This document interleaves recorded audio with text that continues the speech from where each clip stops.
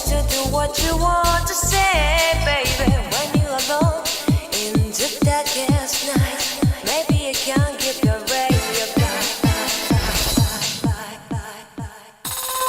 Open your heart and show your eyes.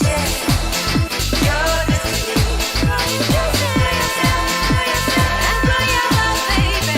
The future is waiting for you. And show your eyes. Your destiny,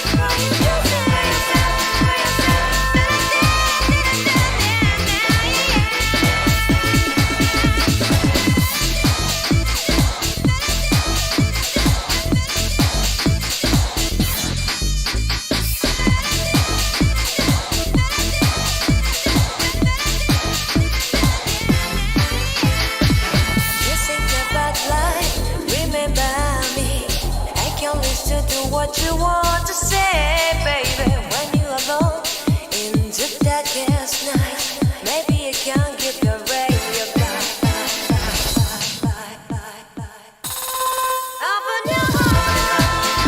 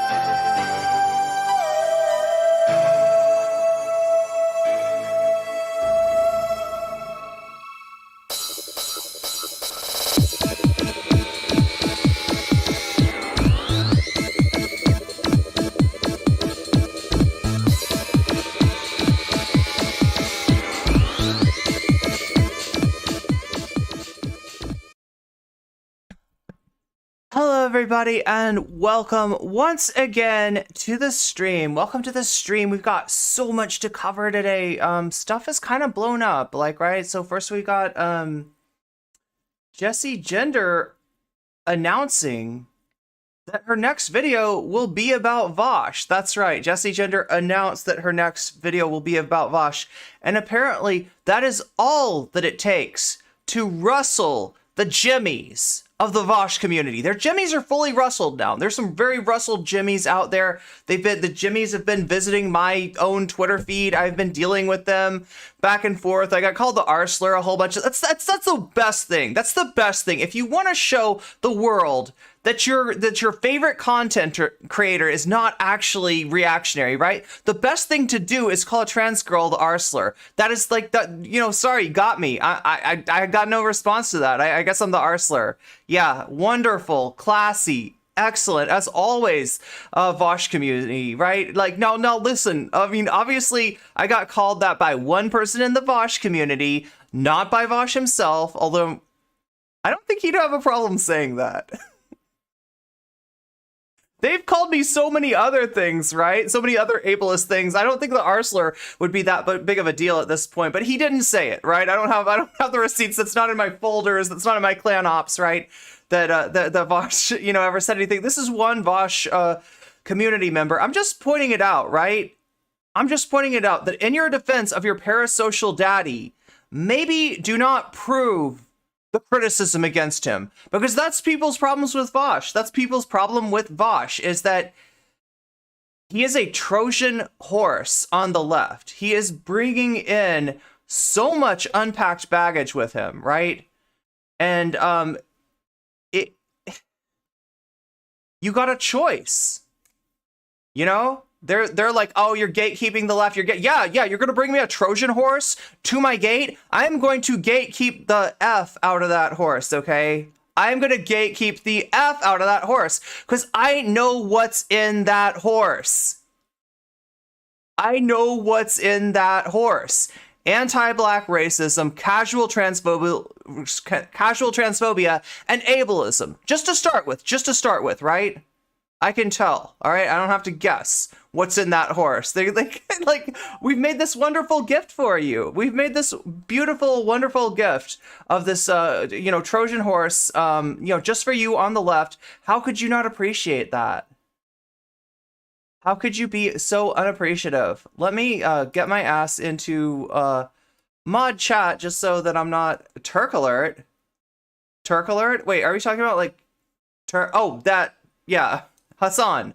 Why is Hassan up here? Why is Hassan up here when we're talking about not Lance from the Serfs? Not Lance from the Serfs. And yes, we will. I'll play a little Star Trek later today. I also need to make a Twitter post, I think. I don't know. They're like, so your contributions to the Weasel Alliance have been noted, right? The sponsorship is getting that. For some reason, though, they don't realize that I've done. Oh my God. I know why now. I know why. Ugh. I need to hear set title. Can somebody change my title to the same thing that it is right now, but then put hashtag sponsored, and then exclamation point star, right? Yeah, they're for some reason they're not realizing that I'm doing streams on this too, and that's a requirement. I've got to do a stream. We did like 6 hours the other day. I got really into it, and that's just to tell you, like, look, I am not I'm not super big on these kind of games. You know what kind of games I play? It's usually like, Persona or Final Fantasy or Minecraft, or the kind of games that I play, right? It's generally not something like this game that we're currently being sponsored by, Star Trek Fleet Commander. But this is a good game. This is a good game. And even though I don't know the most about Star Trek lore, I'm actually learning. I'm actually learning a little bit through this game. And you all are helping me learn through the Weasel Alliance. Like, right, so once again, yeah, hashtag sponsored with no space in between it. Hashtag sponsored, and then so hashtag sponsored, no space, and then exclamation point star. Right? Yeah, one more thing though. We're just missing one. Why? Let me just there's an app to play Star Trek's command on PC. Okay, so I want you to understand, like, you can do that, right? But they don't count that as like for the sponsorship, right? So, you know, like, for some reason you want to join we're not going to gatekeep you from the Weasel Alliance just because you're playing on BlueStacks, like I am. Actually, I'm playing on BlueStacks because I have to be able to show you, right? But for you, I would prefer you play it on mobile. If you can't do it, that's fine, right? The more the merrier. That's our logo. That's our logo. That's our slogan. That's the word for it. It's a slogan. We have a slogan at the Weasel Alliance. It is Weasel, Weasel, Weasel, but it is also the more the merrier, right? So, wait, isn't there some nursery rhyme in that somewhere? Like the whole monkey chase the weasel. Da, da, da, da, da, da, da, da. I don't know. More the merrier. That's not connected, is it? Mulberry bush. It's a mulberry bush. It's not a merry. I was thinking they were walking around a merry-go-round for some reason. I don't know. I would be if I was a weasel. I'd be hanging out at the play. I don't know. I'd be going down those slides if I was a weasel. You know what I'm saying? I'd be like, oh, I would take over playgrounds as a weasel, right? Pop goes the weasel. Speaking of Pop, let me have some Sody Pop. What's up, Riv? Good to see you. What's up, Scott Weber? What's up, Zara Money? Electric Brain, Woody Red, Jules, Yolkio. I'm seeing a lot of Weasel, a little Weasel Federation representation in the chat. Yosiel. Lincoln Bio, good to see you. Yeah, so, like, as far as Jessie gender, I didn't think to ask her. I probably should have, right? Now, here's the deal, right? She's under a lot of scrutiny, once again, but she knew what she was doing when she said, my next video is going to be about Vaush, so I'll kind of trust her. At the same time, I don't want to make that scrutiny any greater, and if something like coming on my stream, and obviously the Vaush people don't like me, if that would make it worse for her, totally understand. But Jessie, if you're out there, if you hear this, the invitation is open, as it always is. We'd always love to hear from you. Sometimes Jessie stops by in chat. She could also, I could get in the Discord if she wants to and debate me. No, just kidding. Can I please update? Well, you did say the magic word there, Zara. You did say the magic word. I was waiting for somebody to say please. So, thank you. See, please, and thank you. That's how manners work. I don't know if I have to explain this to some debate bros out there who do not seem to have any manners, who do not seem to have any social grace or, humanity or empathy or any. And God, I'm sorry, that's a wrong word to use. I had a long discussion with somebody about like how the word empathy gets used, right? It's I don't want to get into it right now, but there's a reason that I try to avoid using that word in particular. Okay, so yeah, like we're changing this to first we got Hassan explains Vaush, Destiny, drama, frogs. Can we fit that all in there?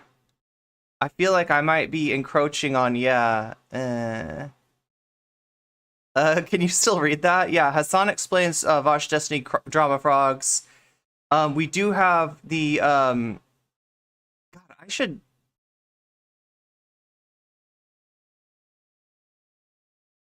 Can I, like, copy this?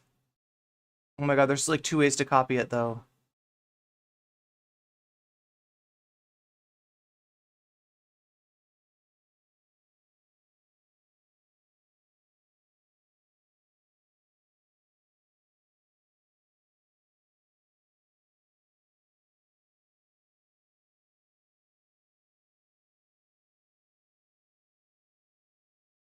Okay, I want to put this somewhere. There we go. We'll put it right here. How about that?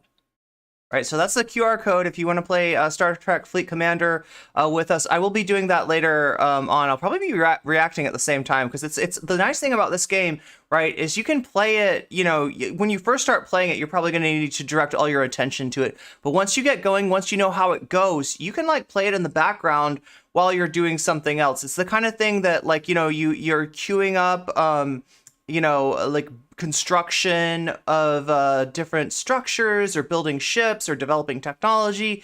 And, you know, you can wait for it if you want to. You can also hurry it up. There's ways to hurry it up, but like you can like wait for it. So it's a great game to kind of have going on in the background while you're doing something else. You can kind of just like check in and be like, oh, I've got enough par steel now. Let me build another ship, right? I have built 3 ships so far. So Star Trek Fleet Commander, and then we're going to change this media source, and hopefully it doesn't change along with, if I've done my duplication correctly, then it won't change the other text. The next thing is Jessie genders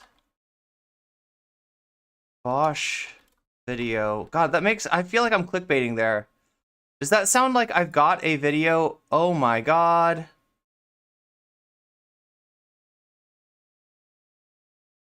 Okay, well, we can fix that. Wait, first oh my God. This is painful.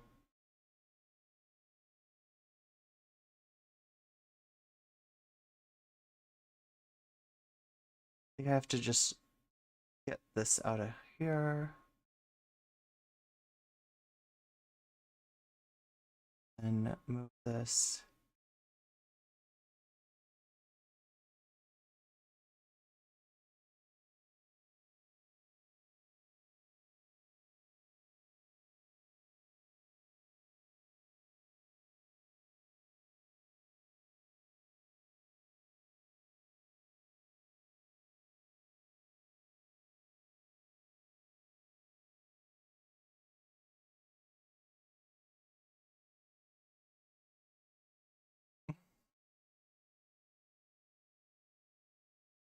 Okay, I think I got it. I think I got it. Yeah, I just want to make sure everybody knows what's coming up next. So yeah, we do have we're gonna talk about Jessie Gender's upcoming. See, I don't have enough room for upcoming. So it's not clickbait, I just don't have room. But you understand that, right? You understand that the video is not out yet. There has been discussion of that video, and there has been some reaction from the Vaush community, right? That's what we're going to go over, the reaction from the Vaush community. A little bit of the reaction to from Vaush from some of the things that Jessie Gender's been doing on Twitter. So, and you know, here's what's nice about this, all right? The fact that Jessie is making these moves, right, which aren't really drama moves. If you listen to what she says about the video, it's a little different than what the Vaushites are kind of thinking, right? But like it means that she's not afraid to act in defiance of the Vaush community. And why do I have Hassan up here? Why do I have Hassan up here? Kind of to explain why that's so difficult, right? And I'm going to be adding a little bit of my own, you know, lived experience in here as far as being a content creator in this space, having encountered the Vaush community and, you know, gotten their ire, having gotten the Destiny community's ire, right? That's an interesting thing. I haven't really talked about that much, kind of for the same reason that Hassan is talking about that. But yeah, like a lot of my issues actually do kind of go back to not Destiny himself, but some people within the Destiny community, right? That are really toxic. And these are the people that Hassan is going to be talking about. We're going to be explaining kind of like what makes those two communities fundamentally different as far as like doing content with people. Like Vaush always complains that he's isolated. He's not able to do content with people, that you know, he doesn't, I don't know, all this kind of stuff, right? That people kind of like just shy away from him, right? Or Hassan even, right? He's wanted to debate Hassan for like ever, right? And he's been doing videos to try to like debate Hassan into that's the technical term for it, I think, right? Is try to get Hassan into a debate, right, with him. And, you know, it hasn't worked so far, right? So, but Hassan's going to talk a little bit about Vaush, a little bit about Destiny, but mostly about what we call drama frogs, right? Drama frogs. Some of you are from Polly's community and you know what drama frogs are, right? They are people that literally just want to start drama, want to start fights, want to, you know, either want to get attention for themselves or they want to engineer a situation, you know, that'll, you know, bring two content creators into conflict, right? And I've had some experience with drama frogs as well very recently. If you were in my Discord, you might have heard the drama frogs ribbit. You might have heard a particular drama frog ribbit, and you got to be careful when you're dealing with drama frogs. You don't want to be like, this was Kermit. This was, you don't want to name the particular drama frog, because they would love to hear their name come out of my mouth, and they're not going to get to hear that. I'm sorry. If you're listening, you're not going to get it. You're not going to get it from me. I know your game. I know what you're up to, and I was not born yesterday, okay? Not exactly, anyway. But yeah, we're going to get started here with Hassan. The reaction to the Barris suggestion that the video would happen. Yeah. It made them ribbit quite a bit. The Vaush drama frogs, that is. Thought she said it was about masculinity. Well, yeah. It's an interesting title, but it's gonna tie into Vaush. I'm gonna actually log into the game and play while we listen. Yeah, you can do that too, right? There is the QR code. Now, like, somebody test that for me, all right? Somebody that hasn't joined yet, get on your mobile, use that QR code, and just make sure that works, right? Because that is one of the stipulations. Is like I gotta have this QR code up for you, and they said I couldn't have it. Like I would want to have it like on the side, right? You see how everything's kind of on the side. Oh my God, Buffy! Thank you for re-upping your membership. That's 17 months for you. Meow.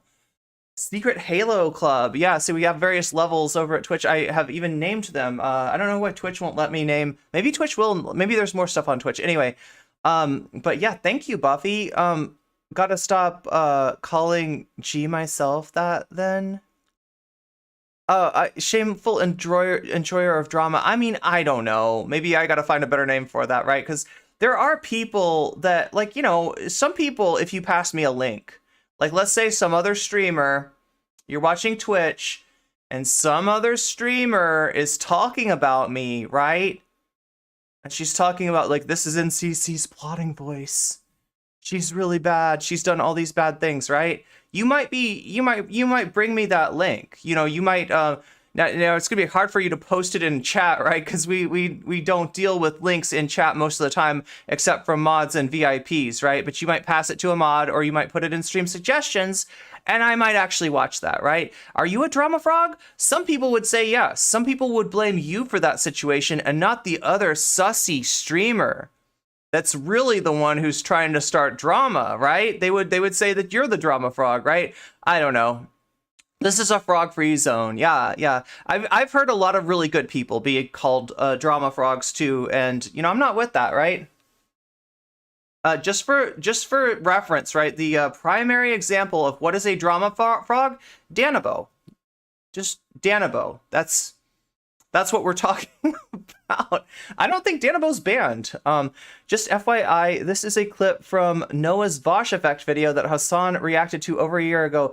It's a weird, it's kind of weird, but it's kind of really useful. Yeah, Chico, I watched this just before the stream. I wasn't going to watch this. This wasn't going to be part of the show, but it goes so hard. It pays off so well.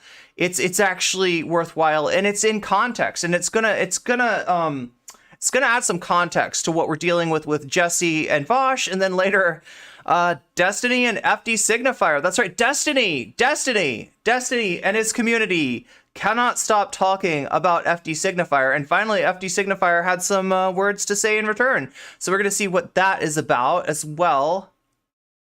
But thank you, Chico. Yeah, anytime you want to add context to something that I'm doing, like, especially if you think that, like, maybe I don't know that this is old, right? I don't know, maybe I just found it and it was on Coconut Island and the video's new, and I'm thinking, oh, Hassan must have just said this, right? Hassan must have just said this. But no, this is an old clip of Hassan, as Chico is pointing out. It's from Noah's Vaush effect video. That's why Hassan talks about Noah Samson a little bit in this video. Anyway, I have been edging you for long enough. Let's get to the content. Channel, delete your channel, delete this video, delete this video. It's like, no, I'm not. Delete your channel, delete your channel, delete your channel, delete this video, delete this video. It's like, no, I'm not going to do that. Okay. And then when you do end up deleting the video, I don't believe drama exists. I mean, there are things that, like, should not be called drama that get folded into drama, right? There are things that never should be, because, like, the drama has a way of taking things that are serious and making that, or things that are like, you know, legitimately bad, and it's up to for discussion. It's just drama. It's just streamer drama. It's like, no, there's like somebody here that is clearly in the wrong, and calling it drama just kind of makes it okay. Like, who do you like? Do you like No Comment Chick, or do you like Dylan Burns? Right. You know, that's not that's not the lens that you should be looking at it through, right? Play. Or if you do actually end up taking the video down or anything like that, they will literally turn around and celebrate it. Be like, look at this dumbass. He deleted the video. What a idiot. That 100%. He's a dumb idiot. You deleted the video. Now delete your channel. Because it was never about like, I don't know, stopping misinformation from being spread, even though that is what someone might say. Okay. Oh, you deleted it. You're hiding something. You're hiding how stupid you are. What a moron. And again, this is why, what do I do all? Oh God, and I gotta remember. Look, we've got a thread that Buffy has pinned, right? That's my Twitter thread. Please help me out. Elon is trying to put me in jail. Recently, it has been really rough because I don't pay $8, right? Unlike some content creators, I do not pay Elon Musk $8, right? It's bad enough that he's getting like my labor. It's bad enough that he's getting my content, right? That you know, Twitter's just kind of the, you know, the coin of the realm when it comes to content creation, and I'm sort of stuck using it. It's bad enough that is going on, but I do not pay Elon $8, and you know, because of that, my reach has been drastically curtailed, right? So juice that tweet, it gets it out of Twitter jail. What is Twitter jail? It's when you post something with a link and they're like, Twitter just by default is like, I'm going to show it to no one. I'm going to show this to no one. No one is going to see it. The only way that you can get people to see it is if you get that like number up over 20, if you get that retweet number up over 10, then Twitter is like, okay, I guess this is like interesting to people or something. This is content, right? It goes from being promotion, which they don't want. They don't want anybody doing promotion, even though that is kind of supposed to be like what we get in return is some promotion for putting our content on there. It goes from promotion to being content for Twitter, right? So now Twitter recognizes, oh, this is content. This is let's show this to people. People want to see this, right? So if you go on there and click click a like, click a retweet, click whatever you want to interact with that tweet, that will make my machine go burr, and that'll bring more people into the stream, which we definitely want. Always, whenever we definitely need the whole backpedal. You're backpedaling bullshit. Okay. Okay. Do you see like how old this is? Hassan is still doing TYT memes. Why do I clamp on dudes that always say you're backpedaling?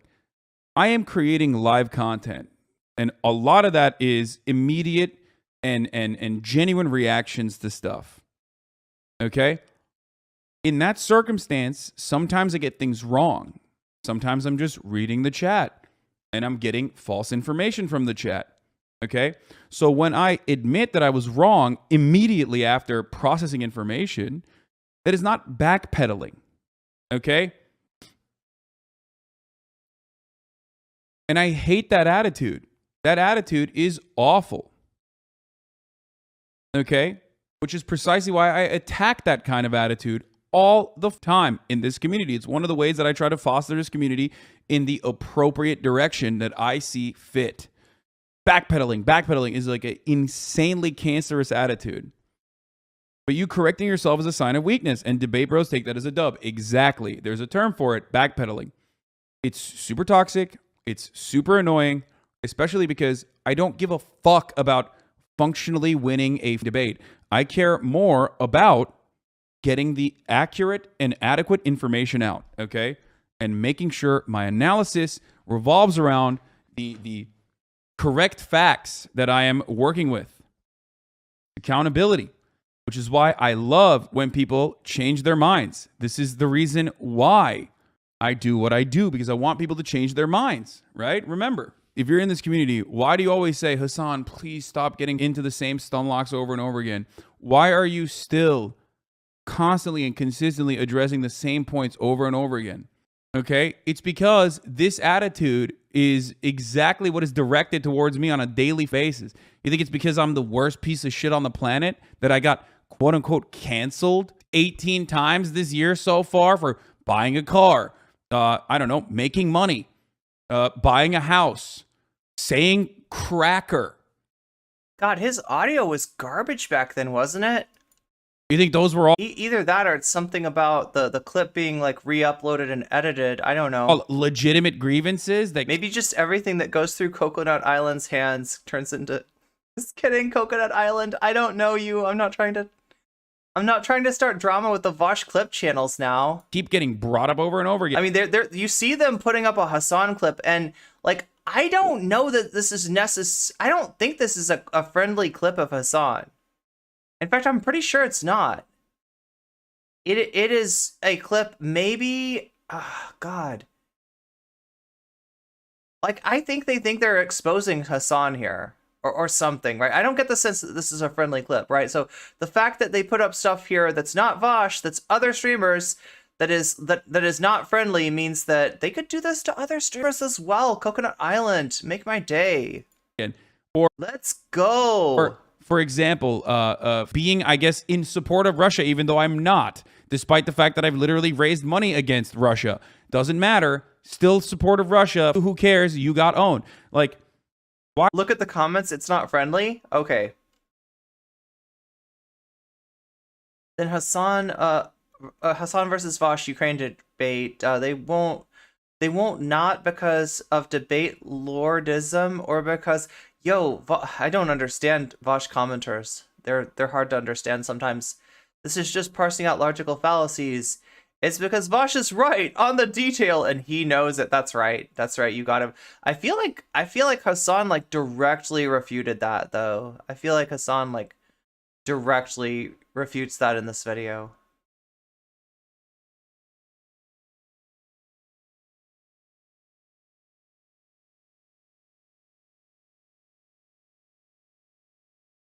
The man literally heard Vaush talk about racism. People on both fetishizing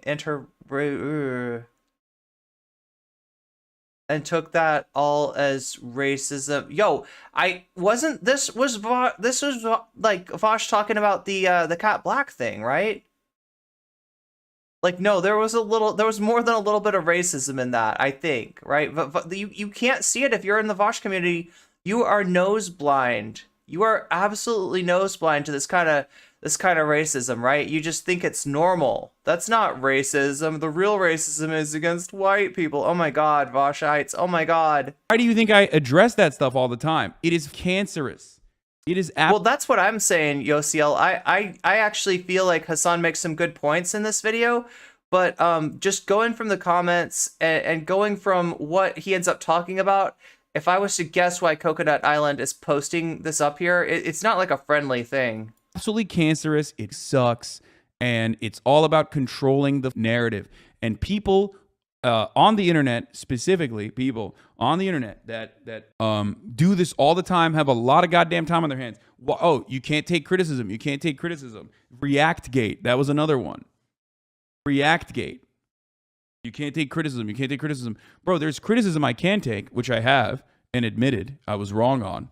It really is about controlling the narrative. I guess when Vaush is under attack, it's time to make people pay attention to Hassan. Maybe. Moved on from a year ago. That's the nice thing. So Zera's bringing up the fact that, like, the overall sense we get of what's going on Twitter, and we'll look at that in just a second, right? The overall narrative is that a lot of people have a problem with Vaush, right? It's not just like, niche woke skulled communities or something like that. A lot of people are on the left are waking up to like just how malignant the Vaush community is as a force online in the left, right? For various reasons. And that has changed since a year ago, right? I mean, there'd be little outbreaks of this. There'd be little outbreaks where Vaush would get criticized. Stuff like when he uses tactical misogyny on J.K. Rowling, he get pretty roundly criticized, right? But I mean, like that more than anything, that's what's got the Vaush fans so agitated right now. And then there is like cutting as many videos as you possibly can over the course of 2 years and still relitigating things all the time and turning it into more content, I'm not defending debate at low crucial, but Vaush gets also a shit ton of hate, just like yourself. Problems that, unlike you, he's somewhat guilty of doing it to others. That's what I'm saying. I've told this to Vaush directly in DMs too. I was like, bro, listen, you know this better than anyone else. Stop doing this to other people. Okay? It is incredibly trendy to shit on Vaush. He says a lot of things, and he has said a lot of weird like things. He's like really into anime, okay? So it is super easy to just like cut a video as a normal person. Any normal person that looks at like 90% of the thing, the agitprop out there against them will be like, okay, that's crazy. This guy's crazy. So it's wild that he would like, you know, turn around and do similar things to other people on the left, especially someone like myself who avoids talking about it deliberately and on purpose, despite knowing full well that it's a super easy slam dunk. He's really into anime. What does that mean? Do you know what that means? It can mean a lot of things, but in Vaush, I think we know what it means, right? Thank you for the follow, Starly FR, and thank you for the follow, Kangami61. Welcome to the stream. It seems like Hassan is missing the racism. Wait, I mean, I think he mentions that. I'm pretty sure he mentions that. F Twitter, man, just left there. So many gun nuts now. Oh, well, you know, this is it's Elon's playground, right? So if you want to help me out, right? If you want to help me get to my people, because they are very much cramming my reach on Twitter right now. I refuse to pay for the check mark. Some other you know, content creators have. I refuse to do that. I'm never going to be a blue tick, right? I am not going to buy that check mark, right? And because of that, I am getting massively like squanched is probably the wrong word for it. That means something else, doesn't it, chat? That's a Rick and Morty thing.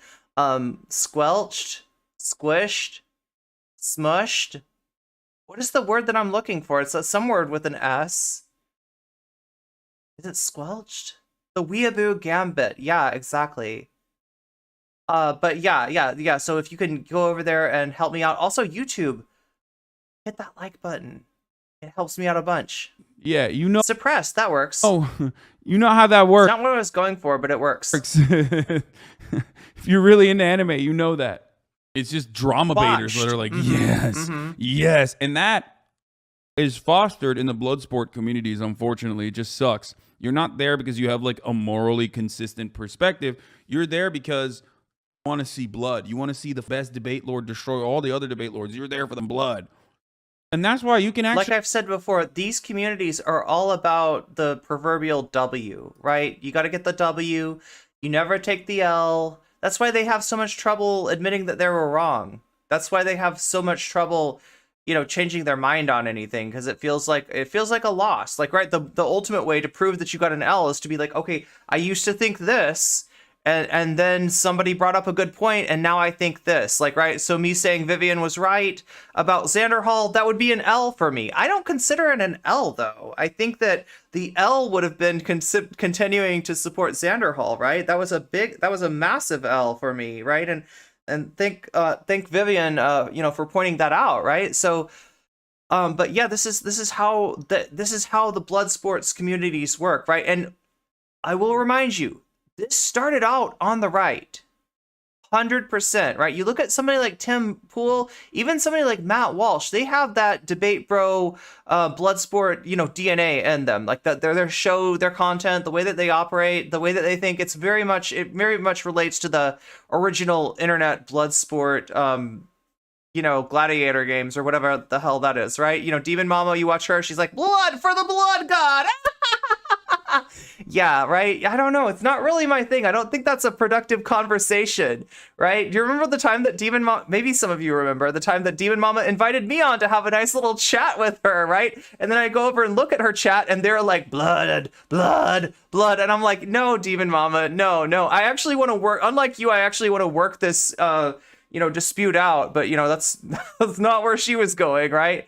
So, I mean, like that, this is a classic thing with them, right? They got to take the W, and they, more than that, they need the momentum, right? So like that's the thing, is like, you might think, well, couldn't you, like, you know, if you're really wrong and you really realize it, and it's just like, you know, like the obvious things where it's like, we know you're wrong. You're clearly wrong. You know you're wrong. We know that you know you're wrong. Can't you just take the L this one time? They can't. They can't, because it's about momentum. They're on a skateboard, and if they hit like a rock or something like that, their momentum stops, right? And they can't go on with it, right? So they need to turn that L into a W somehow. They will cope until they can hammer that L and be like, see, it's a W. You know, that's just the way that they do things. Really win over those people in debates. Those are the 20%. It's a Warhammer 40K reference that actually switch sides on a debate. Sorry, I'm not dogging anybody who's into Warhammer. Whoever is rhetorically better and overpowers the other side, whoever can rationalize logical fallacies better in a debate, especially a debate that, like, you know, if you're siding with like issues that, you know, most of the debate lovers, the, you know, 4chan poll people love. He talks about it too always, about how his chat just wants blood sports, etc. But yeah, I think his discussions, he misinterprets people and it's funny, back here, Hassan is calling them debate lords rather than debate perverts. Use semantics and then believe that person forever. Yeah, I mean, it's hard to shake that off, dude. You got to sever that. I had a community like that as well. Blood for the blood gods. And I made it very clear to the people in my community that, like, if you keep doing this, I'm going to ban you. And then I banned a float of them. And debate bozos, I'm better off for it. So just listen to my examples. Yes. Look at my example, okay? If you want success in this field, I'm telling you, this is how you become successful. For the record, this doesn't mean that, like, if you see misinformation about me on the internet, like, you shouldn't respond to it. Just don't attack other people randomly. But, like, if you see, because I see this a lot, like, for example, one of the most deranged communities is the SWERFs, right? The sex work exclusionary radical feminists. They constantly say that, like, oh, Hassan, he uses all of his money to, like, you know, go to brothels and stuff. Because I went to a brothel in 2010. The brothel was raided, okay? In Germany, brothels are legal. And that brothel was raided in Berlin. Artemis is the name of the brothel. That brothel is still in operation. And they, in very bad faith, will literally say, I went to a brothel that was raided for, like, child sex trafficking or whatever. Like, they just lied. The brothel was raided for tax evasion, okay? And it was raided, like, 8 years after I went to that brothel. How am I supposed to know? Okay, it's a tourist destination. But the whole idea there is to, like, say that Hassan did something unsavory or something horrible without actually saying it, right? I went to in, like, 2010. They continue with that lie all the time. And I see, every time I see a comment like that, I see, like, 8. Wait, Jules, when you say Jessie's new video, do you mean that, like, she's done with her Vaush video already? Is that what you're talking about? 8 fucking people underneath it being like, that brothel was raided for tax evasion. You're lying. You know, why are you doing this? And I respect that. That's good. That's not a bad thing. Or whenever people just, like, bring up old drama, like buying a house, like, I see people being like, that's wrong. You know, everybody buys houses. You're out of your mind for getting mad about this. So, like I said, that's normal. That's healthy. If you want to do that, you can go off and do that. Just don't go and... It was literally raided for trafficking and tax evasion. Yeah, it's really interesting that it's still in operation to this day. And also, not only is it still in operation to this day, but also they ended up countersuing the government. And they found no one got arrested. So what happened there? Like, now I'm just like defending a random brothel. It was literally raided for trafficking and tax evasion. Yeah, okay. It's interesting that, like, they didn't arrest a single person for trafficking. So that must mean that it's they were doing trafficking there, right? But even then, I don't even know. It's not my, like, it's not my brothel, you dumb. Why are you bringing this up to me? It has nothing to do with me. Why am I defending some random brothel? Hello? Am I the pimp? The time gap thing for any character assassination involving the future on noble events is pretty disgusting. Yeah, exactly. That's the craziest thing. You're, like, literally, it's like yelling at me because I went to a TGI Fridays and then 5 years later someone died of, like, you know, food poisoning. Hey, we are okay. God. We are coming up. Speaking of food poisoning, no, God, I can't do it. I'm trying to do the Hassan thing where I tie everything into the top of the hour ad break. right? We do have an ad break coming up. We have one at the top of the hour. We have one at the bottom of the hour. They're not as long as Hassan's ad breaks, but they are, you know, collectively as long as Hassan's ad breaks. And for that reason, they happen twice an hour instead of once an hour. If you want to get out of that ad break, one thing that you can do is integrate your Twitch Prime your Amazon Prime into Twitch. And that gives you access to one free sub. You can give it to any streamer you want. Give it to your favorite streamer. Hopefully that's me. Second way is if you've got $5 and it's not, you know, spoken for, right? You don't have something that you need to spend it on. Because if you're in that situation, right, I don't ask you to give money that you really can't afford. To hold on to that and take care of yourself and your loved ones with that money if you need it. But if you do have $5 extra, that is all it takes. If $5 is not a big deal to you, then that is another way to get out of the ad break, is to spend that $5 on a Twitch sub for No Comment Chick. And the third way is to just keep on being an awesome chatter, making a good contribution, and popping up there with no Persona 2 icon next to your name. That will signal whoever's out there wishing to ameliorate that situation and get you out of that ad break, to you know, target you with a gift sub when they give one. So yeah, that's my spiel. I'm supposed to say that like every 30 minutes. My bad, bro. Holy shit. I don't. Bought services from one of the most remember. exploitative industries on the planet. How could I? Oh, I ban him. See, that's what I mean. The moment that you address criticism, the moment that you address psychotic, here's how it works, okay? It's 4 hours long? You are a psycho on the internet. Yo! You're very bored, and you want desperately for the Let's creator go. to acknowledge your existence, okay? Thank you, Buffy Geek. Gift sub to Read and Rap, too. Okay. So you realize, like, if I say something super psychotic in the chat, he will notice it, and he will respond. All right, so there's Hassan using psychotic as, like, the go-to, like, bad. You could say some bad, not great. I don't know. There's a lot of words for it, but, like, I don't know why Hassan, you know, I don't know. Respond to it. And then when I do end up noticing a psychotic take You're in the writing chat your and respond to it, dissertation? and we move on, other people Good luck with that, Natalie. go, oh shit, that's how I can get the, that's it. That's the secret. I'm going to do that now. I'm going to do the exact same thing that the other person got clapped for.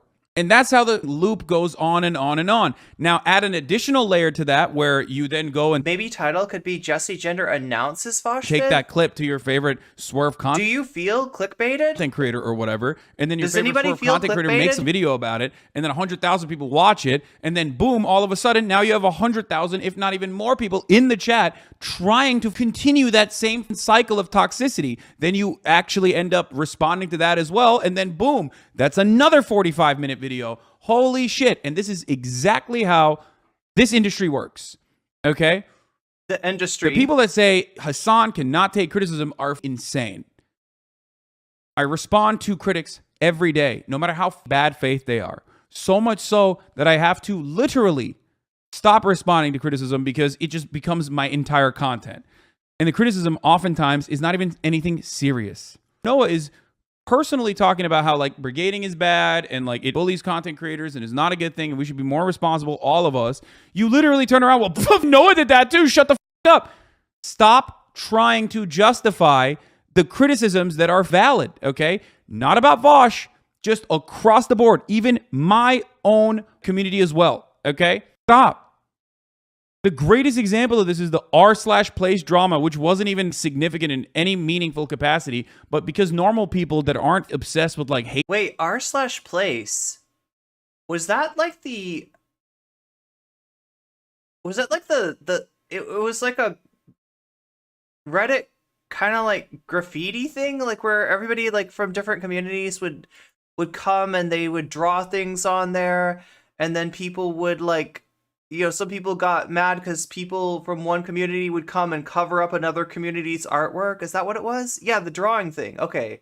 The pixel art thing. Thank you, Artist Riley. Okay, I know what you're talking. I remember this. I remember this now. It's been a while. Hating on me, saw something random, like a artwork between, you know, the hostile emote, fish, and Destiny covered up Fish? Wait, was the dog's name Fish? I'm trying to remember.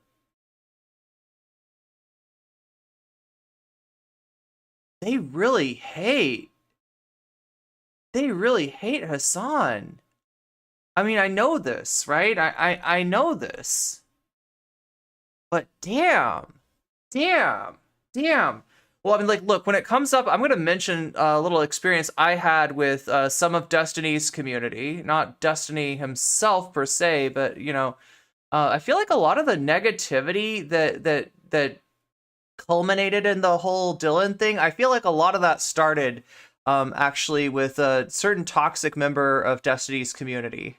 And Will's dog, Will's emote, okay, being destroyed for no reason other than petty bullshit.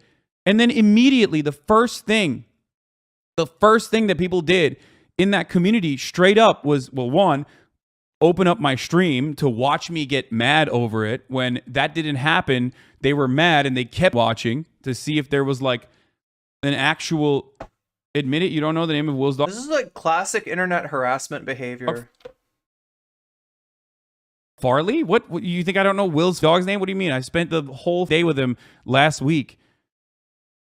They started, literally, when they couldn't get the reaction, they started like sending me and dead dog memes. And it still didn't work, okay? But it's like insane shit, like making jokes about like dead dogs or whatever. It's like, bro, come on. Like, it's literally just pixels.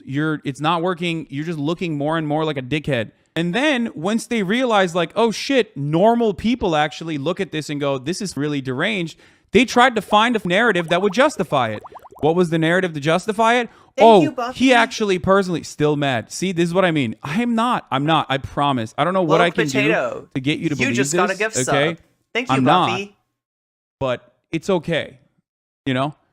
Yes, if you want to believe that I'm very mad, go ahead. What you are failing to recognize is you look like deranged psychopaths to like normal people, okay? Stop. You're just copium. You're like, oh, he's so mad. We got him so good. Okay, dude. Yeah, you got me. I am so mad. You got me. So the reason why I'm explaining this is because once they realized people were like really, people were like upset at them, they started crafting a narrative very deliberately to be like, no, actually, the actions that we took weren't just like petty to try to trigger Hassan, who we hate and we've hated and we've made content around hating him for a long ass time. It was actually for a justifiable reason because he actually attacked first. He attacked us first. Like, no, I didn't. I mean, Miskiff Hassan, made a joke. I do have to point out that you did call Destiny a weaselly little liar. Literally lying to his audience. Yeah, definitely Hassan started this. No, come on, no. This is weird. But yeah, I wonder what their explanation is going to be. Thank you, Yolkio. That's 18 months of tier 1 subs. Thank you so much. Meow. Oh, a hype train. We got a hype train. That's going to mean I'm going to have to get it off my ass. If anybody gives during the next 3 minutes, that is going to literally make me get on a trampoline. And if you want to see that, I mean, the power is in your hands. Or Bruce mentioned something. We all made a joke and we moved on. No one ever thought about that ever again. The kid from the Game Awards, I mean, I'm trying to remember. He comes up and he's like, we love landlords. Like,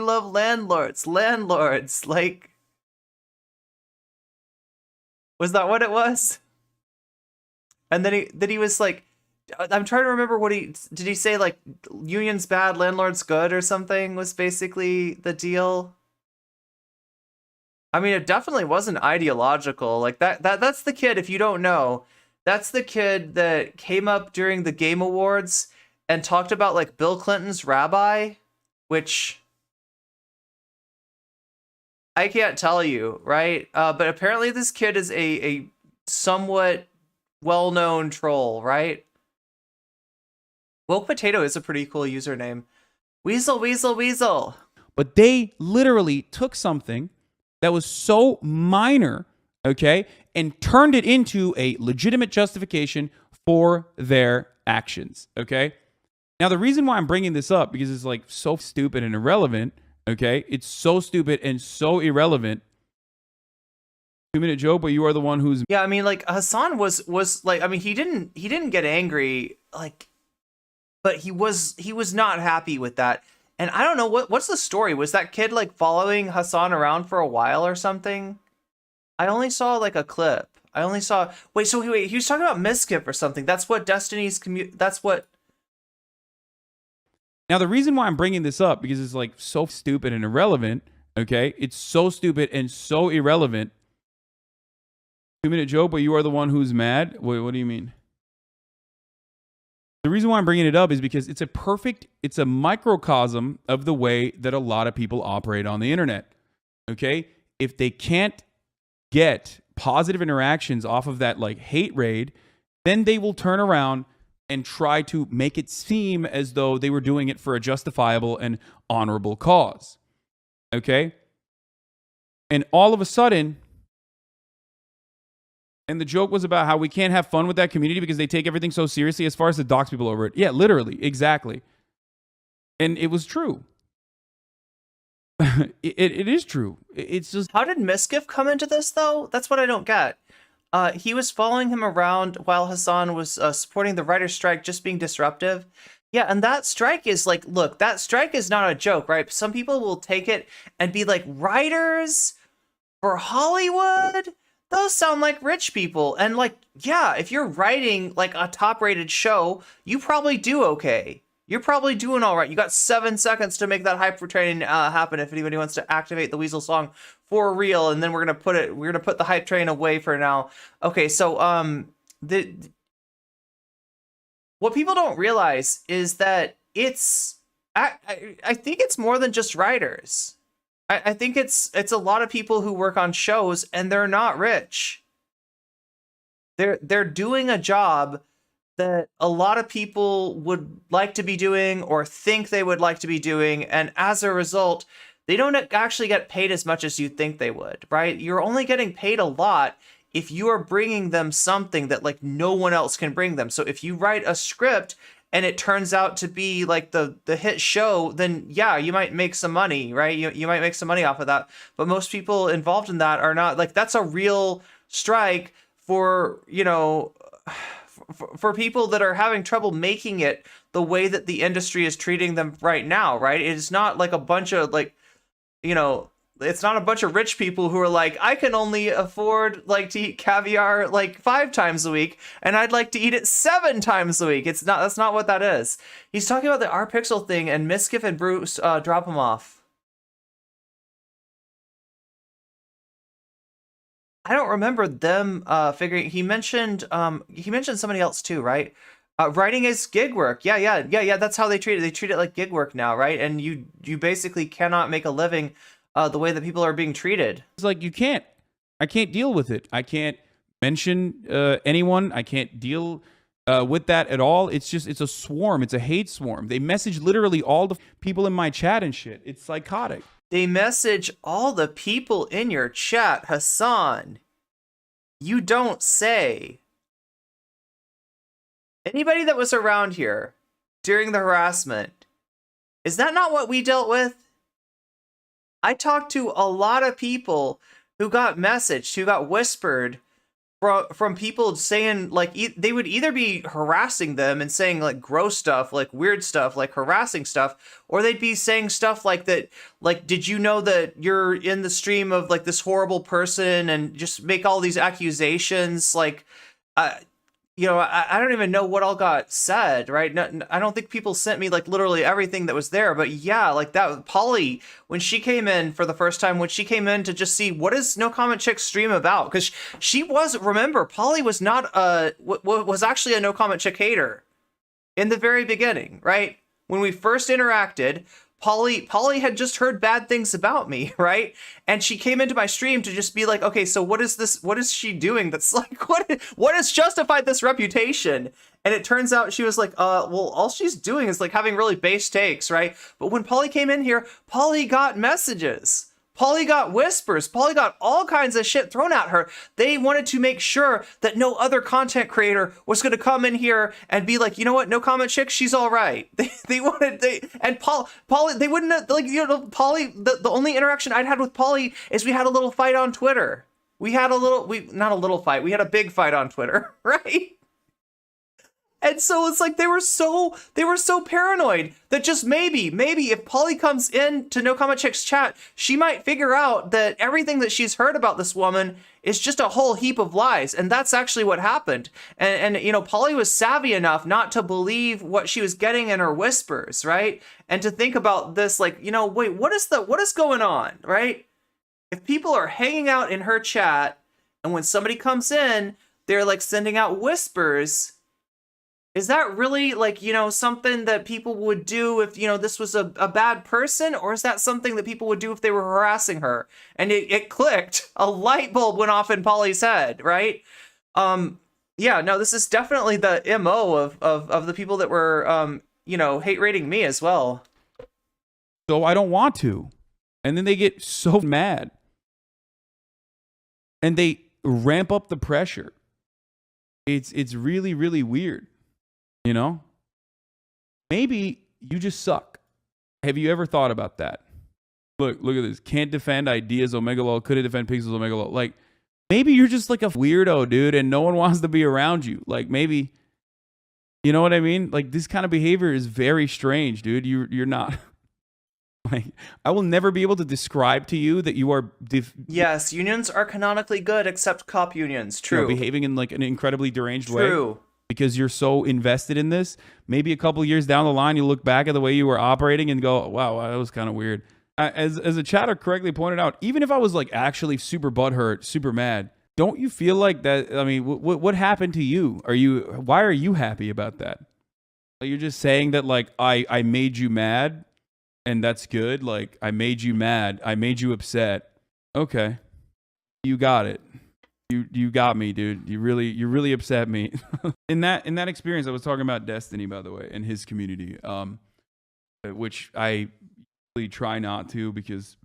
And like I said, like, I've had disagreements with Destiny. I've had Destiny and his community like come in and like swamp a Twitter thread of mine. I haven't had any like on screen. I mean, obviously I didn't agree with Destiny when he tried to convince me that Demon Mama was subhuman, but that's a ridiculous thing to say. That's ridiculous on its face, right? The problem with Demon Mama is the problem with like every other debate streamer, and I'm aware of that problem. But when a debate bozo comes in here and tries to tell me like Demon Mama, she's like especially bad, watch out for her, like, you know, we should get her off the internet, I'm just like, I can't agree with you. I'm sorry. But, you know, we never had any nasty, like, blow up or anything like that. However, yeah, there was somebody in Destiny's community that got upset, used to watch me, and I brought on Chaos Mel after her debate with Vaush, right? Now, Destiny's community, they kind of hate Vaush, but back then, Destiny and Vaush were getting along a little bit better. And there's a crossover there. In fact, let me explain the crossover to you. Vaush was a chatter, and later a caller, and later an orbiter of Destiny's. That's how Vaush got his start. Vaush came from Destiny's community. And, you know, the rotten apple does not fall far from the rotten tree, right? The problems with Vaush and the problems with Destiny are pretty similar. So, you know, you had this person that was kind of orbiting both communities, saw me bring on an enemy, somebody who had been canceled in both communities, in Vaush's and in Destiny's community, and they, you know, they took to Twitter, they took to Reddit, they smeared me in all kinds of places, right? And tried to cancel me, and tried to end me.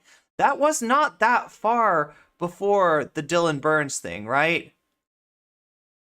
Are you seeing what I'm seeing? Are you seeing? And also, you know, when we talk about Destiny and Dylan Burns, there's a massive crossover there. The most toxic people out there are not like endemic to one community. So as bad as the Vaush community can be, as bad as the Destiny community can be, as bad as Dylan Burns stands can be, right? These, you know, there's examples of bad people in all three of those, right?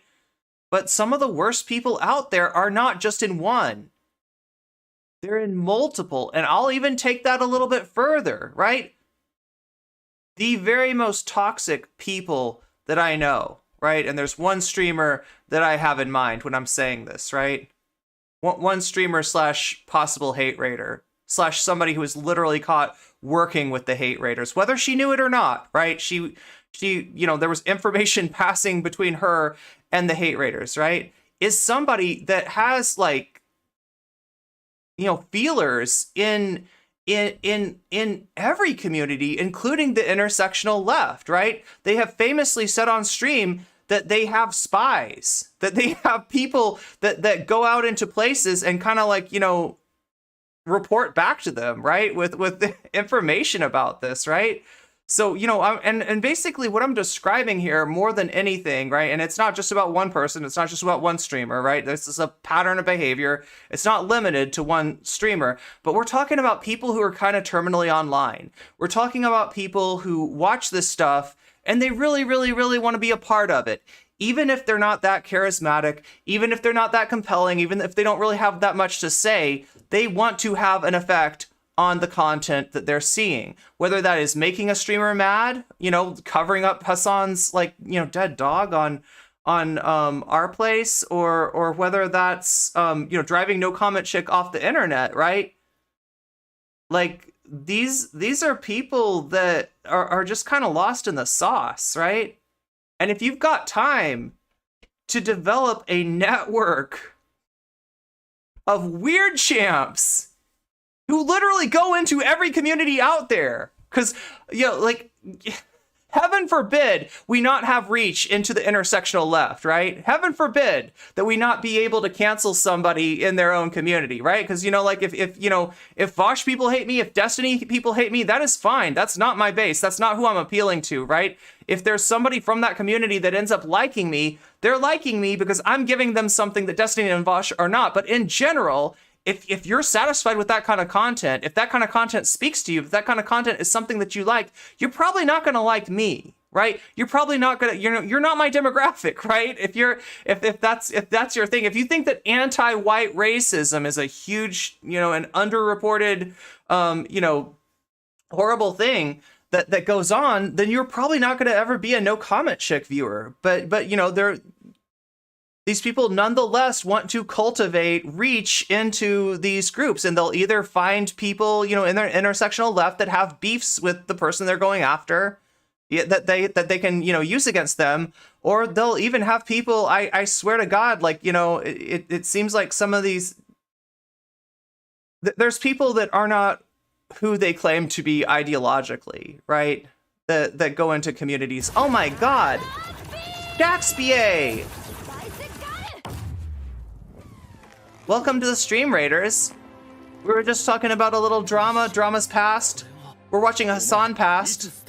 Hassan's explaining us the phenomenon of drama frogs, right? And I'm talking about the phenomenon of terminally online debate bozo aficionados, right? People who just literally need to touch grass. And I don't say that very much, right? Because that thing gets thrown around a lot, and it's easy for me to say, you don't know how much I touch grass. I don't know how much you touch grass. Obviously self-care is important. Obviously having, being able to do more than just stuff on the internet is important. But, I'm talking about the people whose hobby. Yeah, and in this case, I'm talking about a pretty wealthy person whose hobby is to, go into online political communities and kind of just F shit up for her political enemies, right? Somebody who's famously bragged about having sources, having spies, if you will, in multiple communities, right? And this is real. What Hassan is talking about is real. He's talking about people coming into his chat, for instance, and messaging people, right? That when stuff gets really bad with Destiny, when his drama got really bad with Destiny, the Destiny people were going after him, he'd have people come in and try to whisper at people in his chat to try to be did you know that Hassan is da da da da da da? And they're putting a lot of time, they're putting a lot of effort into this, right? They're putting now somebody is asking me who, right? And I'm not going to tell you who. And on one level, it's because it doesn't matter. It's because if you're in here enjoying my content, this is somebody who would turn you off, right? Very quickly. Somebody who, after listening to a little bit of their stream, you're not gonna if you like no comment chick, you're not gonna like this person. So I'm not worried about like, you know, maybe you're following them, maybe you're watching them. You're probably not, like, unless you really like, you know, crappy debate bozo adjacent reactionary content, you are not fans of this person, right? And the second thing is that drama frogs love it when you say their name.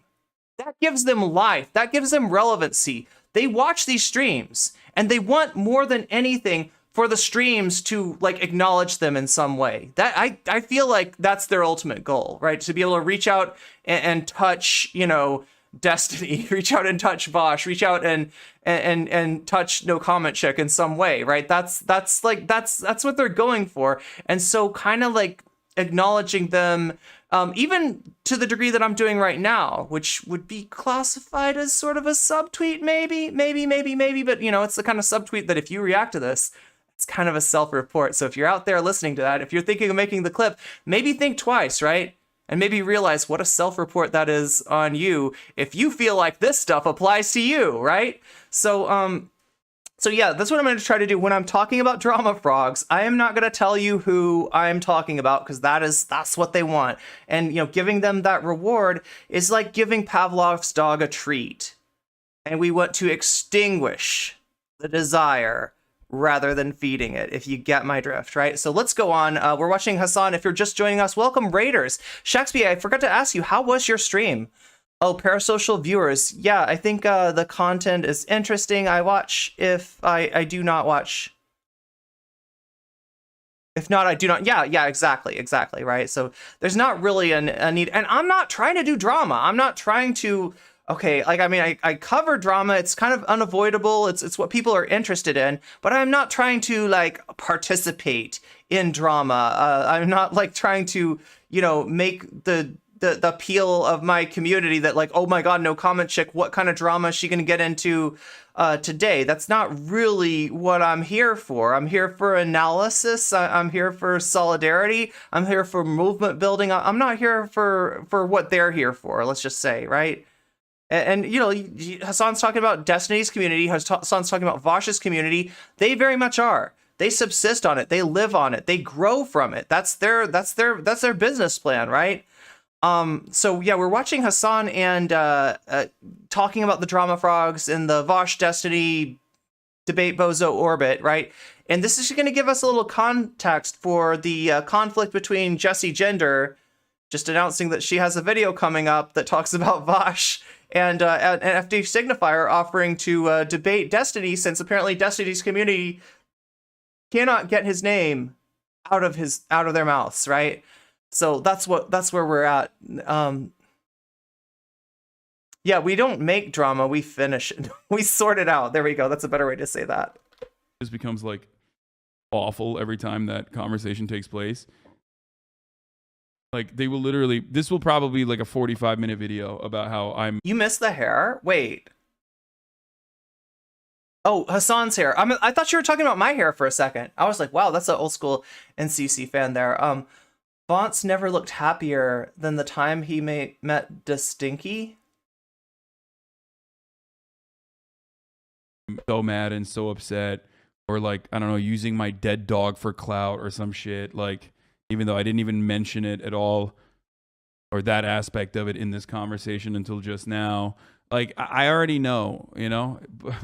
I already know what's going on. And listen, if you are currently in here, if you're watching this as a clip, it was good. We found out that Giga Chad defends the German government between 1933 and 1945. Oh my god. Oh my god. Old Hassan, yeah. Wait, he's talking about us? Whilst talking about American Psycho and Drive and bits of Blade Runner, that though his... Wait, he's talking... So Giga Chad was as being ideal young men, the ideal that young men want, whilst talking about American Psycho, Drive.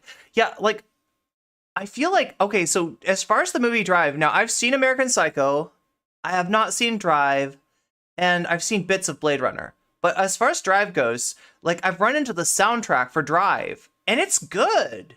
The soundtrack is really good. I've never seen the movie, but yeah, I've heard people say that the fan base around Drive is a little bit sus, right? Hassan is talking directly to us because we are watching this as a clip. True. Through his eyes, yeah. I'm not mad. I get happiness out of being mad, dumb online stuff. Lamont, what if psychos? But if that's gonna make you feel better, like I can, you know, I can act like I'm very mad. Like, oh man, I'm so mad. You got me. You hurt my feelings. I watched the channel a lot in the past 8 months. Dee's been brought up a handful of times to check their community, like 10 times in that time. Every time they were spending time shitting on us on, there's just like, it's just their content. Okay. Yeah, Vaush, pretty much exactly what Cat states he's into. All right, are you guys ready for the mildest hot take in the universe? Okay. Wait, what happens if you say Rumpelstiltskin 3 times? Whole, like, lefty black women who are, like, really condescending to white people in terms of their... Okay, so do you remember this? This is the clip. He's listening to Vaush. Now, at the time, Vaush is a banned streamer on Twitch, right? If you don't know, Vaush was banned for years and years and years. Vaush said something about turning a certain nation to glass, and that was too much for Twitch, right? That was they didn't like that. They banned him for a very, very long time, and so I think that's probably why Hassan is listening to Vaush rather than watching him. Their ability to engage in political discourse, love white dudes. It's the exact same reason that racist white guys all watch interracial porn to jerk off to. It's the exact same thing. It's identical. There's no difference. It's literally the exact same goddamn thing. It's true. I'm sorry, guys. People who have, like, white people in terms of their ability to engage in political discourse, love white dudes. It's the exact same reason white people... Yeah, Vaush, pretty much exactly what Cat states he's into. All right, are you guys ready for the mild... Okay, so this is Vaush saying that Cat Black has a fetish for white dudes. And that she's every bit as gross as, like, racist white dudes who have, like, a fetish, you know, involving black women. I think that's what... I think I remember this stuff. He's always on some anti-black stuff. This was such a gross thing to say. Yeah, absolutely. And just, like... Where are you getting this, right? Where is he even getting this? This hot take in the universe, okay? Super idpol, like, lefty black women who are, like, really condescending to white people in terms of their ability to engage in political discourse, love white dudes. It's the exact same reason that racist white guys all watch interracial porn to jerk off to. It's the exact same thing. It's identical. There's no difference. It's literally the exact same goddamn thing. It's true. I'm sorry, guys. People who have, like, racist He's thoughts projecting, probably. tend to, like, weirdly fetishize, like, interracial... We're definitely going to get a clip of the Soul Bunny video today. I know that there's been, like, some harassment, right? So part of the reason that Jessie Gender jumped into the fray, I think, was maybe to redirect some of the negative attention from the Vaush community towards herself. And I'm trying to figure out how to go about this in a way that doesn't, you know, that doesn't direct, like, right, that is kind of a brave thing that Jessie's doing there, right? And I don't want to do anything that's gonna, you know, like, undo that. This is definitely a disagreement that I have with Vaush on this too. Like, look, I haven't seen a lot of his videos on this, or any of his videos at all, but from what I understand, Drive was a really good movie, but I could see its fan base becoming toxic. Yeah, it's really nasty of Vaush. I can't believe Vaush's audience can't see how racist he is, right? Well, like I said, they're nose blind to it. They're so used to it, right? They've been, like, what happens is that, like, he'll step a little bit over the line and somebody will call him out for it, and then he'll find a way to undermine them and say, this is why you shouldn't believe this person. This is why, you know, he'll associate it with stuff that they don't like. He'll make it impossible to, like, bring that up in good faith without being seen as an enemy of the community. And it's almost like they learn to tolerate it. They learn to be okay with it. They become unable to even perceive it. Maybe he can elaborate or maybe he can describe his perspective, but The idea that like anti-blackness from Well, here's the deal. In general, okay, what is the creator that can take a lot of scrutiny? ContraPoints, H-Bomber guy, you know, Hassan, right? Who can take a lot of like if you have a big fan community, you've got a buffer against that, right? Somebody with a smaller community around them doesn't have that much protection, and I think that part of what Jessie was doing was you know, being like, hey, if you want to pick on somebody your own size, right? And that's really brave of her. I really applaud Jessie for stepping in like that. white people, and anti-whiteness from black people is actually equal. And it's like, and you know, I just hate all racism is just basically saying you're colorblind, okay? It's the same energy as being like, I'm colorblind. And it's oftentimes almost exclusive. Yeah, Natalie. So Natalie's saying it's disappointing how many leftists become part of Vaush's cult of personality. I was talking about this with Dat Katie actually last night. Dat Katie, a friend of the show, you've seen me go over Dat Katie's debate, one of the few, I think, successful debates with Vaush. For some reason, Dat Katie was able to say some things to Vaush that just, you know, he didn't really listen to. And I don't think his community took it to heart, but, you know, it needs to be said. It needs to be said. And, like, we don't agree with on everything, but, you know, we were talking about what Vaush represents. Like, you know, is Vaush like a... is there a pipeline? Like, some people want to think that there's a pipeline, right? And you've got edgy debate bozo streamers at the front of the pipeline, and since they're closer to what the right wing likes than what the right wing is like, that they function as like a funnel to bring people in, and then somehow being in that community, eventually you'll go from being like a Tim Pool fan to being a decent person, right? I haven't seen that. I've heard a lot of people say that. I know that's what, like, at various times Vaush and Xander Hall have like proposed that that's their function, right? But I haven't seen right-wingers, reactionaries, get de-radicalized in that community, right? I've seen a lot of the opposite. Decent leftists get acclimated to stuff that they should never put up with. I've seen that a lot. I've seen that so much, right? So if you want to call it a pipeline, then we've got a problem. And that is that there's a backflow. The pipeline's going in reverse, right? And if you want the goal of the pipeline is to move things to the left, to move the Overton window to the left, that's not what it's doing. We're gonna watch a Vaush clip, right? Like, I think is Natalie in here? Natalie, I hope you're in here today, right?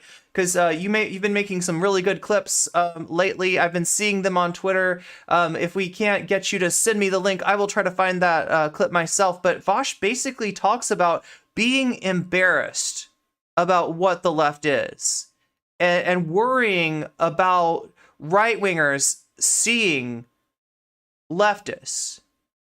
Because, like, when they say that the left is full of, like, anti-white racism, Vaush says they're right. With these woke scolds, they're right. That's true. They're right, right? Ben Shapiro is right. These... What more do you need to see to know what Vaush is, right? Or more importantly, to know what Vaush isn't, right? Because yesterday, or not yesterday, but within the context of the drama that unfolded between Jessie, Gender, and Vaush, you had a Vaush mod talking about how Jessie Gender just wants to attack the left for clout, for money. Right?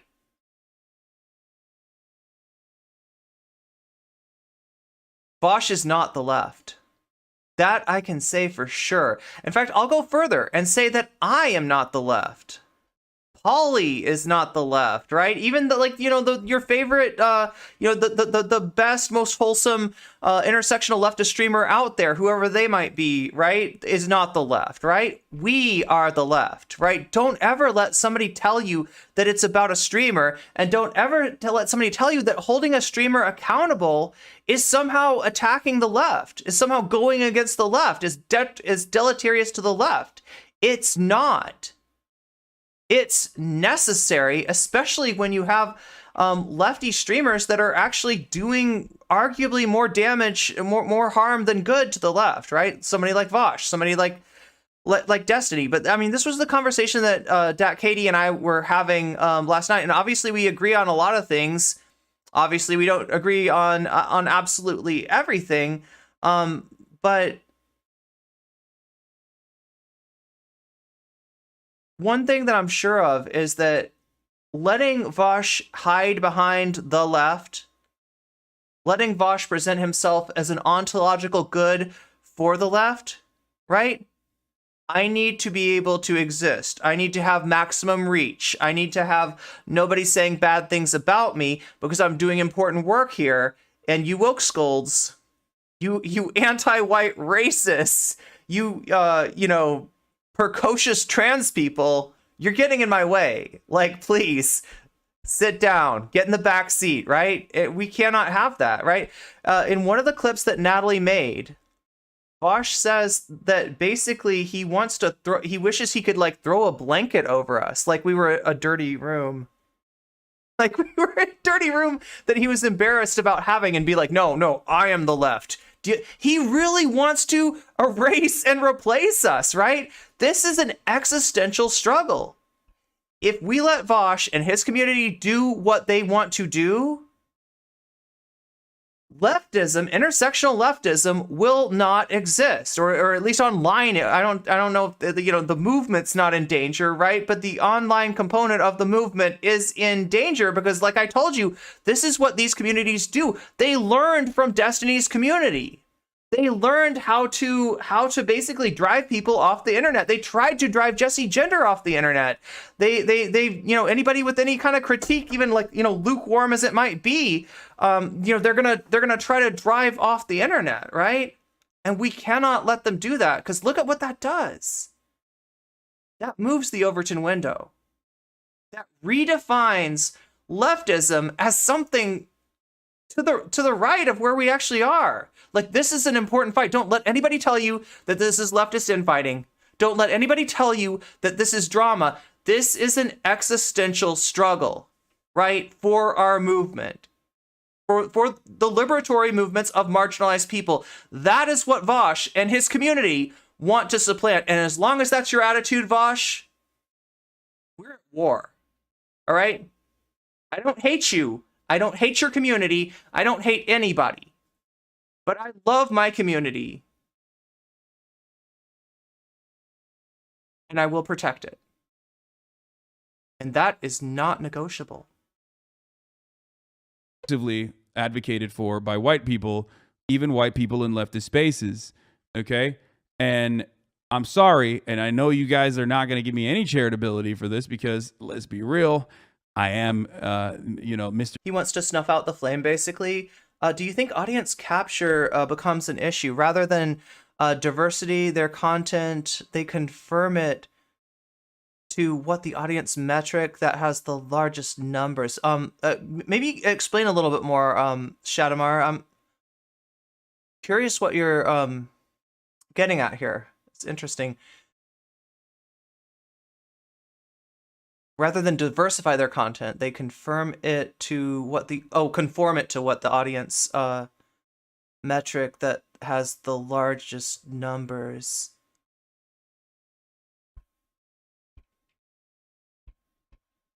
Demonstrates rating like on TV. 1984, unironically, leftism equals white supremacy with free healthcare, right? Right? Hassan should have really gone harder against the racism here. I mean, you're not wrong, right? Because we're just so everybody understands, if you're just joining us, right? This is not Hassan from recently. This is Hassan from a year ago. This is the Noah Sampson, the Noah Sampson debate with Vaush, and then the Cat Black situation. That's what Hassan is talking about, right? So that's the racism that Chad Alpha's bringing up here. Who's to say that it doesn't go the other way? Yeah, exactly. There are a huge pool of liberals to moderates that need to be moved to the left, even before even caring about reactionaries. And the most important thing is, right now, ContraPoint said something in one of her videos, and she claimed that one of the reasons that she thought she was effective as an interlocutor, if you will, on the left, was that she kept that little reactionary seed in herself alive. And I know what she's talking about, right? I think we all know what she's talking about. Almost all of us have, at one point in our lives, like, failed to show solidarity. Almost all of us, at one point in our lives, have been subject to fragility, right? Have been reactionary. When our privilege is questioned, that a lot of times, and myself included, right? So I know what Contra's talking about. I know exactly what she's talking about. Now, she regards this as like a weapon in her tool belt, right? So I'm going to know what reactionaries are thinking, and I'm going to be able to logic them out of their beliefs. Like, right? Maybe. But you also have essentially... That's like Harry Potter being like, yo, I know what Voldemort's thinking, right? No, Harry, Voldemort knows what you're thinking, right? I don't know, like, right? It definitely goes both ways. And, I guess there's something to be said for, like, being able to understand how people think that are in opposition to your viewpoint. But if you aren't conscious of it, in other words, if you refuse to deal with your privilege, if you refuse to unpack these things, and if more to the point, if you refuse to even admit these things to yourself, that is unconscious bias, literally informing everything that you say, everything that you do. And if you are an interlocutor, I don't even know what that means. President Sunday always says that word, right? I think it just means like an agent of discourse or something like that. Can somebody describe interlocutor to me? I'm using this word. I kind of know what it means, but maybe maybe I could, maybe some people in chat have some ideas about what an interlocutor, but if you're that kind of person, it's the Agent Smith thing that I talked about in the Innuendo Studios video, The Cost of Doing Business, right? I said that as white people, we all are inculcated with whiteness. And one of the frustrating things, or at least, it must be frustrating for our comrades who are not white, is that any of us at any time might start popping off with some with some white nonsense, right? And that's what I call Agent Smith. Like, just like in the movie The Matrix, right? Agent Smith, like, as long as you are in the Matrix, Agent Smith can come out of you, like, can control you. Like, you're just sitting there one day, doing, eating a vegan hot dog, and then all of a sudden Agent Smith comes out and you're like, your agent, like, he's taking control of you, right? So that's why as a content creator, we can't afford that. We need to unpack that. We need to deal with it. We need to, at the very least, acknowledge it, right? And lefty content creators who refuse to do that should be considered dangerous, should be considered sus. Like you call it gatekeeping if you want, right? I'm going to call it Opsec is what I'm going to call it, all right? You got me? Do you feel me, chat? Do you get what I'm saying? This is Opsec, all right? What we're doing is no joke. And if you have some degree of privilege, right, then you have some degree of insulation. You have some degree of aloofness. You're able to think of this and compartmentalize it and not think of it as an immediate threat as it is. Although for all of us, it is, right? For all of us, fascism is an existential threat. Oh my God, thank you, Buffy Geek. That is 3 tier 1 gift subs. Thank you so much. Oh, Philosophy Tube's your dad. I haven't seen that. I know what the video that you were talking about. Someone engaging in intercourse with you as an interlocutor. Interlocutor sounds like a comic book villain. The interlocutor. Yes. Shout out to Cryptic Mage. If you're not following Cryptic Mage already, you should be. If you're not following Shakespeare already, you should be, right? We've got a lot of cool content creators in here. We will try to shout you all out as time goes by. That's my new practice, because I want to make sure that everybody knows who is also doing content out in here, and you give their streams a shot, right? Because everybody's got some something to say, and we just need to get the word out to more people, right? So yeah, we're talking about interlocutors, we're talking about Agent Smith, we're talking about your dad. I'm trying to remember the Philosophy Tube your dad thing. I don't want to watch that video though, because I know that's Philosophy Tube pre-transition, and I just, like, as a policy, I try not to watch pre-transition videos of like trans creators, right? This is a chat full of cool stream. True. We got a lot of cool people. We got a lot of VIPs in here. True that. Oh my god, what was I even talking about? Yeah, Opsec. That's what this is. It's a $2 word that means person you are conversing with. So just literally at the very basic a participant in a conversation. President Sunday's so funny. Anyway, I'm not gonna. This is not gonna be a dunk on President Sunday stream. Although there is a video out there, if you want me to do that. Apparently there was some cringe posted by President Sunday and some other people yesterday, but I don't know if we'll ever get to that. I don't know if he'll ever be that relevant. What happened now? Oh yeah, a-holes being a-holes. Exactly, V. What's up? It's giving Charles Dickens. A lot of what President Sunday says and does is giving Charles Dickens. Please, sir, may I have some discourse? President Sunday does not ride the subway, right? I get that. Me neither. I mean, discourse surrounding well-meaning but ignorant. But do you see what I'm saying? Like I'm dramatizing that, right?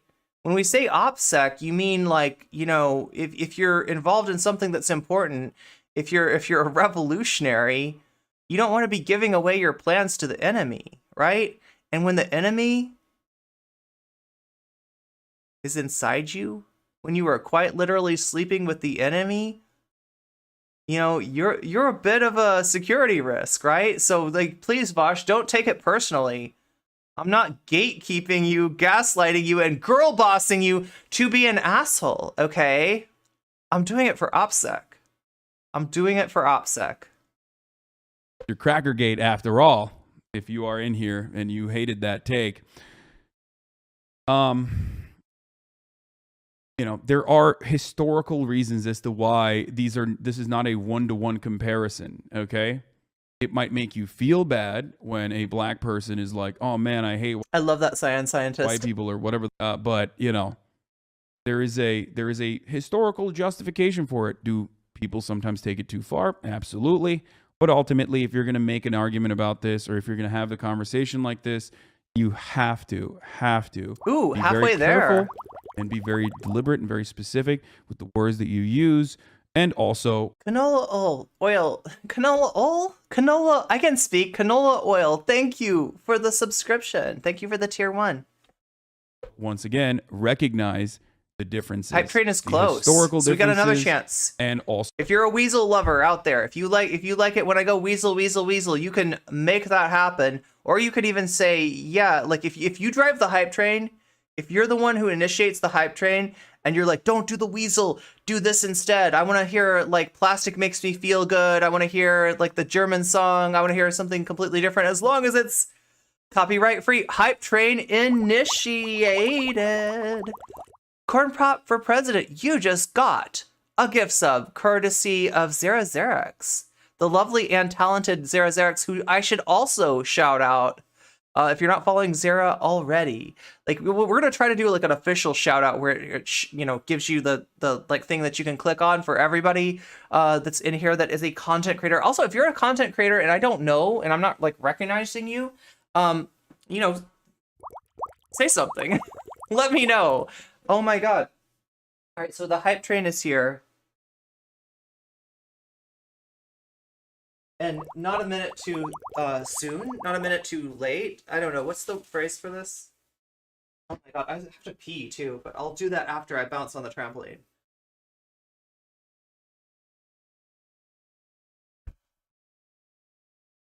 It's trampoline time. All right, let's make this happen.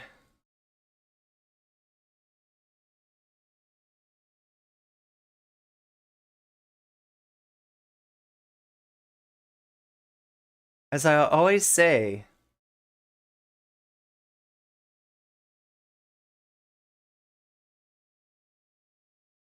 weasels, assemble.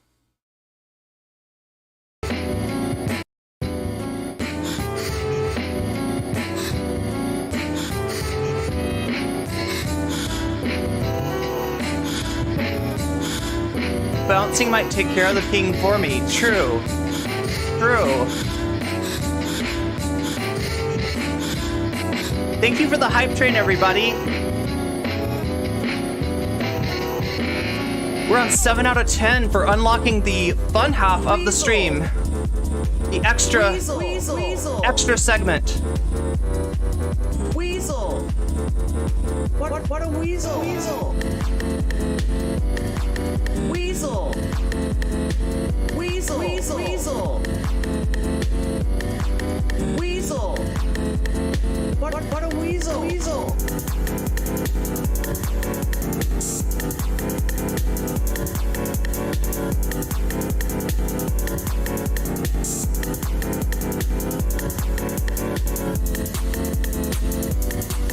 Weasel. Weasel. Weasel. Weasel. Weasel. What a weasel. Weasel. Oh, thank you, Cryptid Mage. Gift sub to Perpetual Code.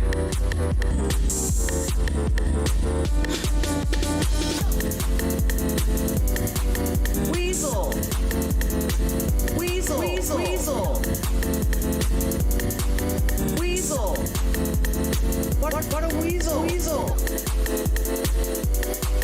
Weasel. Weasel. Weasel. Weasel. Weasel. What a weasel. Weasel. We got to the bridge. It's basically a go-between. That's what interlocutor means. I love how I'm using words that I don't entirely know the meaning of. So wait, like what's the other word for that? There's a French word for like go-between. Weasel. Weasel. Weasel. Weasel. Weasel. What a weasel. Weasel. Weasel. Weasel. Weasel. Weasel. Weasel. What a weasel. Weasel.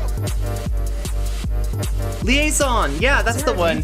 I was like, yeah, French, it's literally like a concept in French too, like when you don't pronounce the last letter and you connect it to the next one. Do you think that he's talking about you here? It's a liaison.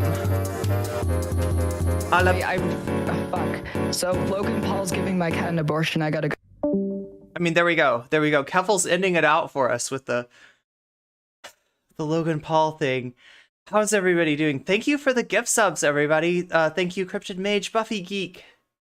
Oh, thank you for the resub. I didn't even see that, Cryptid Mage. Thank you. And Sarah.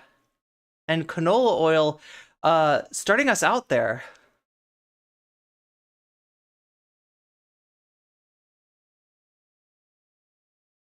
The Weasel Bridge. Yeah. So now we're only like two away from unlocking the extra segment for today. Oh my god, what happened? Oh, 1 away. I'm sorry, I spoke too soon. Yo! Did we just reach a new level of hype? Did we just reach a new level of hype? I feel like we did. Level 2 complete. If you're a completionist like I am, that makes you feel good. Oh my god, speaking of feeling good, let's see if... Yeah, they know exactly what I want. YouTube knows what I want. They're recommending the right videos for me. Speaking of feeling good, are you ready? Are you ready? Because plastic, chat, plastic makes me feel good.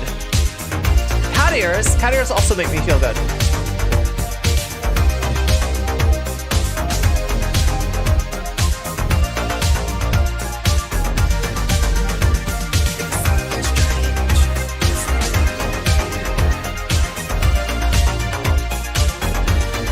We need cat ears.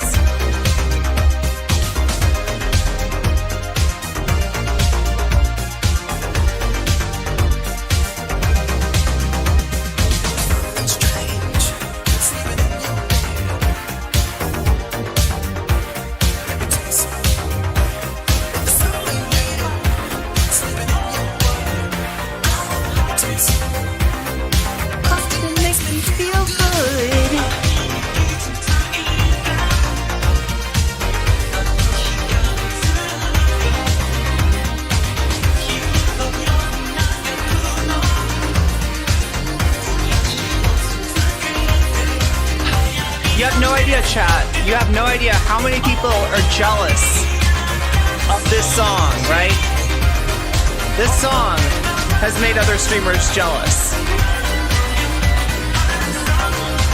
And yes, I did say other streamers.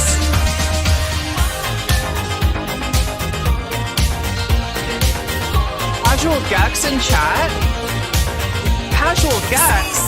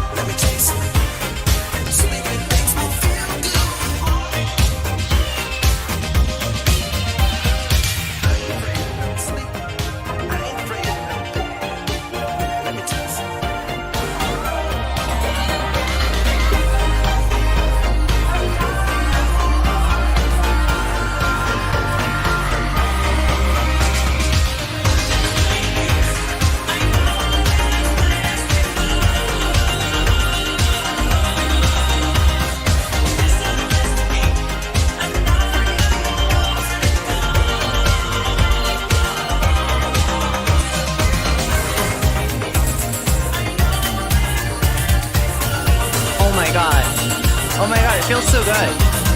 It indeed does make me feel good. Not as good as Dan Aykroyd in that scene, but pretty good. Is that Dan Aykroyd? I get him and Bill Murray mixed up. You're a fan of Bustin'. One more sub and we will have the hype train success.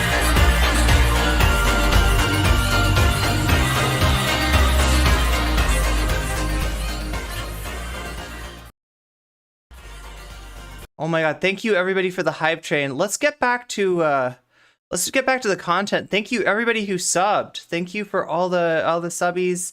Yeah, as somebody noted, we are, wait, no, that's not There we go. I was about to click on Vocaloid stuff. Wow. Anyway, yeah, we're in the middle of this Hassan clip. We're talking about Vaush and Destiny. We're talking about their communities. We're talking about drama frogs. We're talking about interlocutors. Interlocutors. And we're ultimately setting up the conflict between Jessie Gender and Vaush, right? So if you don't know, earlier this year, Jessie Gender made like a really mild take. Oh my god, sub goal unlocked. Anonymous. Pisacata, you just got a gift sub. You just got a gift sub, thanks to courtesy of Anon. Thank you so much, Anon. Yeah, exactly. Mashups involving Ghostbusters, or it's not even just a mashup, right? So like I said before, that this is a mashup that's made people jealous, right? They don't have access to that. They don't have the kind of luck that I do, right? Because that's not like a mashup that I did, like, where I went into like Pro Tools or Ableton or something like that and like actually mashed it up myself. That is a mashup courtesy of the AI DJ known as rave.dj, right? And I said I had better luck than some other streamers out there. Now, like, it's not just a mashup, right? It's a compounding of mashups, because you've got actually 3 songs in there. You've got You've got the Neil Cicierega remix, right? So that's like the first mashup, is you take the original Ghostbusters theme song and Neil Cicierega, like, you know how Cicierega does those mashups, does those like remixes, right? So it's already remixed once, and then we combine that with a cover of Plastic Love, actually kind of more like a remix of Plastic Love. So there's like 2 remixes in there already in rave.dj, right? So it's not easy, right? Now you can try rave.dj yourself if you want to and test your luck on it, but trust me, it's like pulling a slot machine. Most of the time it's gonna be bad stuff. It's not gonna be cherry, cherry, cherry. That time I got cherry, cherry, cherry. That's why some people are jealous of me. They try their luck at that.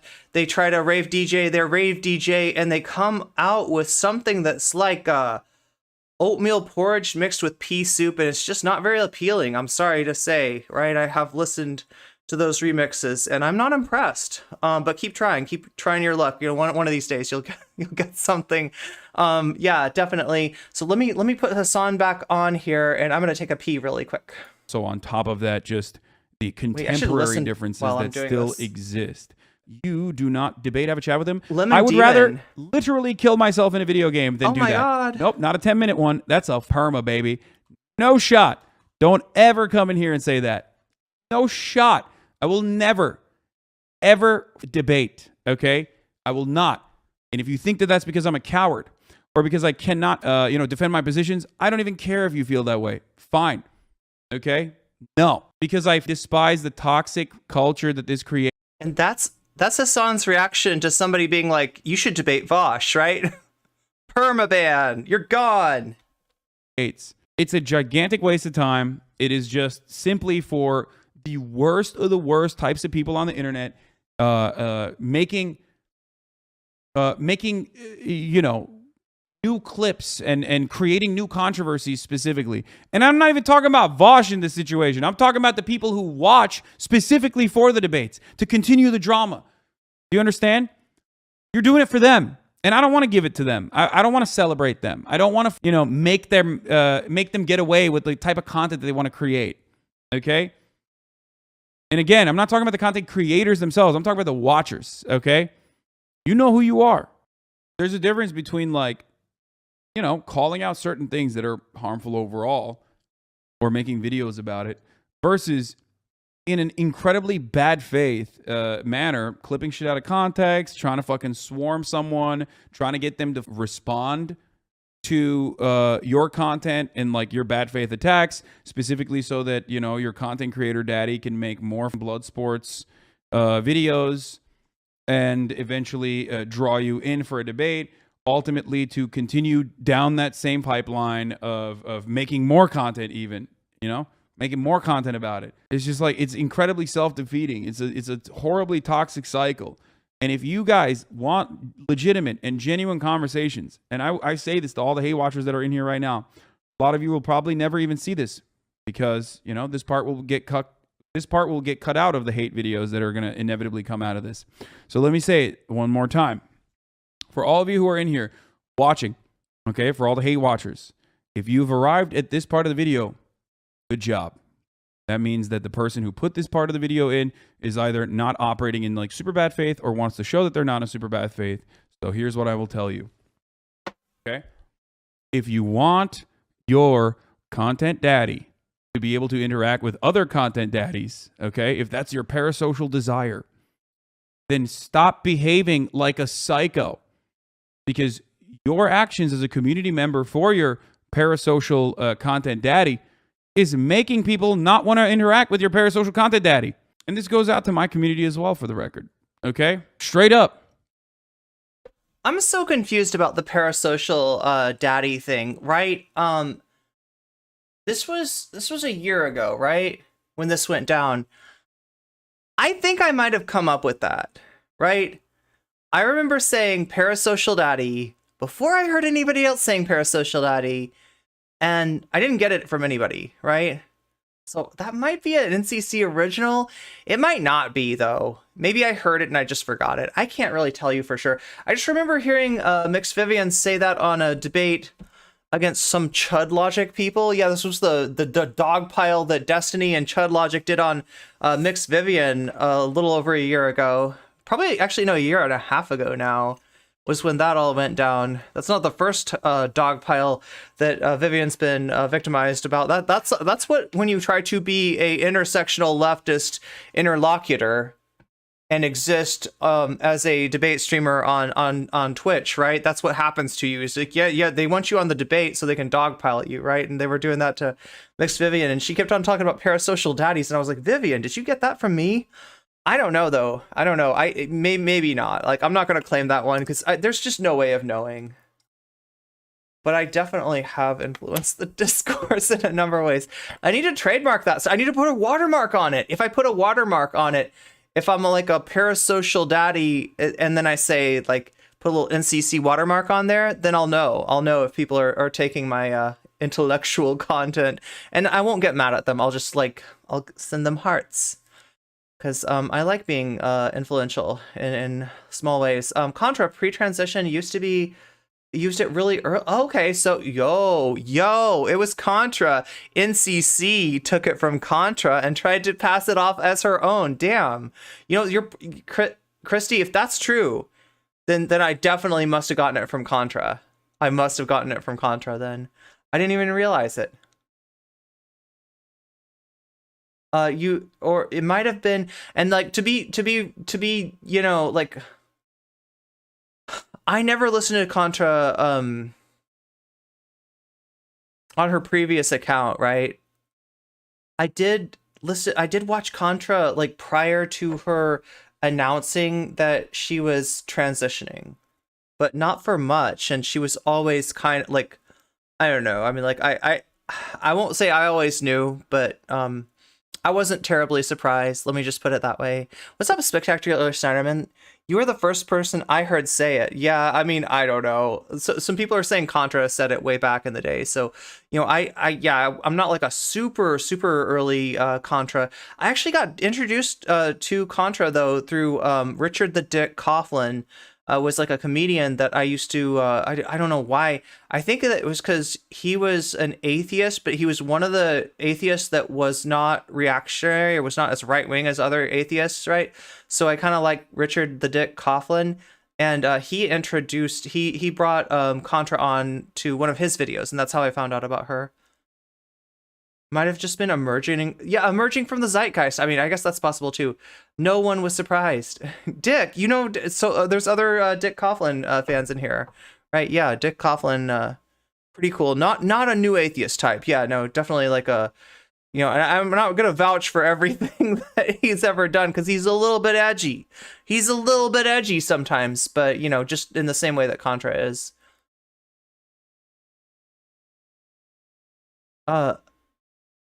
It's a third party acting as an interpreter in your convo tells us nothing and doesn't answer her question.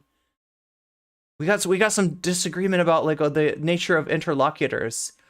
Meow, we were online friends way back. We were? Really? No, are you serious? You could be right. You could be right. Yeah, you might have you might have run into me if you were like a Majority Report chatter back in the day, right? I was in there, all right? If you might have even seen me like in a Xander Hall stream early on. That didn't last very long, but yeah, back when Xander Hall was like playing Minecraft and before the whole Xander Hall Vaush thing started, I watched. I think I found Xander Hall through his like video on what was it? You didn't miss anything, La Jordan. You've missed nothing so far. We've just been setting it up, right? I've been edging chat as I always do. By doing a little context adding, right, through watching this Hassan video. This is Hassan talking about drama frogs, right? People in the Destiny and Vaush community that really, really want to set up some massive drama between Destiny and Vaush. They feel good if they can get Hassan mad on stream, if they can, force like an interaction between their parasocial daddy and Hassan, it makes them feel good. Hassan just permed somebody. Now, this is an old video. This is like from a year ago, right? Of Hassan, but like he just permed somebody for being like debate Vaush, right? He was not having any of that. He's got no interest, right? He doesn't want to debate Destiny. He doesn't want to do, I mean, he already has debated Destiny. He's dealt with Destiny. That's why he knows he doesn't want anything to do with Destiny or Vaush at this point. And, he's just talking about the drama frogs. I'm giving my own experience with drama frogs, with people that, watch your stream and they want to have some effect. They want to see their name in lights, right? And, they might not have what it takes to be a content creator, but they can definitely be a content disruptor. Yeah, inter means between, locutor, speaker. You're going to proceed to steal my content. Are you going to clip me? We do need some no comment check clip channels if anybody's interested in doing that. Dipping my toe into donating to you before getting a membership. That's fair. That's valid. Thank you, La Jordan. Thank you so much for the $5 super chat. Meow, meow, meow. But yeah, and this gives me a way to talk about some stuff that like I wouldn't have a chance to talk about otherwise, right? Because you're generally not gonna see me, like, even if somebody's like trying to bring drama to me, right? We're not gonna have a segment of like like the Keffels drama, right? But some of you have noticed, right, that there's somebody talking about me and talking about Keffels, right? Now, we don't need to say their name because I'm not trying to promote them. This is a person that I don't want to give any oxygen to, right? But they have a claim that they talked to Keffels and they ran an idea by Keffels of going on my stream and, doing some strategic nudity to get me banned, right? And that Keffels said, okay, do it, right? Now, this was in February. And if you know what's going on with Keffels, you know that Keffels has been going through a lot. There was a lot that Keffels did earlier this year that I did not like including, I feel like she still owes like Zara an apology. That's why I wouldn't go and debate her when she asked me to debate her, right? She wanted to have a debate with me. I said, no, I need you to apologize to Zara first, right? But, Keffels obviously, I don't want to get too much into her stuff, but she's been in, taking care of an issue that she had. And I hope I hope that works out for her, right? I wish her the best. I'm not going to hold her to something that might have happened in February. I say might have happened, right? Because it's a screenshot. And I've seen screenshots faked, and I don't have any way to validate or verify this screenshot, right? This seems to show Keffels being okay with somebody, going after my stream, right? And even if it did happen, like that was before. So like, I don't want drama with Keffels. I'm not, and I definitely don't want to give any oxygen to this person because this is a bad person, and I don't want anything to do with them. And my only issue with Keffels is that I think she needs to apologize to Zara. But that being said, I'm not going after Keffels. I don't hate Keffels. Like, you know, if she wants to have a conversation with me on stream, though, that's going to involve first her apologizing to Zara, right? That's my conditions, and that's my only condition. The rest of it, I don't care about, all right? So if you saw that drama, forget about it, okay? Please, that's the best thing that you can do for me, and do that for Keffels too. Give Keffels a chance to start anew. Now, you know, I'm not promising anything, right? Because, you know, there's some stuff that she did that I'm, you know, definitely not in favor of, right? This last year.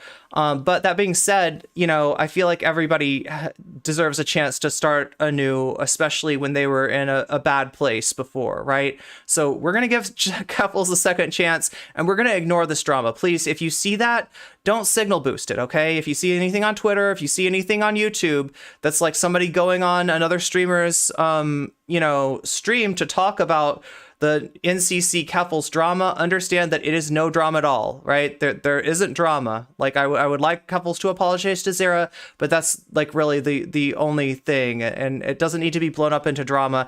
And especially, you know, somebody, you know, in recovery, like, is not somebody that I want to hit with drama. So we can leave the past in the past, and I don't even know if it's the past, right? Because I don't trust this person.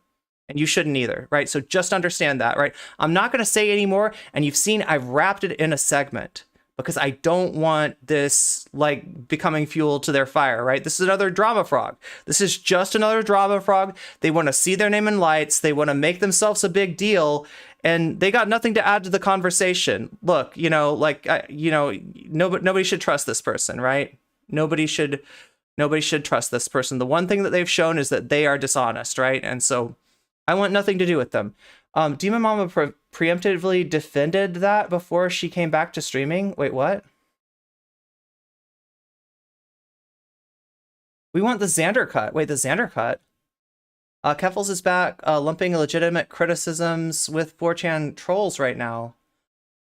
Well, okay, so like I said, I'm not promising anything about Keffels. I just think that, you know, she deserves a chance, and I'm not going for the bait that this person's dangling out in front of me. That's not, and I don't want you to do it either, right? So if you see the video that I'm talking about, you know, it's nothing that I'm afraid of. Like, I didn't do anything wrong, but also understand that the proof that they have against Keffels is old, is pre, you know, rehab, and might not, like, it's not from a trusted source, right? And I've seen people fake screenshots before, so I have no faith in what they're saying, and I don't want anybody blowing this up, right? So that's my see how I did that? I wrap it in a Hassan segment, right? It's a little hidden bit of nougat. That's a big problem.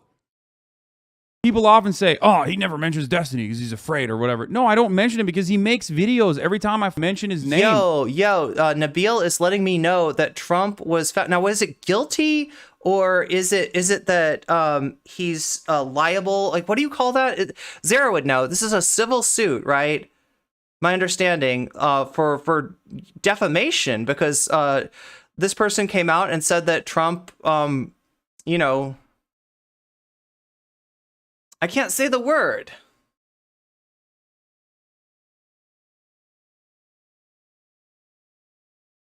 That Trump somersaulted them. There we go. Yeah, and Trump said that's not true. Trump said you're a liar, and so this person said, you want to bet, and took them to court. Now, in a criminal suit, it would be proof beyond a reasonable doubt. That's the standard of evidence, right? In a civil suit, they decide which is the most likely, who is most likely telling the truth, and in this case, it's, E. Jean Carroll, right? So Trump messed around and he found out. Yeah, it's a civil, like the statute of liberty, the statute of limitations has run out on the thing that he could have been charged with, but he still caught a civil suit, and it looks like the jury, the judge, you know, whoever's deciding this has decided against him, right? So you know, I mean, like it's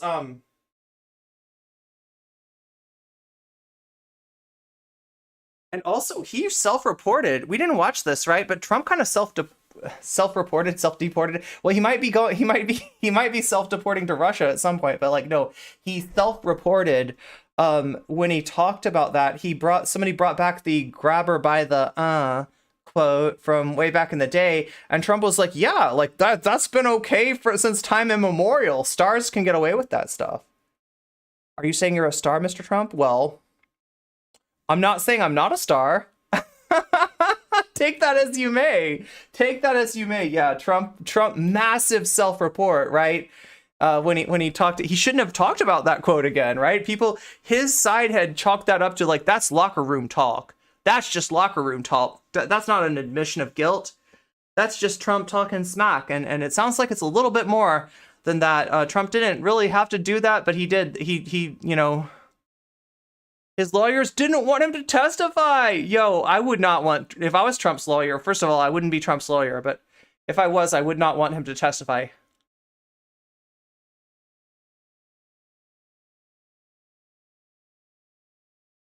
He said it's been okay for a million years. Yeah, he's basically talking about like, yeah, that's right. If the king wanted to do something to you back in the day, the king did something to you and you had no recourse. That's true, right? I don't know what he's trying to say there. Like, that's not really a good, that's not really an appeal to much of anything there. Thanks goodness for the comments are at the bottom. Preponderance of evidence versus beyond a reasonable doubt. At one point, he said she wanted to be, she wanted to be essayed so he admitted to doing it. God. Hey, what's up, Vertical GG? Good to see you. Yeah, we're at least going to get into a clip of that, Vertical GG. Vaush and shark trolls are starting to... That's what I was afraid of. That's what I was afraid of, right? So I don't want to contribute to that kind of harassment. That's why Jessie Gender has jumped in the fray, and I think the responsible thing for me to do here is to cover the Jessie Gender stuff rather than the video that people are talking about, right? He makes like a 45-minute video, and then that same spiral and that same cycle of psychos come back in here and annoy me and ruin the content that I'm like interested in doing, okay? Every time there's even a minor mention of anything that is tangentially related, there's a 45-minute video cut out. I can't deal with that. It's just crazy. It's crazy. Stop it. And the community then, feels like that's dope. That's actually sick. That's what I want, okay? Stop trying to justify cyber stalking because you think I'm like a bad person. That's because literally every time you mention him, it's an attack on him. Do you not expect him to defend? Yeah, so that's something I wanted to mention too, right? This harassment that went on with me and, what Hassan's talking about as far as like Destiny and Vaush people trying to just like push him and push him and push him. They think that they're doing something good, right? They're invested in their parasocial daddy and they think that their parasocial daddy is right.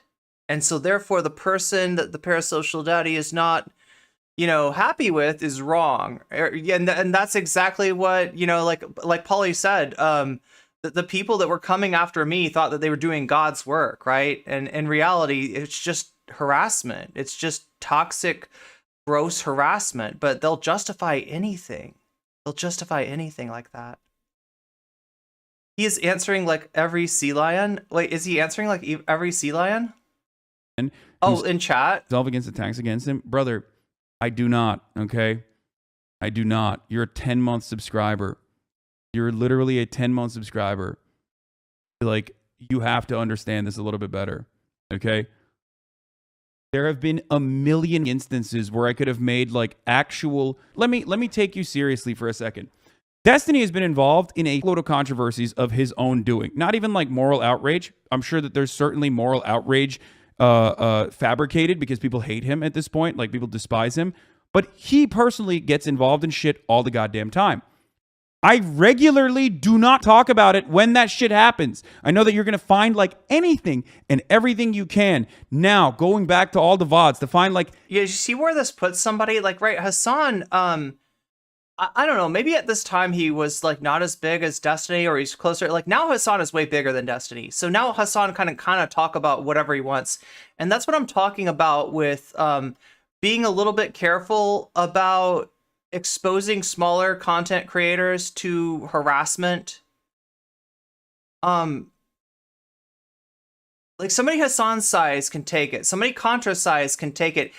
Jessie Gender obviously feels confident enough in her ability to deal with whatever Vaush wants to dish out that she's willing to jump in the fray and kind of protect smaller content creators, and that's good. That's a good thing. That's a noble thing that Jessie's doing there. An instance, a single instance of like even a mere mention or something that I alluded to, okay, to specifically turn around and make this into like a larger thing, which is the Our Place drama example I gave over and over again, which is you in your never-ending desire to justify your deranged and pathological behavior.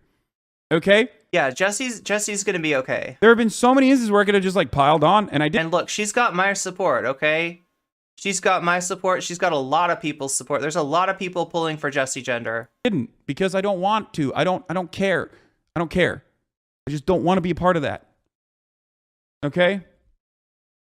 Right. Jessie's dealt with J.K. Rowling. Jessie's dealt with Matt Walsh. Like, Jessie's had to deal with a lot of toxic people. The record, again, not just about Vaush, but there are entire fucking orbiter communities that are cultivated off of this sort of stuff that 100%, like, there are communities, Reddit is literally them just doing the thing, which is sad, which is because Vaush said he didn't want to engage in drama anymore or encouraging it for their entertainment. Yeah, that's it. You nailed it. Those are people who are not Vaush fans. They will not be Vaush fans for long. They will not be. They're just fans of. They're fans of Bloodsport. It might come across like Vaush fans, but they're not actually Vaush fans. They're just fans of Vaush tearing people down. And the moment that he doesn't do that, or the moment that there's another person that does that to Vaush, they're gonna move on to that person. They're gonna say, "Hey, take it from someone who's been there." You know, they're gonna say, "Hey, I've moved beyond Vaush. He sucks." Okay. After all, a lot of them probably came from Destiny's community. That's what I'm talking about. So remember what I said before about it not being about like any particular community? It's not endemic to one community, right?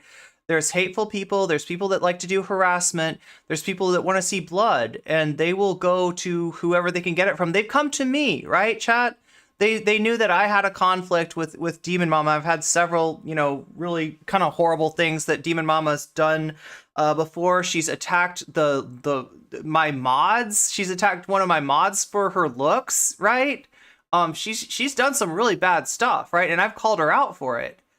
But they wanted a conflict between NCC and Demon Mama. They wanted to take Demon Mama down, and they were willing to get behind whoever to do that. And calling Demon Mama out for being ableist, calling Demon Mama out for, being casually racist and stuff like that, that's worth doing, right? She's a big creator. She can take it. She needs some accountability.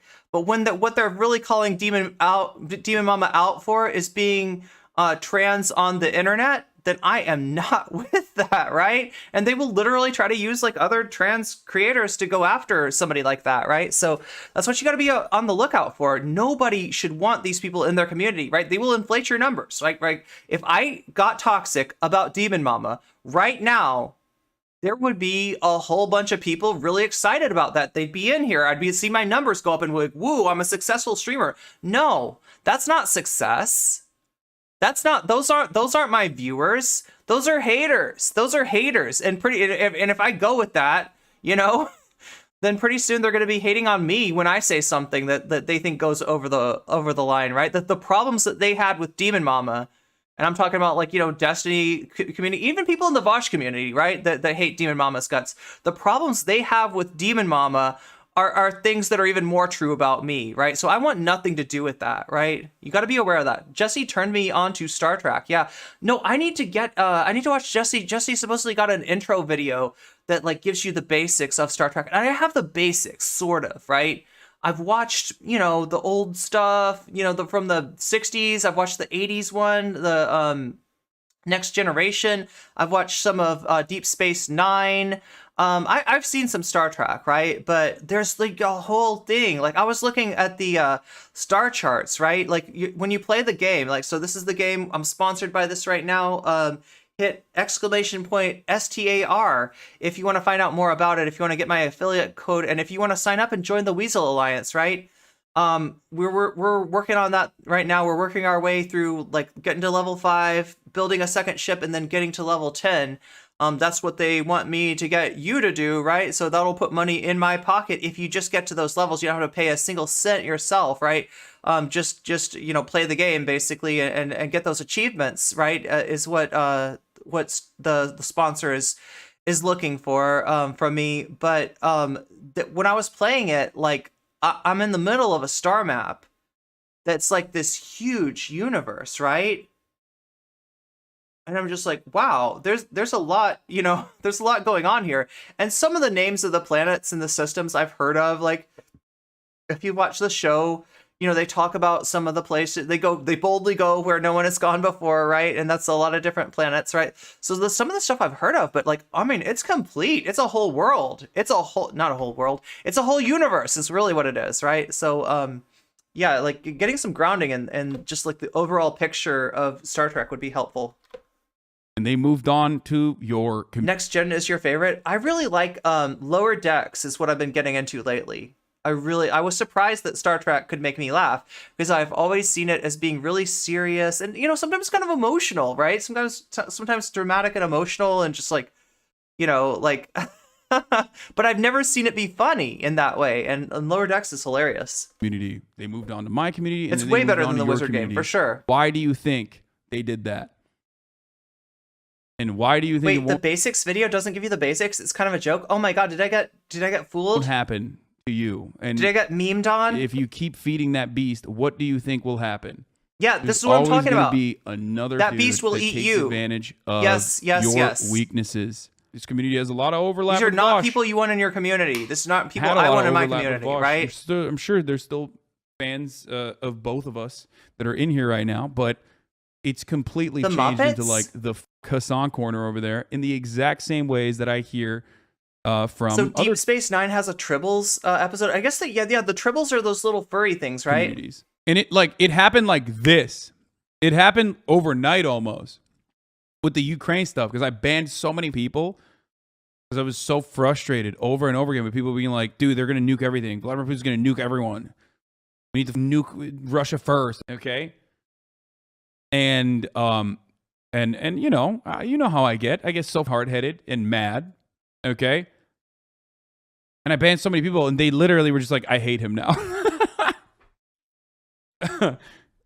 and it's supposed to be otherwise a minor disagreement, but like it's over. And you know, I think that I'll be real. I think that the Vaush. Well, don't you worry. Don't you worry, chat, because I'm going to be playing more Star Trek today. I'm gonna play some while we do some React. Probably took a little bit of an advantage of that. I wanted to watch this first, though. Can't hold it against them too hard. Everyone's trying to, you know, make their own space here. Okay, but you know, I don't know how many videos he cut from specifically that sort of stuff, but he definitely fed into that, and that's why I had to deal with so many weirdos in here. But yeah, I did deal with a lot of what he's saying. Now, of course, not the same. It's not the same as like other content creators that are much smaller that have to deal with this on a daily basis and have to put up with this because this is the only way that they can like maybe even get an audience or prominence. They can sit in front of an audience. But once the straw broke the camel's back, it's very difficult to reverse the hate train. Now, a lot of people will look and find post hoc rationalizations as to why they despise me. Okay? Like, I've seen so many people like, I've defended Hassan through the house thing, but the car stuff and the React Gate stuff, like, you know, that really changed my opinion. He really can't take criticism. It's like, dude, that's not criticism. This is not. Can't put the toothpaste back in the tube. Wait, watch Strange New Worlds for a good intro? Wait, so you mean the show, right? Like the show Strange New Worlds. That's... It's okay to walk back bad takes. Don't blame brigades on valid criticism for the Ukraine take. My friend, if you still cannot comprehend what the difference between like valid criticism and like deranged repetition of the same combos over and over again, same takes specifically to derail the stream. I don't know what to tell you. You are exactly the person I'm talking about here. You think you moralize what you are doing because you think like this is valid criticism. It's not valid criticism. What is Strange New Worlds on? What platform is it on? If your perspective is like, oh yeah, you apologize for getting your prediction wrong and being hard-headed about that prediction, even though your analysis leading up to that prediction has been true, okay? And I find myself again. Oh, it's Paramount Plus. Okay. Responding to a bad faith person, hoping that they are good faith, and I do hope, I really, really, really hope that this person is deranged combos of the same take pretty much sums up Vaush. Good faith enough to recognize that. Okay, this is so boring. Debates have a place. If you don't like it, won't watch this cyber stock. Oh, never mind. Vaush literally did a video with a former NATO special operations officer. He's got to be on the State Department's payroll, dude. You are stop, dude. Okay, stop. He's not in the State Department's payroll, you weirdo. He's just a lib when it comes to Western imperialism. What is wrong with you? What is, like, also touch grass, okay? Not everyone is CIA. There's no shot you unironically believe that the CIA is like funding Vaush to make videos to defeat other leftists in the marketplace of ideas, like, and infiltrate leftist spaces by spreading pro-NATO propaganda. Like, no, dude. So, yeah, like, I mean, here's the thing, right? Vaush's takes are bad.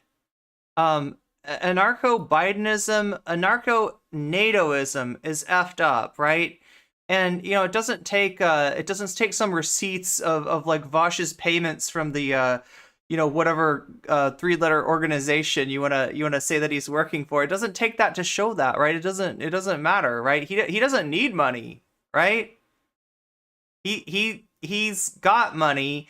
He's just, you know, also got like a pro-Western, pro-American hegemony, imperialist sort of take on stuff to, you know, as well. Just like that's enough, right? You don't need to speculate and put on a tinfoil hat. The Vaush people love to catch people out doing stuff like that, you know, making weird conspiracy theories and stuff. And like the fact is, like, you know, if it was true, we wouldn't know. So it's not really something. It's not a good thing to speculate on, right? It's like Vaush is bad enough. Leave it at that. The thing is, Vaush has infiltrated leftist spaces and caused discord. Doesn't mean, yeah, exactly. He didn't need to be paid for that. He didn't need to be paid for that. He really believes this stuff, right? Like, take him at his word. I don't think he's a grifter. I don't think he's a liar. I don't think he's like, you know, changing what he, you know, believes to suit some, you know, paymaster in Langley or something like that, right? I don't think he's controlled by TTTT drone pilots, you know, in Langley. I think that, you know, he's just a bad take machine. That's all. All right, so Hassan explains okay, so Jessie Gender's new Vaush video. Let's dig this out here.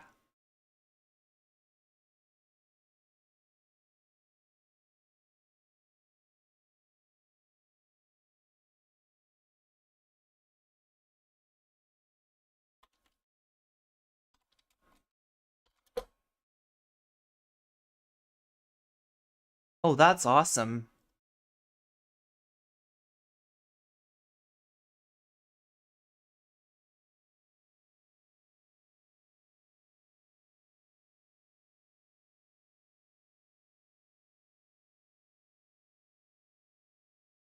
Wait, don't tell me she like deleted the tweet. Maybe I'm just not finding it. You know what's really funny? When I search Jessie Gender Vaush, my tweet comes up first. That's hilarious.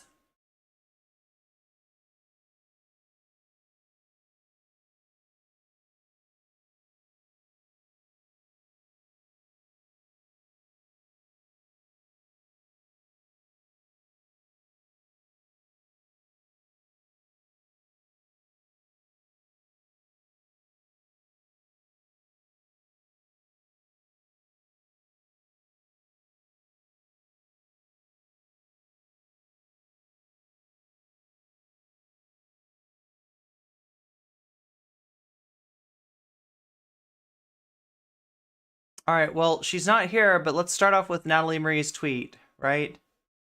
Natalie Marie, you missed me covering your tweet. Oh well, I cover your tweets a decent amount. Vaush cult is coming after Jessie Gender again. These fake leftists want to destroy her to protect their cult leader. Disgusting behavior. And I've already liked it with my main, but let me just give you a like with my not so main.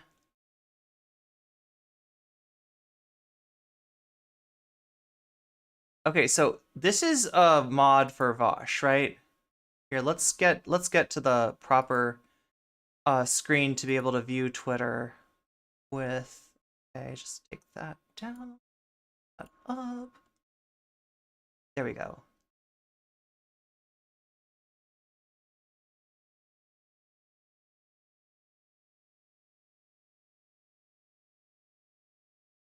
Okay, so here we go. I called out Jessie Gender for using a tragedy to farm content for her woke scold fans who like watching leftist infighting. Look, I don't like to talk about Darvo because the people who do Darvo, so Darvo stands for deny, accuse, reverse, victim, and what is it, oppressor? Something like that. That's what Darvo stands for, right? So it's in other words like a tactic where somebody does something effed up to you and then they accuse you of doing what they did, right? And like as useful of a phrase as that is, and as nice as oppressor, offender, thank you. As nice as it is to have an actual word for that, right? People that do Darvo will accuse you of Darvo, right? And I've experienced this myself, so you know, it loses a little bit of its utility, in that, right? But I mean, Jessie Gender, like I'm trying to remember the two issues, right? The two issues were Hogwarts Legacy and say her name. And Jessie Gender was standing up. Jessie Gender wasn't farming content, right? Jessie was minimizing the drama, wasn't trying to use it or revel in it or anything else. Wasn't even that negative towards people who were being incredibly negative towards the trans community, and that's the Vaush Clout Network, right? But here we have a Vaush, this is a Vaush mod and also maker of just kind of mid video essays that that I haven't watched yet, but Polly tells me they're really funny. Polly tells me that it's prime cringe to watch this person's video essays. I haven't experienced it myself, right? But they're basically accusing Jessie of doing what Vaush and his community do every day. So it's pretty gross. Every accusation really is an admission with these folks. Yeah, exactly, Vertical GG. They like to project their dark sides onto people they don't like. Yeah. Wizard game and white people. Yeah, it seems to go together. I'm going to guess using a tragedy to farm content refers to asking people very nicely. Yes, exactly. Well, it's that and also, saying, hey, maybe you don't play the wizard game made by a TERF, right? Maybe you don't play the anti-Semitic wizard game. Just a thought, right? We've been through what's wrong with this, and there's so many people that know what's wrong with it, and there's like, yeah, but like this is a new game, and like I don't know, there's drops. Yo, I swear to God, how much of it was people wanting to play it for the drops? You know what drops are, right, chat? I don't think I've ever had drops in my chat, on my stream, right? But what it is, it's Twitch. Twitch has a way of when a new game comes out and a streamer plays it, they get there's drops, and that means like bonuses or like extra content. Wait, no, I put the wrong one up. Sorry, we're not starting a new one. We've already unlocked. I'm not gonna make you unlock the I'm not gonna make you unlock the extra segment again. You've already unlocked that. I was trying to put it back onto end goal. And then total sub points. That's what we're looking for. There we go. Back to the subpoint goal. That, which apparently I don't even have on this screen. On this, do I? Oh no, there it is.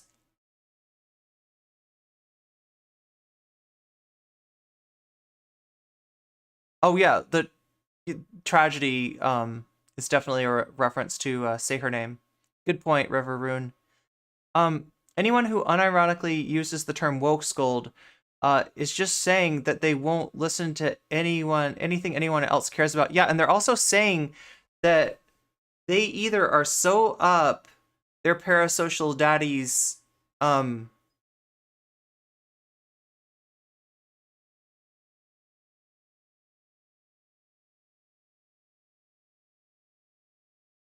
pumpkin. Yes, they're so far up their parasocial daddy's pumpkin that they don't know that that's a term coined by Ben Shapiro, right? Ben Shapiro came up with woke scolds. That's the originator. Vaush is, and it's bad enough that Vaush has like all these little like kind of unspoken beliefs that line up with Ben Shapiro, that line up with right-wing debate bros, that line up with Tim Pool, that are reactionary, right? It's bad enough that Vaush is coming from a place of dominance paradigm, which is a right-wing concept, right? But he's also like, just in case it wasn't clear enough, he's gonna straight up take a concept, take a like a slogan, take like a like a derogatory name from Ben Shapiro and make it his own. What else do they make their own? Do you know, chat? Anybody heard of VDS? Because apparently I haven't talked about this enough.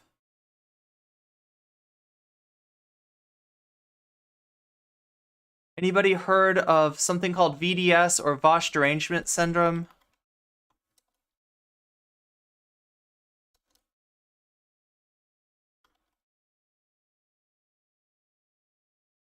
I'm surprised Trump hasn't sued them.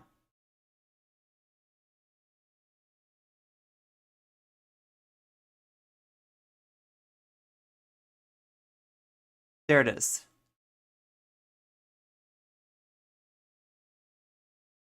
Trump derangement syndrome. That's where he got it from.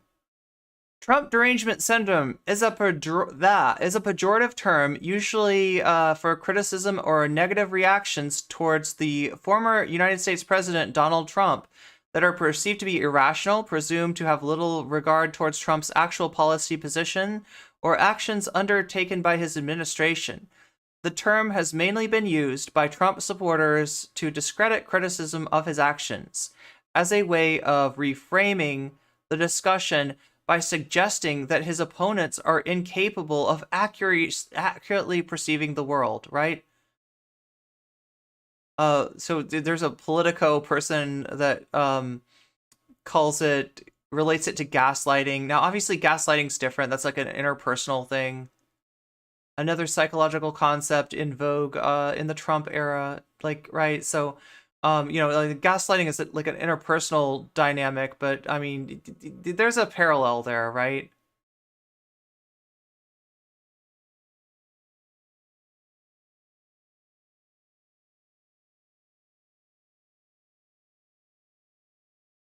But yeah, let's take a look here.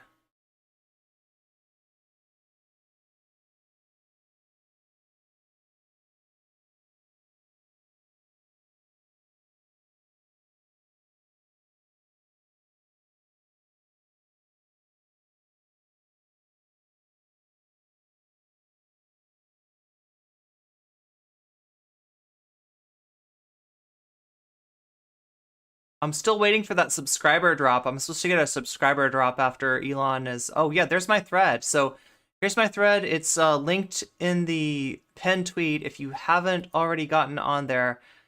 Yo, chat, I'm like a little bit like... Wait, I see there's 2 replies. I'm guessing maybe, is that like Buffy? Yes, Buffy. Buffy saying hi to chat. Oh my god, I love the... Yeah, and it changed my spelling of Kimberlé Crenshaw. Yeah, so I haven't had any Vaushis on this thread yet, right? But I definitely got them.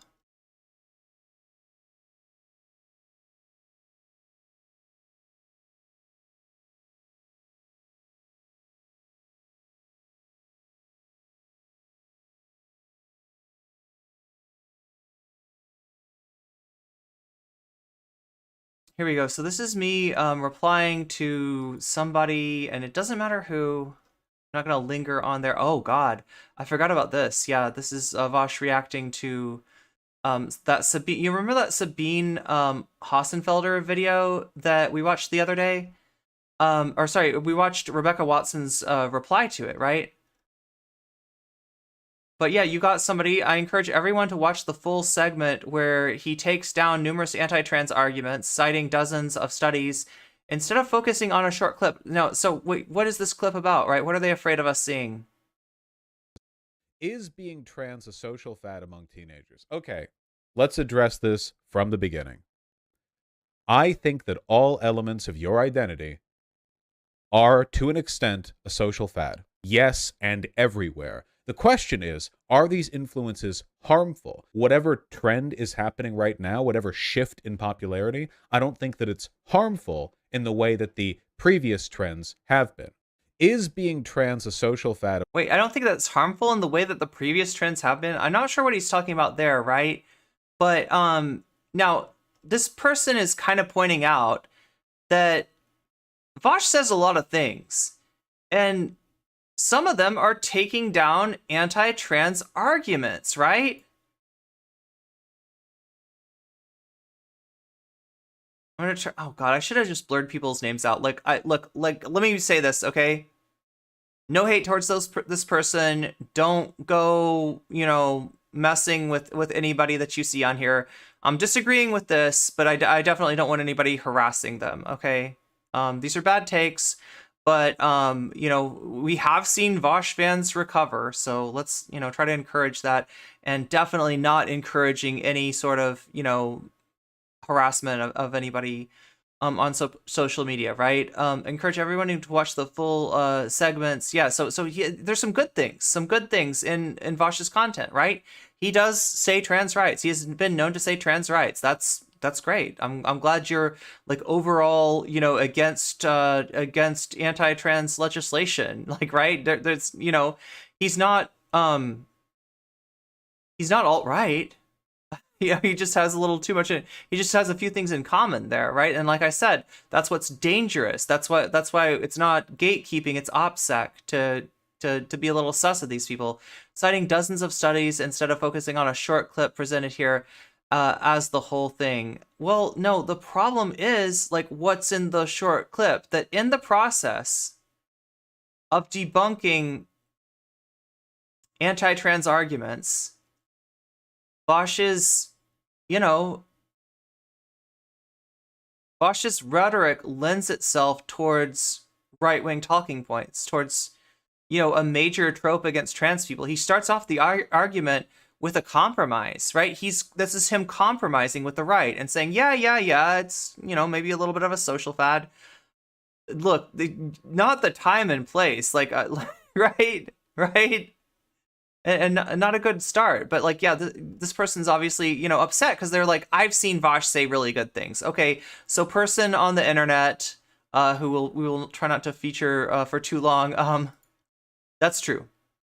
Vaush does say some good things. So here's how I put it, right?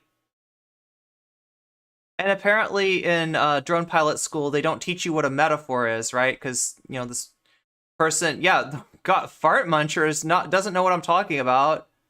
Wow, okay, so I encourage everyone to observe this beautiful wooden horse, which we Vaush fans, this went right over their heads.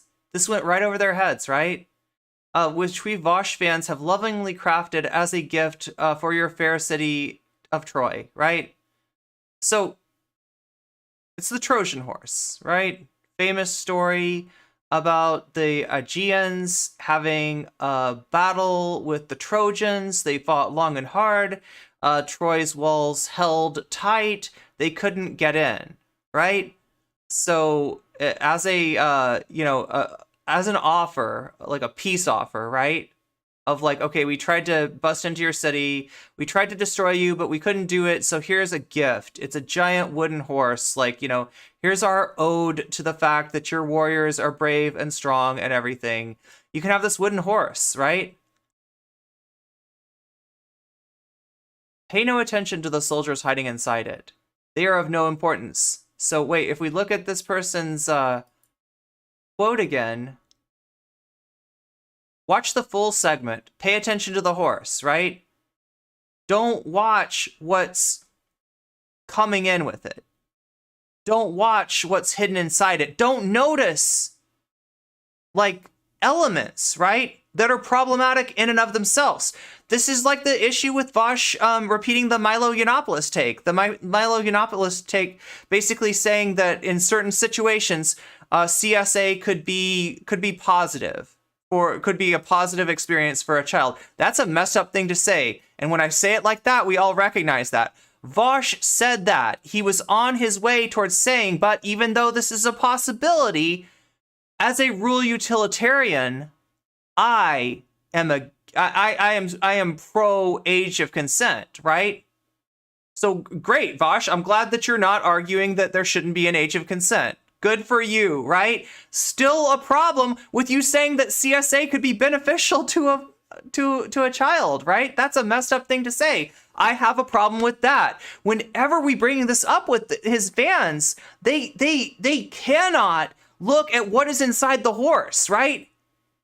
On the way towards saying that as a rule utilitarian, I agree with age of consent being a law. There being a law requiring a certain age for somebody to be able to consent, right? I say that, yeah, it's conceivable that this could be okay. No, Vaush, it's not conceivable that CSA could be okay in any situation. And he said, furthermore, uncuck your SJW lib brain, right? And admit that it could be a situation in which it's okay. No, sorry, not gonna do it. Disagree, and furthermore, that's a messed up thing to say, right? That's the problem that I have. I don't have a problem with Vaush saying, I do recognize, so what they'll say is, no comment, chick, you clipped him out of context. He was talking about how age of consent law should be upheld. That's good, right? Yeah. And the thing that he used to make that point, the premise that he got to along the way, that he visited along the way, is literally what got Milo Yiannopoulos canceled in the right wing. So there we go. That's Vaush fans for you.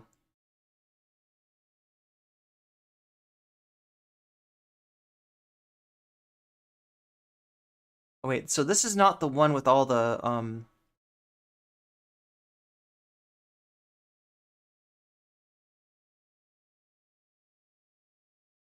Okay, so here's more of the left. Here's more of the left than there. He's more on the left than random oversensitive Twitter lefties, right? So I'm bad because I'm on Twitter, right? Because they get their ass kicked on Twitter. They're not in their element on Twitter, right? There's enough people that know what Vaush is about, that have dealt with people in his community, and that are sick of it, and that see it as a net harm, right? So they hate Twitter. In other words, they hate the rest of the left, right?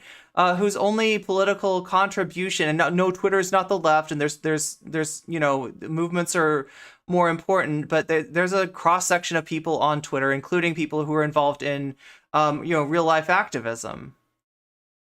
You know where SJW came from, by the way? So we're talking about like the origin of things. We're talking about how Vaush traces a lot of his origin back to some really weird right-wing stuff, right? The notion of social justice warriors was a notion put forward by the right and to some degree, by the left too. And what was the problem with social justice warriors? You're only online, right? There's the real world, and that's where things actually happen. That's where, your material conditions exist. And there's the internet where you can you can sign a petition, and that's about as far as it goes. And, as many change.org petitions as you want to sign, it's not necessarily going to change things in the real world. Now, it does have an effect on the real world, and it is important. It's where opinions about the real world are formed. Look, for Vaush people to have this concept of like Twitter left versus the YouTube left, like, what, you're also online, what is your problem, right? But yeah, no, they're really sensitive about getting called out on Twitter, especially because they're losing on Twitter. This is cope. This is cope, right?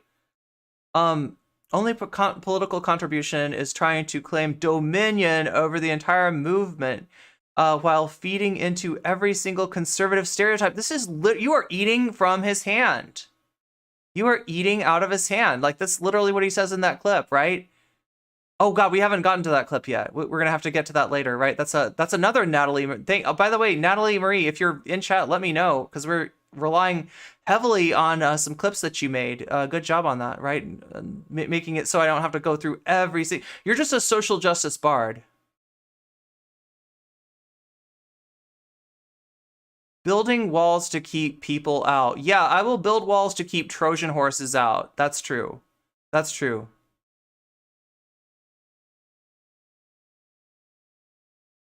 Ironic that you say that, but yeah. Yeah, the rest is cult speak. And look, I would show you what's down here. Wait, I think I can. Right, yeah, actually I can. I can show you this, right? I mean, trigger warning, there's a slur, right?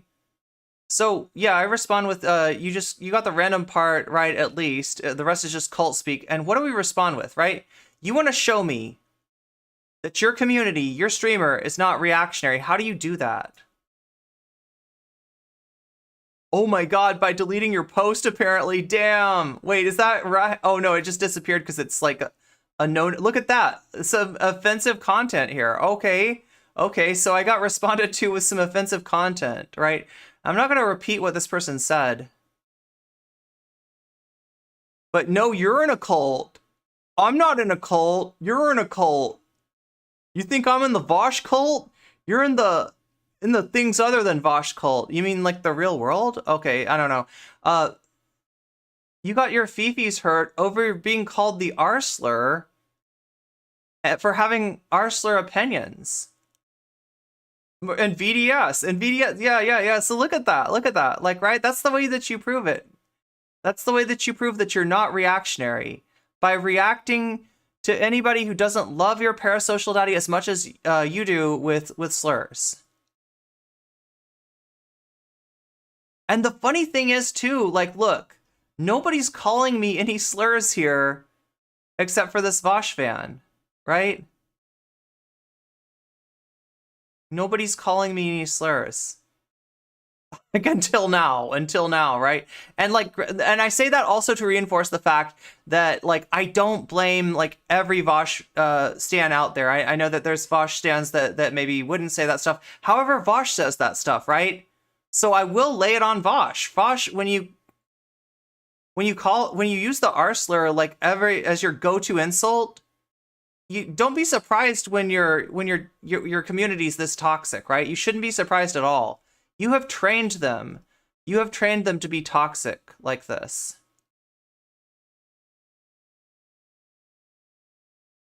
Okay, so somebody gets it. He's certainly not the entirety of the left. That's what I was trying to say. That's what I was trying to say here, right? Vaush is not the left, right? Some people really got mad about that, and I left it purposely vague because you could read this as Vaush is not on the left, right? Now, obviously, that's not what I said. Literally what I said, Vaush is not the left, right? He is not the left. And what I'm saying is I'm sick of him hiding behind, like, this is leftist infighting anytime somebody criticizes him. No, this is holding somebody accountable for, you know, what they're doing. And this is Opsec, right? This is Opsec. So now Dat Katie, right? We remember Dat Katie is the awesome person. Okay, so before you read this, remember Dat Katie is an awesome person. We love Dat Katie. And Dat Katie, you know, had that debate with Vaush that actually, you know, I don't think he looked very, I don't think he didn't even try to defend some of his points in that, like on Say Your Name discourse and on the Hogwarts Legacy discourse, and you know, brought up some good points.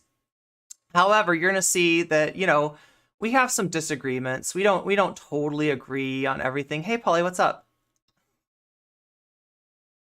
Not the left. I disagree. So how many people like read what I said and automatically make the assumption that I'm saying that he's not even on the left, right?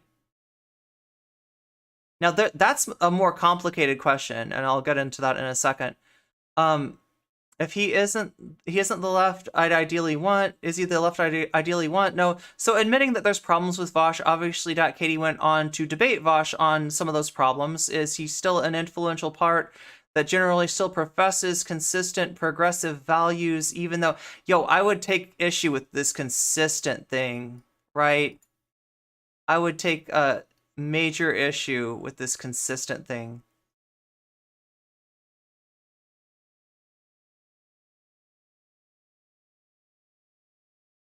Progressive values, even though his application of them is questionable. What's questionable is what is at the center of his philosophy, right? What's at the center, or even just like, let's make it more like, because we don't know what is, right? That's a little too esoteric. Let's talk about Vaush's praxis, right? And what's at the center of his praxis is dominance paradigm. What should be at the center of our praxis? Solidarity. That is Vaush being like a lollipop, right? A lefty lollipop. But when you get to the center, you're like, what is this dominance paradigm doing here, right? You were expecting bubblegum, and instead you got fudge. And you're like, what is this fudge doing? Like, right? What is this fudge doing? I don't know. Maybe I'm just saying that because I prefer the lollipops with bubblegum at the center to the ones with fudge at them. But take your pick, whatever it is. You're not finding what you need to be finding at the center of that Tootsie Pop. So still on Jessie Gender's side on this, but having a little problem thinking that I'm saying that Vaush is not on the left. So that was my response. Is he the left? Tweet was purposely vague, acting like going against Vaush is going against the left. So this is like, you never go against the family. You can do anything, but never go against the family. That's what Vaushites are telling us, right? I'm sorry, but Vaush is not the Godfather. And if he was the Godfather, then I am Giorno Joestar, right? And I have a dream. Chat, I want to become a gang star, okay? Like, let's do better. Let's do better than Diavolo. Can we?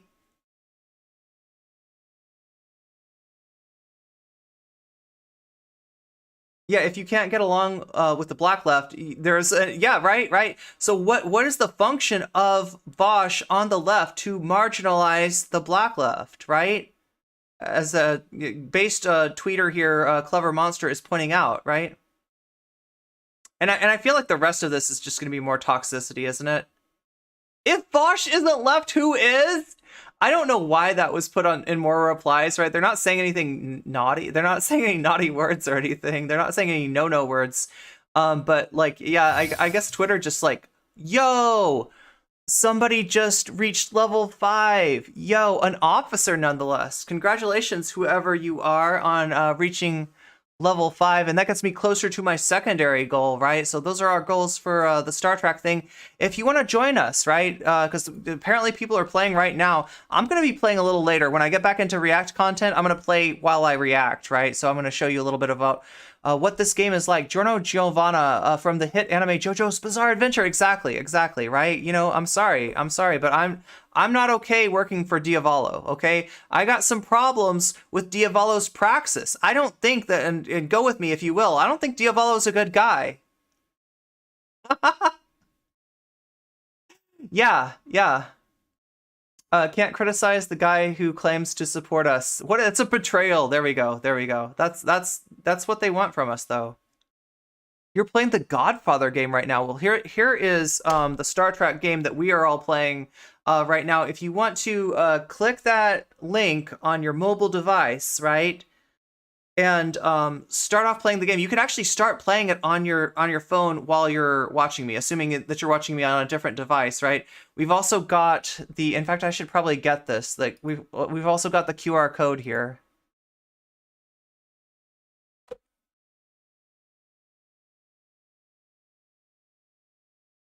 See if we can find a place for this to go. Really? Copy. and paste. Why not? And paste. I don't know why I can't copy and paste an element. That seems like the simplest thing in the world. Oh my god, chat. Copy? Do I have to like just literally right click this? Because I want to make it easy for you. There's the QR code. There we go. Now it's easy for you. Now it's super easy for you. All right, there's your QR code. That you know, you can either use the QR code or you can click my affiliate link and go to that. Start it off. Basically, Jordy LaForge will intro you to the game. Like you'll meet Jordy. He's going to be doing a lot of different tasks. Nobody's helping Jordy, right? Jordy's doing all this stuff by himself. Help Jordy out, help him complete his tasks, and Jordy will help you learn how the game works, learn what the basics of the game are. At some point, Jordy will say, you need to join an alliance, right? And that's when you search for Weasel Federation. That's our alliance. Now, if you can't find Weasel Federation, that's because you're in a different server, most likely, right? So you're going to go to the... there's a crate in the upper right corner. You're going to click on the crate, and it's going to give you a free server transfer token. You're going to use that server transfer token to transfer servers, and you're going to transfer to US 097. And once you're transferred over to US 097, you can join the Weasel Federation. Have you seen Polly react to Vaush saying that there will be less trans people in non-transphobic society? And that Polly's in chat, Black Phillip, actually, I gotta figure out some way to unite the chats once again. I've got a specific problem, and there are some workarounds to this. Unfortunately, they don't work for the software that I'm using, but we would like to have like one chat where everybody can see everybody else, and you know, everybody's in chat together. Understand that if you're on YouTube, I can see your chat, and I can also see how many likes you're giving me. So if you haven't hit that like button yet, it's a good time to go over there and do that. It's a good time to hit that like button, right? Where are we at right now, Buffy, in terms of likes? But wait, you're playing Godfather. Oh, I see. I've seen Polly argue. Wait, is that PP meaning Polly people? If dysphoria was curable without transition. Yeah, I'm not sure where Restream bot. See, so like the problem is, yeah, because there's also like a Restream chat, right, that I could bring up, but because of the way that Restream works, the chat, like I have to use Twitch chat and YouTube chat separately. There's no unified chat because I've got an event. If I wanted to just go live whenever, right, and have you not know that I'm going live, especially you over there on YouTube, right, you would just like pop up, you know, and you wouldn't even know that I was going live, right? If I wanted to just like not use the scheduled event, I could do that. But because I've got a scheduled event, the Restream chat isn't available to me now. Somebody suggested the Restream bot, and that it could basically. So what do you think about that, chat? That's a good question, right? So what this would look like would be that when somebody in YouTube chat says something, you'd see Restream bot post in Twitch chat, and they would post the person's name and then what they said, and then in YouTube, when somebody said something on Twitch chat, it would say the person's name and what they said. I'm not sure if people like that. Transition to remove the PP. Okay, I see. But that was so basically the only problem with that is, you know how like we get these stream elements, like, you know, notifications, like to some people Restream bot just looks like another stream elements notification. And I don't know if you got like 10 of those in a row, right? That would probably be pretty annoying. Like, it's like you look in chat, okay, what are people saying in chat? Stream element says this, stream element says that, Restream bot says that, and it'd just be a whole bunch of that. So that's the reason I don't do it. But you know, if people are okay with that, you know, I guess that's. Oh yeah, they took Cat Black's joke out of context. Could do a bot-based chat. Well, we'll try to figure stuff out. Obviously, you know, Zara's got some ideas, so maybe we can talk about that after stream. I don't want to waste too much time because we got a lot to get to here, and there's a lot of Vaush clips now. There are legitimately a lot of Vaush clips. But yeah, like I said, I like Dat Katie. I agree with Dat Katie on a lot. You know, oh God, I don't want to say this the wrong way, but we've got a different strategy. We've got a diversity of tactics, me and Dat Katie. And I understand what Dat Katie's going for, because that was, you know, this was literally my strategy earlier on in my career, right? If I handled the debate bozos with kid gloves, I would maintain enough access to maybe change what they think. Because I took them at face value when they said that they were moved by facts and logics. Logics, yes, multiple logics. When they said facts and logics and shits, that when they said they were when they care about facts and logic, like I took them at face value when they said, you know, change my mind, when they said debate me. Okay, let me give you a debate. And now, as long as that debate was just like, okay, well, I kind of disagree on that, that was fine. But when my issue was, your platform is hurting trans people, that's what got me attacked. That's what almost got them to drive me off the internet, right? And, you know, like, it may be different if you're cis. It may be different, right? But there's a limit to what you can say to them. And understand that if you're in that orbit, you're not there for them, or they're not there for you, right? And they're definitely not there for you as a marginalized person. You are there for them.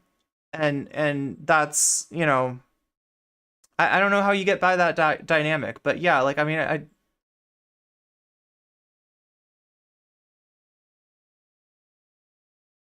And like, I feel like after our conversation, Dat Katie kind of understood what I was saying. And like I said, you know, some base takes from Dat Katie.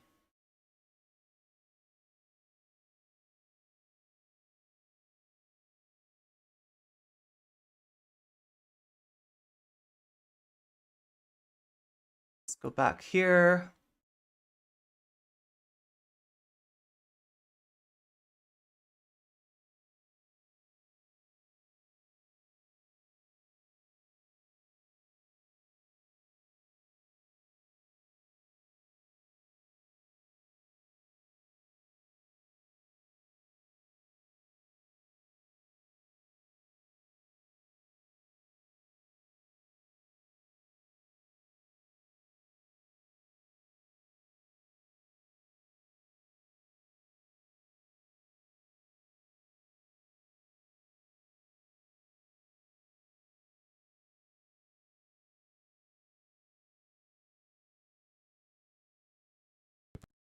Vaush, this is one of those people FD is trying to push up. FD.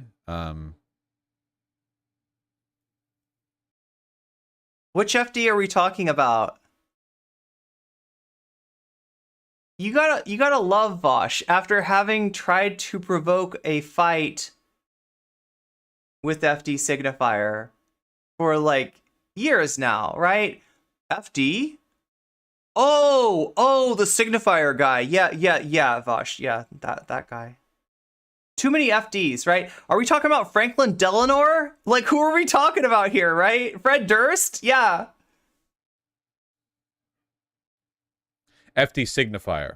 That's that guy. Yeah, that guy. That Signifier dude. Yeah.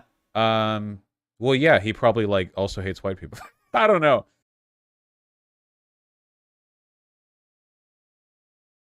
Really? Damn. The last video that he put out where he talked about me was incredibly fucking... It wasn't even bad faith. It was just, like, flagrantly dishonest and retarded. So I have no reason to be... Look, I mean, he stands up for self-determination, but, like, if that's your standard for, like, hates white people, like, you are asking for black people to adopt a kind of subservience within the left that not only denies them active participation in their own liberation movement, but I think hurts us all as the left. The way that this stuff needs to work as far as privilege goes, Vaush, because we're the left, because we're not the right, because we don't operate on dominance paradigm, is from the bottom up when it comes to the privilege hierarchy, not the top down. Not sit down and shut up and let the edgy boy messiah do his magic, right? That's not gonna work for us. Charitable. Jessie. Yeah, this is, but like literally, like he thinks that anti-white racism, like this is the feeling I get from him, right? And he probably deny this, but Vaush, you gotta accept this, okay? Listen to what I'm saying here, right? The you act like anti-white racism is a bigger problem on the left than anti-black racism. And while there's not a lot of like explicit racism, not zero, not none, but there's not a predominance of explicit racism on the left, there's a lot of implicit bias. And it has the same effect. It has the same effect, especially when it masks itself under this fragility of like, oh, you know what? It's really like the black people that are being racist against white people. It's so hard to be a white man on the left. Tell me about it, Vaush. Tell me about it. Succumb to white guilt. I'm afraid there's no saving her. Man, I feel like half of my job is just like presenting the left in a way that keeps conservatives from paying attention to the people behind me who are every stereotype about the left. You know what I mean? What do you think he means by behind me? Why do I gotta get behind you? Why would anybody get behind you? Right? Last time, oh, Vaush said JD Signifier? That's hilarious. That is hilarious. He knows who FD Signifier is. You're talking about Peepo Comfy. That's Vaush's mod, right? We did River Rune, did you just get back in? We did look at one of their tweets, right? If you got other tweets for me to see, make sure to join the Discord and you can give them to me.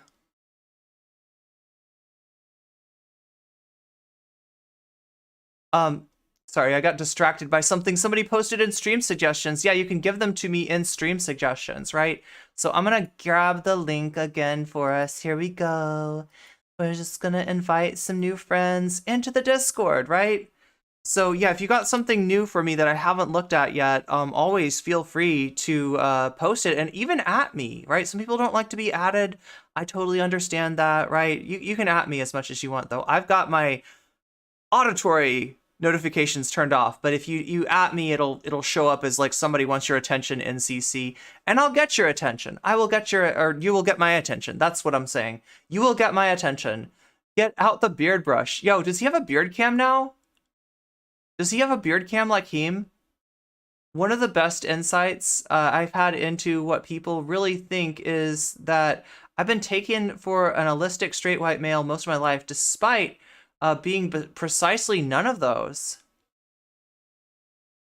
More recently about something said about, oh god, was he talking about shark? Is that what you're talking about? More of the white fetish claim. Yo, that is some weird self-reporty shit right there. That is some weird self-report. So if you didn't see earlier, there was something like, oh yeah, we watched this in the Hassan clip, right? Vaush is talking about Cat Black and is accusing Cat Black, apropos of nothing, of having a fetish for white boys, like, and then compares it to like, you know, weird racist fetishization of black people, right? That you know, basically, yeah, it's some weird stuff. It's very self-reporty. It's very self-reporty, right? What did somebody say? Every accusation is an admission or a confession. What's up, Pizzicata? Do I always pronounce your name wrong? It's Pizzicata, right? I say Pizzicata for some reason. I think because I really like pizza. I love pizza, but it's Pizzicata.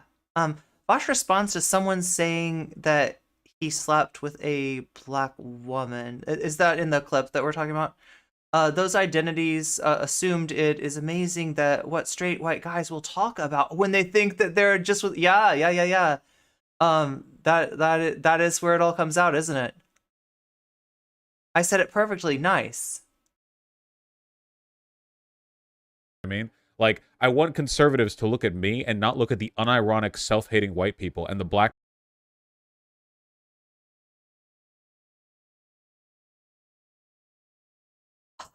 That's he's brainwormed. He's got right-wing brainworms. When he says self-hating white people, right?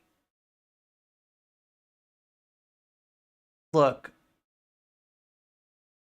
are there some white people that have weird performative responses when issues of racism are brought up, right? Yes, I've seen that.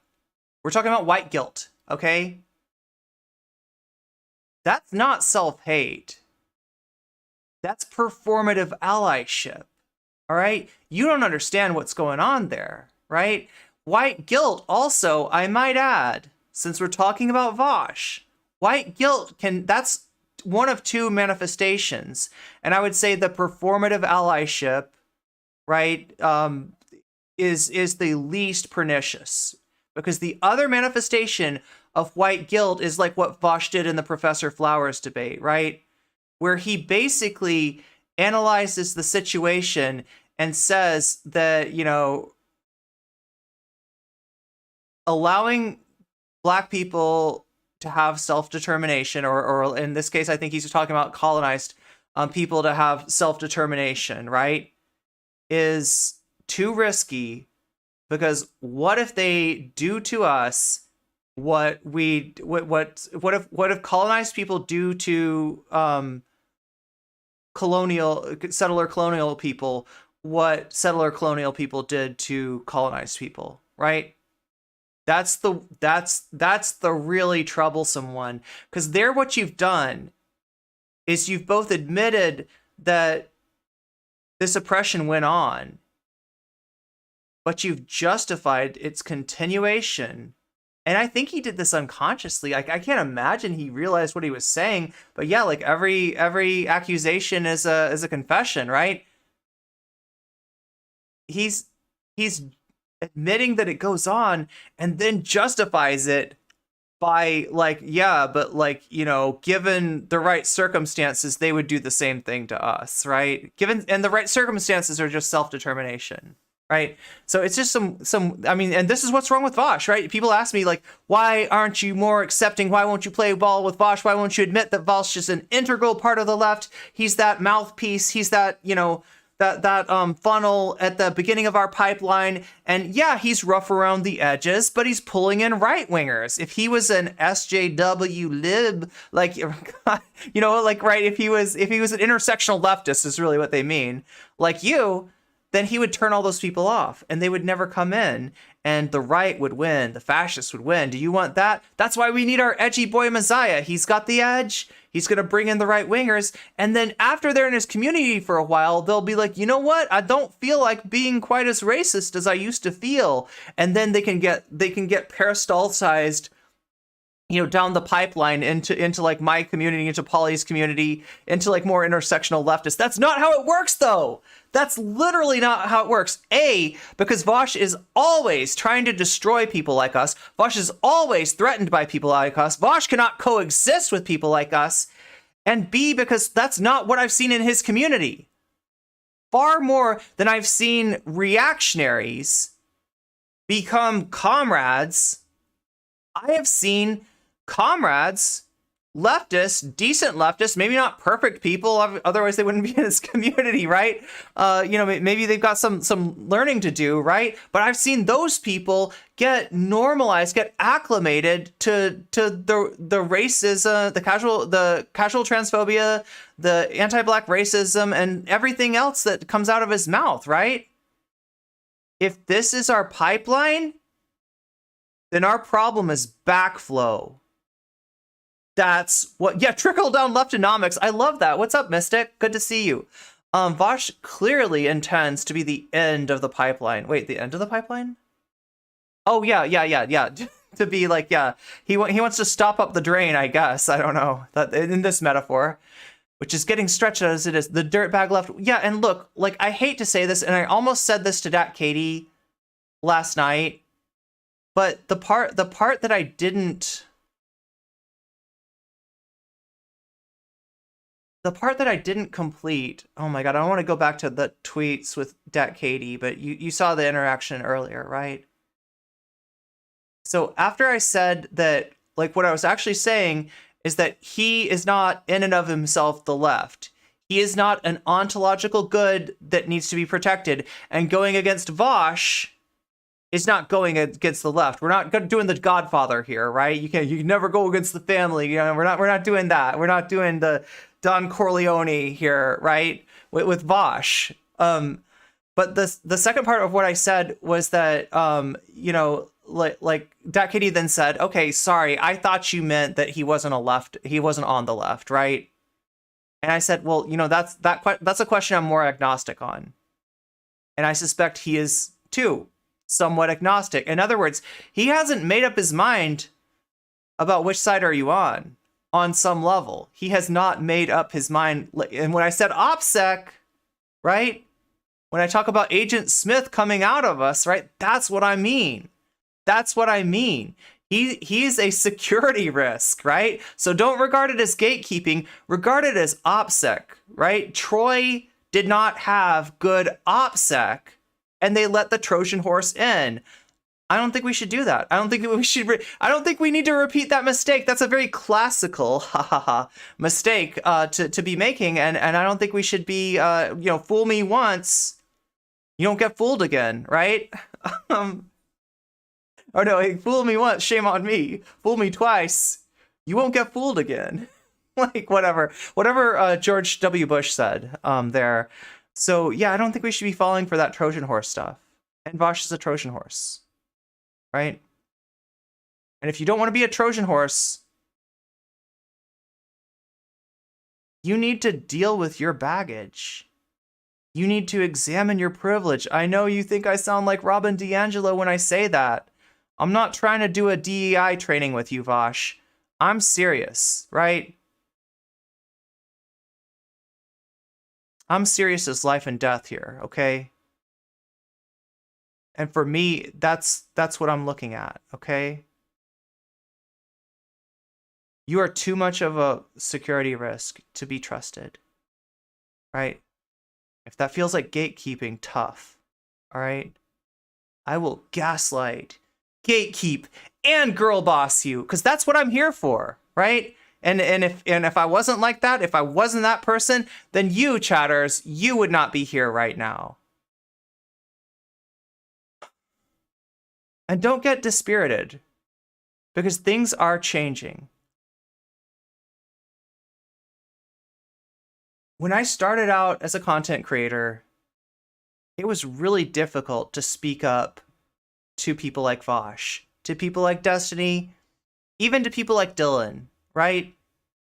You got crushed for that. You got destroyed for that. And it's still dangerous, right? And I'm still protective of smaller content creators when it comes to that. And, you know, when there's dog piles on them, I try not to add to those dog piles. And you're going to see that, like, we're going to wait a little bit on the video that everybody wants me to watch, just so that I'm not adding any more, like, brush to that fire. Right? And that's why Jessie Gender jumped into the fray. That's why she said something that got all the Vaushites' attention. Oh, have we? I don't think we've even... I mean, we did, didn't we?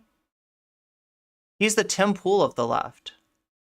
Literally invites the enemy into the camp. That's what people who argue for the pipeline are arguing for. Yeah, unironically. And you saw those Vaush people being like, huh? What? What's she talking about? Trojan horse? What? How? What? You like I said. Apparently, they don't teach metaphors in NAFO drone pilot school, right?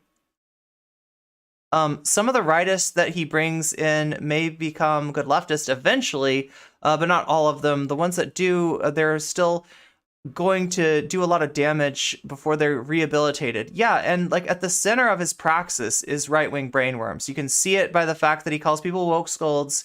You can see it by the fact that he talks about, Vaush derangement center. Somebody said he's the Tim Pool of the left. He's the Donald Trump of the left, okay? I hate to say that, but I gotta call it like I see it. You want to talk about Vaush derangement syndrome? Okay. I'm gonna expose you. You got that meme from Trump. You got a lot of stuff from Trump. Your whole content strategy is Trumpian, okay? Now, I know that you don't agree with Donald Trump on a lot of things. I'm not saying that. I'm not silly. But the game that you're playing is Trumpian, right? You say reactionary shit, you get clapback, and then you play the victim. You are the Donald Trump of the left. That's what you're doing. That's the game that you're playing. And I'm tired of it. And I'm not the only one. That's why the Vaushites talk badly about Twitter. Because in the past, people didn't know him for what he was. People didn't know his personality cult for what it was. And you just weren't allowed to talk about it, right? You got smacked down, for talking about Vaush. At this point, to some degree, the bullies have become the bullied. And that's not that I believe in bullying. That's not that I believe in harassment. Like I said, I don't want you to, harass people, no matter how bad their takes are. But content creators like Vaush need to be held to accountability. And yeah, they are a threat to Opsec. So don't think of it as gatekeeping, right? Unless you want to think about it like gatekeeping in the Trojan, after the Trojan War, yeah,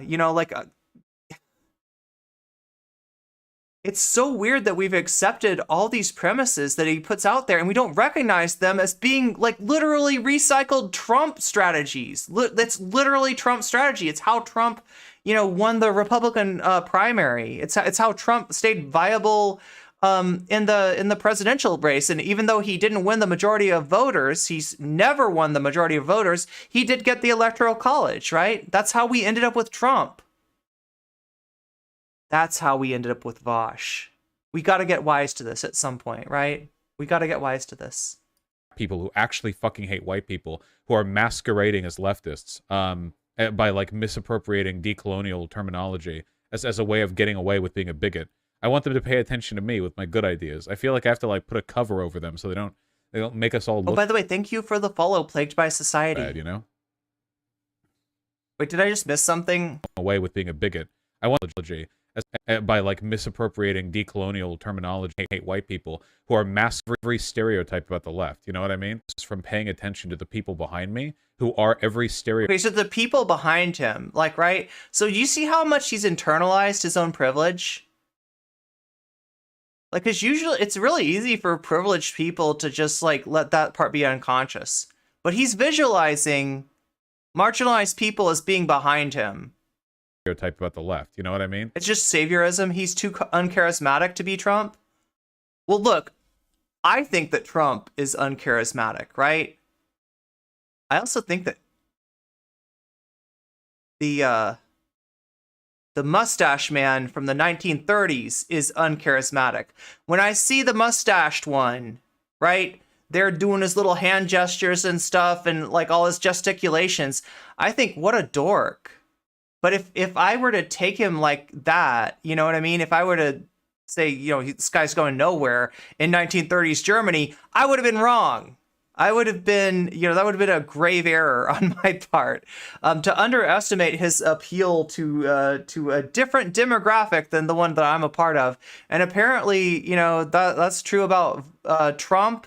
And that is, Trump is ridiculous. Come on, Trump. Like, I'm trying to remember, what does he do? That's the, his YMCA dance, right? I don't know. Just everything about Trump is just painfully awkward. And I would never think of him as being charismatic, but to a certain segment of America, yeah, they're buying what he's selling. And unfortunately, to a certain segment of the left, that hasn't unpacked a lot of its privilege, that hasn't examined its privilege, that doesn't want to do that stuff, because that stuff is hard, right? When I say examine your privilege, when I say do that work, when I say dismantle whiteness, right? That I'm saying eat your broccoli. And a lot of there's a lot of there's a lot of people out there that don't want to eat their broccoli, right? It's unpleasant to look at the unpleasant parts of yourself, but it's work that needs to be done.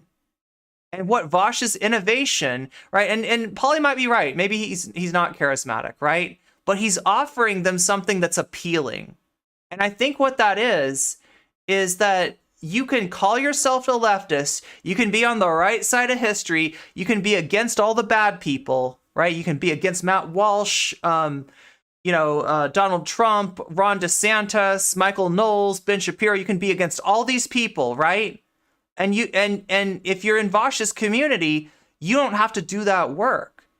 You don't have to examine your privilege, right? You don't have to do any of that stuff, right? You don't have to worry about the SJW stuff. You don't have to worry about not saying the R slur as your go-to insult, right? Vaush will let you do it in easy mode. And what I'm saying is that easy mode doesn't work for this. Easy mode does not work for this. The only way that our movement works is when we listen to people who are underneath that privilege, when we listen to people that are on the oppressed side of that privilege equation, right? And we take what they say to heart.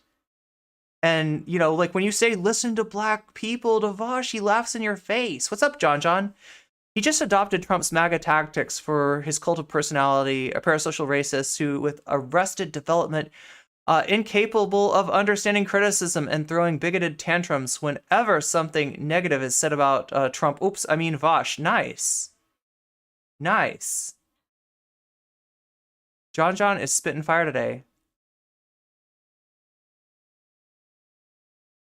Like, I want conservatives to look at me and not look at the unironic, self-hating white people and the black people who actually fucking hate white people who are masquerading as leftists. Black people who hate white people masquerading as leftists. There we go. There we go. I mean, what? There it is. Thanks for saying the quiet part out loud, Vaush. Thanks for making my work so much easier for me. By like misappropriating decolonial terminology as a way of getting away with being a bigot. Yo, who's gatekeeping? Did you hear that? Misappropriating decolonial terminology? I'm sorry, you know, black people, like, Vaush thinks he's smarter than you. Yeah, who's gatekeeping? That's literally what gatekeeping is, right? When Vaushites use the term gatekeeping, they're saying, like, you will not let your Opsec go because I say that I'm a leftist, even though what I'm saying is fundamentally antithetical towards building any kind of solidarity, right? That's what they mean by gatekeeping. That's not really what gatekeeping means, right? Gatekeeping is kind of a term that comes from, you know, academia. Like when somebody's just like, you know, well, you're just like not, you know, you're just not smart enough to understand it. It's like apropos of nothing. Because, like, what is this guy's claim to fame? What are his credentials? He's got a bachelor's degree in sociology. And not to knock that, I have a bachelor's degree as well, right? But you don't see me flexing that. You don't see me gatekeeping people with it, right? And even if I had a master's degree or a doctorate degree, I wouldn't be gatekeeping people with that either, right?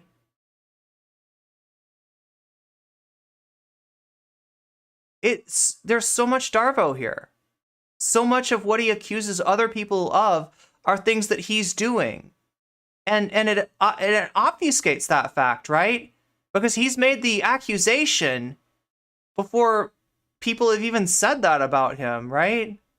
And so now that when somebody comes back with that, he's like, oh, you know, you're just like, you know, like he's already accused you of that, basically, right? It's a pretty classic propaganda tactic. And I'm not going to say who it comes from, right? But we're not talking about the Orange Man here. We're talking about a much earlier era than that, right? This is ugly stuff. This is ugly stuff, and it hurts to look at, and it sucks. And I would love to say that Vaush is workable, that Vaush is reachable, right? That Vaush is a net benefit to the left, and he's just got some rough edges, but he's willing to listen, and he's willing to take feedback. I'd be lying to you. I'd be lying to you. I mean, it'd be a lot easier to work with other, so-called leftist content creators. I'd get those raids like I used to from Demon Mama and company. But do I really want that? Do I really want those people in my chat? Those people have self-selected, I hate to say. And it's not that, like, I do hold out hope for some people in those communities. That's why I try to temper my criticism of Vaush to not being about the entirety of his community, because he is offering you something that might be appealing. But understand that it is fool's gold.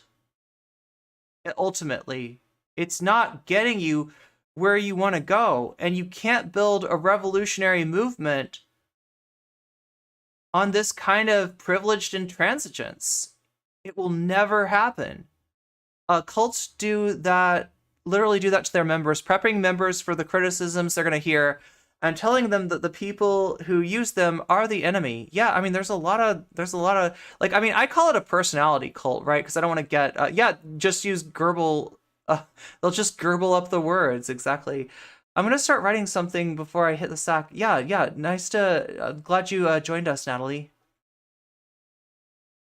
Vaush is on the white identitarian arc. Wesley says, we told you, lol. Is he talking? Yeah, a little bit. Well, I mean, he's talking about, he's talking about, like, the intersectional left. But yeah, like, in terms of him saying, like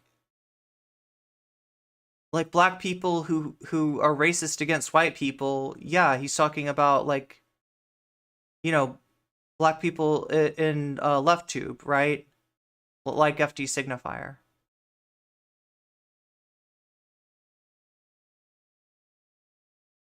So yeah, Natalie, I hope you don't mind.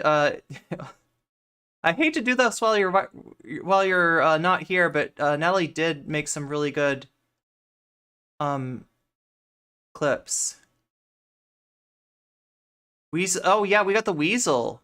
Natalie is referencing the weasel. Wait. Oh yeah, by the way, I guess since I'm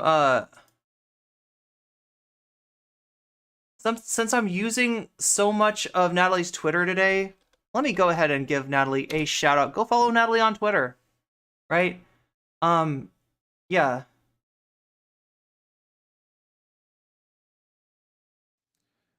Body shot by AR-15s literally explode and become unrecognizable because the bullet explodes. Oh no, my God. That's not true.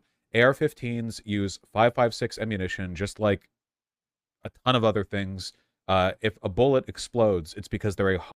Okay, so we're talking about, gonna claim that CNN manipulated... Okay, so this is about, gun control.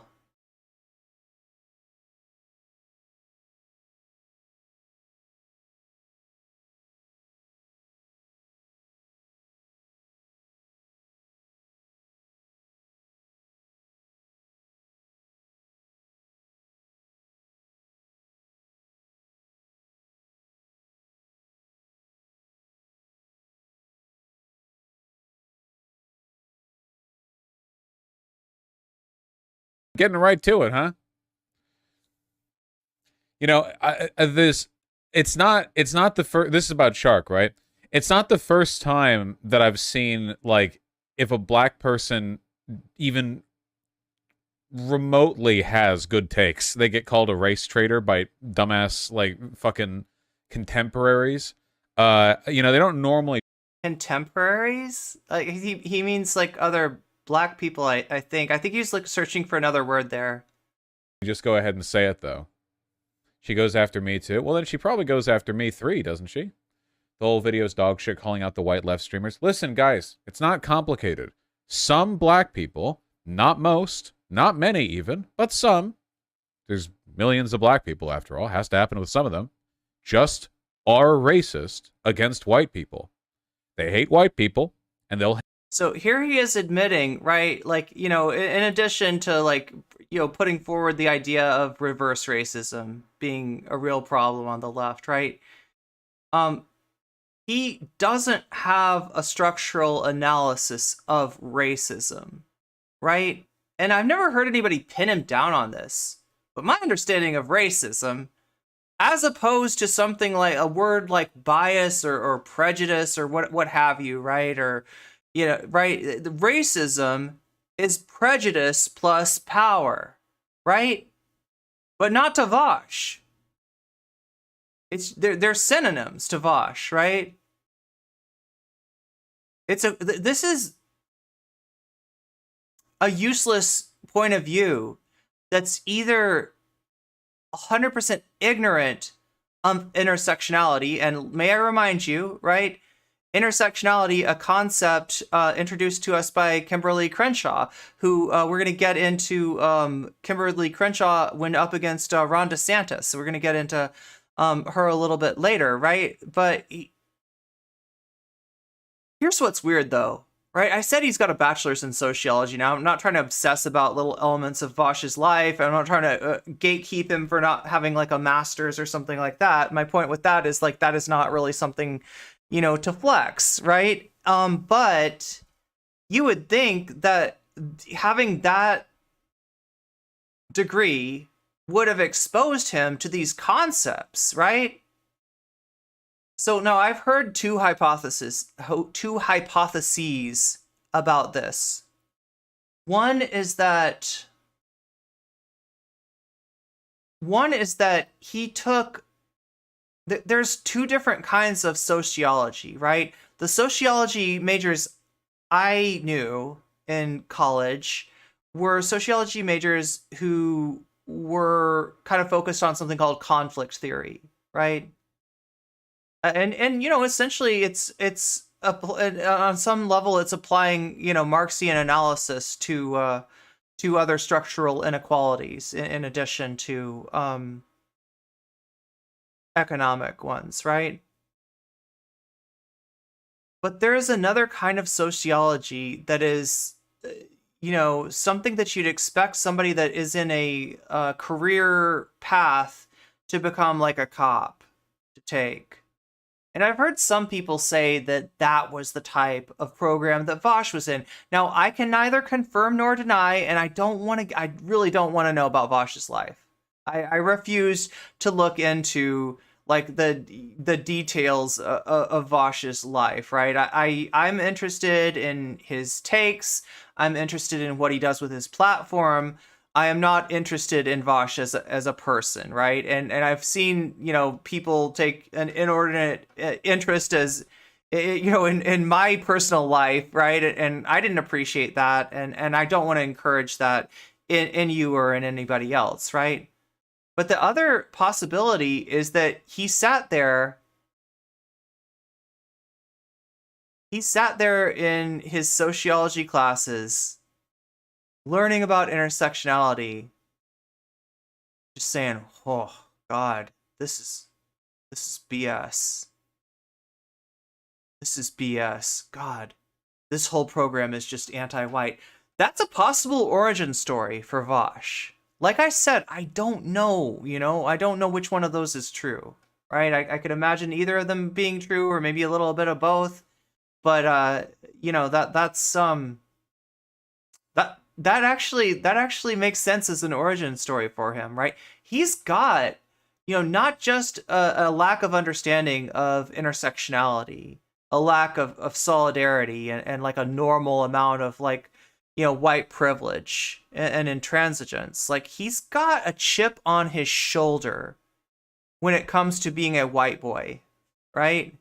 And you've heard him go off on this stuff before if you watched me for any amount of time. Is Vaush trying to pull a Jimmy Dore because he's losing viewers and sponsors? I don't know. I didn't know he had sponsors. Can't think of any reason why he keeps doing this. Don't know how much he makes, but he's look, he as far as I understand, he's fine when it comes to money. Honestly, feel like his professors coddled him, and that white people in his class, a lot of sociology courses, unfortunately, have these well-heeled white people, that do that kind of stuff. That's a possibility too, Stepayon. Vaush teachers definitely endorsed his behavior. Really? Really? So, I mean, that sort of lends credence to the idea that he's in the cop sociology. I don't know. I don't know. Replace the word black people with Jewish people and white people. Oh, okay. You're drawing historical parallels to, yeah. I mean, this does have really nasty historical precedents. The things that he's saying have really nasty historical precedents. It's tough to come out of SJW sociology and be a hog. There is SJW sociology and there's hog sociology. Yeah, that's what people have told me, right? Like, I only ran into the SJW sociology majors probably because like that was what my college's sociology program was like. But yeah, depending on where he took it, it could have been different. And it like somebody like Stepan's saying, it really does depend on your teachers too. I'm willing to bet he knows what racism is, but it's inconvenient to his white supremacist goals. Yeah. And like, you could even think of this as like a marketing decision, right? You got two things that you could present, two products, right? If you're really thinking of this as a business, which it is a very lucrative business for Vaush. And one of them is like challenge people with privilege, ask them to examine, their privilege and unpack their baggage, and lose a lot of those people who refuse to do so. The other is, and then the other is to just coddle and cater to those people, and thereby make the community a miserable place for marginalized people, right? And ensure that any marginalized people in your community are going to be the ones who shut up and sit down and take a back seat, that are okay being behind Vaush, right? Forever. Like, this is your edgy boy messiah. This is the best we can do. Like, right? We can't possibly take an active role in our own liberation. We've got to have this guy do it for us. We got to put a privileged face on our movement. It doesn't make sense. Posted something really cute in Discord. You did? Should we take a break for cute? Should we take a break for fluff? Well, far be it from me. I don't think anybody's ever accused my stream of being fluff, of having too much fluff. So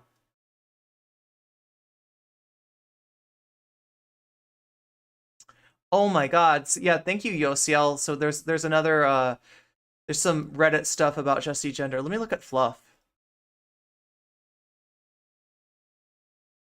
Oh my god, there's so much cuteness in fluff.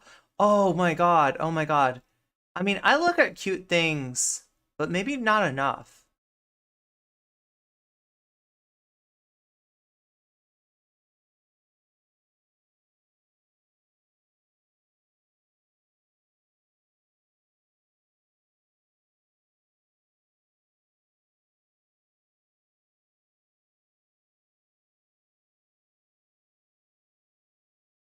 Okay, so let me read you. Is this what you wanted me to get out, Cat? Oh, it's under photos. I'm sorry. It's under photos. Well, let's look at this. Mama Robin has a nest on our deck. 2 of the babies fell out of the nest, so the wildlife rescue told me what to do. So now 2 of the babies live in a fruit bowl near the nest. Here is the before photo of the baby. Oh, okay. So, but you said this is in photos. Let me look. So this is not what you were asking me to look at. Let's.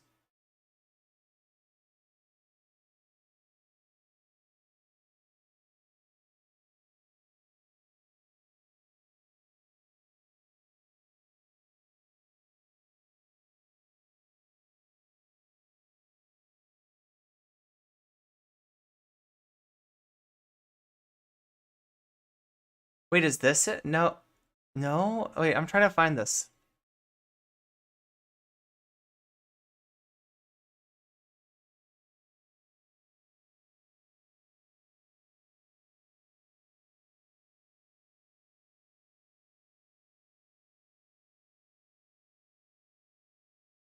That was the correct photo? Okay, so it wasn't fluff. Vaush feels like he'd call historically black colleges and universities racist. He would. You're 100% right there. I think it's about marketing to conservative white people, and Vaush is happy to throw POC under the bus to do it. Yeah, yeah. And you look, it would be one thing if this was just like Vaush's little community, it's in its own silo, doing its own thing, and you know, okay, I mean that's how you like to live your life, fine, you know, but it's not. It's not. It's a community that infects a lot of the rest of the left with its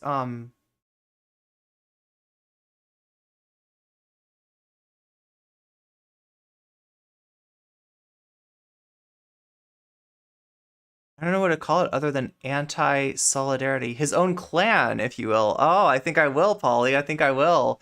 Indeed. There's an old statement that's like, when white people talk about racism affecting them, it's almost always something that the Yahtzees would say, but oh, I see what you're saying. Yeah, but swapping the victims or the first their primary victims of their racism for yeah.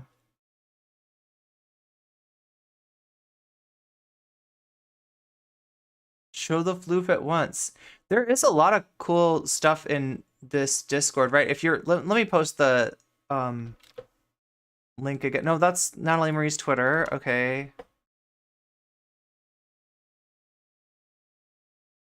I'm always worried that the Discord link that we've got in chat is like old, so I always get like a fresh one. There we go, fresh Discord link for ya. If you're not in there already, this is where all the cuteness lives. This is where all the cuteness lives. Put it in YouTube too. There we go. Let's see, we've got some more floof in here as well. Oh my god, I should... That word is like ruined for me now, Polly. Polly knows what I mean. It's more fluff. Let's just say fluff.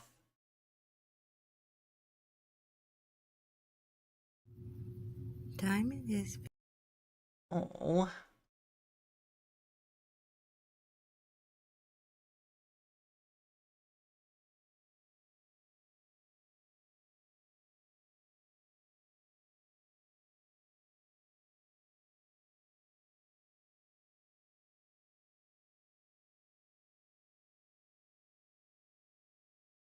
That word got ruined. That word got ruined. I mean, you kind of you reclaimed it at least a little bit.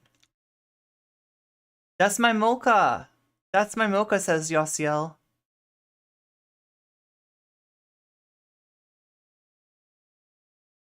My child and master.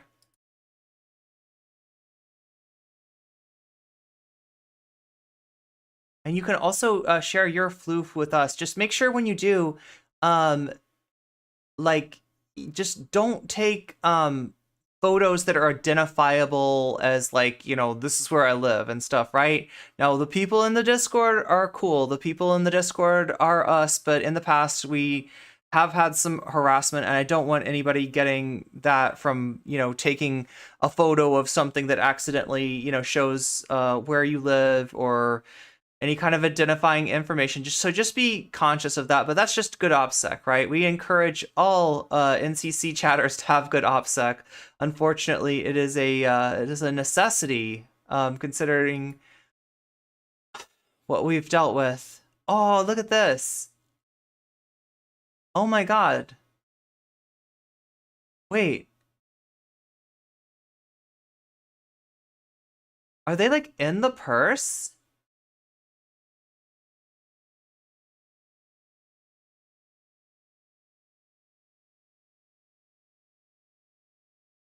These are from Iron Orchid. Oh, look at that. Wait. We're not quite seeing it enough. That is a bear, kind of. There we go. Did you miss Vaush and Jessie? Only a little bit. We're kind of taking like a fluff break. What's up, Sascat? Good to see you. Welcome to the stream. Yeah, like this is the thing with Vaush is like it covering him is kind of gross and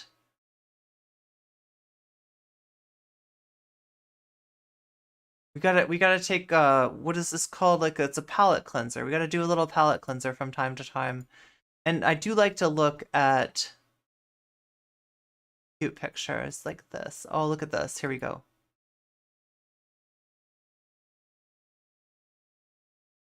God.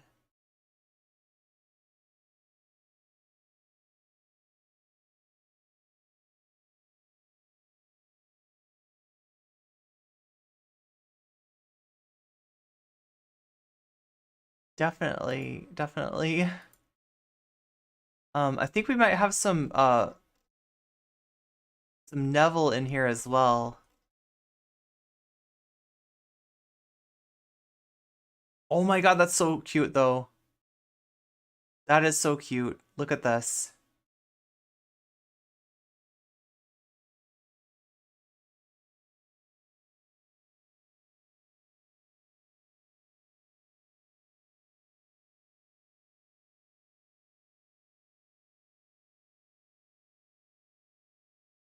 What is, oh my god.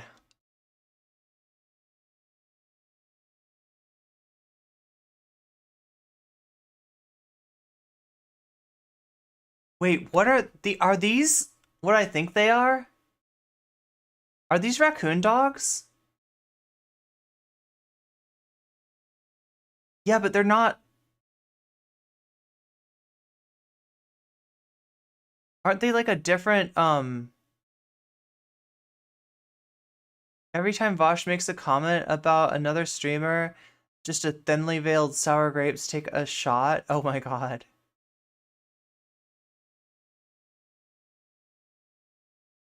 Like, are these the raccoons from Pompoko, though? Are these, like, those kind of raccoons?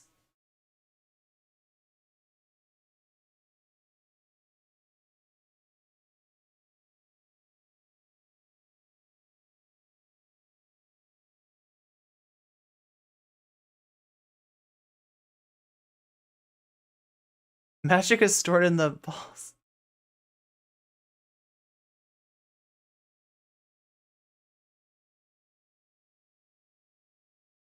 You see 3 sharks? Oh my god.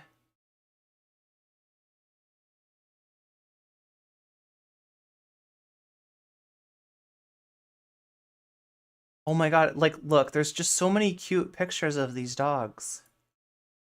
Like, look at that. Look at that. Aww.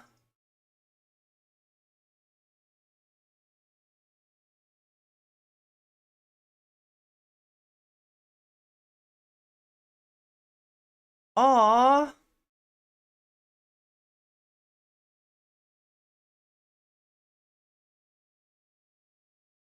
No way. No way.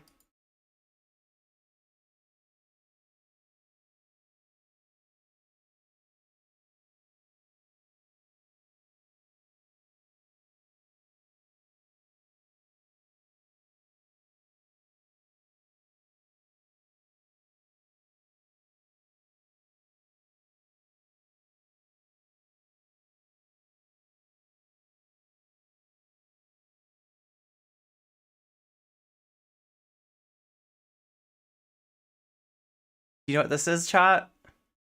If you know what this is, post it in chat.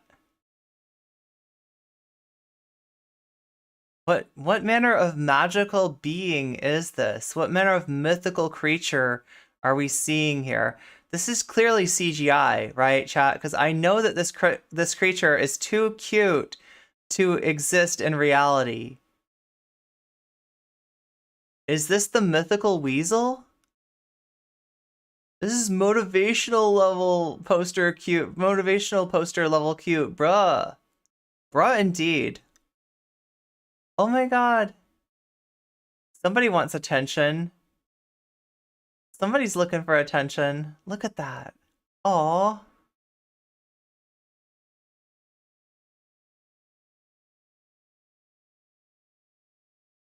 It actually jumps in your hand?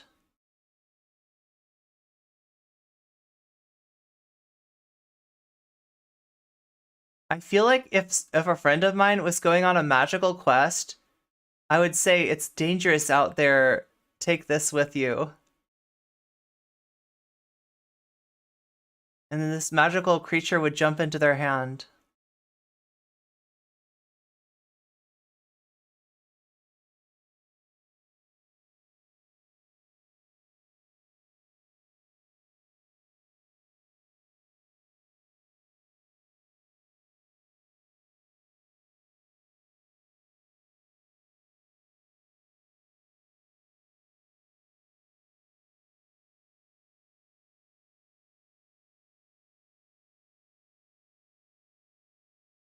Hmm.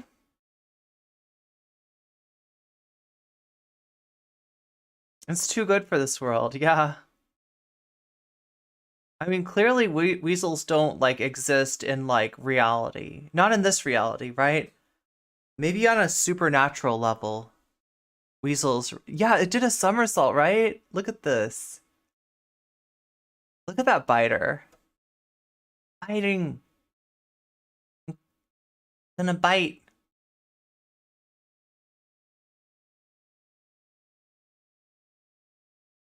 Weasels do not make good pets, first and foremost, because they are not real. Oh my god. Oh my god, okay.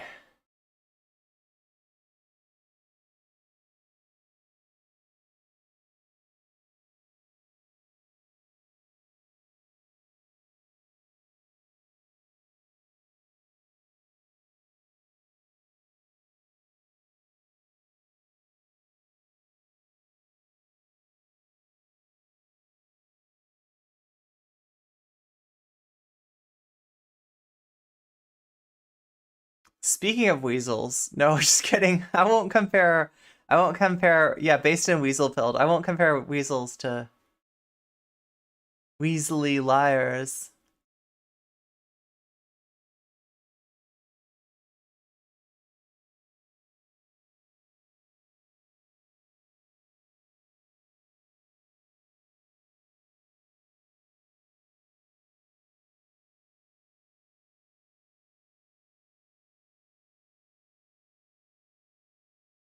And we watched this one, right? I mean, I guess we can just, like, take a look and see what's going on the hashtag. Oh, look at that. I love the fact that I am first when the random small streamer chick comes up first. And if you want to help me come up even more first, click that link. Click this link. Right, because we are not quite out of Twitter jail yet. I could use a few more likes and a few more retweets to jailbreak us so that my post actually shows up for other people as well. Juice that tweet, exactly. But I mean, good to see that, like, you know, at least for no comment chick, Irene Geller comes up first. And, you know, like, people sometimes when they first find me, they follow me on this account. I gotta admit, I'm not doing, so this is no comment chick, right? I'm not doing a lot with this account right now. I haven't been doing a lot. Maybe if I figure out something, you know, it'll be, like, useful to have. It's good to have, like, two going, and it's good. Here's my suggestion, right? Follow me on both. Follow me on @Irene Geller, right? And follow me on no comment chick, because you never know when Elon might try to put me in Twitter jail for real, so. We need to get you a random medium-sized streamer chick. Yeah, well, I mean, we're getting there.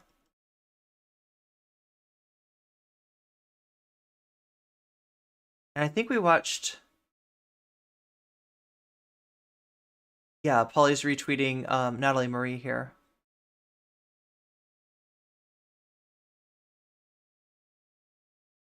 It's funny to see fans of Vaush, Mr. Tactical N-word, Mr. It's okay to call people I don't like the R slur, Mr. Trans women that annoy me are subhuman, Mr. Edgy McEdge, all pretend to be outraged that a black guy they consider to be one of the... Oh my gosh. Yeah.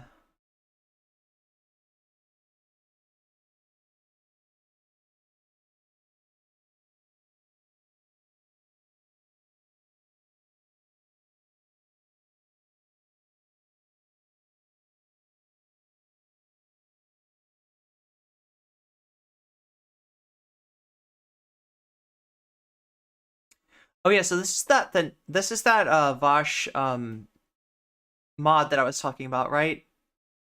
And somebody said I should look at their tweets too. Whatever I do, okay, so understand, I massively disagree with this person, all right? But that's not an excuse to send any harassment their way. I do not want that to happen. So, you know, whatever you do, don't do that. In February I called out Jessie Gender for using... Yeah, okay, we already went over this, right?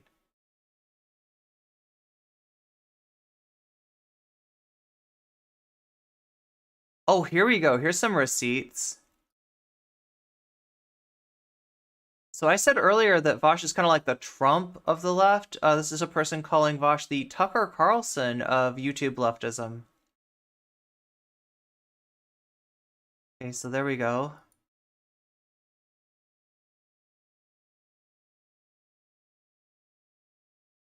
Jeez.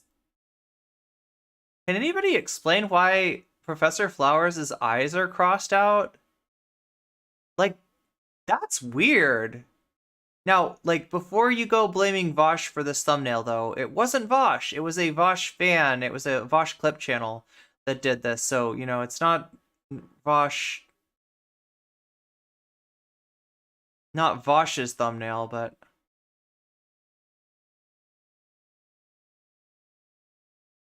Yo, what is up with this? Okay, again, that's the same channel, right? That's the same channel. Oh yeah, and there's that quote that we saw earlier. Some black people are basically just doing racism, but from the other side. The person who runs that channel is racist. If you ever, like that channel's kind of, I don't know. Like they put like a, oh my god, should I do this? I'm again not do not harass this person, okay?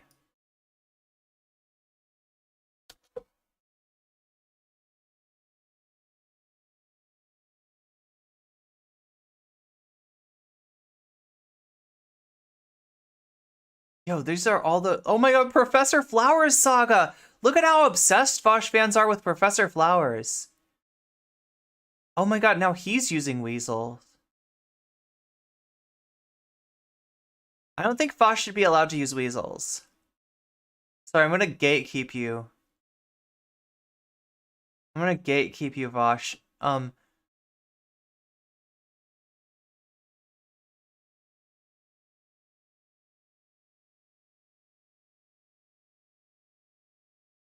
I'm not trying to watch this person's videos or anything, but, okay, like, check this out, right? I've always found Thermia's description of Vaush to be hilarious.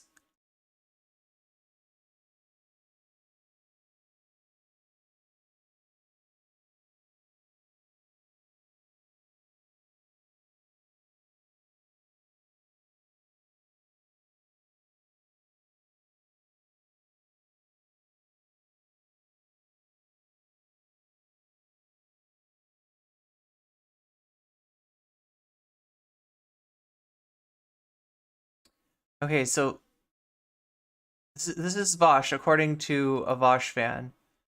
Vaush is a based American leftist streamer. More specifically, Vaush is a libertarian socialist. I now regard people with libertarian socialists in their Twitter profile as being sus, and I shouldn't. I shouldn't have to, right? I shouldn't have to, but because it's become so synonymous with Vaush and his community, I do. I check. Who advocate? Okay, so he's a libertarian socialist who advocates for market socialism. He is against authoritarianism and opposes people who praise dictators like Stalin and Mao, calling them tankies. He calls everyone tankies, though. He also advocates for LGBTQ plus and minority rights. Well, like, look, the libertarian. Okay, so if there's a history behind the word libertarian, right? He's so now he may be calling himself that, you know, if his market, if his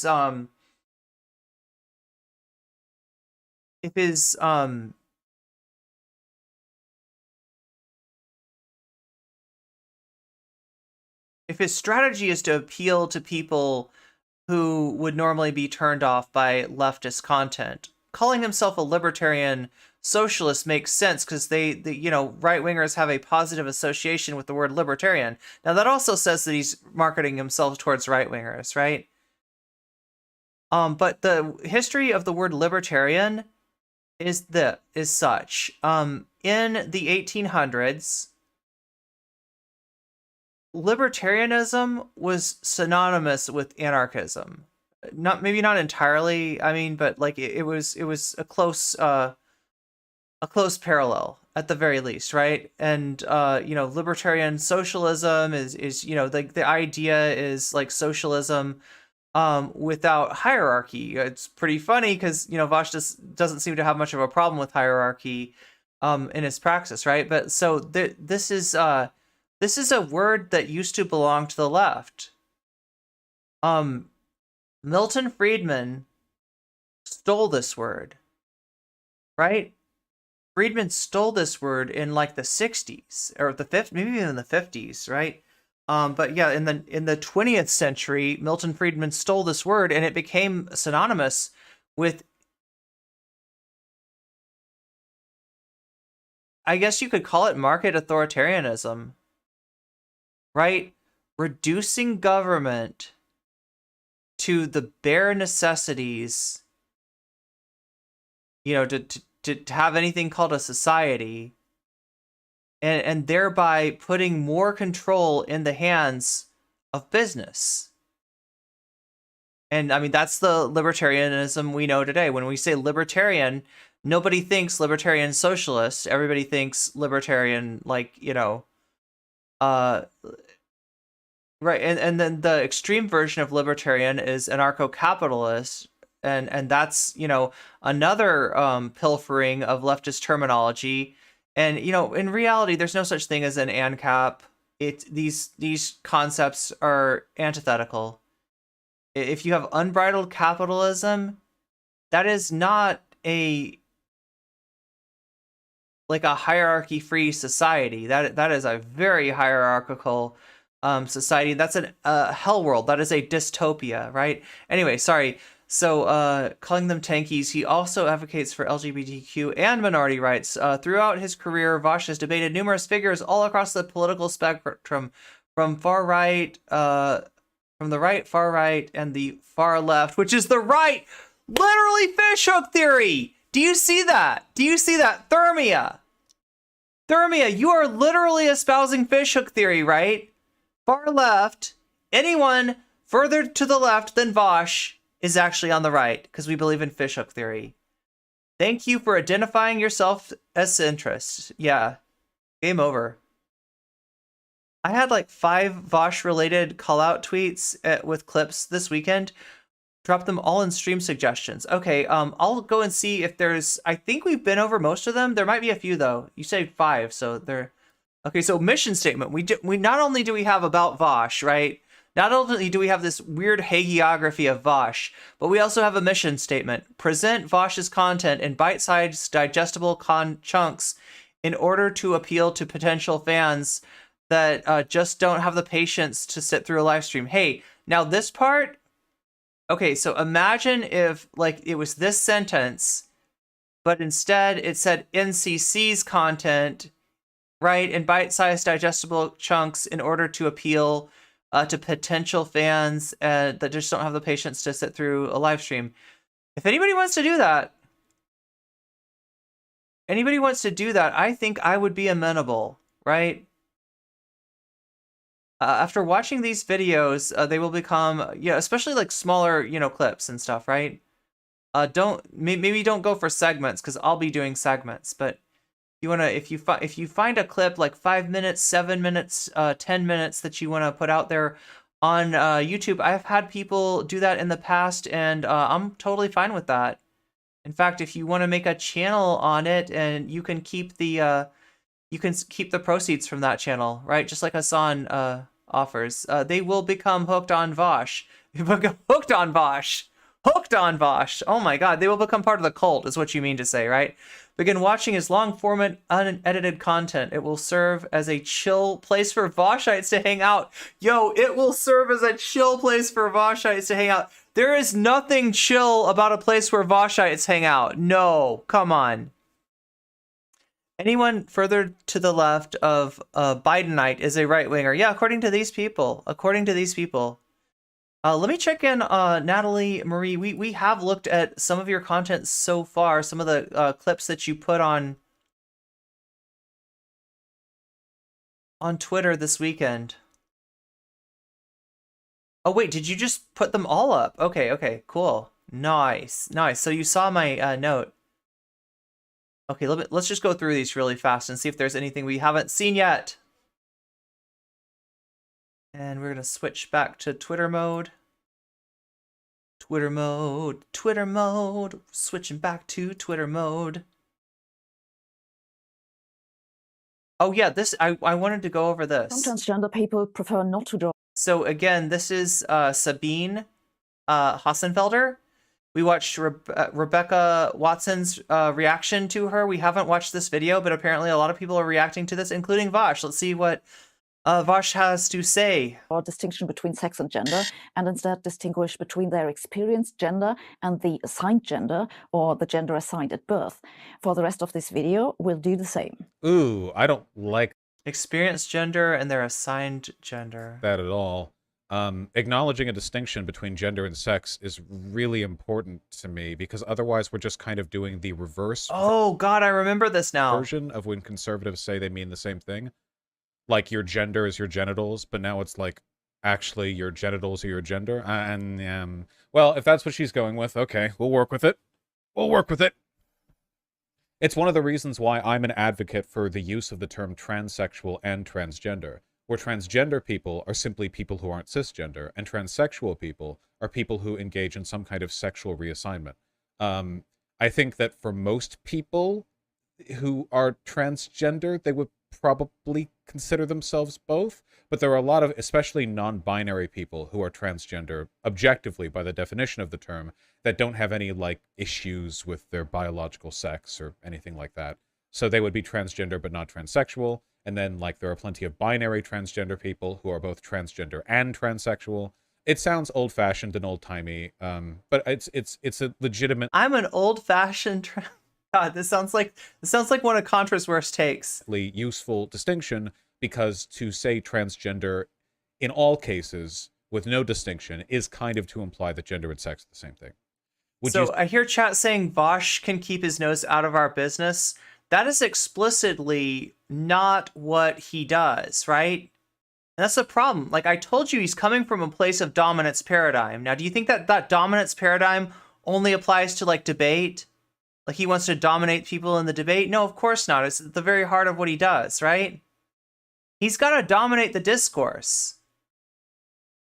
Like some things being the purview of trans people, some things, some discussion, some discourse being the purview of black people is not acceptable to Vaush. He wants to stick his nose in everyone's business. Right? Literally what Buck Angel says. Say then that HRT femboys are transsexual but not transgender? Yes, I would. And I know people like that. Being transgender. I don't know if they. I feel like you might want to ask HRT femboys, right? But no, he doesn't. He's like, well, like we famously, like he's it's his business to decide if Finster's on estrogen or not, right? It's he's all about being up in people's businesses, business-eye, whatever the plural of business is. That's what he's up in. Yeah, calling yourself that, yeah, denying that you're in a cult. So yeah, like, look, this is a discourse within trans culture, mainly between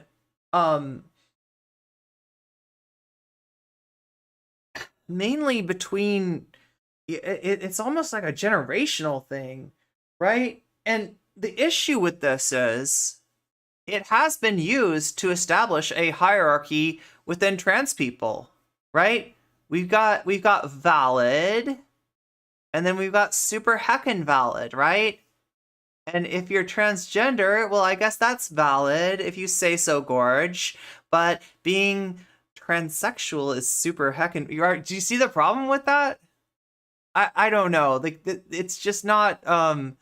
It's not a place that not Vaush's business, not a place that he should be sticking his nose, right? And B, if you're not careful about terms like this, you end up reinforcing that hierarchy. And who are the number one utilizers of the distinctions between transgender and transsexual? Somebody mentioned Buck Angel earlier. That's right, trans medicalists, right? So no, like, I mean, he's not saying trans medicalism based, Buck Angel. He's not saying anything like that. But it's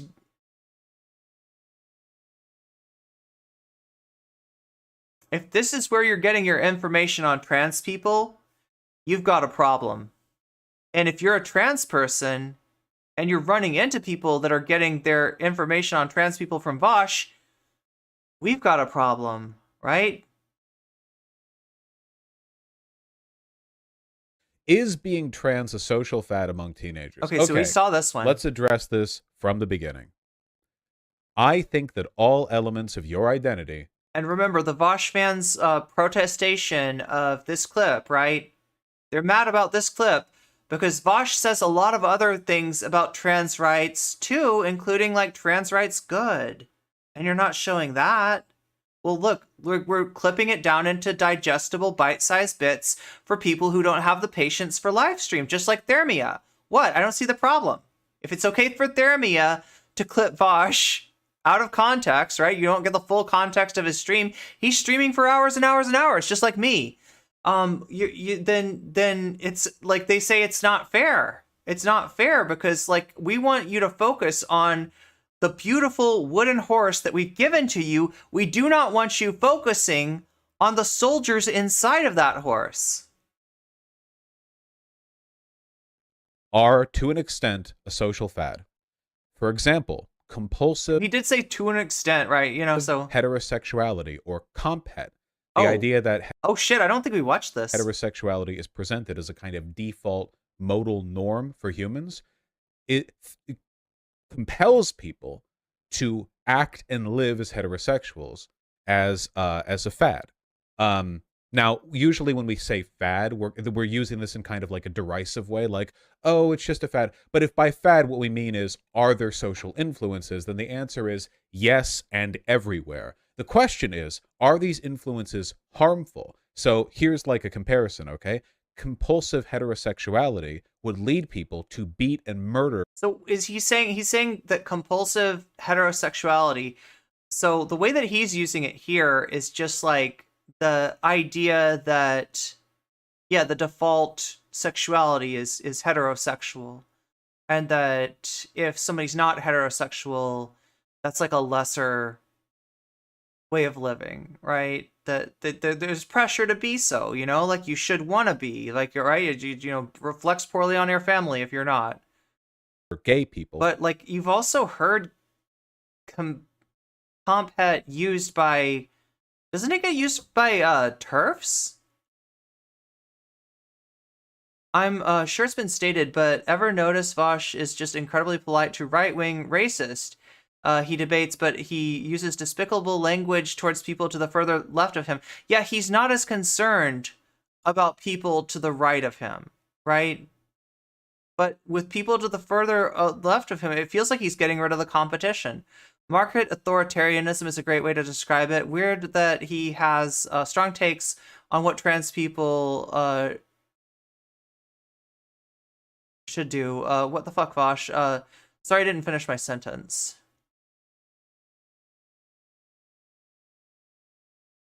He's medicalized the dysphoria of binary trans people. It is transmedicalism, stems from binarism and sex essentialism. This was Saturday night. Okay. For living their lives. Yeah, thanks for clipping this. I thought that we had already watched this, Natalie, but apparently not. That seems bad. Whereas the Compat doesn't lead to gay people being beaten and murdered. It's the bigotry and hatred that accompanies it. I live in a compat world, and current popularity of being trans when you're younger doesn't seem to lead to straight or cisgender people getting beaten to death on the streets. We have right, but I've heard. Oh my God, is it trans? I'm trying to remember. I've heard. No, it was TERFs, right? That would say that trans people, like that.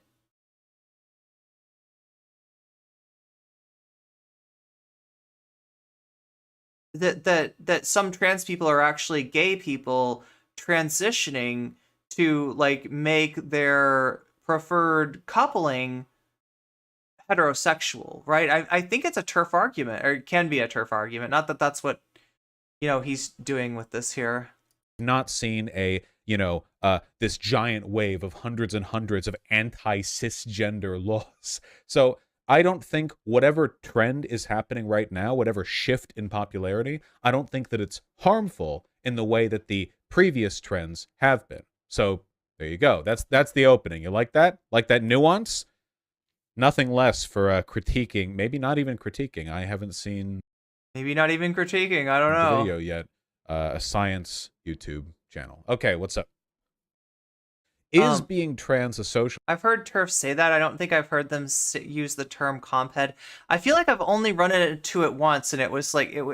I thought it was with TERFs. Even if it's a TERF argument, what consenting adults do in private is their business.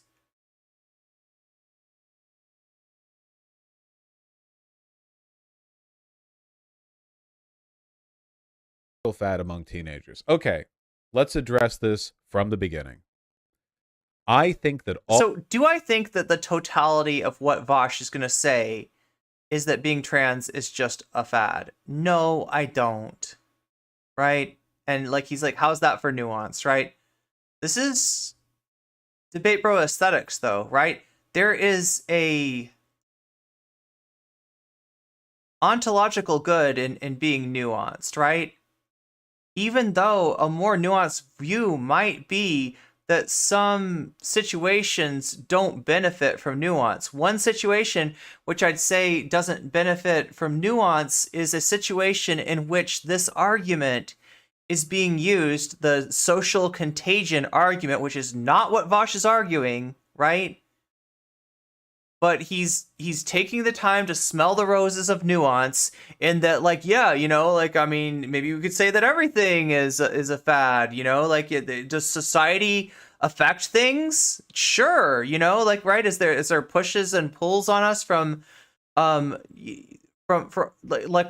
social like vectors? Sure, right? Okay, great, Vaush. I mean, kind of not the time to bring that up when DeSantis is like bearing down on us, right?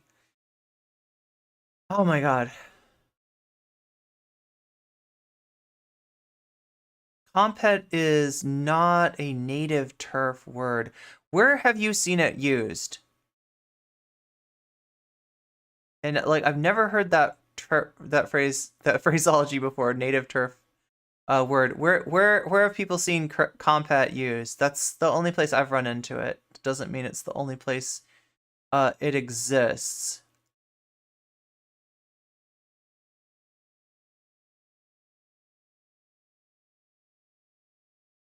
Oops. Let's see what else Natalie has in her grab bag. Okay, we've seen this one.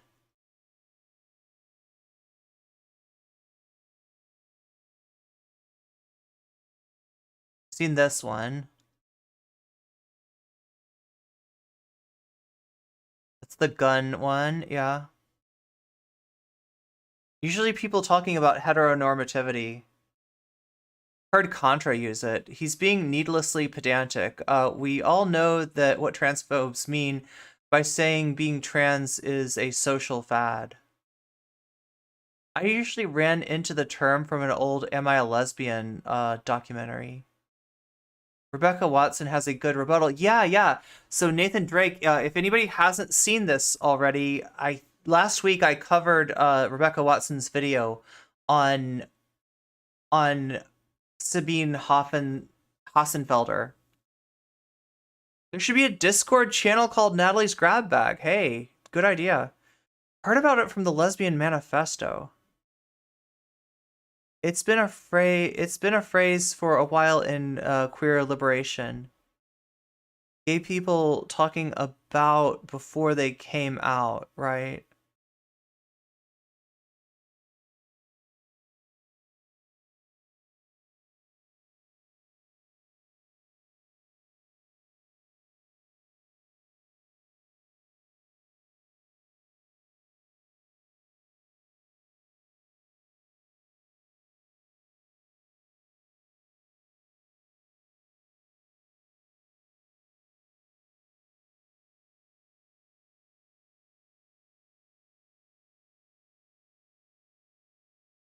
All right. The kind that everyone imagines and the kind that gets talked about most, I think, is this like innate, ingrained, biological, reflexive discomfort with the sexual attributes of your body. Like having a dick and like being disgustedly uncomfortable with it, and like you're so like solidly intent that your body should be of the other That's the one. sex. This is the one that we haven't The negative seen yet. thoughts surrounding it are like distressing and negative to your life. I think there's a kind of dysphoria that people have where if you could imagine a transgender woman who might not necessarily mind having, like, say, broader shoulders, being a bit taller and having a dick, but there's such a strong social association between being a woman and not having those things that they get upset by the incongruence or distinction, in and of itself. But they wouldn't say if they were just like trapped on a desert island. That's like the standard, right? It's when you're trapped on a desert island, how much carries over? And then for the first category, I'd say like all of it, like all of the dysphoria would carry over. And for the second category, I'd say that none of it would. And then the third, like, sort of broad category that I would fit here is just a, how do I put this? You know how 5,000 years from now, when we live in the cyberpunk future, we'll be able to enter a pod that'll, like, change our bodies on a whim or whatever? I think most people, if they could do so freely, would change something about their body or identity. And the more freeing society is, the more likely people are to go for radical changes. If it's easy to do so, not expensive, not damaging, whatever else. I think that to an extent, a lot of young people today are just, I don't want to sound dismissive. I think a lot of like Gen Z people who identify as non-binary just kind of like, I don't know, draw furry art and wish they were like a big werewolf or something. It's not a specific dysphoria. Natalie's saying that nobody lives on a desert island, so Vaush is the king of hypotheticals. Now, like, hypotheticals, I guess, have a purpose, right? In examining things, but like Vaush famously will use hypotheticals, like imagine you're an alien, or like, you know, like if aliens came down, like, right? Yeah, that's legit. In the non-compete Luna, drama from last year, it was like imagine aliens, like all right, and like, not that couldn't happen, right? If you know the Drake equation, aliens could totally happen. But if you're having to go for aliens to justify your ridiculous take, you might want to examine your ridiculous take. I don't know. And then, like, the worst hypothetical, I think, came in the Professor Flowers debate, where his hypothetical was, imagine years from now, and instead of white people being the ones with the power, or no, I think it might have. I don't remember if it was white people, or if it was like instead of, he might have been talking about colonized, and instead of instead of the colonizers having the power, it's now the colonized that have the power.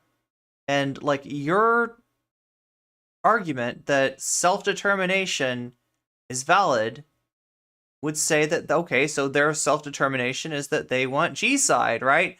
That's where it gets ridiculous, right? And that's where it loses its utility, because I mean, there is potentially utility to that kind of a, to hypotheticals in general, right? As a way of exploring, your opinion. But they take it to such an extreme. Yeah, it's the extreme, I would say, gratuitous hypothetical in Vaush's lexicon, in his philosophical lexicon, that I have a problem with. Associated with sexual incongruity, so much as it is a broader and greater willingness. Something Charlie Kirk would say. To imagine yourself outside the confines of what human biology, I guess, quote unquote, had in store for you. Wait, what? Kinds of dysphoria that all get lumped together. All right? The kind that everyone imagines and the kind that gets talked about most, I think, is this like innate, ingrained, biological, reflexive discomfort with the sexual attributes of your body. Like having a dick and like being disgustedly uncomfortable with it, and like you're so like solidly intent that your body should be of the other sex, that it like the negative thoughts surrounding it are like distressing and negative to your life.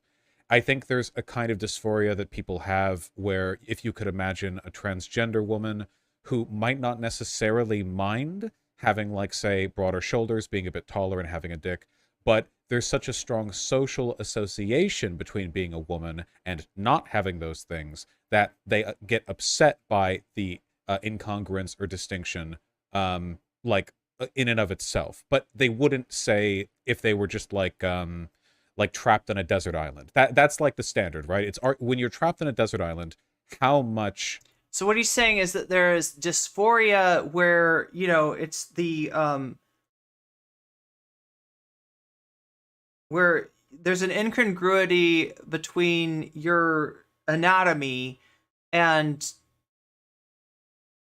your identity that doesn't regard society or how others look at you. And then there's one that there's a form of it where it is about how society look because of how I'm treated due to these attributes. Like, that's what I don't like. But on the desert island thing is like, the thing, like, if it wasn't for society, this wouldn't be a problem. Carries over. And then for the first category, I'd say like all of it, like all of the dysphoria would carry over. And for the second category, I'd say that none of it would.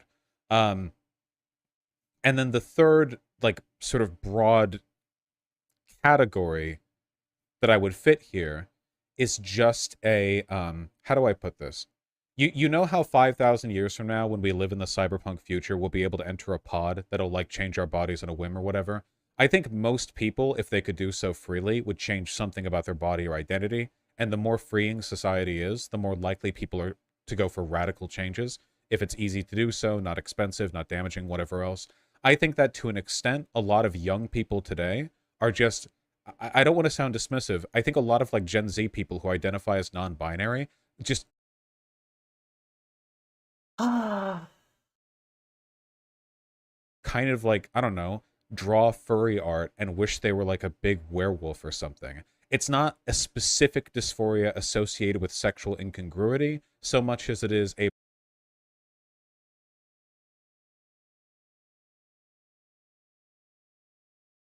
I mean, he's definitely like imposing some kind of weird class like structure to, like, in terms of validity. Yeah, non-binary rights. Hell yeah. He's definitely, imposing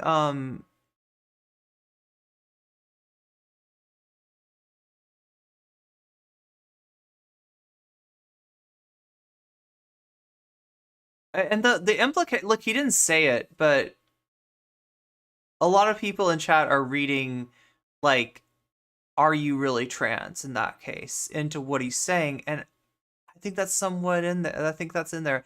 A lot of Gen Z NBs are not really trans, is what he's saying. So he's almost saying that there's like a gratuitous.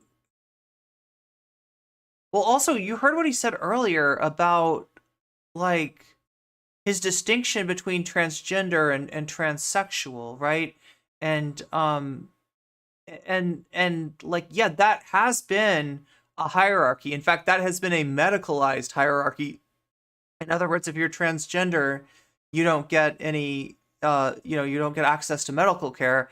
If you're transsexual, then you do. Like, that's literally, like, what the old form of gatekeeping, the old standard of care, was all about, making sure that the people that get trans healthcare are like valid valid trans people. Gen Z NB. That's fun to say. I mean, it is kind of, it's got some musicality to it. Times are changing. That's not a fad. Yeah, and he starts us off with the whole fad thing. Is like, yeah, I mean, it's a fad, but so is compulsive heterosexuality. But then he says, but like, whereas compulsive heterosexuality was a bad fad, being trans is an okay or a harmless fad, right? There's a lot of like dismissiveness in this when we look at his takes as a whole, right?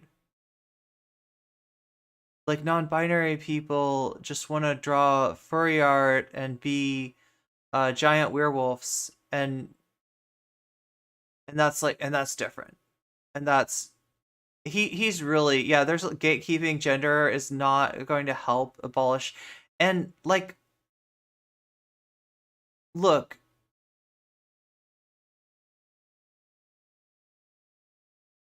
I'm not saying that like white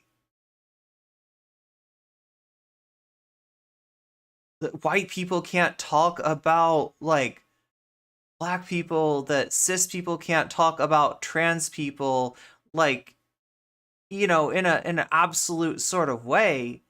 But I will say that there are certain discourses that happen inside of a community, right?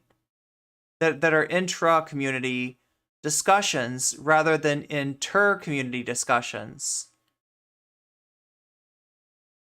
And part of what his sort of like capture of marginalized groups does, and what I mean is, when you're a marginalized person, you come into Vaush's community and you hear, you see what the structure is. It's not a structure where he's here to listen to your lived experience. He's here to get the card from you. He wants you to be his trans friend. He wants you to be his, whatever, marginalized identity you have, friend, in order to excuse his sussy take, in order to kind of allow him, that interest. And he feels entitled to everybody's discourse, to everybody's space. He doesn't believe in the idea of an intra-community discussion that doesn't include him. He feels like this is discrimination against him, right? When in reality, it's part of the self-determination of a community. And that's just something that he can't allow. He didn't want to be dismissive, yeah, but he's going to be dismissive anyway. He dismisses a bunch of people. Yeah, no, you're not wrong for like that's in there, right? And I know what his community is gonna say. Like, I know what a Vaush community person watching this is gonna say. He didn't actually say that. You said that he proposed like a, sort of structured, like, set of classes among trans people, but he literally didn't say, and the, transsexuals are the best, and, transgender, you're kind of valid, and, if you're non-binary, then you're just drawing werewolf art on DeviantArt or something. He didn't literally say that, but being marginalized, you pick up on stuff you pick up on attitudes, and you're not wrong for interpreting what he says with the attitude with which he says it. He proposed a hierarchy of transness. How leftist of him. I mean, you know what the response from his community is going to be. They are going to be very literalistic about his words and accuse us all of this is all VDS to them, right? This is all Vaush derangement syndrome, right? We're bad faith. That's what they're gonna say. They're gonna say with it. This is bad. This is a bad. I'm sorry, chat. We're all having a very bad faith discussion, right? He has the right to like stick his nose into our intra-community discussions, into our intra-community discourse, right? We don't have the right to maintain like our own space, like without him. But at the same time,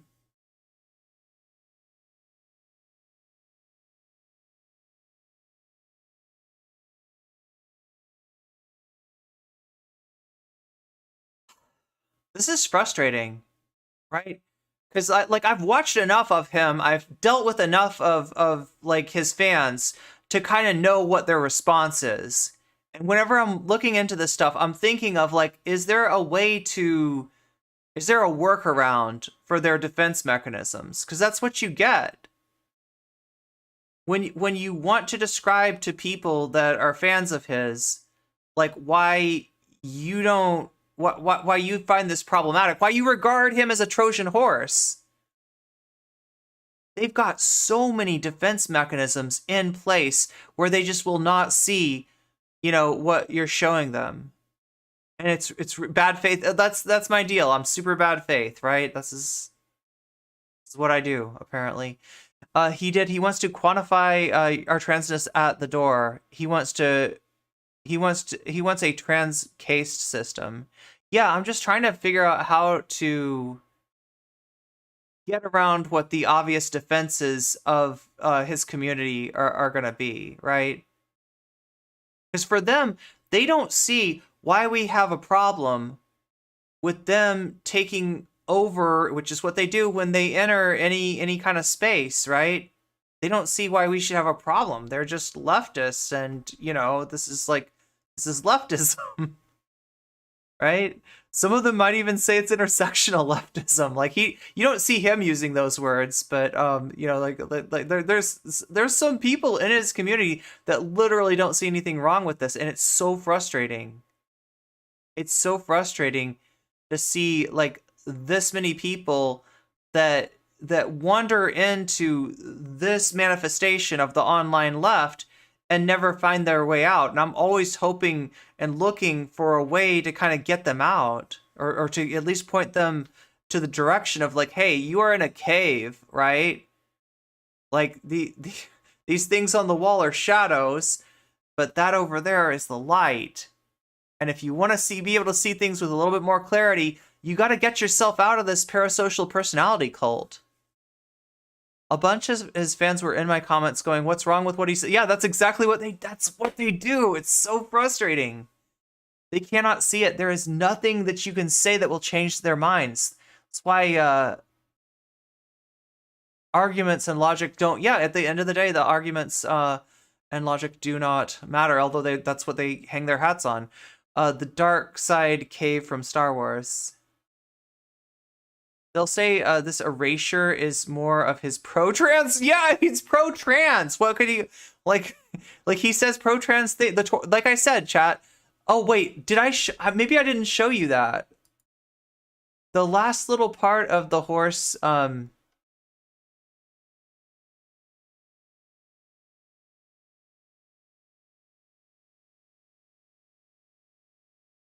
last little part of the Trojan horse metaphor.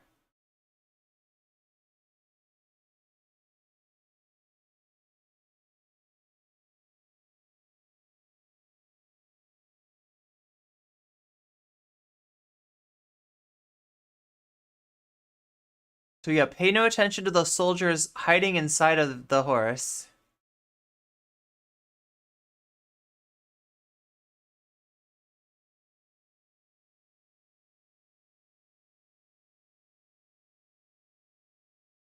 They are of no importance at all, right? So don't notice what's coming in with the you know, the what? This is leftism. This is like pro-trans. This is like, right? You know, this is anti-chud, anti-conservatism. What's your problem, right? Did I mention that the horse says trans rights? So they'll throw like some performative allyship in your face and be like, you are nuts.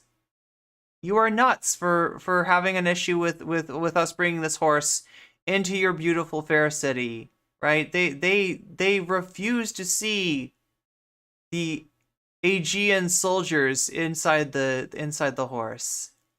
And I don't know what more I can say about that. Anyway,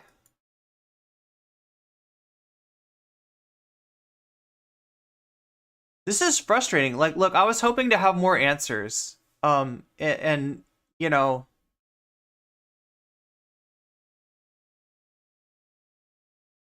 it's more or less reification of the gender binary as a whole. Like, he's not interested in dismantling the oppressive structures around gender, but kind of talking down to find who is or isn't trans.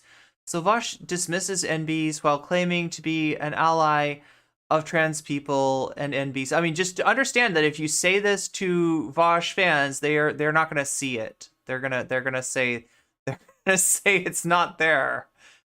Typical cis ally crap, and yeah, he claims to be different from Anna.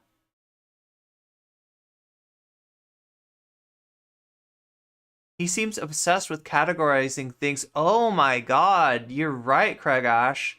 So it's easier to digest. I can sympathize with that inclination, but I don't think he understands what follows with such categorization. Yeah, he doesn't understand sort of like the history within the movement, within identity groups of this kind of categorization and how toxic it's been to us. He's attacking...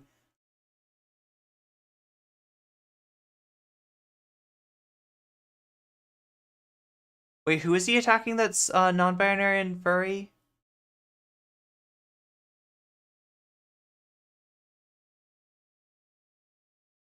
He's gone full Desmond Tiny.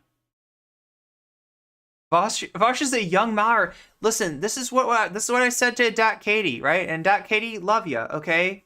We're talking about you on stream today, not in a negative light. You know, like I thought our conversation was illustrative, and you know, you're somebody that definitely hangs out in debate spaces that I feel like I can get through to, and I appreciate that, right? But what I was going to tell you next, and I sort of held back because I just didn't want to. I wanted to focus on like what I was saying, right? What I was going to tell you next is that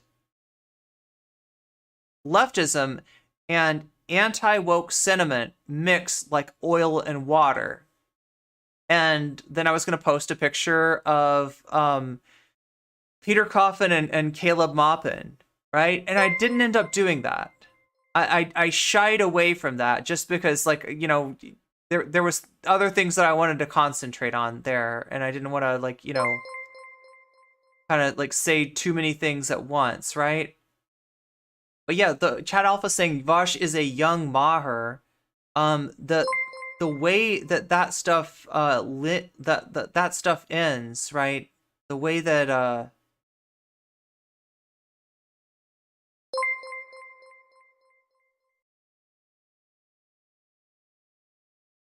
oh my god, did somebody just give gift memberships? Thank you. Like a whole bunch of people just became sponsored. Oh, Demon Mama. Oh, yeah, okay, I got it. Yo, Black Phillip, I'm gonna know what you're saying with those emotes now. Oh, okay, and I appreciate you trying to, yeah, like, so I always say, like, you know, you don't necessarily need to say other streamers' names. Sometimes that just makes drama. I want water too. I need to get some, I had some sparkling water earlier. Has it ever occurred to Vaush that he shouldn't be the messenger explaining gender dysphoria? He could just as easily refer his viewers to trans sources. Yo, Craig, that's it. But no, he needs that power, he needs that leverage. He wants to take, like, giving authority to marginalized people on these issues would be taking authority away from himself, and it's just not a place that he's willing to go. Oh, Compet, you heard Contra use that first? Yeah, I might have heard it from Contra as well, if I remember right.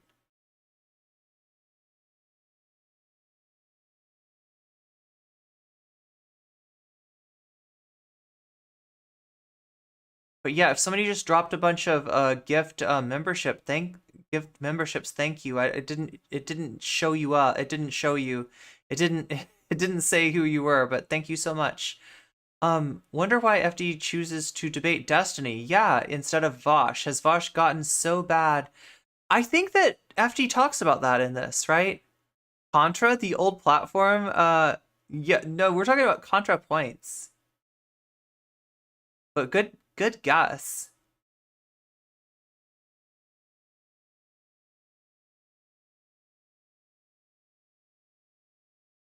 FD is not going to debate Destiny. So has that been God, well, spoilers, I guess. Spoilers. Maybe you know something that I don't know yet. There was discussion. FD offered to debate Destiny, and he laid down a set of conditions under which he'd do it. And I think you'll understand more after watching this. This is Signified B-Sides. Signified B-Sides is FD Signifier's second channel. These are more like off-the-cuff videos, right? They're not video essays, but I guess more of them come out, I guess, is like what I would say about this. And it makes sense, right? Because it takes a long time to get a video essay out, right? I've been trying to get one out for a very long time, and so far I have not been successful. Going around to comfy looking streams and reminding people to take care of themselves. That's awesome. I Want Water. That's a really good it's a really cool origin story. Great second channel content on there. Yeah, I really appreciate Signified B-Sides. Yeah, so yeah, I would recommend that you follow both channels, both Signified B-Sides here. Actually, let me just give since we're gonna watch FD Signifier today, let me promote his channel just a bit, if you don't mind. This is Signified B-Sides. There we go.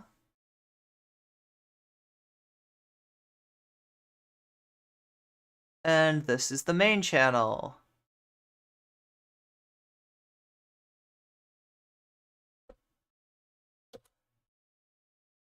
And, like,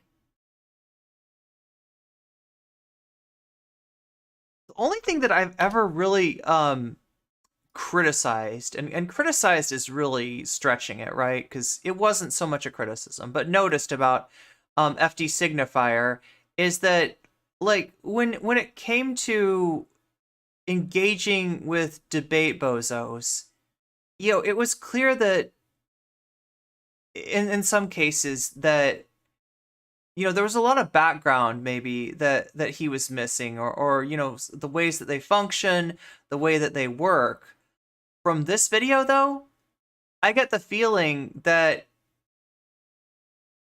he's filled in those gaps, right?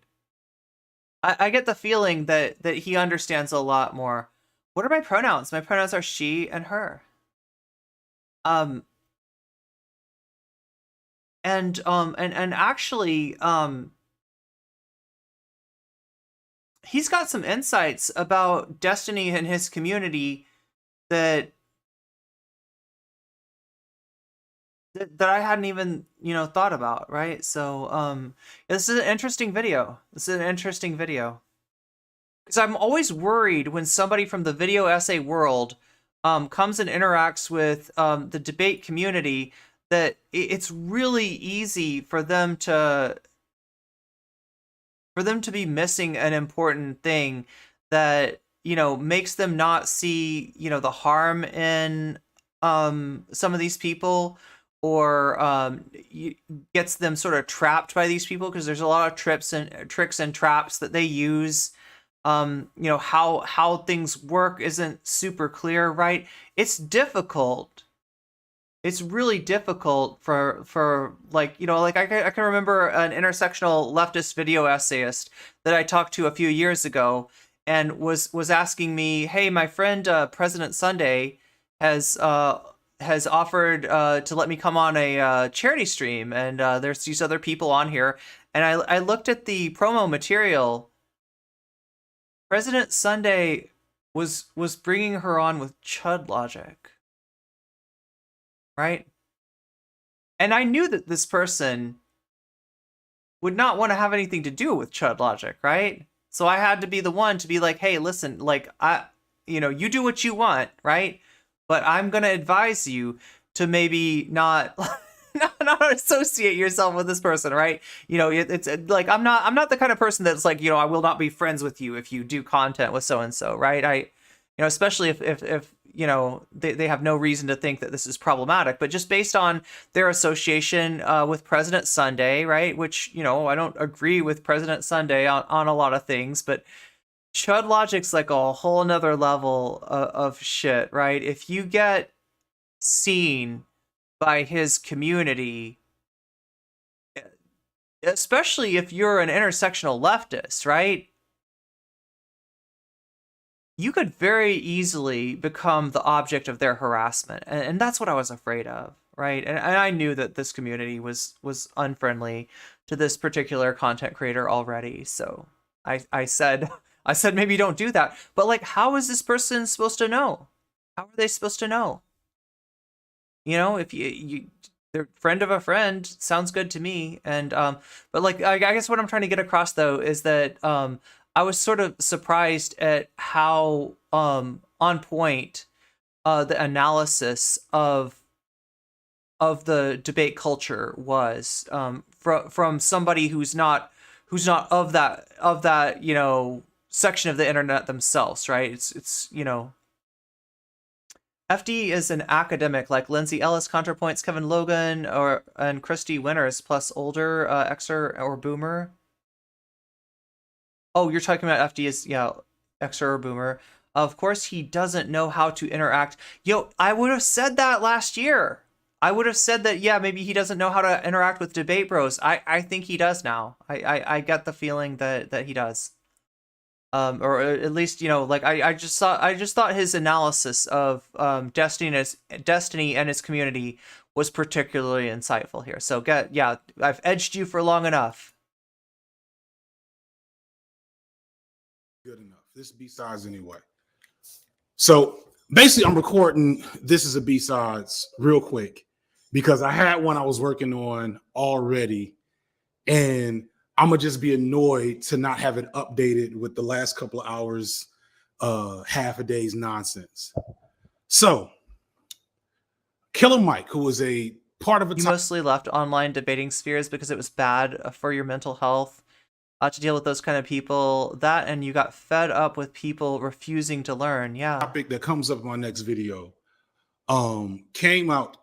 Killer Mike is a hip hop legend. He is also for the last several years, up until the last couple of years, for the last decade and a half of Killer Mike's relevance, he has been one of the most like vociferously, aggressively revolutionary rappers in hip hop, like to a level that really hadn't been seen before. It's was inspiring, has been inspiring, hopefully still will be inspiring. Like the music hasn't changed, but Killer Mike's public persona has got closer. Debates in academic fields are different from debates in political fields. Yeah, that's the whole thing. Is it's not about intelligence. It's not about you know, your level of knowledge, right? It's that the debate sphere is a particular odious little corner of the internet, right? It's like it's like quicksand or something, right? It's a dangerous thing that, and the danger is not apparent from the outside, and that's what I worry about, right? Because the debate sphere needs this kind of analysis from people outside of it. The debate sphere benefits, you know, to the extent that it can from outside analysis. And if not the debate sphere itself, then at least people that might otherwise like fall into that quicksand, right? I think this needs to happen, right? As much as like I got a lot of people. In fact, I just cut off, you know, Dr. K, and Dr. K, if you're watching this debate, I don't have anything against you. I'm not sure I understand what you have against me. But yeah, Dr. K just said like was sick of hearing about Vaush, was sick of hearing about like this drama, and like while I sympathize with that, right? If you're gonna threaten to block me, I will save you the trouble by blocking you, and that's what I did. You know, if you want to interact with me, if you have something to say with me, if you want to come on and talk, like I'm open to that, right? But I'm not gonna let you sit there and make that threat on my timeline. So no hate or anything like that. I'm not sure, you know, what your deal is, but like I don't take, you know, threats, like, and given the fact that you threatened to block me and then didn't block me, it sounds like an idle threat, and idle threats I take even less. So, you know, if you don't want to interact with what's on my timeline, then there you go. I solved that problem for you. Okay. But at the same time, you know, I haven't closed the door on you. And if you want to get in contact, you know where to find me. Probably Discord would be a good place for that. Right. But like, I understand people not wanting to hear about this. I understand people not wanting to deal with this, right? And I understand some people saying like, FD, why are you talking about these people? Why are you offering to talk to these people? Jessie, Gender, why are you making a video about these people? We can just shove our heads in the sand and pretend that they don't exist. And if enough of us do it, they'll go away. That is naive and wrong, okay? This is a confrontation that needs to happen, right? And there's more harm in turning away from this confrontation than there is in... Now, that being said, the way that this confrontation goes down is important, right? The worst way that you could do this is what like Noah Samson did, is you know, making a video with some pretty apt critique of this scene, and then going on Vaush's stream and expecting like a real discussion, a real exchange, right? There was no way that Noah Samson was going to get that out of that interaction, right? But so you know, I mean, there can definitely be negative interactions. There's ways of like sort of feeding into these people's garbage. FD's going to talk about this a little bit. FD's going to talk about how Destiny's community works. Hassan talked about this a little bit earlier. That's why I started off with the Hassan thing, is that, you know, Hassan's analysis, he's got a lot of experience with Destiny's community, and he knows what he's talking about. FD has really figured it out and is offering some insights I just haven't heard from other sources. So I wanted to watch this too. I think that this confrontation needs to happen. I don't think this is about drama. I don't think that this is like a distraction from you know, like I get what people are saying, but the argument that they're having, that they think that they're having with people like me, is really an argument that they're having with the algorithm, and the algorithm is us, right? The algorithm is our attention. The algorithm is literally what we click on, right? I made a video the other day that you know, like I thought, you know, offered a lot of insight. I thought it was really good, but the thumbnail or the title or something obviously was not good because it had an exceptionally low click through. There weren't a lot of people clicking on that video, right?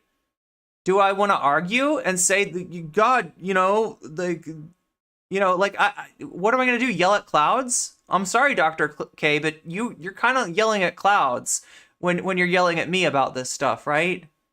There is a way to have a real discussion about important matters. There is a way to have a real discussion about the left, like, you know, but you don't get it by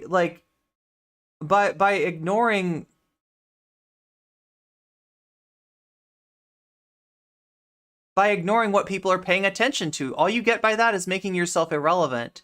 And I don't think that you're somebody whose voice, I don't want your voice to become irrelevant, right? think you probably have something to offer. So closer to radical centrist territory ever since Bernie lost in 2016. And every other time he and yeah, so just so everybody knows, I'm not talking about Dr. K the psychologist. I'm talking about Dr. K from Twitch. Pops up, he says something that gets on my nerves and it hurts inside because this always. I'm gonna get some water. You know, thank you. How many more of my heroes for am I reminding gonna have me to bury of human before I needs? die myself? Is the question I have. Like the last decade has been just a consistent funeral procession of all the Black men I admired and loved growing up. Yes, the backslide into centrism. So let me. Here's the gist of what he said. He basically gave a very turning point USA, Thomas Sowellian, Ben Shapirian engagement with how Black people solve their own issues. And there is a context in a situation wherein what Killer Mike has to say does not get me to blow a gasket and start angry tweeting, right? He says, I talked to these young men, I told them to get a trade, get married, live below their means, invest in property and stock and something else. I don't remember what the fifth thing was, right? And if I am a regular dude talking to another regular dude in the privacy of my own home or in private company or in like a venue, right, where it's not going to be made into content and I don't have to think about the greater ramifications of this discussion out of context of the reality of Black issues, I wouldn't be like going live all of a sudden to talk about it. I wouldn't have done that. It wouldn't be my thing, right? I wouldn't be tweeting about it because within, and this is what's very frustrating about other people that have now involved themselves in this conversation. Within Black spaces and Black communities, Richard Wolff's debate with Destiny is a good illustration of that. Wolff ate Destiny alive, and Destiny, who had no knowledge about what they were debating, went and cried how he couldn't talk, and in reality, Destiny just had nothing to say. Yeah, I mean, I've tried to have a discussion with Destiny where he had nothing to say. I don't know, like, right? And it was something that I would have wished he would have listened to. But yeah, I mean, that's not what he's there for. Marginalized people, we're there for them. They're not there for us, right? So, you know, any claim to even like a hollow allyship is pretty spurious. The whole debate was silly because Destiny's audience had too short of an attention span to listen to Dr. Wolff. What he was saying, and Destiny just read Wikipedia articles. Wait, Shapiro? Are we talking about? Did Shapiro come up while I was? Killer Mike did not say anything niggas haven't been hearing for the last 50 or 60 years. He is not saying anything special under those circumstances. It's not that deep.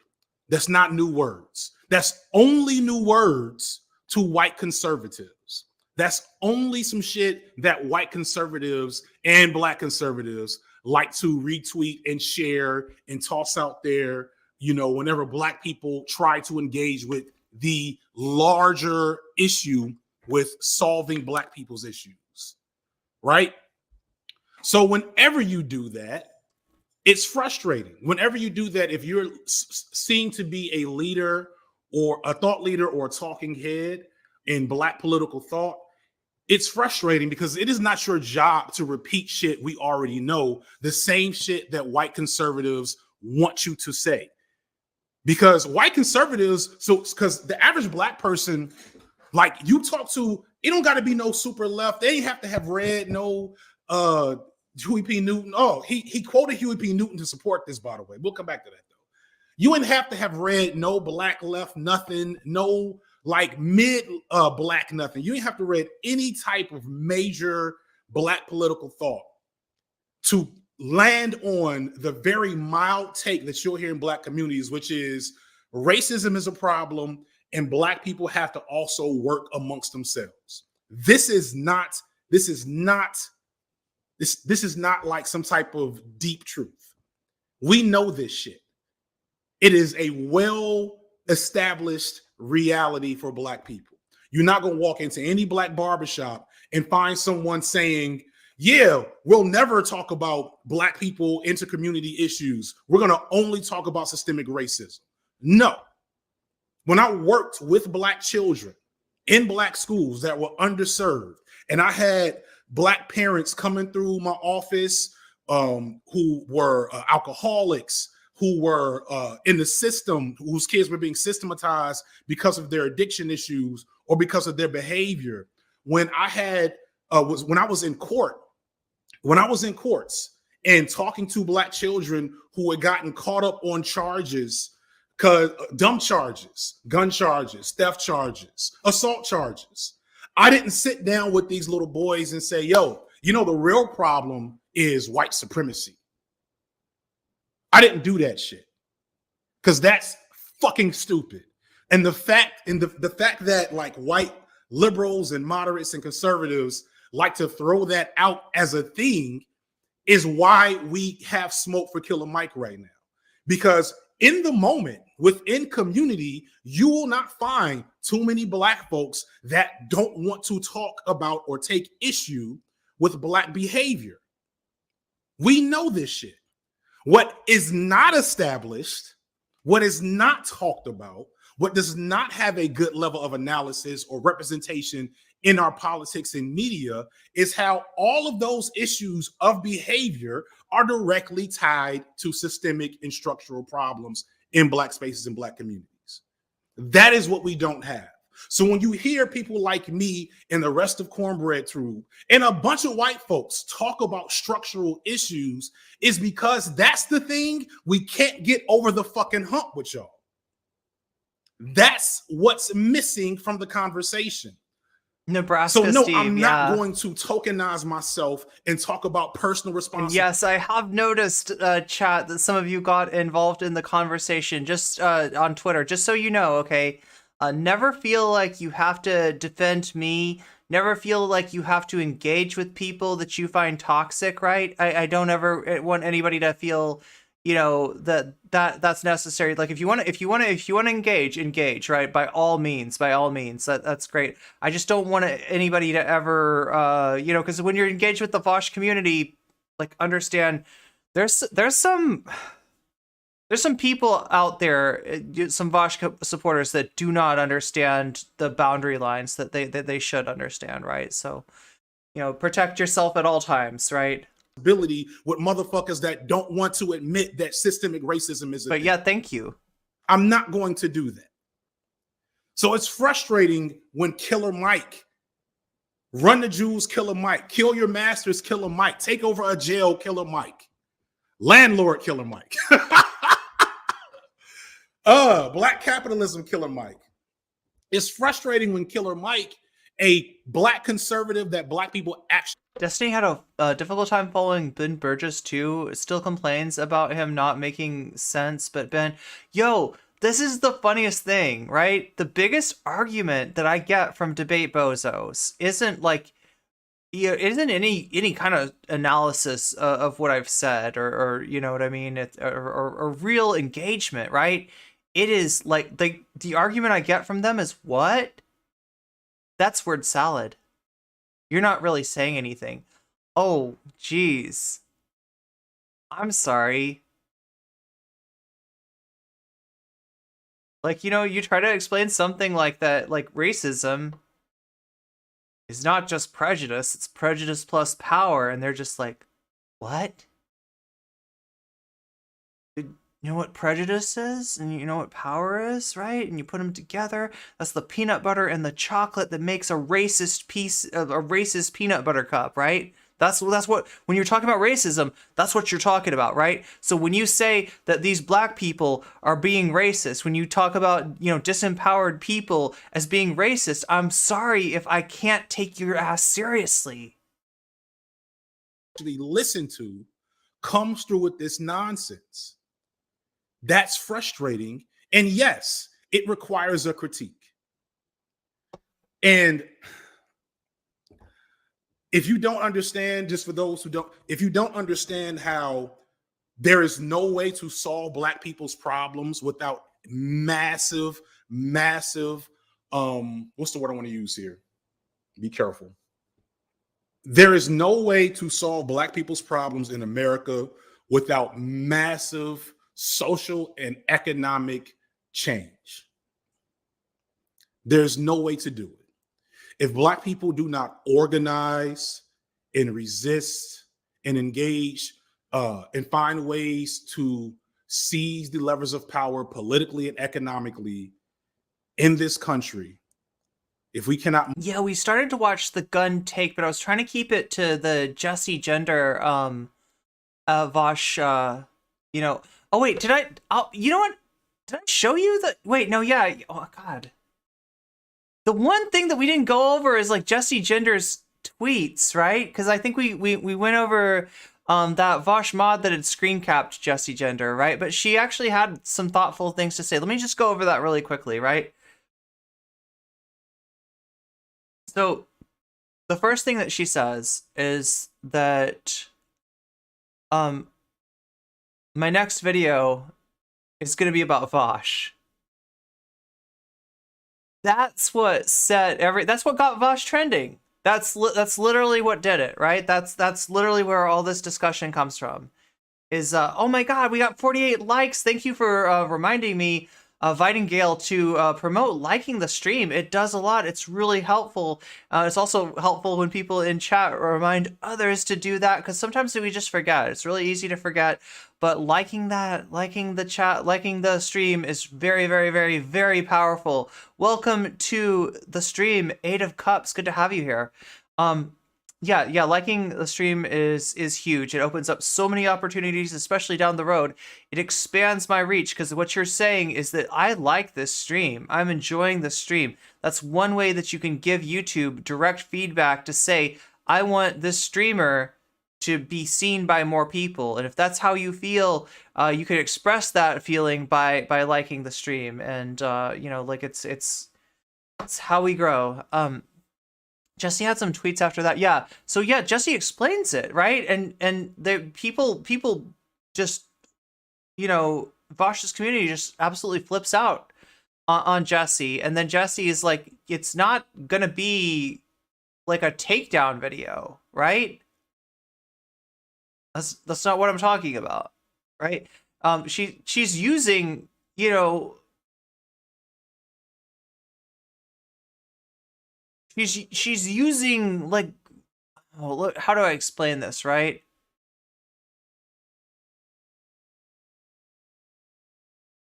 It's a common frame of reference. Like I said before, you know, would we like the discussion to not be about Vaush and Destiny?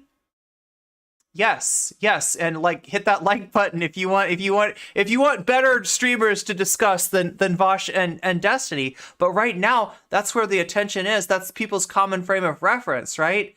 And that's what Jessie's talking about is you know, of course she'll be accused of doing a takedown video. Of course she'll be accused of bad faith and all the rest, right?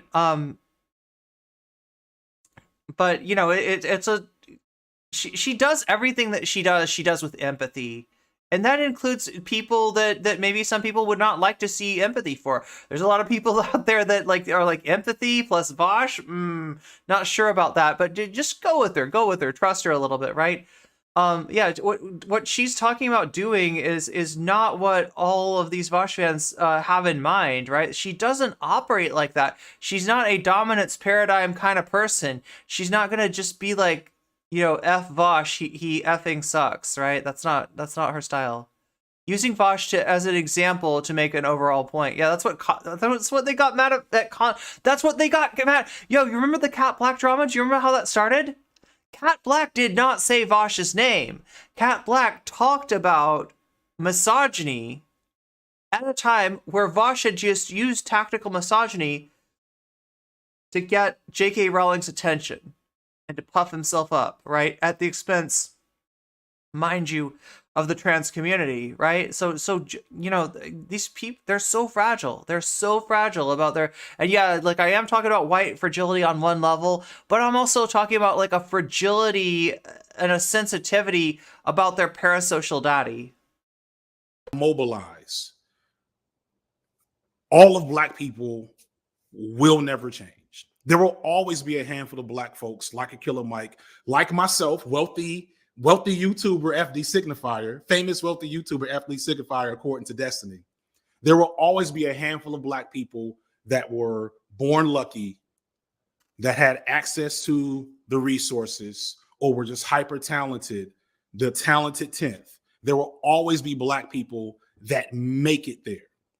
There will always be that. But the majority of Black people who have been designated as the underclass in America's capitalist system will never. Famous wealthy Twitch streamer, no comment chick. Yeah, listen. I live a very precarious life, right? During the entirety of the pandemic, like if you don't know, my two skills, the two ways that I earned money were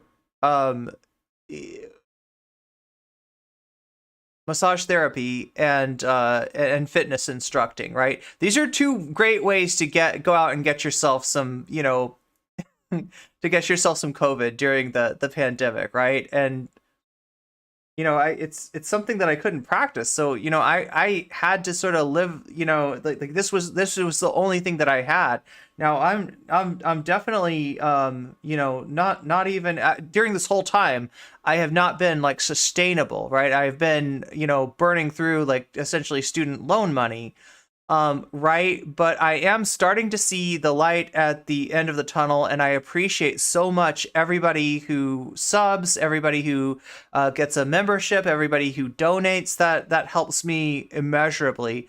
And I'm starting to see a path forward, right? And it's through my community. I don't have an exceptionally large community, but I do have a community that cares about me a lot. And don't think that I don't notice that, and don't think that I don't appreciate it, because without you, I would not have been able to go on. I would not have been able to continue streaming. So yeah, I am eternally grateful that I provide something of value to you, whether it's a community or just a voice in the background or whatever I am in your life that means something to you. That you feel is valuable. Like, I'm eternally grateful to you, to all my Patreons, all my YouTube members, all my Twitch subs, and everybody that donates in the myriad of ways that you do. Everybody who gets to level 5 on Star Trek through that affiliate link, right? Everybody who builds a second ship. That's what we're doing right now. We're trying to, because I've got like literally like one more day. It's like today and Wednesday, and that's it. So like whatever you do in the game during those days, and it's not even, they're not even looking for you to pay money to them, right? They're not even looking for you to buy in-game stuff. It's just getting to certain levels. So it's like literally grinding in a video game, which is a pretty fun video game. I found. I was surprised. I actually was like, okay, really, a mobile game, really, and it turns out, yeah, it's actually kind of fun. So I appreciate all of you. I appreciate all of you, especially all of you in the Weasel Alliance. Make it by themselves. It will never be a bootstraps LLC, start you a business, buy you some stock moves for Black people to get us out this situation. It does not work. The math literally doesn't math in that situation. I will leave some videos and some readings in the description to explain it. I'm not going to explain it right now. The short version is the numbers literally do not add up. If you are Black and you are wealthy, or even just making good money in America, you are doing it two ways. You have found access to white capital, or you are exploiting Black people. That's it. I'm sorry. That's the reality of the situation. You are either a landlord in the hood, or you found a way into a white institution to get some money. Right? You made. Let me back away from that a little bit. There's always been entrepreneurs in Black communities that have made good money because they opened up, a handful of barbershops. Shout out to some people in my family, because they came up with a service or a situation or a hustle. Shout out to a lot of Black folks. Black ingenuity, entrepreneurship is still a thing, but the type of money that's needed to uplift an entire nation of Black people does not exist. It does not exist. The Greenwood Bank that Killer Mike and his homies promote is a white-owned bank. It's a white-owned bank, and the money goes to white people. They get to control and make some and take opportunities to take some of that money and divvy it out to Black folks with good enough credit for their own business ventures. Dope. I might get me a Greenwood car. It is what it is. But the idea that a Greenwood bank is going to save Black people through capitalism and economics is bullshit.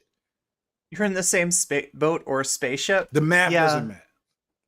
Yeah, I mean, it does take a little bit of time, but like, as far as like, anything that you do is like helpful, like, right, as far as getting to level 5, that's pretty quick, right? Because you know how like leveling works in video games is that like the first level to the second level, that's like super quick. The second level to the third, right? Once you get to like, I'm actually almost at level 9 here. In fact, I should open this up, right? I should, let me see if I can, open this up in the background and show you what I'm talking about in terms of the Star Trek Fleet Commander mobile game, which has been gracious enough to sponsor us this week. So imagine trying to leave a maze without recognizable patterns. That's what it's like analyzed with no systemic analysis. Yes. At the end of the day, if I want to be gracious to Killer Mike, who I don't feel in my heart is a true shill and grifter, he's just a hustler. Right? If I want to be gracious with Killer Mike knows what will play and knows what won't. And knows that if you try to press the systemic analysis button for Black people, you will not get a platform. He'll be on YouTube like my ass. What were the things you told the children you served? Certainly you didn't tell them sorry situation won't change the system dance. Of course not. But that's not my job in the moment. That's the truth. That's the truth. Their situation can get better through access to resources, a little bit of luck, a good judge that's not going to throw the book at them, and some hard work. But as soon as they get over and get out the situation, there will be someone in their place. And that's the thing people don't like to engage with. People make it seem like I'm a downer for keeping it real. Facts over feelings, right? I'm not trying to be a downer, y'all. I'm not trying to make people give up and feel bad. I'm just telling you what's bullshit and what's not. And if you pay attention to my content and you've watched, like I got 700,000 views on my Black conservative video, but my video talking about Cop City and offering people the opportunity to actually contribute to some actual direct action, 100-something thousand views, 100-something thousand views, less than 120. So I'm not feeling y'all. I mean, that is the struggle. I mean, that's a struggle that we all deal with, right? As leftist content creators, we want our platform to be pushing for social change. However, we're dealing with what FD's talking about here, which is the attention economy. That conflict seems to be what sells, and things like mutual aid are really, really hard to drive attention towards, right? That's not to say that it's impossible, but it takes some creativity to be able to package the change that you want to enact in a form that's going to be taken up, right? That's going to have reach to it, right? And it's frustrating, right? Some of the videos that I have made that are the most important videos, I think, are some of the ones with the least amount of views on them. But it is on me to try to learn from that and try to be able to drive some attention that way. That being said, I feel like FD has come up with a really interesting way to get some money to the community movement builders fund that he's talking about here, right? And that is through Nebraska Steve himself. Now, I don't know if this actually ends up working out. I've gotten some feedback from chat where maybe this debate is not going to happen. But yeah, the Destiny community, they want to bring on FD Signifier. They want to make FD Signifier talk to Nebraska Steve. And that's not necessarily a conversation that would be, fruitful. However, Destiny does have a lot of money, and so you're gonna see his strategy here. I think it's pretty creative. On this, you a Debbie Downer shit, nigga. I'm an entertainer, and I'm gonna entertain you with some shit that I feel good about, that I know is gonna be entertaining. But if you want me to hit the streets and throw bricks, I know y'all niggas not coming anyway. So miss me with that shit. Miss me with that shit. That's a cop-out. Tell me how I'm wrong. Don't tell me I don't have a solution. I tell y'all the solutions all the time. Niggas know the solution. Niggas know the solution. I don't have to tell you that shit. All I can do is educate and push you in directions. And if I got to do that by putting a raccoon next to Candace Owens, I'm going to do that. But miss me with ain't no solutions. His comment about buying property is a perfect encapsulation of the problem, saying black people should just buy property without being real about things like bias and home valuation, the hidden cost of common sense solutions. Like, there is a black community in Atlanta. The Killer Mike might even fucking live there, for all I know. It's the Camp Creek area. They might be the city of South Fulton now. They incorporated. I don't know the situation. But they got, if you ride through that area, you will see homes that look like $1 million homes. A lot of my peers from undergrad and grad school that are black got married, moved there with their families, lived there in gorgeous houses. They got gorgeous amenities. If you ride through that area, you will think white people live there. But they do not. That's the special thing, for good or for worse, about Atlanta, that niggas in Atlanta got money. But you know what? The property value in that all black area does not match the property value in the all white area. It's the same amenities. The schools ain't that much better. The crime is actually probably better in the black area because niggas been running through Buckhead. It's just because they're black. That's it. That's how this shit works. It's just because it's niggas. So you can buy some property. It's not going to add up because you don't get to make the decision on valuations. Furthermore, if you become a landlord, you're going to be exploiting your own people. You are literally hustling backwards. You're going to get yours, but you're going to have to keep some niggas as Walked into a table and your leg hurts? Oh my God.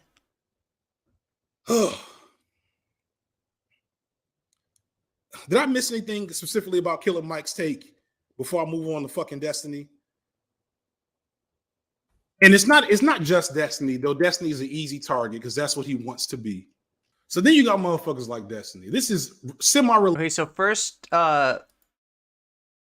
first sign that FD's on to Destiny's strategy, right? He's an easy target because that's what he wants to be. He's talking about the Takemeister. He's talking about this like classic debate bro strategy that gets employed. And he's gonna like literally just describe it, right? So I'm not gonna steal his thunder there. Wait, what is this all? There we go. It's like that.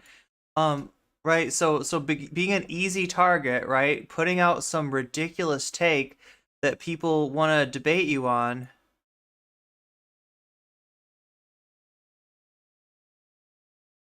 That's the first part of the Takemeister. But not the same topic overall. But I want to get this off my chest. I've been chilling for some days when it comes to this shit, for some months. Let me read. So Destiny, so I tweet about this shit. And then Destiny discovers it this morning because Destiny needs content. So here's Destiny's tweet. There is literally nothing that Killer Mike says in this video that every person couldn't apply to their lives. Wealthy YouTubers like FD Signifier try to treat Black people as incapable idiots who can only better themselves if a white savior helps them. Some Black commentators think less of Black people than the most racist KKK Nazi ever has. That is your boy Destiny. And I got niggas in my fan base that are sub to me and Destiny.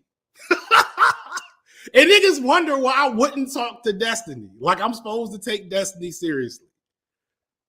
Some Black commentators think less of Black people than Nazis in the KKK.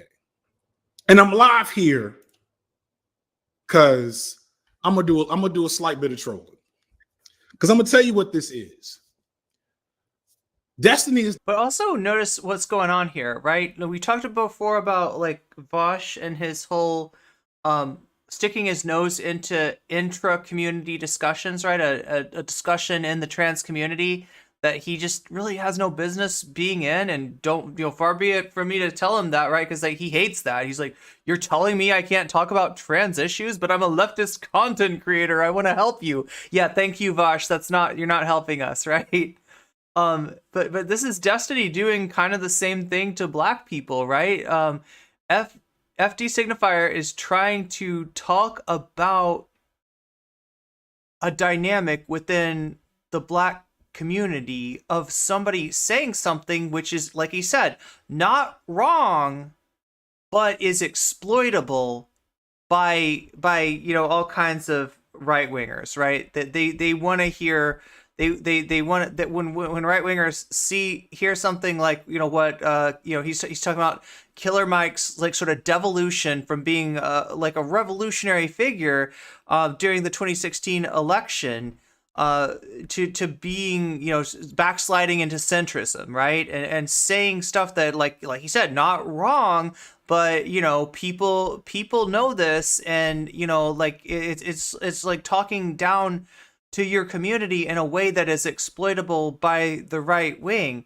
So Destiny here, Destiny sees this discussion, sees what FD's saying, and accuses him of talking down to Black people. Like that, right? So he's butting his nose like where it doesn't belong. And I've talked about this before. But the danger of people like, in any marginalized community that are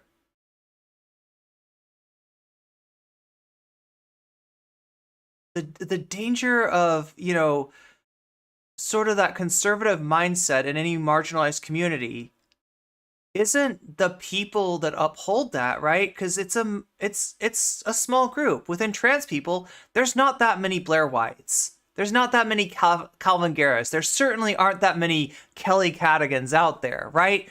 But transphobic people find them and they uplift them, right? And they defend them. And anytime the community tries to say, hey, this is a reason that you might not want to be saying these things, you've got somebody like Destiny or somebody like, whatever conservative commentator wants to wants to stand Blair White or Kelly Cadogan, that's there like, oh, look at this. They're policing who gets to speak for the trans community. Like, right? Oh, so you're not accepting Blair White as a trans person, right? No, Blair White isn't accepting all of the trans community as being trans, right? If there's anybody that's like being gatekept, it's like by Blair White, it's like, people that don't conform to her ideal of what a trans person should be, right? So I mean, you're the danger isn't actually from like every marginalized community is going to have some conservative element within it, right? And it's understandable because if you have very little, if you are at the wrong end of the privilege stick, right? then even though it seems like you don't have a lot to lose, you don't want to lose that little bit that you do have.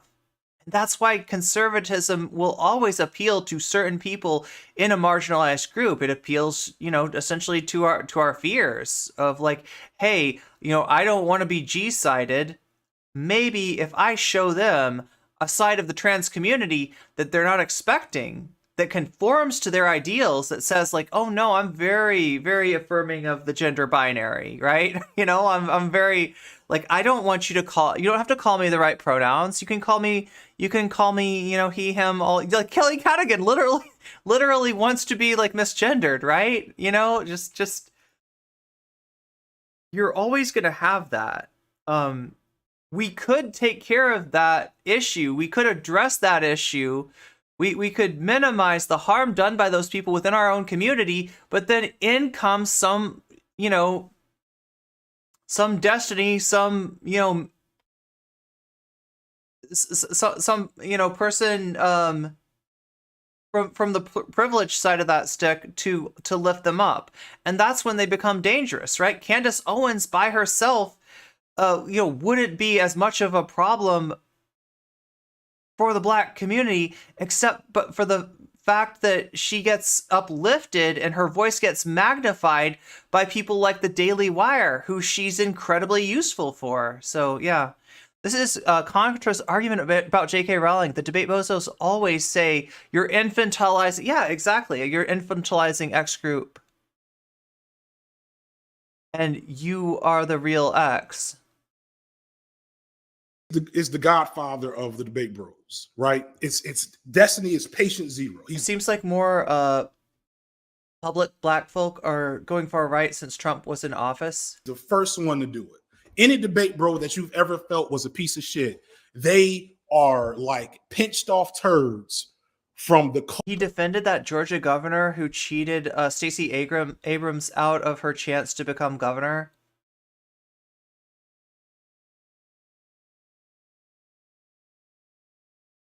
There's a way for white allies to call out problematic POC without content farming or platforming them without being problematic themselves. Yeah, and that's kind of to follow, like in this case, I would say to follow the lead of POC that are, and uplift their voices rather than trying to center ourselves in that discussion.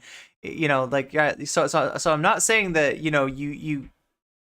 you can't talk about like if you're privileged, you can't talk about X marginalized group, but the way that you do it is so crucial, right? And there's a lot of harm that can be done, because your voice is going to be given inordinate attention if you center your voice in other people in marginalized people's like discourse. You are gonna interfere in a profoundly negative way. And Metal, I don't know if you said this specifically, but like with somebody like Candace Owens, when white content creators start to content farm off of somebody like Candace Owens, like the racist takes just find their way into that discussion like magic, right? And that's why maybe taking the lead, from Black people talking about those issues, and bolstering their voices is a better strategy for dealing with something like that. Colon of Destiny. Okay. Yeah, I know, right? Pinch off turds. Now, again, just to be clear, I am not saying debate is bad. I am not saying debate is useless. I don't think it's as useful. Blair White's logic is even creeping into left-wing trans spaces now. Yeah, that's important as debaters like to present, but it gets a pass from me. All right.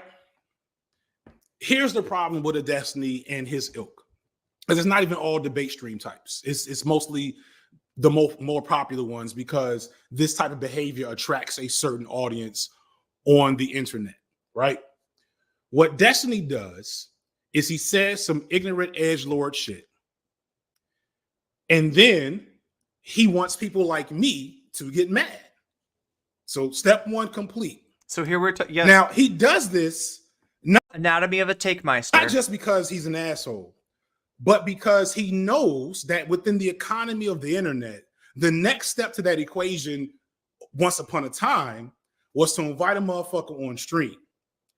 And once he gets on stream, he's going to go from the edgelord Twitter Destiny to radical centrist Destiny. And he's going to take that ridiculous, asinine, inflammatory hot take and bring it down to a low simmer, to a medium boil. So yeah, like this is the wait. I'm trying to remember which one's the Mott and which one's the Bailey. The Bailey is the inflammatory take, made like on Twitter, and is it the Mott that's the? I'm trying to remember. I always get them mixed up. Which is which? Like one is the one is the like it's basically baiting somebody, right? You say something ridiculous that people want to correct, and then when somebody comes to correct it, you're walking it back, and they're never dealing with the take that they heard on Twitter. And I'm gonna come in 38 hot, like nigga. I know you not talking. The Bailey is the one you can defend. Thank you, Denny boy. I know shoot protesters, N-word debate Destiny is not quote tweeting me about black people's issues and telling me FD didn't get into too many specifics, right?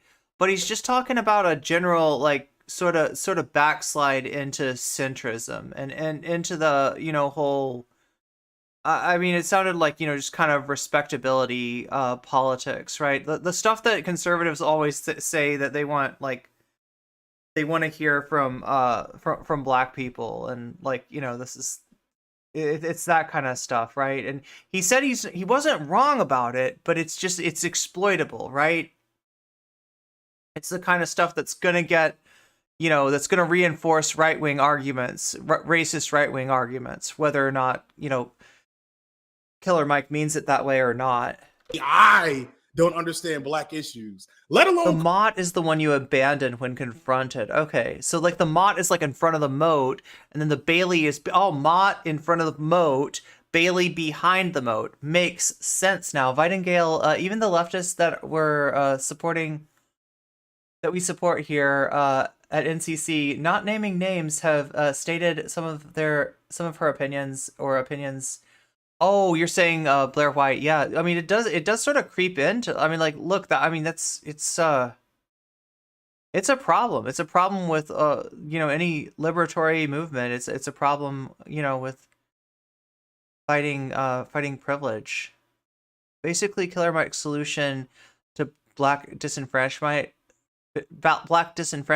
is effectively, we need more black millionaires. Yeah. It really easily lends itself to like the bootstrap kind of thing. Calling me wealthy.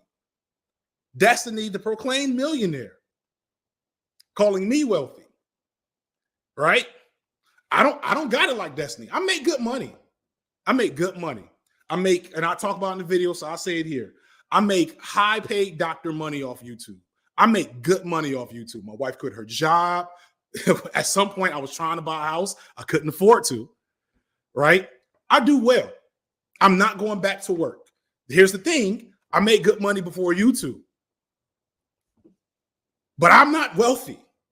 I don't own property. I don't have assets. A nigga is trying to get out of student loan debt. All right?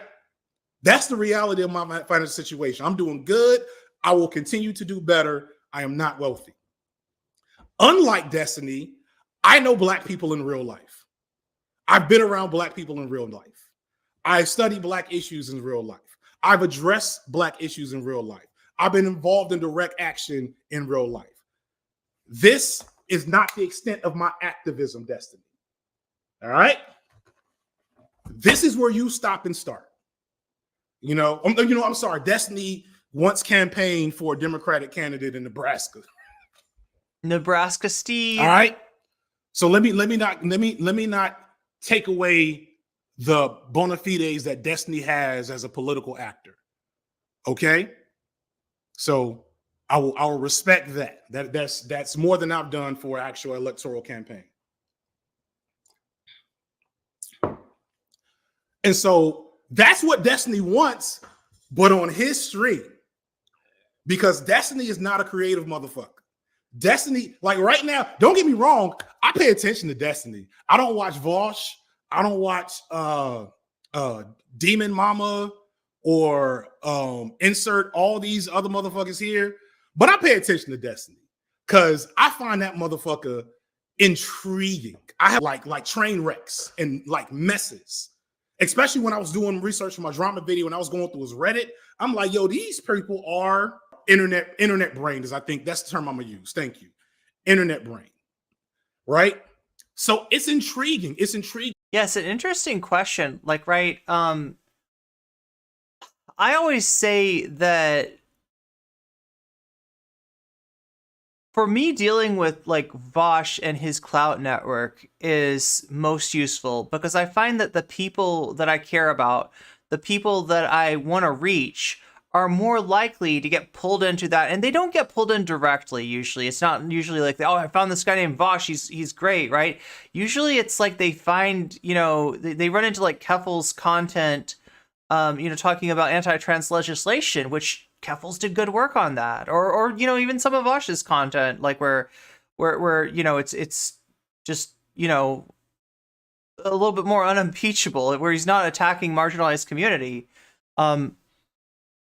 This is where they get sucked into that, right? I don't find as many people getting sucked into Destiny. Like, if you're trans and you get sucked into Destiny, chances are you've got some real like trans medicalist brainworms or some kind of like, you know, self-hate around being trans, right? There's not a lot I can do for members of my community that get sucked into Destiny. However, I will say that Destiny's community is growing and Vaush's is not. So maybe FD is onto something by you know, but he's right. They're very internet brained, they're very internet savvy. They know how to kind of work the angles that work, right? So, you know, like, and that's the other thing, is if I deal with Destiny's side of the internet, right, which I did unwittingly when I tried to ask Dylan Burns, please, may I have a little bit of trans rights? You know, could you not hurt us with your platform, right? I didn't realize this, but I was picking a fight with Destiny's community that was already mad at me just for talking to Mel, just for bringing Mel on for a conversation, right? And so, you know, like that. I mean, that's why I work the angles that I work, and this is FD explaining why he's working the angles that he worked. Now, if you can take those people on, FD, thank you, right? Because I don't know. I don't know what I can do. I mean, you know,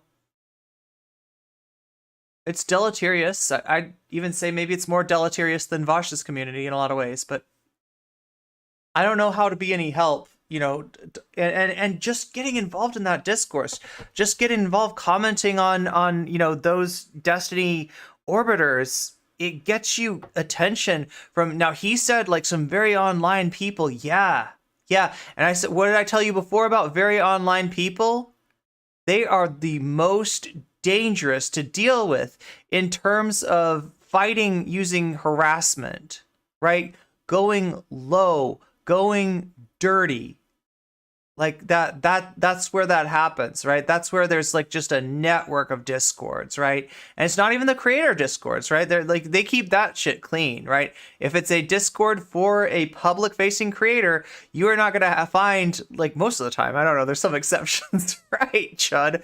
But you're usually not gonna find a lot of like harassment channels in those, but you will find those in the splinter discords. You will find those in the discords that are made up of community members of the streamers, you know, from the streamers Discord that make their own discords and, you know, do who knows what kind of harassment in those discords. So, you know, I'm glad that you know, that FD can make some headway there, because yeah, that's a community that's growing. That's a community that's growing.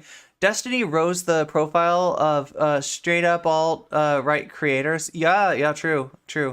I can't stand listening to Destiny. He's more annoying than Vaush alone. True. Yeah, that's another reason that that I don't really involve myself with that. The other reason too is that, like, look, this is the first time we've covered Destiny in a long time. But do you see why we're able to cover Destiny this way?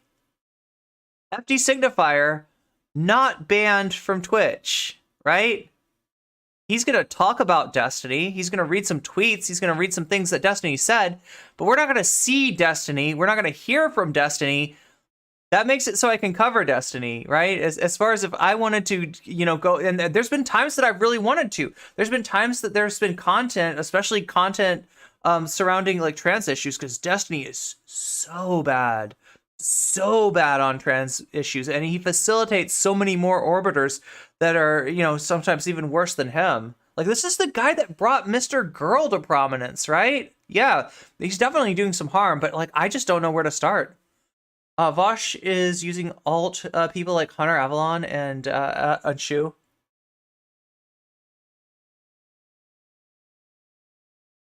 But like, I'm intrigued and I'm encouraged by the fact that FD's got a strategy for dealing with Destiny, and he's not going into this blind.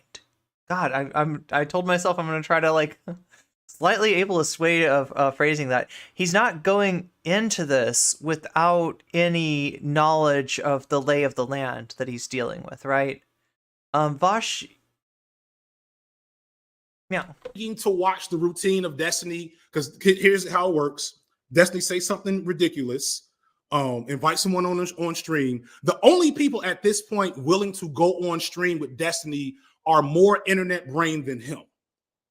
So every like month and a half, there's new drama with Destiny because somebody he used to hang with, you know. Yeah, I'm sorry, and thank you, Aeronaut, for correcting me. I'm getting it back. I'm reeling it in. I'm sorry. I'm 21. Oh, I see. Yeah, but you were saying Vaush is using people like Hunter and Shu to bring in more people into his community. Yeah. Former alt-right. Yeah, exactly. 38 hot. I'm reeling it in. Every time, you know, so new person comes into Destiny's orbit, he says some dumb shit. New person comes to into his orbit. Conflict happens because you can't have these ridiculous people in your space a lot, and then they leave. But what is that? Destiny does not care, because what does he get out of this? He gets content. That's what he has. That's what he wants. That's what he needs from me. So Destiny, I know you're watching this. I will come on your stream after you donate $25K to community movement builders here in Atlanta to address the Stop Cop City movement. If you drop $25K, I will come on your stream and we can have the most banal argument. I will talk fast. I will be as edgy. I will get into 2000. So there we go. Like, correctly analyzing that Destiny is using the people that he take-meisters into coming on stream with him for content, right? If you go on Destiny's stream, you are working for him. You are making him money. You are giving him content. Now, FD Signifier said that he's not creative. I think, obviously, you know, obviously streamers create, obviously streamers contribute. Obviously, you know, part of the equation is Destiny offering his personality, his take on things. So, you know, but like what FD's really saying is that like there would be no content. He doesn't know how to do content outside of that interaction, outside of that reaction, outside of that dynamic, right? So, you know, yeah, it's aren't these raid discords how people like Vaush get detractors harassed off the internet? I'm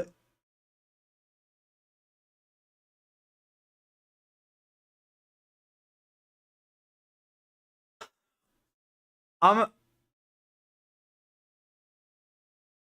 little bit conflicted about how to answer that question, right? Because according to Vaush, these raid discords do not exist. Now, I don't believe that, but I don't have proof that they do, right? They are keeping themselves hidden for a reason. But what I will say is that whatever Vaush and his community get up to in terms of these splinter discords or whatever, is just minuscule by comparison to what Destiny and his community do, right? He even talked to you know, if you've watched the Destiny talking to Dylan Burns during the Prime Kai accusations, right? Destiny referred to these discords. Like Destiny talked about these. He like, you know, he's bold enough to actually acknowledge their existence in some way. Now, like, he doesn't necessarily control them, and you know, but they're, you know, they're the tools. I guess what I'm trying to say is that Destiny has been on the internet since the internet was really a thing. I mean, that's exaggerating a little bit, right? But you get the point, right? Since streaming was a thing, since Destiny like kind of invented streaming, like, or how do I say this? I say this? Like, right? He pioneered the business of being a streamer, right? According to Vaush, he's not a racist. His opinion of reality is shaky at best. But yeah, you see why I'm being careful about taking on that question? It's specifically because, you know, I know how they always answer that, right? Harassment? What harassment? Casino gambling? There's no gambling here. What are you talking about, right? And yeah, no, I don't like literally have fucking screenshots of a like of something like that to show, which would be like, you know, what you need as far as receipts to make a claim like that. So I'm not gonna go out on a limb and start talking about stuff that I don't know of. But yeah, what I think it was Chad that was talking about this earlier, mentioning this. Oh no, Dave said that. Yeah, we're talking about like raid discords and stuff. 2008 FD real quick. I will find that energy. I will find that energy for you, Destiny, because you need content. And I've read your Reddit. They want me too. Your fans fucking love me. Oh, they want it so bad. I can start an OnlyFans off your fans.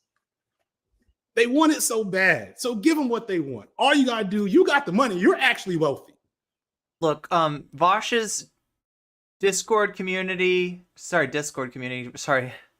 Vaush's Reddit community gets a little weird about me from time to time, but it's nothing compared to what FD is talking about in terms of Destiny's community and the degree to which they talk about him. You're actually wealthy. Drop the 25K, Destiny, and I will come debate you. I will come debate Destiny, Nebraska Steve, about Black issues. Because you know that's gonna be a riveting conversation. You know what? You're right. 50K. 50K. I'm selling myself short. 50K, Destiny. You got it. It'll be good for your channel. It'll be the most watched video you have all year, and you know it will.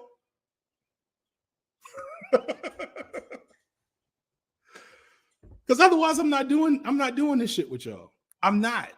So this is a premium recruit, right? So you know how these games work. Now this isn't like, I wouldn't say that this is like a captcha game. It's got like elements that are similar to that, and this is the main one.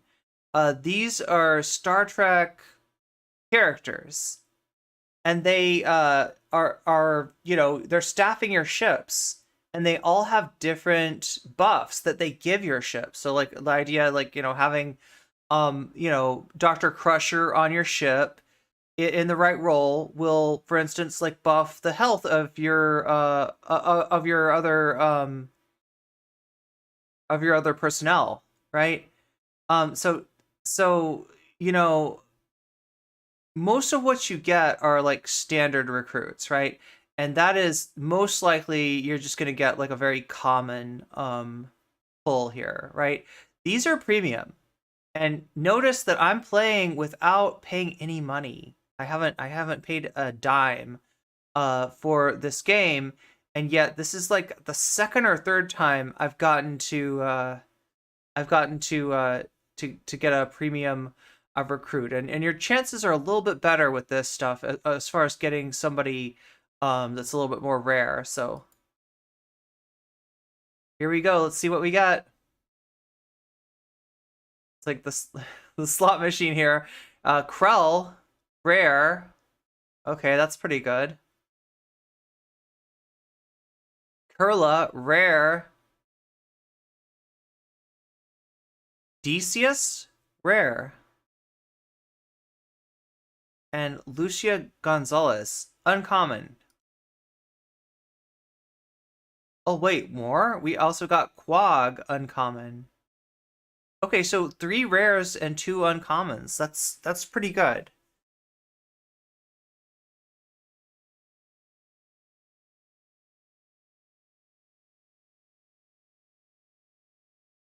I'm not doing this shit with them.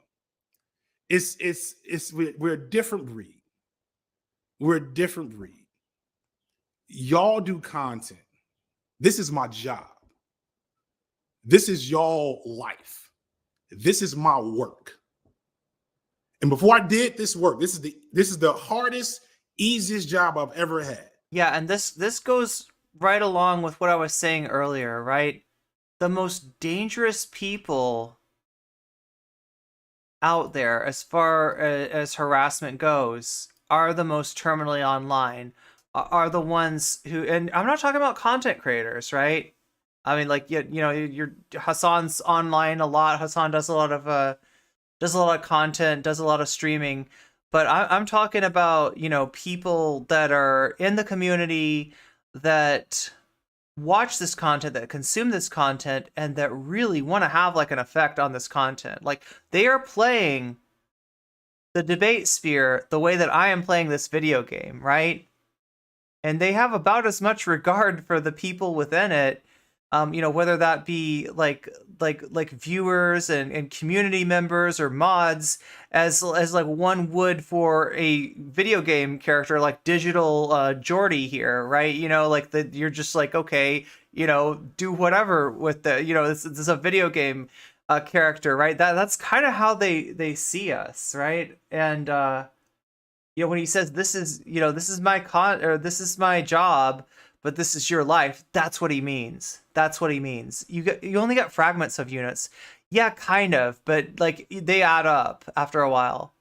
To be fair, he also campaigned for Warnock and Ossoff. And before I did this, I was doing real shit. And I still wasn't doing shit compared to the people that I ran with. So I'll be damned if Nebraska Steve. So that's like, I don't know, I said you only get like you get fractions of officers. It's not quite like, right? So like, for instance, I have Jordy and I have like Chev already. Yeah, the ones that are locked are the ones that like I think what, yeah, you kind of you have to get them multiple times before they're actually like on your ship. But yeah, I'm pretty close to Gala here, and but the 6 out of 10 that you're seeing here, these are shards, right? And filling up these shard meters basically gives you the ability to promote them. Once you get that to 10 of 10, you can promote Chev. Once you get that to 15 of 15, you can promote Jordy, and that basically gives you more ability to level the characters up. So that's kind of how that works. Tries to correct me on black issues. If you want to talk about fucking StarCraft, you in there, son. Wait. You in there. I will cleave to your opinion.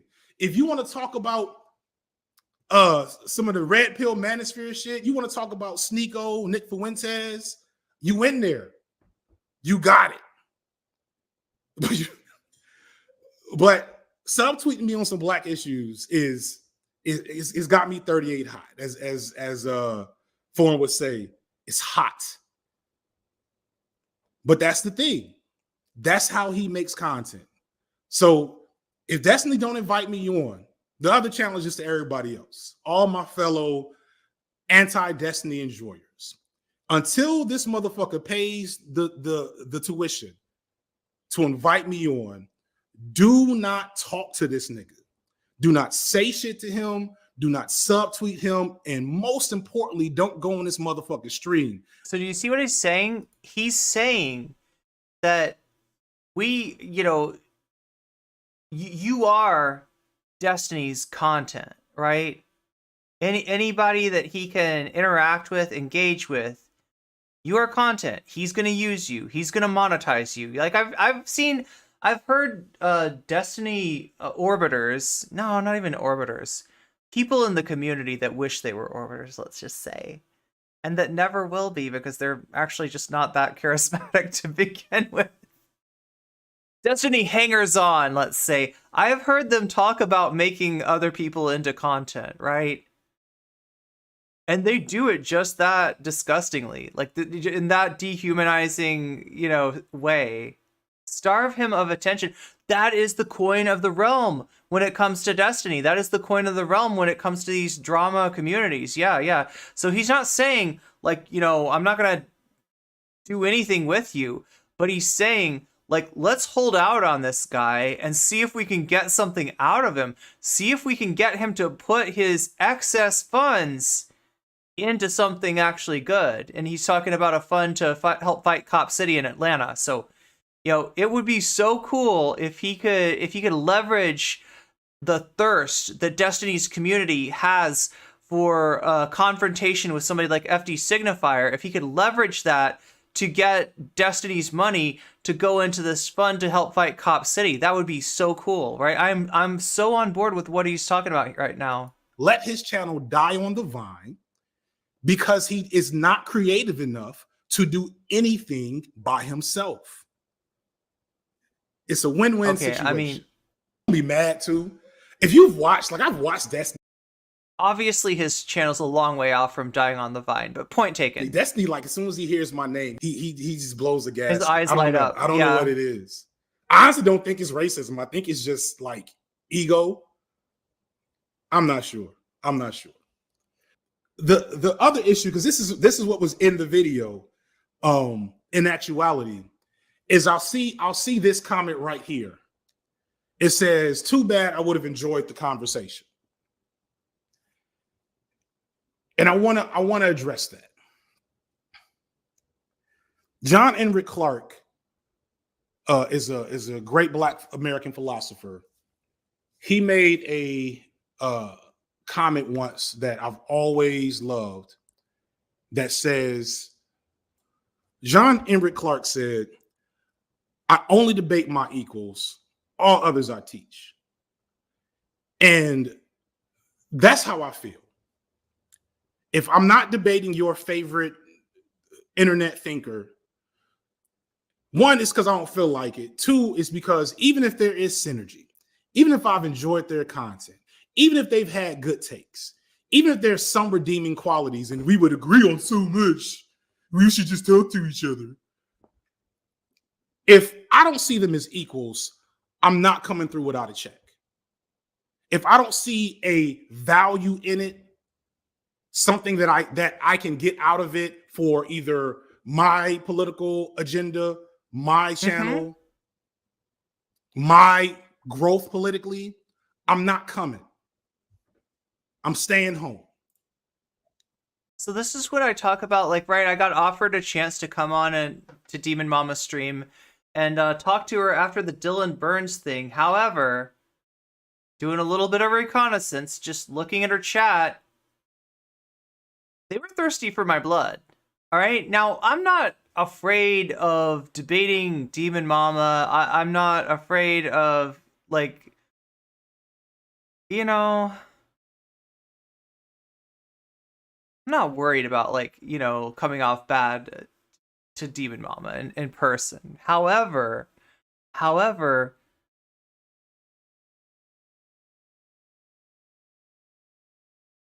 if it's not going to be a good conversation, which it wasn't going to be, it was going to be her yelling at me, right? To the cheers of her audience. Yeah? That's not a real conversation. There's nothing I can get out of that. There's nothing good in that, right? If she's on the level, if she really wanted to talk to me, if I thought that she really wanted to talk to me, you know, I would have been up for that. But, you know, what she was going to do was just say toxic stuff to me, try to get a rise out of me, try to get a response out of me. And my two options are either to roll around in the mud with her, yeah, and make clips of myself being toxic, or, you know, or to look like, you know, to allow her to performatively mistreat me. And that's just not appealing. There's like literally nothing in it for me, right? There's just literally nothing in it for me. And you got to start thinking like that if you're going to do content, right? You got to realize that, like, she wanted me on there because there was a value to in her being able to berate me in front of her audience, right? There's no value towards her having a good conversation with me. And so that wasn't going to happen. And that's why I swerved. I said thank you, but no thank you. But had she wanted to have a real conversation, had I had even an inkling that maybe she wanted to, you know, work, you know, through the issue, seriously speak to the issue of platform and how somebody like Dylan Burns uses his platform, the way that lending your platform as a debate panelist to a transphobe, it cannot happen if you're going to let that person gish gallop, or maybe she doesn't think so. Maybe she thinks that, like, well, no, you know, like the gish gallop's okay. Like, right? Well, okay, let's have that argument. I'll listen to what you have to say. You listen to what I have to say. That's not what was on the table, though. And so it just wasn't worth it to me. Typical Destiny to defend a bad person, then pull a centrist take for defense. They learned it from the devil's advocate centrists like Philip DeFranco.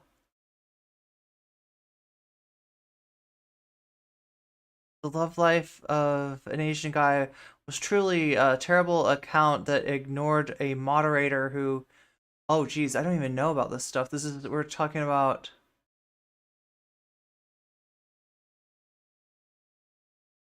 Asian communities already had huge issues with MRAs, incels, PUAs, anti-feminists, dude bros, way before Asian PUA movements and the Yang Gang. Non-Asians platforming Asian PUAs and MRAs just made it worse. So, Destiny's repeated. So speaking about the people who like uplift like conservative elements in marginalized communities. Beatdowns of Sneeko are entertaining as shit. I watch them shits. Sneeko is a fucking clown. Thank you. Doing better. Sneeko's a fucking clown.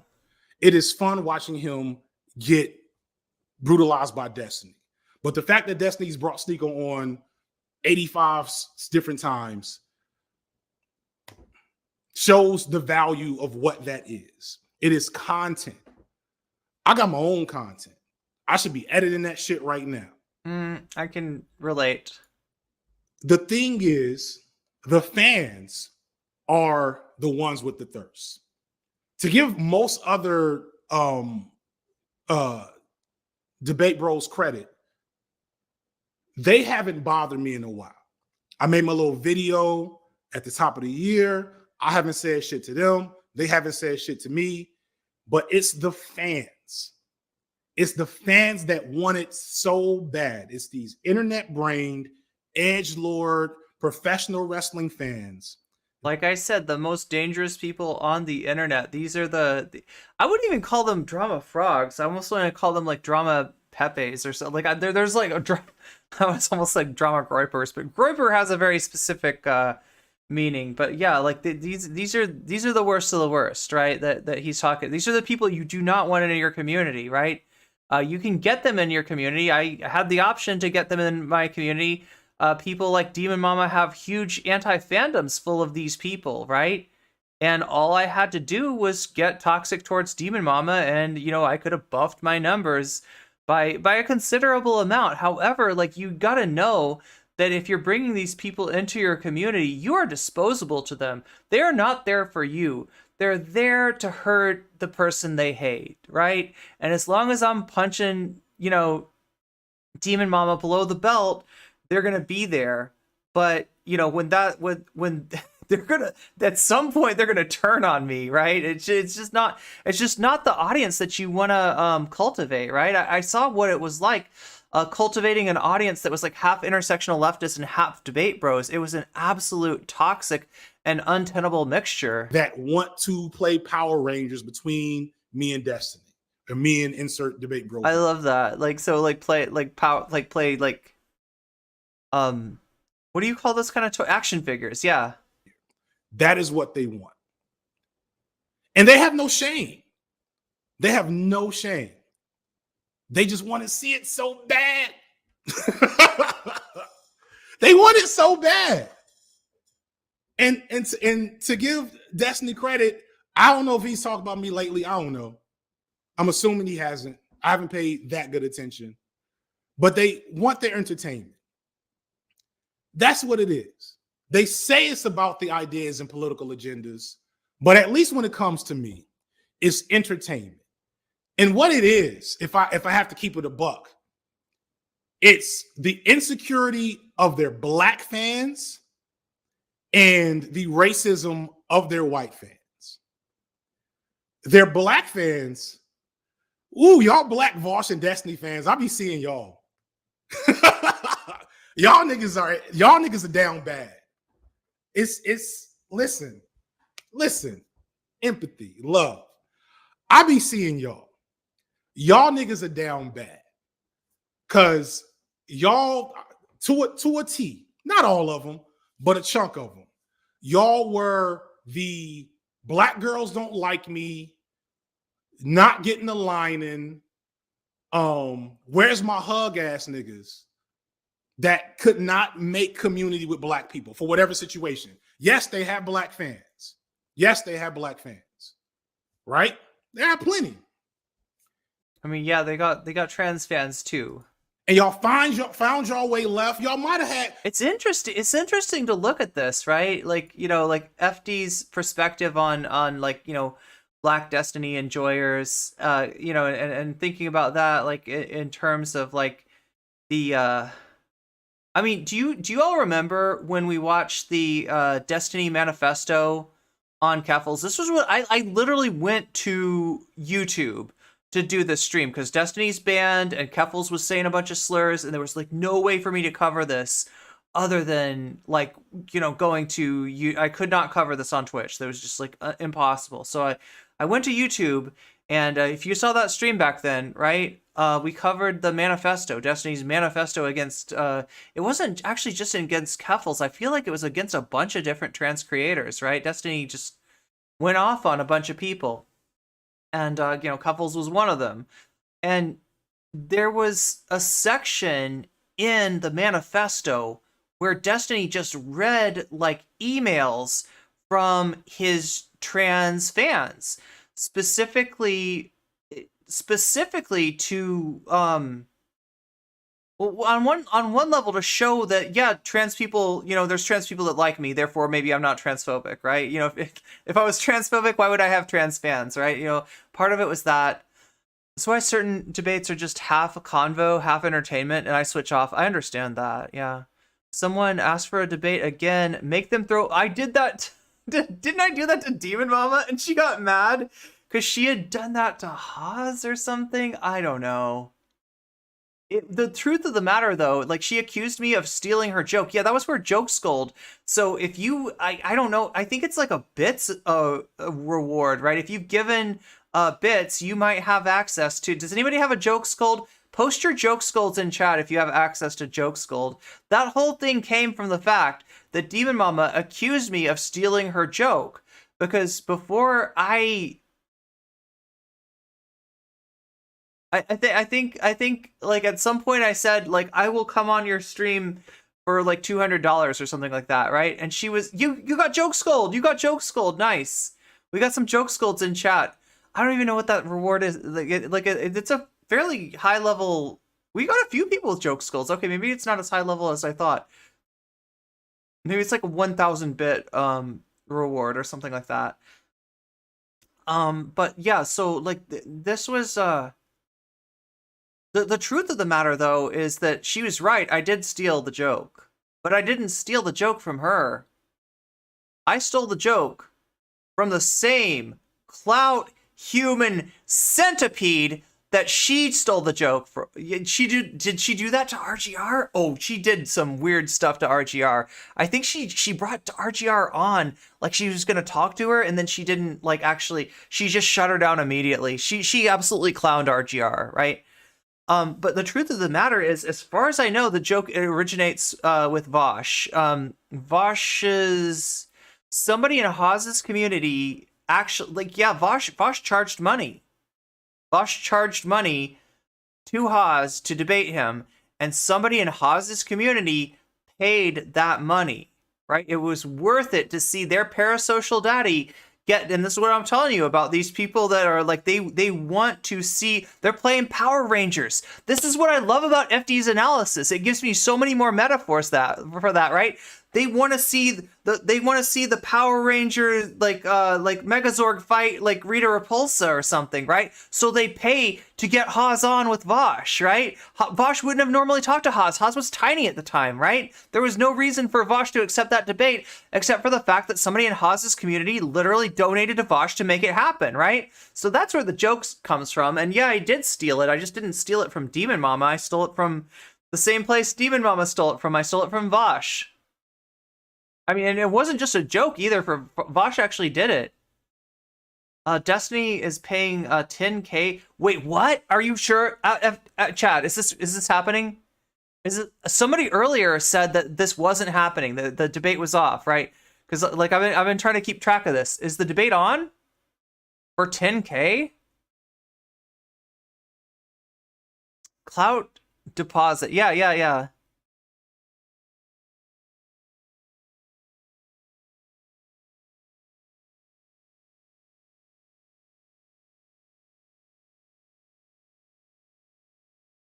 Damn. It was just on Twitter. Thank you. Yeah, I always appreciate people who bring me news from Twitter, because I try not to check my phone too much while I'm on stream. I do it occasionally when I have to, but I try not to. Y'all might have had a Hotep uncle that gave you the blues. I understand. That's why. Yo, I love the. Never mind. I'm entertained by. I can tell that FD's got some weebs in his chat from the usernames. Do you see that? I'm trying to be semi-cordial about the shit. I understand. This is relevant. This is relevant to my interests. And wait, Destiny is paying 50K. Wait, is that right? Has it gone up to 50K? And is it to community movement builders? Is that what he's did FD get? You know. Oh, this is so good. If FD takes Steven's money and puts it to fight Cop City, I am going to be so thrilled. That is legendary. Well, you're going to see what he's asking for, right? You're going to see what he's asking for. Y'all were perfectly comfortable in your Destiny Reddit or your Vaush Reddit or wherever else. I feel like there's been some negotiation. Until a nigga like me showed up.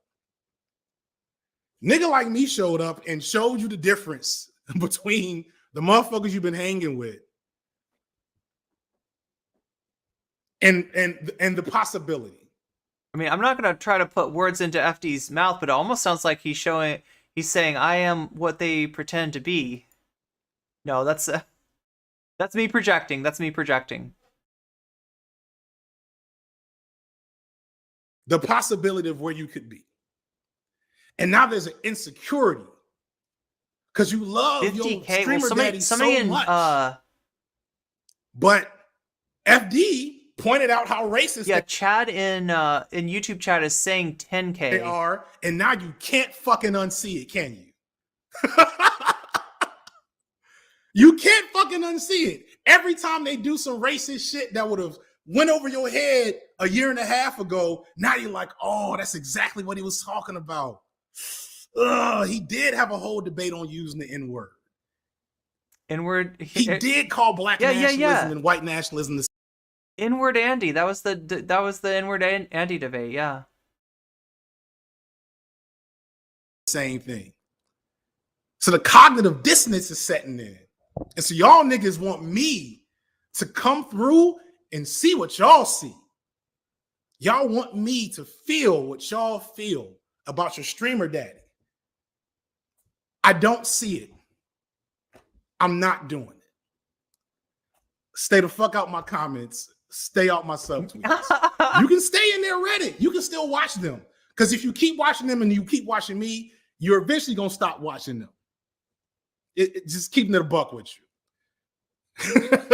You're eventually going to stop watching them. You'll dabble for the spectacle, but you're not going to watch them like you did before. All right? And the white fans are insecure too. How dare this black man come up like he did without getting the approval of my streamer daddy? He needs to come to my streamer daddy stream and show that he is a master of debate and the marketplace of ideas.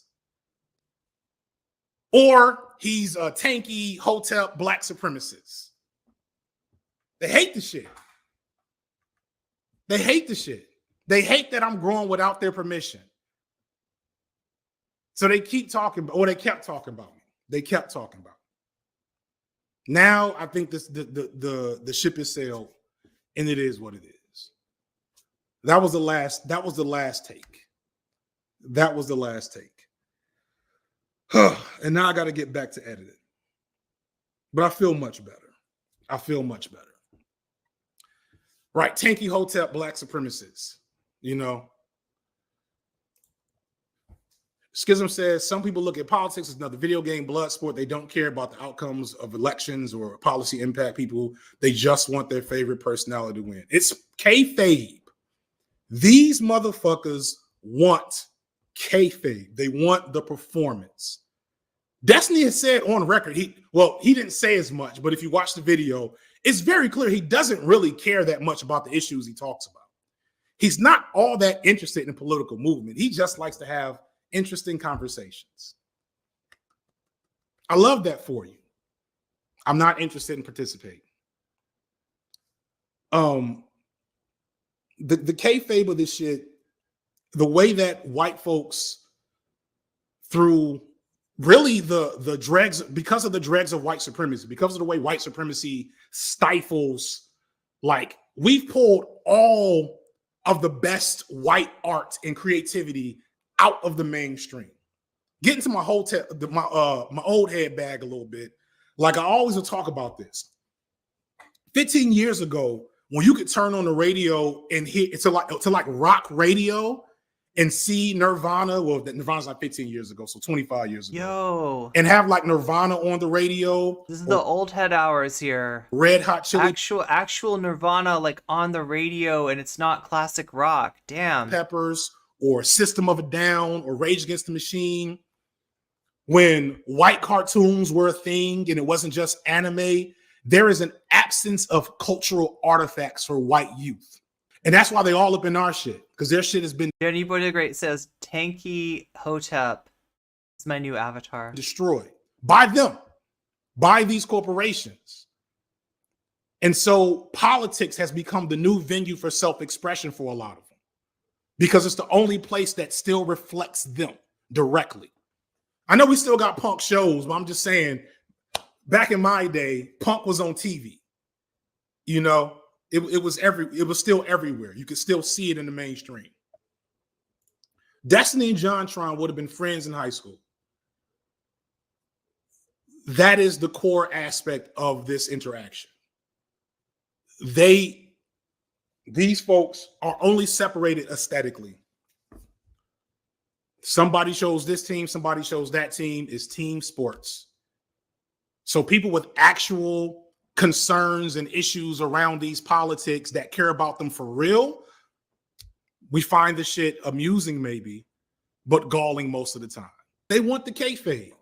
They want their team player to win. All right, I went long enough, y'all. I didn't even plan to go this long. I gotta go. Peace and blessings. Damn, that paid off so hard.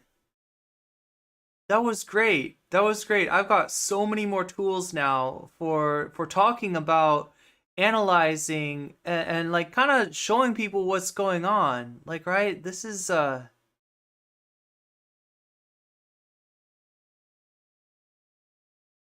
like, okay, so what update chat alpha, what's going on right now?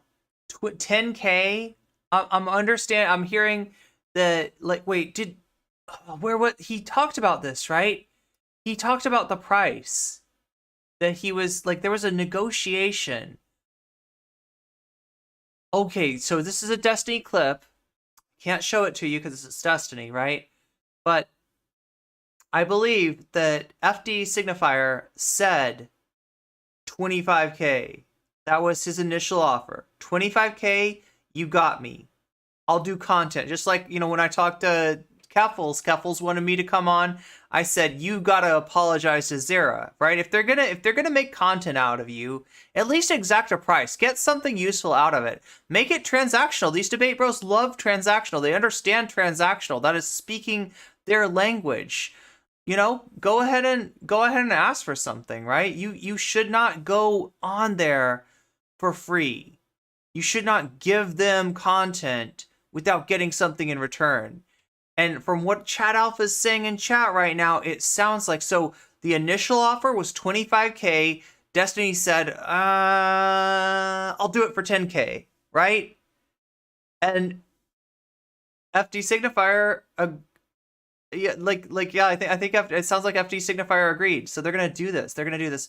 Shark lost a debate to a Hotep who had some good points, and he rage quitted. Okay, if he lost to a Hotep, that means his political foundation was trashed to begin with. Damn, I haven't watched Shark in a long time. Yeah, I don't really know what he's been up to since he came on. Well, he didn't come on here. I offered him if he wanted to, he could have had a little chat with me or with me, you know, and Bad Empanada. That was the last time we saw Shark EO.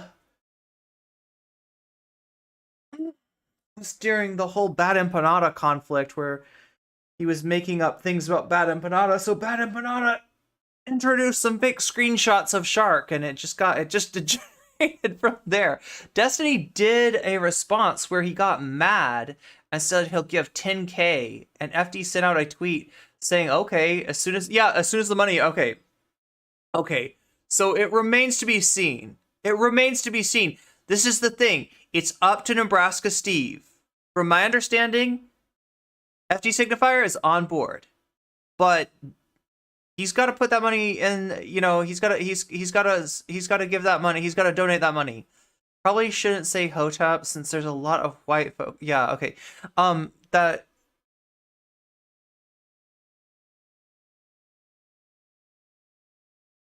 He did a cope stream after the debate, calling. Okay, yeah, about the Shark debate. Yeah, I haven't really seen much from Shark since then. I'm sure he's still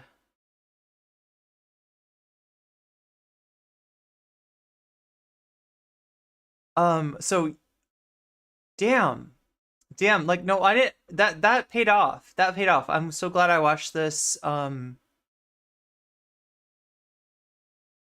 gonna use this in the future, right? I mean, I kind of knew this stuff. I've kind of used these principles, but the way that he broke it down, the concepts of what's going on, and explained the drama frogs, and you know, the way that he's leveraging, and hopefully this works out, right? Because if it works out, FD Signifier is going to get 10K from Steven to fight Cop City. That in and of itself is beautiful. That is glorious. So somebody mentioned the Donald Trump,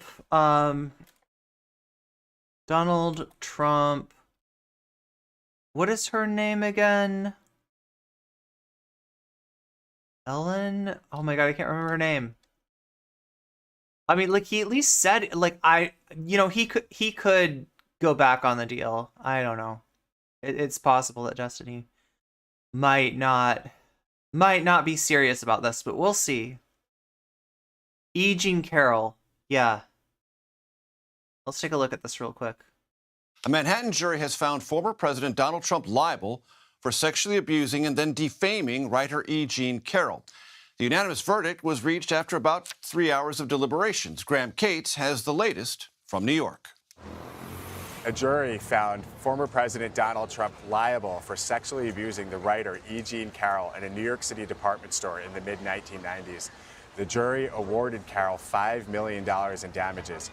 Carroll has said that she bumped into Trump in a Bergdorf Goodman in New York as she was about to leave it, and that they ultimately walked through the store, engaging in at first playful, joking banter before this. So the conversation with Shark that FD had, that was a while ago, right? And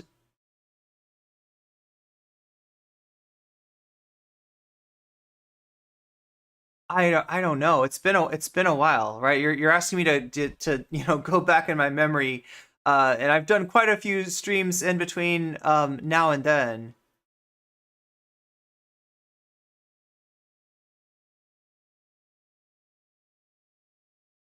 I'm gonna say that FD understands the debate sphere a lot better now than he did when he had that conversation with Shark, right? So I think any interaction that he has with these people is gonna be more likely to be fruitful, more likely to pay out. And again, if all he does is gets 10K from Destiny to go towards this fund to fight Cop City, I mean that's a win. That's a win in my book, right? I think but yeah, I mean, like it's kind of like, when you're having a conversation with somebody and you don't have time to really find out what they're about. I mean, it's hard to go at it, right? Also, being on their territory, being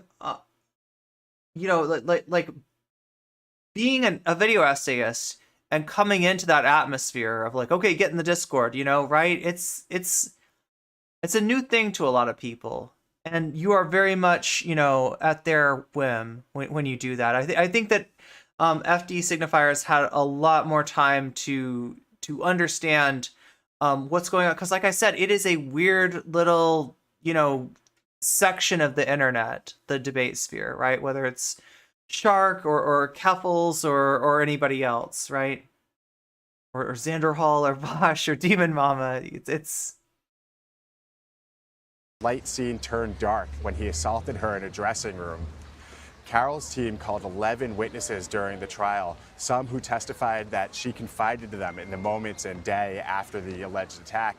But Trump called no witnesses and did not show up at the trial at all. Ultimately, one of Carroll's attorneys told the jury, you have to decide whether all 11 of our witnesses committed perjury or whether Trump is lying. And the jury ultimately found that it was Trump who was lying. Graham Cates in New York, thank you. So there it is, $5 million civil settlement. So it's a civil settlement, right? Because the statute of limitations has run out. But it's still $5 million. And more importantly, now, like, understand the standard of evidence for a civil suit is the jury is deciding, which side is probably right. In this case, who's telling the truth. And they decided it's more likely that the witnesses that Carroll's lawyers called were telling the truth. The 11 witnesses that testified to this, rather than Donald Trump, and so it's a judgment, but it's not a criminal judgment. Now, there's something weird in New York. Can anybody explain to me? I don't know. Sarah, do you know about the law in New York? There's some kind of thing where they will waive statute of limitations. I don't remember how this works, though. I don't know if this could lead to another... was it that the assault charge maybe could be opened up or something? Like one of the charges wasn't going to be able to be made, but the other one could, if I remember correctly.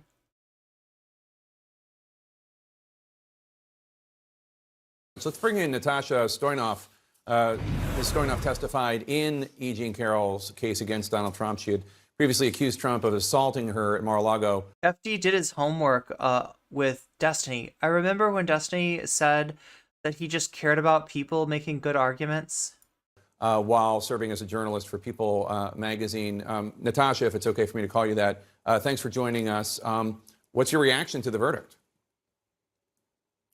I'm elated and very emotional about this. It's been an emotional week, I have to tell you, and I didn't expect the jury to have a response so fast. I didn't know what that was going to mean. And when I heard the news, I'm a little surprised too about the speed of this all. Well, I imagine a part of it was because you told your story to them and they believed you. I mean, that must have been some of what you went through. Very much so. For many of us who came forward in 2016, it's been a long road, and we've dealt with a lot of people not believing our stories. So to give the story under oath and have a jury believe it is a very heartwarming, vindicating feeling. Just a feeling of hope that when you tell the truth, you can be believed. Obviously, you're one of more than a dozen women who have made such allegations against the former president. What led you into that courtroom? I'm not sure if you're comfortable talking about it, but how did you come to be one of the women testifying that day? Well, her team asked me if I would, and I think the belief was that I helped show a pattern, and that it would be helpful for the jury to hear that. And when they asked me, I just thought it's something that I had to do. Was it difficult? It was difficult leading up to it. And amazingly, once I got into the stand, I just felt like it was me and the jury, and that I was telling them what happened. Everything else around me just sort of disappeared. And it was like this strange sort of Zen moment of truth where I was finally telling it in an area that was in a medium that was very serious and important, and nothing else mattered. So the difficulty sort of disappeared once I got on the stand. This is kind of a difficult question, but do you think it's that people don't believe you, or do you think that the people who vote for Donald Trump anyway don't care? Just don't care. Don't care. That's what I think. I think what it's do you think, a combination Chad? of both. I think that they hear all sorts of negative news about the women that were liars. So on the first step is that they don't believe, and then I think that there's a certain group that think it probably happened and don't care, and that really is actually the most heartbreaking to me. And as somebody who was assaulted by Donald Trump, per your testimony under oath, what is it like to see him leading in the polls, not just for the Republican presidential nomination, but most recently in an ABC News Washington Post poll, leading against Joe Biden for the presidency, removing politics from it, just talking about what you experienced and what so many other women have testified under oath and in public about their experiences with him assaulting them? Well, first, I'm never quite sure anymore what to believe when we hear about polls. So Fair. I don't take it too seriously. Fair, yeah. And then I just sort of hold on to hope that the American people have learned a lot over the last 4 to 6 years and will make a wiser choice in 2024 than they did in 2016. I have hope for the American people. Natasha Stoynoff, it's a brave thing to come forward to tell a story about an assault, and it's a brave thing to do so before a jury, and it's a brave thing to do so right now. So I thank you, and I thank you for what you're doing, not just for justice in E. Jean Carroll's case. I'm at NB says, Destiny said, there's a video of Destiny saying, when he says, I'll do it for 10K, he's like, I'll do it for 10K. He's not worth 25K. So still being pretty insulting in that, but he did agree.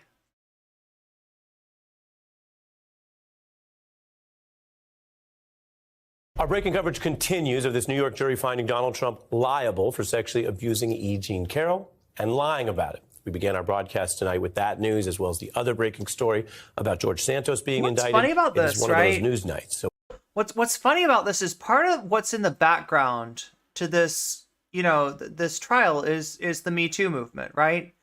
And more recently, the Amber Heard defamation trial. And the weird thing about this, right, is that the Johnny Depp's public relation team used that trial as a massive PR like move for Johnny Depp, right? That's kind of how that functioned. And I mean, famously, there was a lot going on. There was a lot of manipulation of public opinion, including like bots and stuff, right? That were making it feel like, oh no, dude, everybody supports Johnny Depp, you know, like nobody believes Amber Heard. But this is almost like an inversion of that, right? You've got another defamation trial, but this time it's vindicating the victim, because the perpetrator, you know, lied about her rather than being the other way around. we were discussing just a moment ago with our guests the judgment against Trump, the potential wider impact.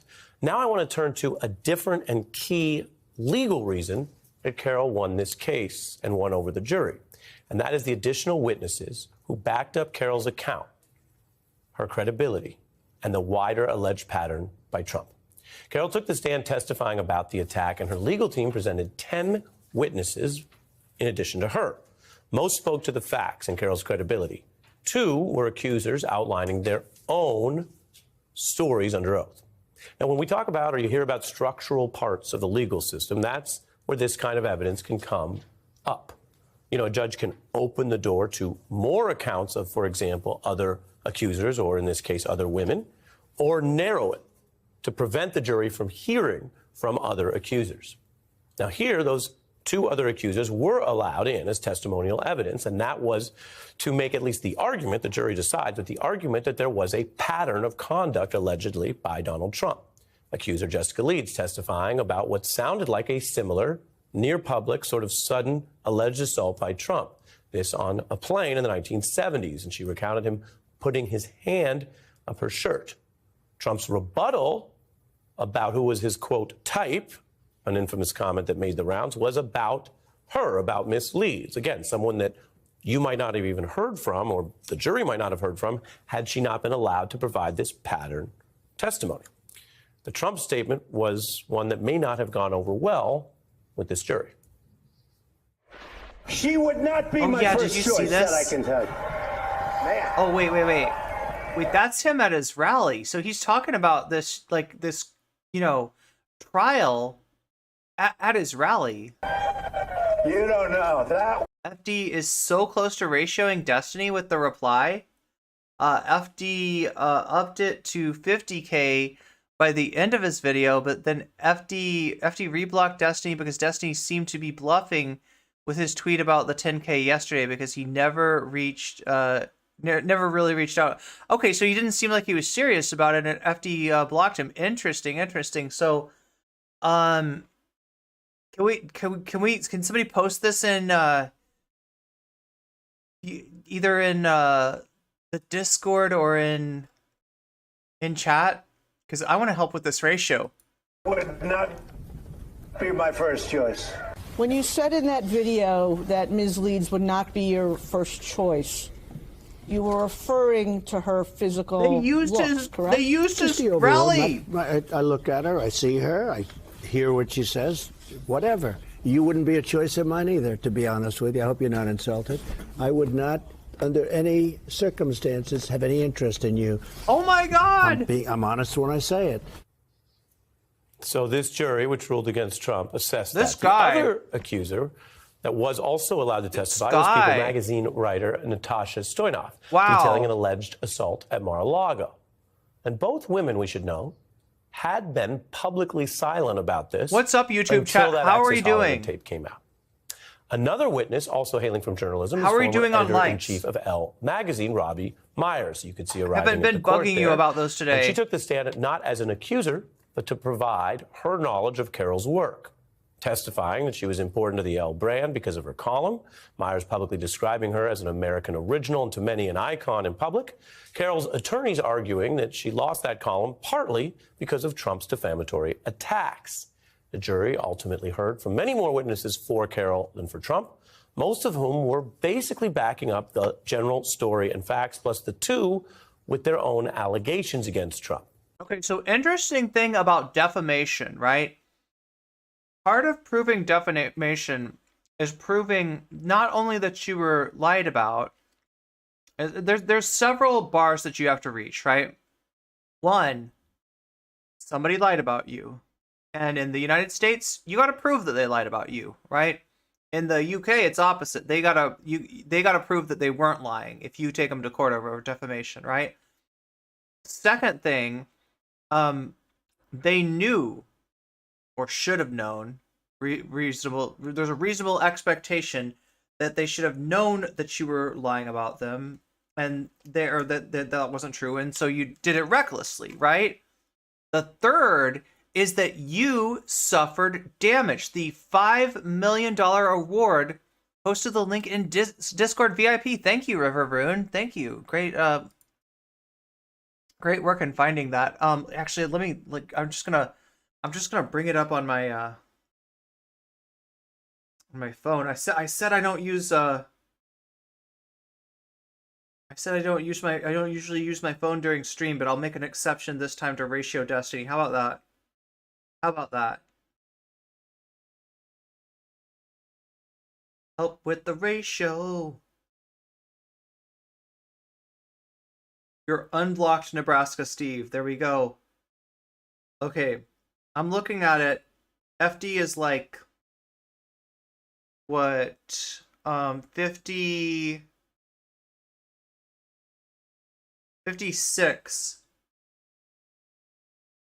56 likes away from ratioing Steven. So if you want to help that, let me grab the link and I'll post it in chat. That'll work.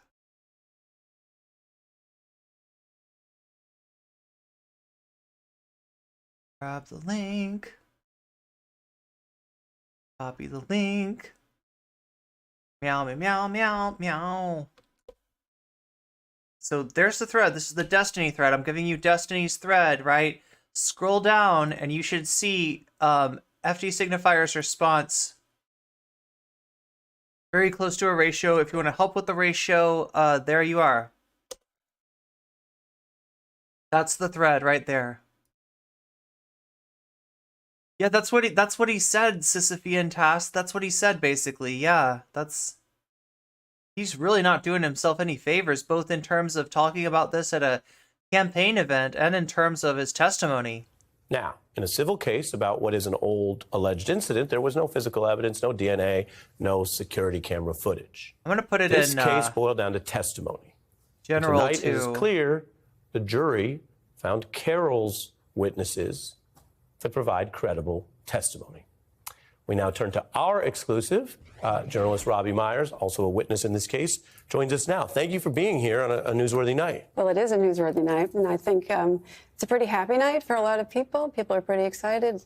The minute I read it, I sort of took a breath because I think a lot of people assumed that this wouldn't be the outcome. And partly because, and I don't really want to criticize anybody, but when you walked into that courtroom, there were 6 men and 3 women. And I think a lot of women were sort of afraid that maybe the men wouldn't believe E. Jean and some of the things that had happened to her. That's what I was wondering, too, was the makeup of the jury. I have to say, I think it was a good day for men because all of them and the 3 women stood up for E. Jean and believed what it was that she had to say. When you were testifying... Yeah, I was wondering about this, right? So I said to myself, I hope this jury is like all women. And I thought about that for a second, and I remembered how jury trials work. Basically, if anybody does not want a juror on the case, right, then they get eliminated, right? So it's kind of like, you know, a system of elimination, and the ones that get eliminated, right? So you know, that's why some people, when they're trying to avoid jury duty, they'll say stuff like, yeah, I always say I don't believe that anybody's ever guilty, and I think the legal system is a bunch of BS, and like, right, you know, you say something like that, and the prosecutor will eliminate you from the jury, maybe. Or you say something like, you know, that sounds really biased against the defendant, and or you know, like that you do believe that, you know, people are usually guilty, and the defense team will eliminate you, right?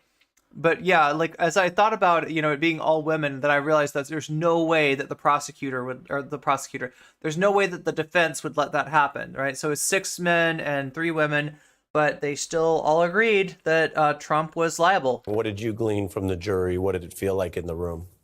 Well, honestly, I mean, I was the last person to testify. I think that they'd had a long 2 weeks, and I think that they heard a lot of really upsetting things. We know that there was sort of his lawyers kind of went after Eugene and the other witnesses in a way that they didn't come after me. And I think, you know, they were tired, really, but they were alert, they were paying attention, and I just think it's a huge relief, and it was a really good outcome. Yeah. You see some of the individuals there. I mentioned your background in journalism. I mentioned a people writer. There's no hierarchy or organizational system of who may be truthful or untruthful. Our system has a jury assessing that. But I think it's fair to say, tell me if you disagree, that people who have to write and tell the truth for a living, who go down to work on a story, have a lot less reason. It's hard to get your head around a theory of the case where the writer for the magazine, for example, goes down to write the story and then fabricates something and then hides it and then brings it back later. In other words, while I mentioned due process, and we take that seriously, I mentioned that earlier tonight, the sort of Trump Tacopina argument had to be that Carroll and these other witnesses, Tacopina being Trump's attorney, were all on this weird long-term fabrication journey. The jury did not buy that. As someone who was inside the room, was that clear to you? Was that obvious? Was that definitely not going to work, that attack? Well, it wasn't going to work because it wasn't true, right? And my role really was to talk about the long relationship I had with Eugene when we worked together. And I knew her as a professional. I think what a lot of people don't know, and part of my job was to talk about her long history as a reporter and as a journalist. I think people sort of thought, you know, she writes, you know, she does this kind of advice column for women, you know, as if that's worth being dismissed. But if you go back to her career, right, she was one of the first women to write for Esquire, which, you know, is a very manly place. She was nominated for an Emmy when she worked at Saturday Night Live. She worked at Rolling Stone.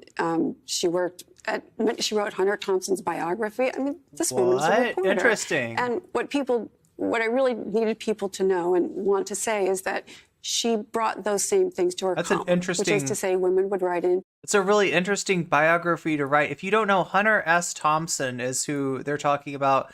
You're talking about a journalist, and I use that term lightly, during the 60s, who was the pioneer of something called gonzo journalism, which in which the writer, now normally like the mantra of journalists is to not insert yourself into the story. The story's not about you. You're there to cover the story, right? Hunter S. Thompson took a totally different tack, and his journalism, you know, like he would write for Rolling Stone, was basically diving headfirst into the story. So the opposite of what, you know, and it was more of a literary thing, right? So famously, he wrote Fear and Loathing in Las Vegas, Fear and Loathing on the Campaign Trail. He wrote a book about the Hells Angels. He, you know, this is the kind of, you know, journalism that, and often he would submit, you know, stories to Rolling Stone, which would later become books, is my understanding of it, right? Now, if you ever read Fear and Loathing in Las Vegas, it is a story of a sports journalist and his lawyer bringing his lawyer with him to Las Vegas in order to cover a motorcycle race. And really not covering the race. Like that's kind of the funny thing about Fear and Loathing in Las Vegas. he doesn't really go to the race. He's not very interested in the race. He is in Las Vegas, and he has got a lot of substances in a suitcase. He's got every substance that you could imagine. What did he say? Every substance known to man since like 1645 or something.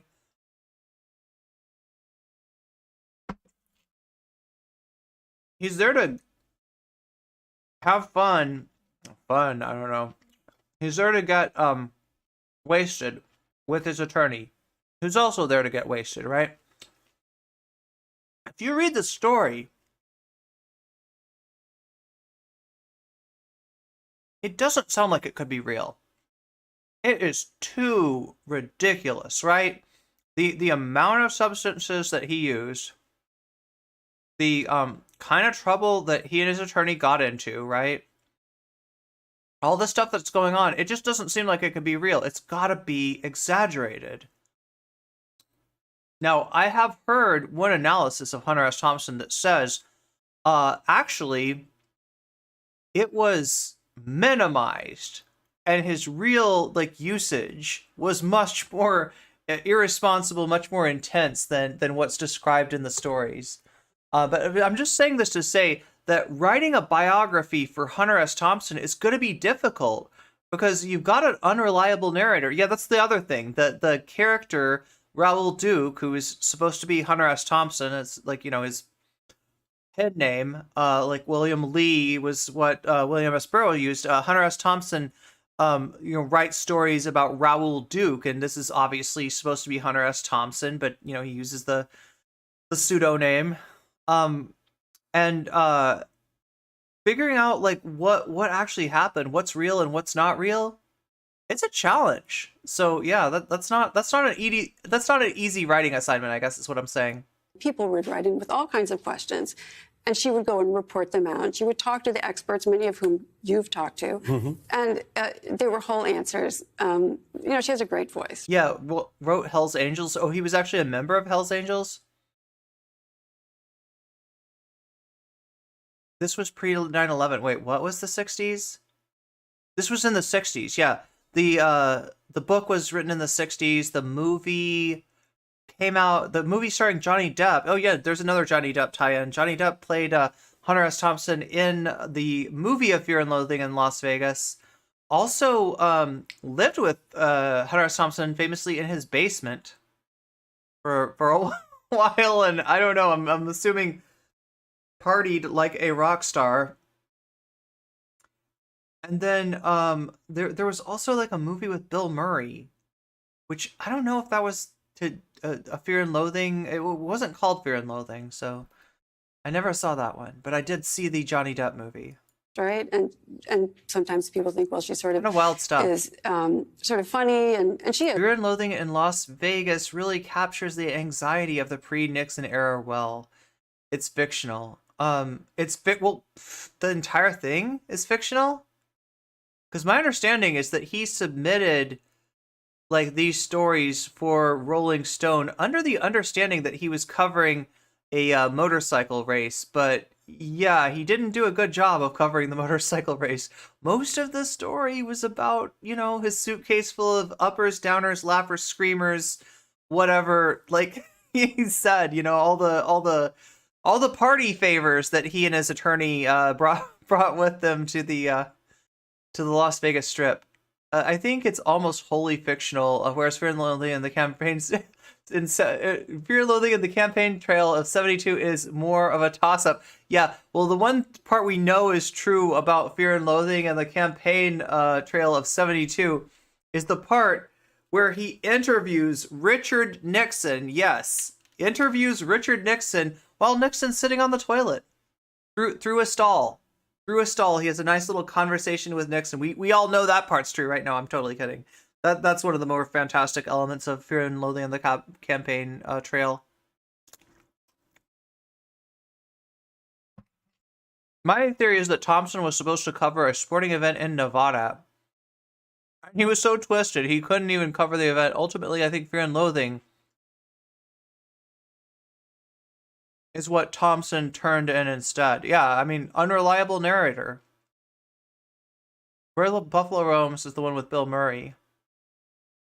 Basically, instead of doing the book report he was assigned, he turns in a report on his journey to the library. It reminds me of, like, I can remember writing essays in high school. I had a lot of trouble getting motivated for it. And, you know, sometimes, you know, it'd be like, we're reading this book, you know, write an essay on this book, right? But sometimes they give you a chance to compare it to, like, compare this to another poem. Like, oh, really, another poem? And I would get a song. I would analyze song lyrics, or you know what I mean? And badly, too. I didn't understand, you know, what the authors of the song, I would have just made it up. I was like, clearly this is about this. And I was completely full of shit about that most of the time.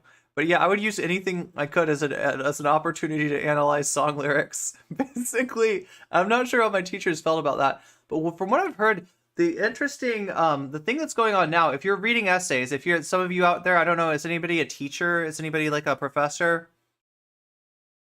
I've heard that there's a trend that's called the trauma essay, and that a lot of you know, teachers, professors, etc. are getting, in fact, even people who analyze essays that are submitted for college entrance, right?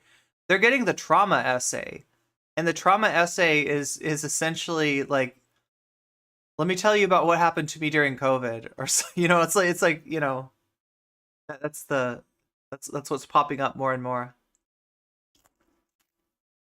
Anyway, she's all of those things, but she's a truth teller, and she always has been. You think about, and this comes up a lot, and sort of what we're talking about tonight, the overlap between journalism when it's done right, which is you talk to everybody, you gather the facts first, you try to fact check first, then you put it out there, and the legal process, right? Which Jules says, in high school, instead of writing an essay on a poem, I wrote an essay on how we should never analyze poems, and my teacher accepted it. I don't know if this is true, but I heard that the song I Am a Walrus by the Beatles was their response to hearing that some of their lyrics were being analyzed in a college class. They found it ridiculous that their lyrics would be the subject for academic inquiry.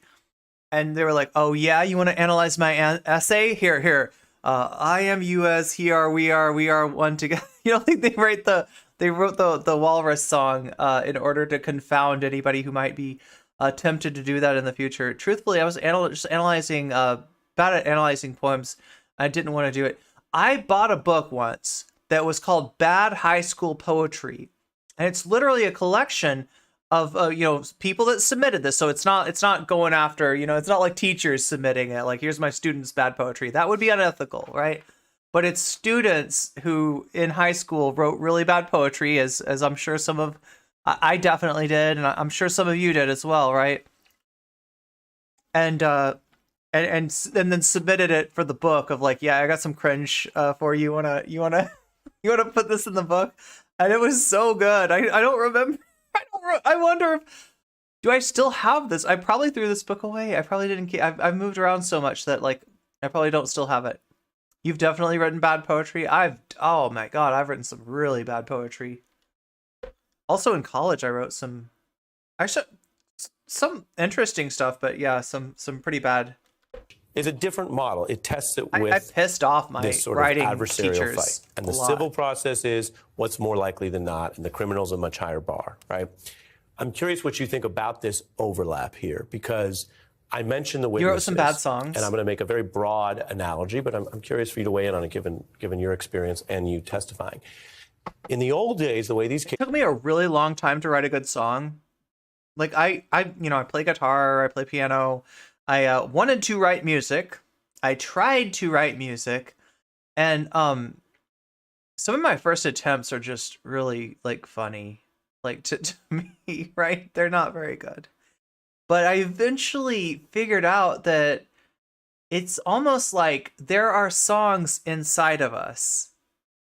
And instead of trying to force a song into being, you need to try to hear that song inside you. It's almost like if it's written by your unconscious, it's going to be better. If it's something that you're trying to force out and you're like, I need to write a song. I want to write a song about X. Let's see. What do I think about X? Here's some lyrics. Let me rhyme that with that. Let me rhyme that with that. Let me write a chorus. This can be the chorus, right? This could be the bridge. Let me come up with some melodies for that, right? Oh, yeah. Also, like, I generally come up with chords first, and then I write a melody to the chords. No, actually, no. Melody and lyrics usually come at the same time. But I eventually got to the point where I could write a song that I liked, that I,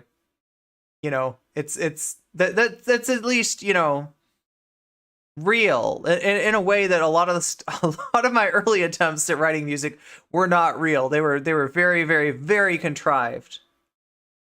All the songs inside me are songs songs to my cat, and they were ridiculous, but I like them. I mean, that could be beautiful. There's one called There's a Mouse in the House. Oh, that's cute though. I write melody first and then hope the lyrics come from mood. I almost have to hear like a beat and or a harmony in order to come up with a melody. Generally, because the melodies that I write out of and it's what's really hard for me is if I do ever come up with a melody, it's really hard to harmonize it after the melody's written. It's so much more easier for me to come up with some chords that I like and get like a feel for the song, and then like play it until I like start to hear like, yeah, like that's the melody. But then it's some of the challenges for me are getting away from the tonic or the fifth, right? It's really easy to hang out around the tonic, to hang out around the fifth. You wanna cases worked, and we've put a spotlight on that. Judges, who were overwhelmingly male, were very loath to bring in these outside accounts, these pattern witnesses, right? Which I think, to make a rough analogy, would be like if you were reporting a story for your magazine, but there was a limit, you couldn't actually talk to extra people who had facts. Not extra random people, you still have to fact check it. But the idea that you limit it that way, right? And I want to be clear, there are some reasons why you don't just bring in everybody into every trial. But we've clearly seen that as these movements have gained influence, judges are willing to let in more of these accounts. And it seems to be changing how these cases are resolved. Well, that's very good news. I mean, I think you're the attorney. You know more about that. But you're the witness. I do. Well, and I was the witness, and I can't really comment on whether or not most judges are sort of more open to these kinds of things. But I will say that it was nice to be at a magazine in the modern era because we could do whatever we needed to do to tell a story properly. Right. And well, I'll ask it different. Would this case be different? This is what they call a leading question, but we know each other. Would this case be different if a judge did not allow these other women to testify about their allegations that Donald Trump did something similar to them? Well, I would say absolutely it would have had a different outcome. But, it never even occurred to me that a judge wouldn't let this many people. Well, again, we're going into the depth, but I think it matters on a night like tonight. In Cosby 1, they didn't allow the outside pattern testimony, and he got off. And then in Cosby 2, they did, and the jury only knows what it's told. That's how this is supposed to work. And the jury said, well, wait a minute. If it's not just about her, it's all these other things, and it changed it. Now, we talked about in a prior segment, he later got off on a different technicality, but that's not even about the jury. This is one of those things where people say, you can't do that, and we're not going to hear from all these, quote, women. That was the model. And now that's changing, and suddenly, again, if a jury hears from people they don't find credible, fine. But it would seem that these people who are accused of serial misconduct, it's rather persuasive for the jury to not only assess your former writer or employee, Carroll, but other people, and say, oh, well, there's kind of a pattern here. Well, and there is kind of a pattern here. And I do think, as you brought up earlier, right, that I think that those two other cases in some ways opened the door a little bit.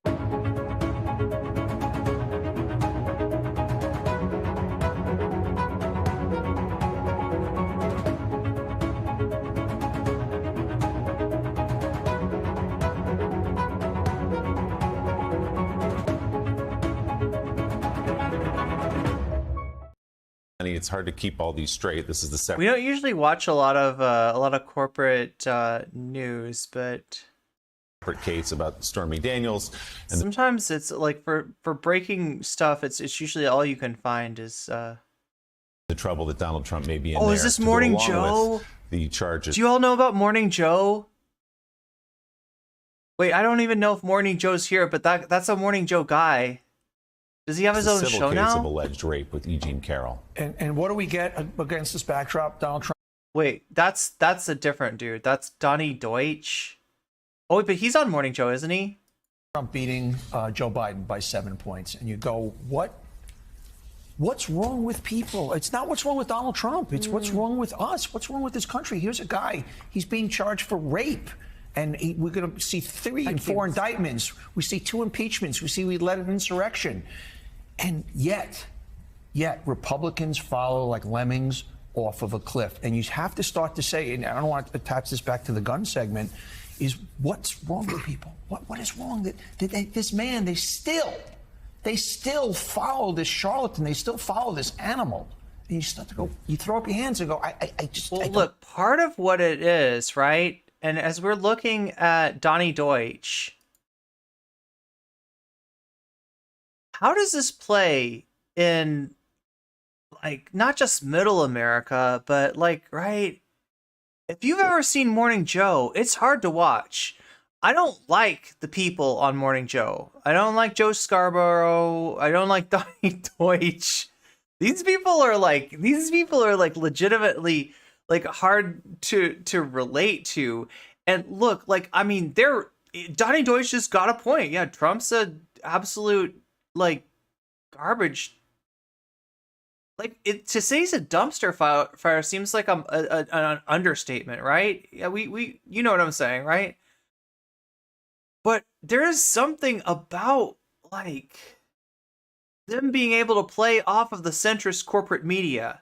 Like, it's my contention that on some level, Trump's success is that as bad as he is able to find people that are easier to hate than he is, right? And Morning Joe's a great example of this.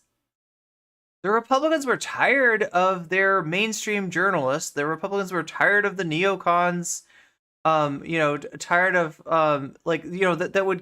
that would win elections based on promising them stuff like immigration reform, that they wanted that because they were racist. They wanted, literally there's a racist impulse behind the issue of immigration reform, right?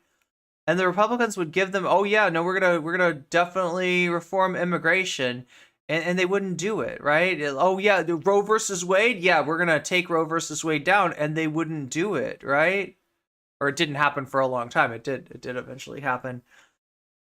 But they were somewhat, like, tired of being strung along with this carrot on a stick by these, I don't know, these mainstream Republicans. Like, in a lot now, like, I don't know, what would you call Morning Joe? He is he's a former Republican, senator, I think he's a congressman.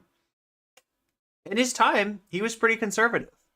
Now, he is considered liberal somehow. In fact, if he ever runs for any office, people have talked about Joe Scarborough running for president. I think that's a horrible idea, but he would definitely have to run as a Democrat. There's no way he could run as a Republican. But there's something about Trump's ability to find a foil, right? And maybe also the Democrats' ability to give him that foil. Like, maybe you could even look at it like this.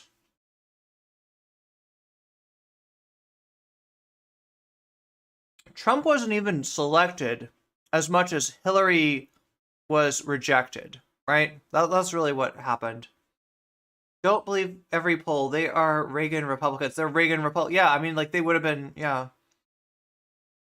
Republicans back in the day. But I feel like it's funny to have these people ask that question, because I feel like that they are part of the reason for that, right? The David Brooks of the world, I don't even know. Is David Brooks is David Brooks still a never Trumper? The never Trumper Republicans lost it. It was their party. They cultivated this anti-intellectual base, right? and then they got eaten by the tiger that they were riding. Donald Trump comes along and says, that is a nice intellectual base you've got. They will not see through what an ass clown I am. And he was right. They didn't. They cultivated that. They cultivated that hatred for anything like an expert. Like, okay, we're going to make sure global warming, make sure they don't trust the experts, right? Professors, make sure they hate the professors. Make sure they hate education, right? And they got what they wanted, and that allowed Trump to creep in. So in a lot of ways, the Never Trump part of the Republican Party are the victims of their own success, right? I mean, it would be funny if it wasn't so dangerous. I don't get it. I don't get it. Well, and the people who are, let me just say again, the evangelical conservatives who are supporting the white evangelicals. Wait, that's Willie? That's Willie? Oh, that's Willie Geist, right? Wait, who did I say he was? I hate that I know Morning Joe, the D-list cast. I recommend Morning Joe to get a sense of where the DC insiders... Well, I mean, we call them insiders. Are they really insiders anymore? Are they really insiders? Like, I mean... I feel like a lot of these insiders are just... They have no constituency. They've lost it. They've lost the party. And, like, look... What would it, I always wonder, and I guess we'll never find out, what would the election have been like if it was Bernie versus Trump? Would Trump have been able to sell, oh, it's crazy Bernie, oh, he's too old, oh, he's not, would he even done it like a, a Joe Biden, like, sort of, the way that he attacks Joe Biden would...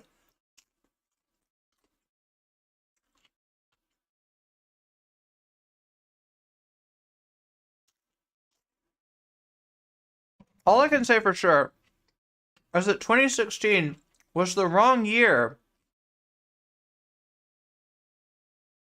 for anyone to run as a pro-establishment candidate. And so selecting Hillary Clinton in particular to run against Donald Trump was a monumental mistake that I feel like a lot of people can see what's wrong with that strategy. A lot of people who are not Washington insiders can see.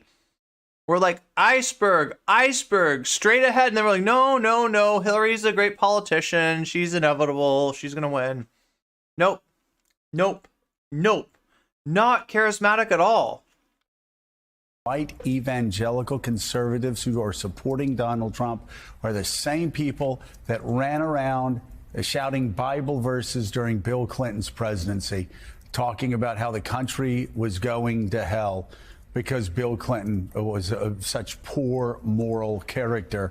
And now they continue to stand behind a man, let me say it again, who said in his deposition this year, in this case, that maybe it was a good thing that stars were able to rape women. And they're voting for him. Like, again, one thing we have found is the bill always, it comes due.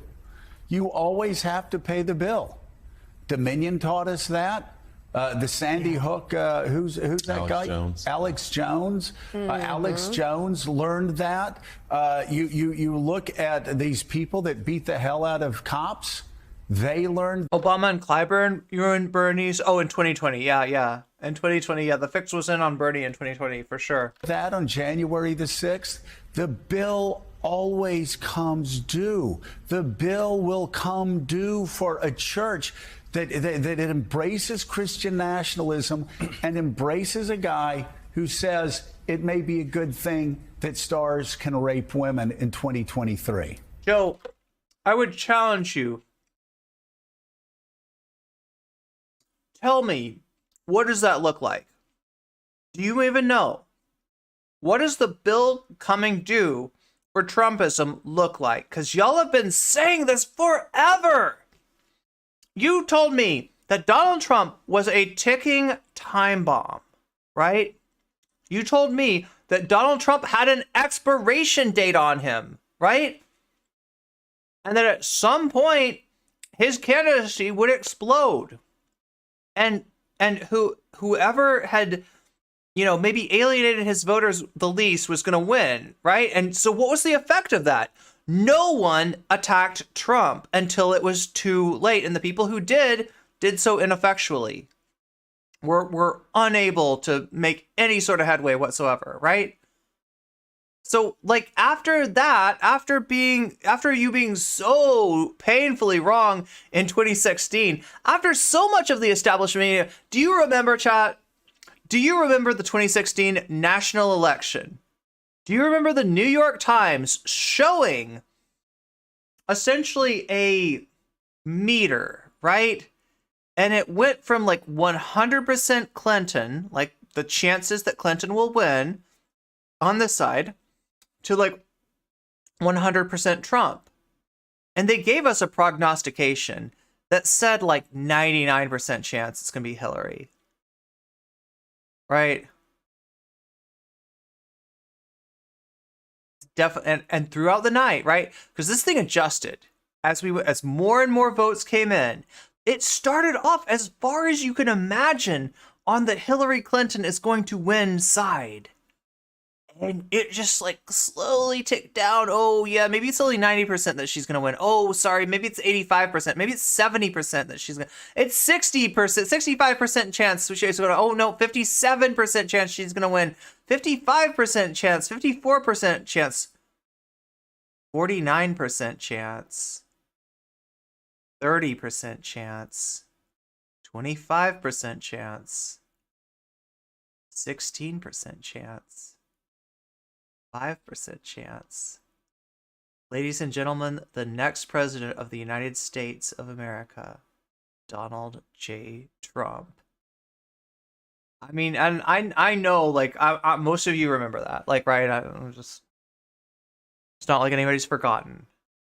But I just had to relive it once more then. Hearing these people say this, I don't believe you. I do not believe you. I don't think that you believe you. I don't think you know what you're talking about. What does it look like for that bill to come due? How does that happen? Like, I mean, I can see like a slow winnowing away of the Trump base and actually maybe even the Republican Party, you know, at some point becoming a third party, but that I don't see that happening anytime soon. They have gerrymandered the F out of this country. And so even after they are not viable as far as winning the popular vote, they're going to continue to get the Electoral College. They're going to continue to take the state houses. They're going to continue to take the governorship. They're going to continue to take the Senate. Like I'm surprised that the Democrats were able to hold on to the Senate. That's wild, right? Because the Senate is incredibly stacked in favor of Republicans, right? And you know what I think is keeping the Senate in Democratic hands versus the House, right? You can't exactly gerrymander the Senate. Senate races are at large, right? Your whole state votes for both senators. It's not like, you know, here's this section and here's that section. In the House, they do this thing, right? When they gerrymander the districts, it's like the district is like do. It's like an abstract painting or something. It's like, what is that? That's an electoral district, yeah. Right? We put all the white people in this district and all the black people in this, you know, like, right, they do things like that. And yeah, they do use race, right, as it's, you know, somewhat correlated with political alignment. They gamify this thing so that if you look at it, you know, like what is the total of votes? Well, you know, the Democrats are winning 60-40, but what is the makeup of the state house? Oh, the Republicans have got that, like, have got 70% of the House locked up. How, you know, redistricting, gerrymandering. And then when the one time that the Democrats tried to give them a taste of their own medicine was in New York in 2022, and it backfired massively, right? They wanted more than anything, the Democrats wanted to ensure that they had a ton of districts where they couldn't be primaried by AOCs, right? They didn't want to give up anything to progressives. And by doing that, they ended up creating... Oh, wait, no. They got thrown out of court, didn't they? The Democrats, when they gerrymandered, actually got it thrown out of court. The judge redrew the districts, and it ended up somehow being in favor of the Republicans. They cannot win. They cannot win. It does feel like, and this is a TYT thing, right? That's what Cenk Uygur used to say. And I think he's right about this, right? The Republicans are the Harlem Globetrotters, and the Democrats are whatever loser team. If you don't know, the Harlem Globetrotters is like, it's like basketball, but it's like wrestling. It's sports entertainment, right? It's like, it's set up. It's pre-arranged, right? It's gonna, like, 90% of the time, the Harlem Globetrotters are gonna win. The Democrats feel like paid losers. That's what I'm saying. And,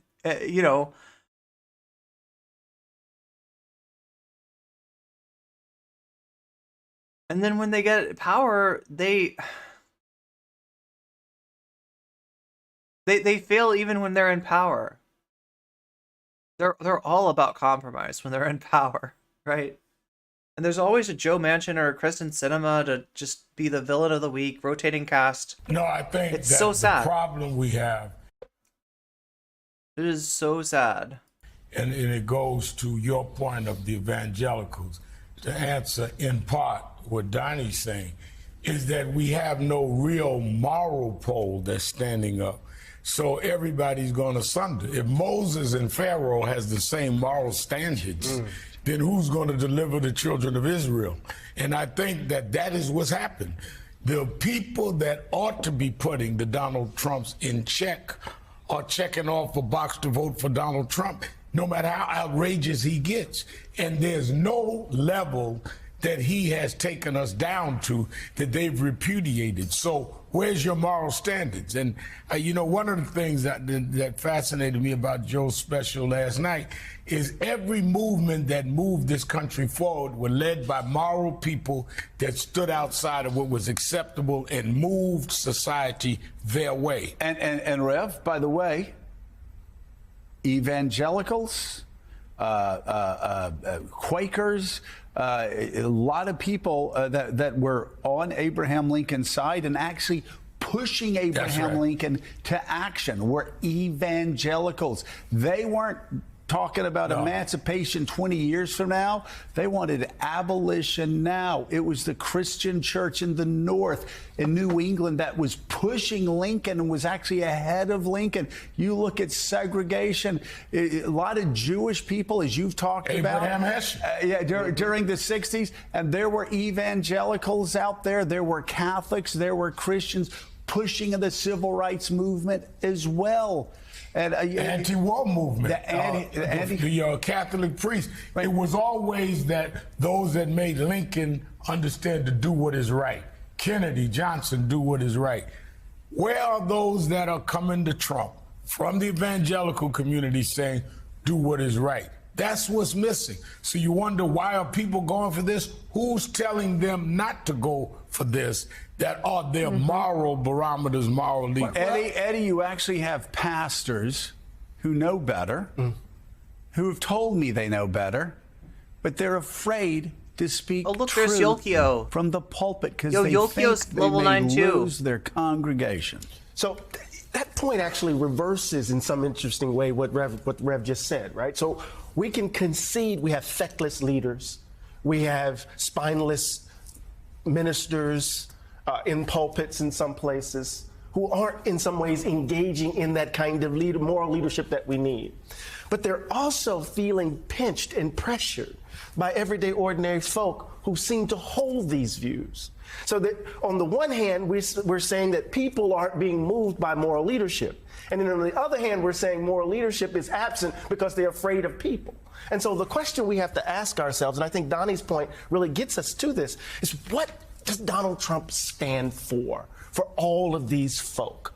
Why is this man who's so clearly flawed, and that's a generous description. He's pushing back against arrogance and elitism from the coasts. He's the one that's fighting for them. You got it. Feel like You got it, Joe. It is his ability to find enemies. That is Trump's political instinct, right? And like, it's sometimes not even his instinct. Like, they foisted Hillary Clinton on him, right? They gave him what he needed to win in 2016.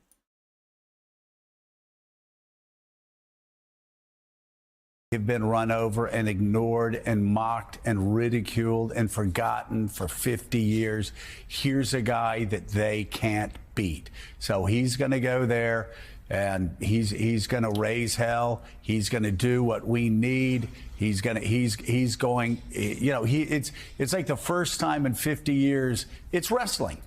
That their wrestler goes into the ring. You got it. That's it. You finally figured it. Slays the arrogant. The arrogant Joe, people in the media. It only took you 7 years to figure that out, huh? The arrogant people on campuses, the arrogant people that have looked down their noses at them and mocked them and ridiculed them for 50 but years. now, do you see? I'm guessing what Joe's gonna do here with this arrogant people thing is be like, well, so you know, the answer is for the Democrats and the progressives and the liberals and the leftists and the college campus people. You got to be a little bit more giving. You got to be a little bit more compromising, right? Read the room. Read the room. Compromise does not work. Compromise emboldens these assholes. That's what he represents to them. So is that 40% of the country? Is that, yeah, oh my God, that's at least 40% of the country. Yeah, at least 43, 44% of the country. Is there, bringing it also back to guns, you go, what's it going to take with guns? What, is there anything, is that so deeply entrenched in people's souls and cores? No, it's not. Is there anything that can happen that they'll let go of him? That they'll let go of Trump. Of Trump? Yeah. Is there anything? You go, what is the threshold? I mean, because you just. I will say this. But first of all, I just want to say there's one evangelical, if you really want to read about this, Andy Stanley, who's Charles' son, but an incredible pastor in Atlanta. From everything I hear, he's written a book. We had him on the show. That's talking about, hey, we got to get out of politics. The pews are emptying out. We got to get to politics and get back to Jesus. That's his message. And let me just say, this foray into politics has been devastating for evangelicals. You look at whatever wins they've had in the political arena, they've had those same losses in attendance. The pews are emptying out. Kids, younger kids who are contemptuous of Donald Trump. They're not going to a church that celebrates what he does. They're just not. And by the way, it would be the same thing if the church celebrated Joe Biden. You don't go to church for politics. You don't. You go there for Jesus. And they're not getting that. The family national prayer breakfast stuff. No, Trump just appeals to white people's fears.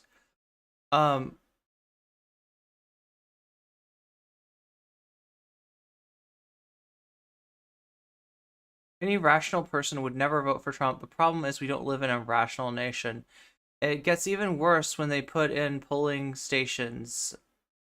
They put polling stations in white neighborhoods. There'll be a lot of stations, very few in black neighborhoods. Yeah, there's so many ways in which they and a lot of them, yeah, using, you know, racism to ensure. And what they've essentially done is that they've read the room correctly, and that demographically they are, you know, Republicans are going extinct, right? Their demographic is one that is lowering every year because their voters are aging, and their voters are the ones that are, you know, more likely to not be alive in the next election.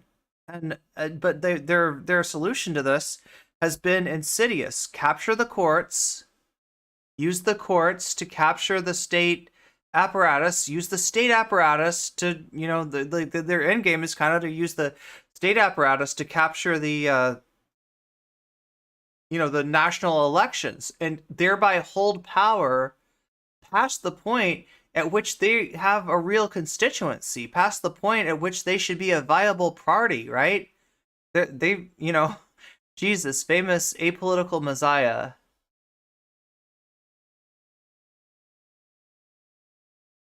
No, but the worst thing though was like when Bud Light decided to sponsor. No. They're getting, like Andy Stanley says, all these freakish, Andy Stanley was like, man, during COVID, I had people that were equating the vaccine to Satan. And it's just like, man, they're looking at Chinese religious cult websites, and they're getting. So we're talking about Epoch Times there, Chinese cult religious websites. Epoch Times, if you don't know, it is a news service that specializes in conspiracy theories, caters to the far right, and is run by the Falun Gong cult. Yeah, that's a cult from China that their main thing is like anti-communism because of the Chinese Communist Party. And they also, if you ever see an advertisement for a cultural event called Shenyun, right, this is going to fund from my understanding, going to fund the Epoch Times. Their news from that instead of the red letters of the New Testament. Because I've talked to some of these people, and Rev, they haven't read the Gospels in a really long time. Well, that is why what you. Hillary Clinton got the majority of Vietnamese and Cuban voters in 2016, while Joe Biden couldn't in 2022 to the revival of Red Scare tactics and not caring about misinfo in communities of color. You say is so important because the moral. I mean, I gotta say though, in addition, like Hillary Clinton, so I don't think that Donald Trump is a great political mind. I don't think he's, charismatic or anything like that, right? I think that Hillary Clinton achieved the impossible. I think that in 2016 we had two terrible candidates, like just on a personal level, right? Terrible candidates. And I'm not speaking about like Hillary's politics, which I also think are bad for other reasons, right? I'm speaking of Hillary Clinton as a viable political candidate. She's not. And there has been a lot of like lies told about her. There are a lot of people that think that Hillary Clinton is the devil. Like, I mean, if you look at the QAnon stuff, yeah, they're literally making up weird stories about her, like the cannibalism and stuff, like just bizarre stuff that just like, do you really believe that?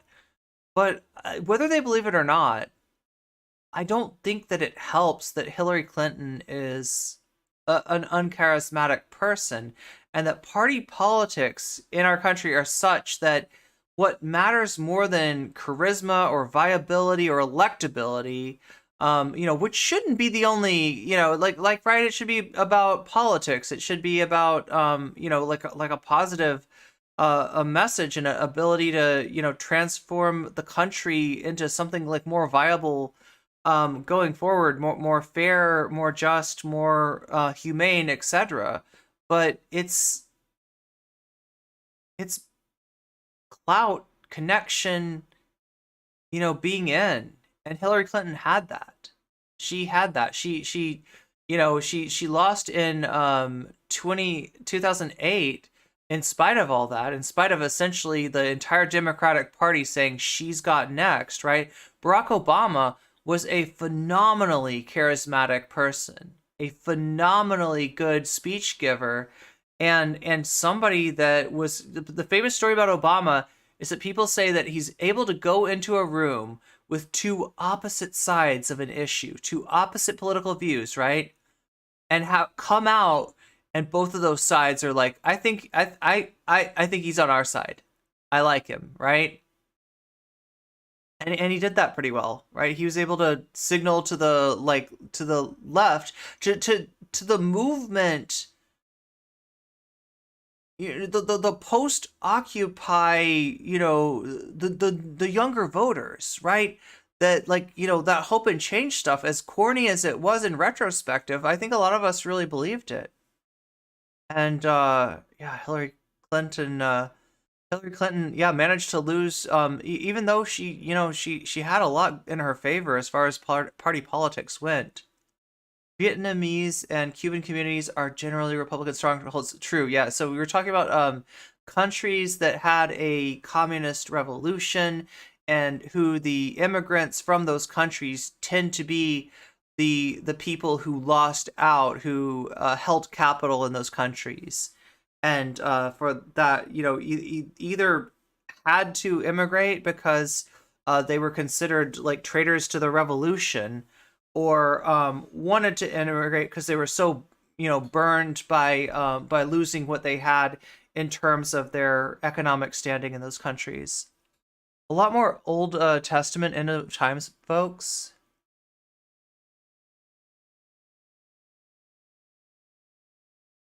That are in position are trying to be politicians themselves. They wouldn't be worried about the reaction of those in the pews if they were saying, I'm here for what is right, not here for what is popular.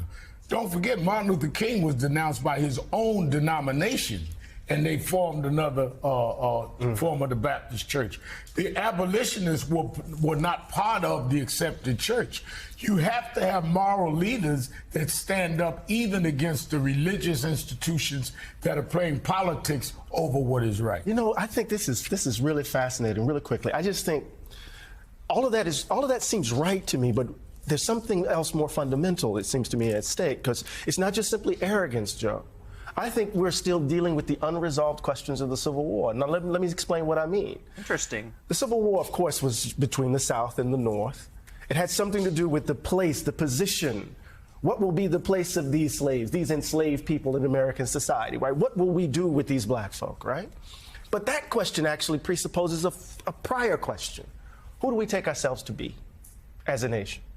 Are we a white nation in the vein of old Europe? Are we a nation of principle and ideas? And that question has always been at the heart of it, and it's not resolved. And so part of what we're dealing with is that the arrogance is the grievance, the fear, the anxiety. What Trump is bringing in tow is all of the underbelly of American society, which means that it's a deeply existential threat that we face, as we faced from the beginning. I think that's. So we're talking about Trump's benefiting from communities, immigrant communities from countries that have had communist revolutions, right? Like Vietnam and Cuba, and the trends for those groups, going back to the dates of those conflicts were very strong in favor of conservative Republican politicians, right? That had started to change at some point, and what Metal is talking about is that it kind of flipped back again. I think that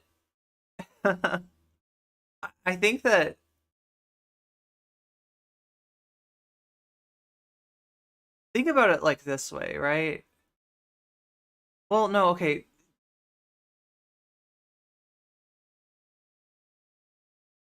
There's a way in which Trump appeals to people from many different backgrounds, from many different cultures, from many different identities, according to paranoia, distrust, right? It's like he's working on a different vector in a lot of ways, right?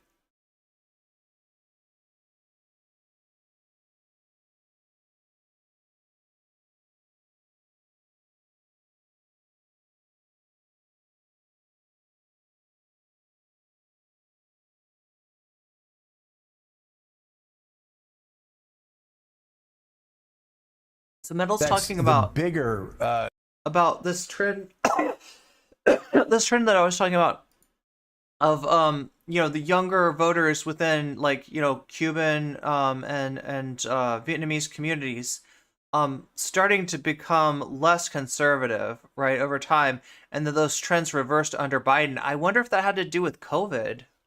Trump benefits from racism that wasn't resolved after the Civil War. Yeah, an incomplete reconstruction. Part of Trumpism.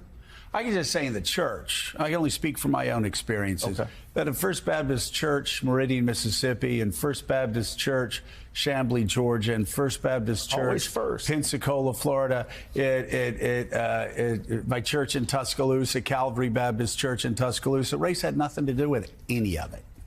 Just didn't. Never heard one racist thing in any of those churches. And I say that to people, and they don't believe me. Convince me, Jim. But it's the case. What's that? I'm one of those people that are doubting that. Help, I'm being honest with you. Race didn't have anything to do with it. Race? No, no. I can tell you, I was in church 4 days a week. Like, Sunday, well, actually Sunday night training union, Wednesday night, Thursday night Bible study. I can just tell you, at least this was middle class, New South America. If somebody said a racist comment in any of those places, you'd be turned on. I mean, and again, there is just my life, the arc of my life. I remember a kid said something racist when I was in Meridian, Mississippi at Northeast Elementary School. The kid said something racist in a line, called a little girl a name, and I remember a young teacher's aide grabbed him by the ear, said, "What did you say?" and then dragged him along the line. We were going into the cafeteria, dragged him along the line by his ear, and he was screaming the whole way.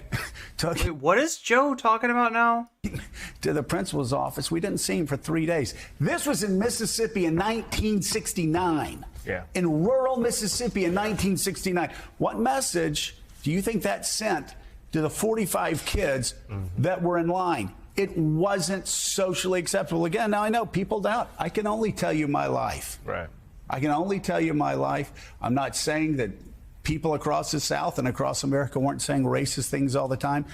I'm just telling you, in the Baptist churches I went to across... I mean, obviously there's a difference between explicit racism, that's voiced the way that he's talking about, and the implicit racism that hides even when the official policy is to, punish the, infraction of like a lot of what he's talking about is policing racism along lines of civility rather than along the impact of racism, right? And they're obviously in the 60s, the explicit racism was so prominent that implicit racism might not have even been noticed. The Deep South, race wasn't a part of it. Was never part of the conversation. But I'll tell you what was. Oh, God. Arrogance. Yeah, race isn't part of the conversation, therefore no more racism, right? Wrong. That's like... Anyway, what do I expect from Morning Joe? Arrogance. Those people in New York looking down their noses at us. Those people in Washington thinking they're smarter than us. Those people in Hollywood mocking our values. Why do you think Passion of the Christ... It's one of the biggest movies ever, because you know what everybody said? They finally made a movie about us. Yeah. What? That's a pretty anti-Semitic movie. Does anybody know what he's talking about? The Mel Gibson movie from the 2000s called The Passion of the Christ. Mel Gibson, a famous racist anti-Semite weirdo. Yeah, that's the movie. They finally made a movie. I hope not. God, you're building your third ship. Nice. Yeah, I got my mining ship a little earlier. I'm at level 9. I'm trying to get to level 10. Why, Jesus, yeah. And like, I'm almost there. I just gotta upgrade the what is it called? So I've got one more segment that I really want to hit on here. Actually, there is a lot of stuff. There's a lot of other stuff, too. This is Democracy Now!, democracynow.org. I'm Amy Good. I mean, we should probably watch the Clarence Thomas stuff as well.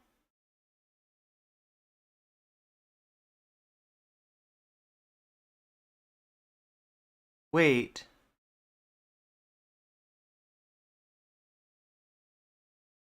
I'm gonna have to look in my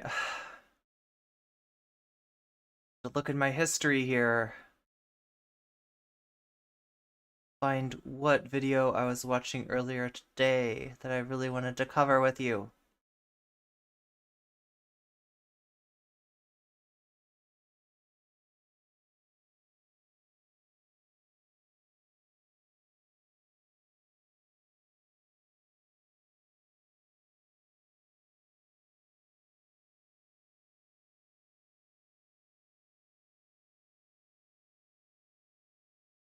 Okay.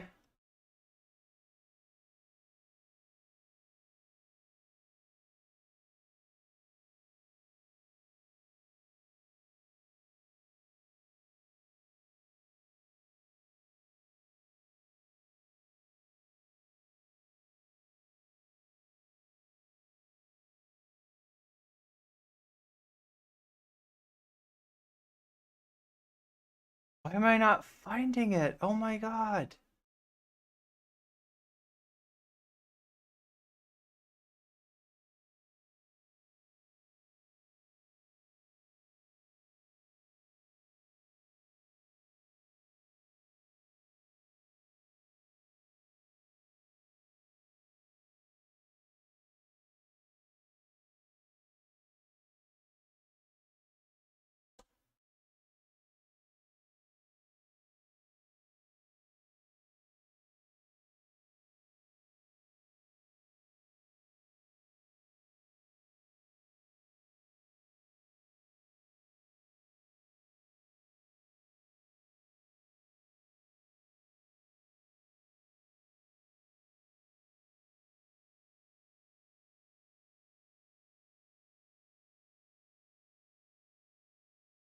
Strange behavior from my YouTube history here.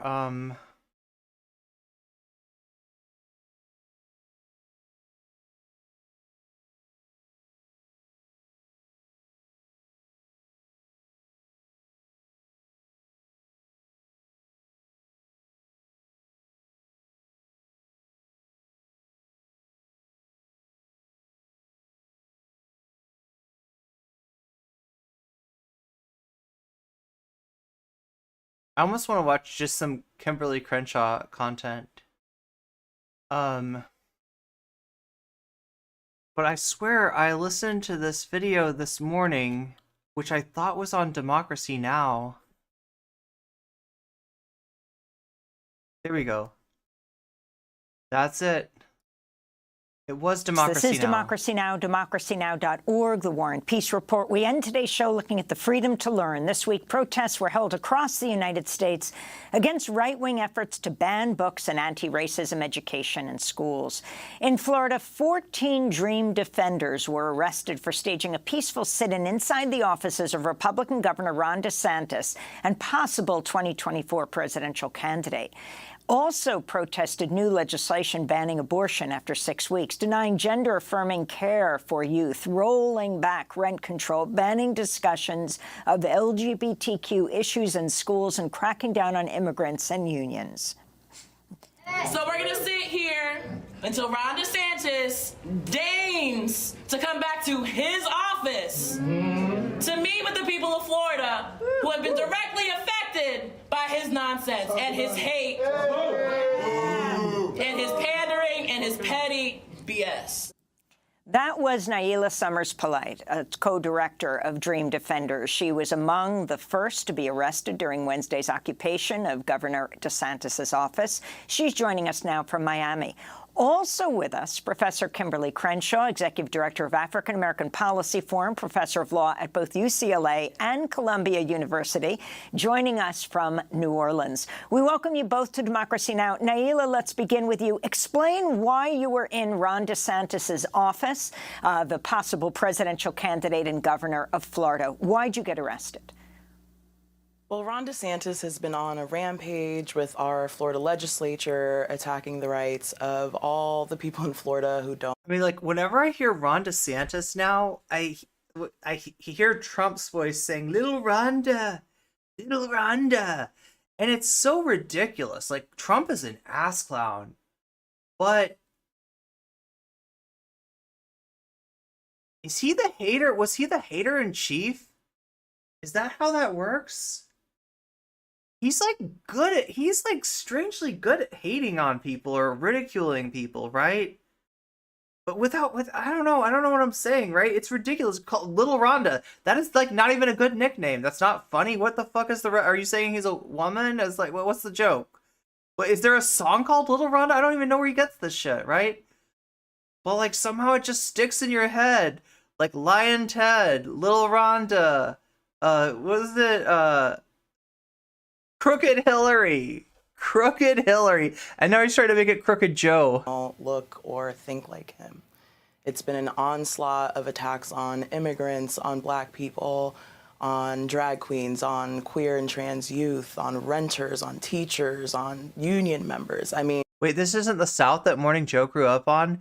Little Meatball Rhonda. Little Rhonda. I mean, it's just been relentless. He's a bully. He's the bully in chief. Yeah. That's who people are voting for. And it's the last week of legislative session. Today's actually the last day of our legislative session. And we couldn't end it without, you know... Is like the only way to deal with this, like, right? So like, think about the kayfabe thing. Think about what FD Signifier was talking about. Kayfabe Signifier, right? Is the right example or the right look? If this was a wrestling script or like a whatever they call it when they write down what's going to happen in wrestling, in the kayfabe, then you would want like somebody to beat the living poo-poo out of the bully, right? That's what you'd want. You want somebody to come along, you know, the underdog to come along and punch the bully in the nose.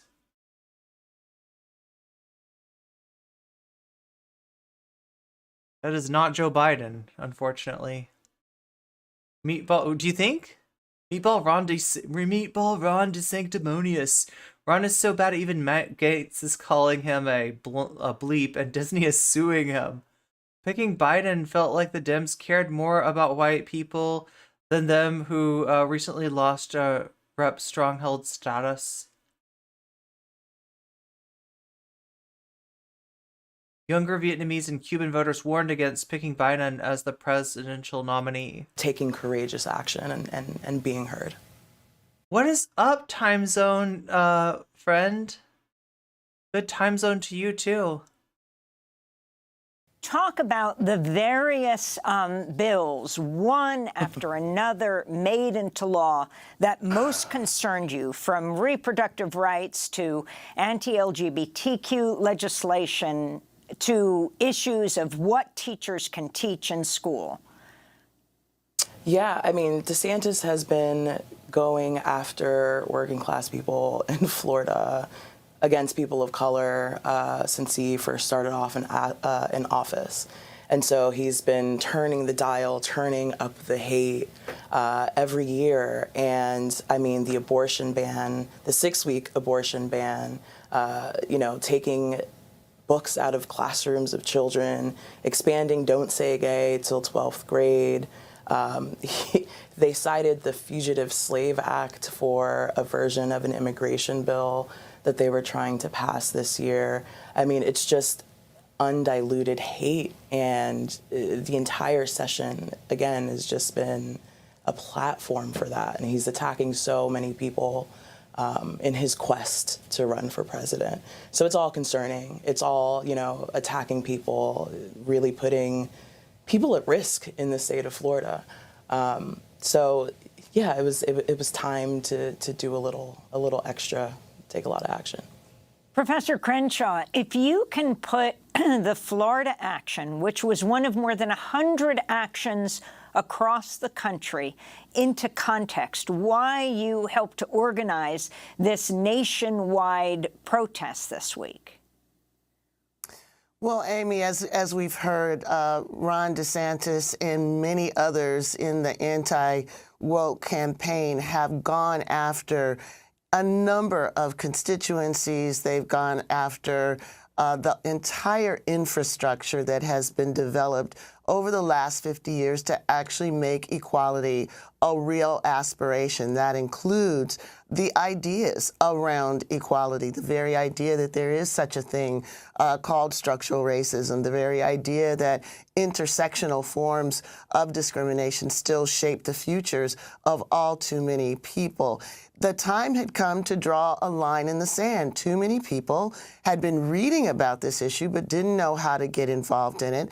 And I think when the College Board took the opportunity after the George Floyd murder to offer a course on African American studies, to ride the wave of demands for frameworks to help people to understand how 60 years after the passage of civil rights laws, we could all watch a man be choked out by the police on the street. They were driving the possibility for a new course. And at the same time, this was driving the anti-woke cabal like DeSantis to create laws against actually using many of these ideas in public education. These two forces came together when the College Board decided to excise all of these ideas that were in demand from the course after Ron DeSantis said that these were unacceptable ideas. Well, I think too many Americans finally decided that it was unacceptable to allow this censorship to go forward without being heard from. So May 3rd was the beginning. It was the day of action where 150 activities took place all across the country, including Oh yeah, Sleepy Joe. Sleepy Joe is so good, but like it doesn't make me hate him though. That one didn't work, right? It makes him cute. Like I know what he's trying to do. He's sleepy, he's incompetent, but somehow that, I don't know. I mean,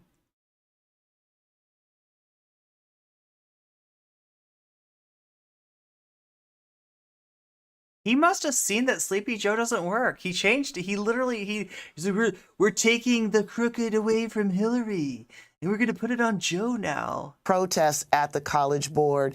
It is just the beginning at Freedom to Learn. I feel bad for all the innocent people in Florida who just want to live and learn stuff, but Ron DeSantis and his goons will not let him. Like his whole anti-wokeness, like Learn.net, people can get a sense of why it was important to. They're able to victimize all the people that they hate under the banner of anti-woke.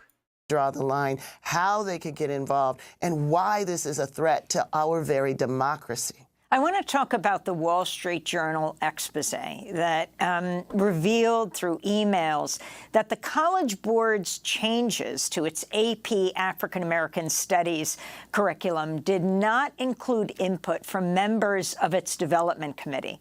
The article quotes Nishani Frazier, a University of Kansas professor on the African American Studies Development Committee, saying, "We all know this is a blatant lie. In fact, the major changes which occurred came from my unit, and not once did AP speak with me about these changes. Instead, it rammed through revisions, pretended course transformation was business as usual, and then further added insult to injury by attempting to gaslight the public with faux innocence."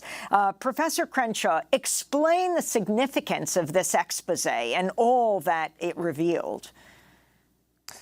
Well, Amy, that was a letter written in fire. It basically confirmed what anybody who could actually read actually knew. The materials that were taken out, including intersectionality, Black feminism, Black queer studies, the idea of systemic marginalization, these ideas were exactly the ideas that DeSantis said were not educationally valuable, did not pass muster in Florida's anti-woke legislative terrain. So the fact that the very things that DeSantis didn't like, the fact that those were taken out, was met by the College Board saying, well, we did it with consultation of our experts, and some of the things we took out, we took them out because the ideas had been assaulted by a critique and attack that they were no longer educationally valuable. You could tell that they were not telling the truth, but this was the smoking gun. This was someone on the committee saying, we all know that they were not being truthful, and we were basically being thrown out to justify it. The real question is whether there will be any accountability for this.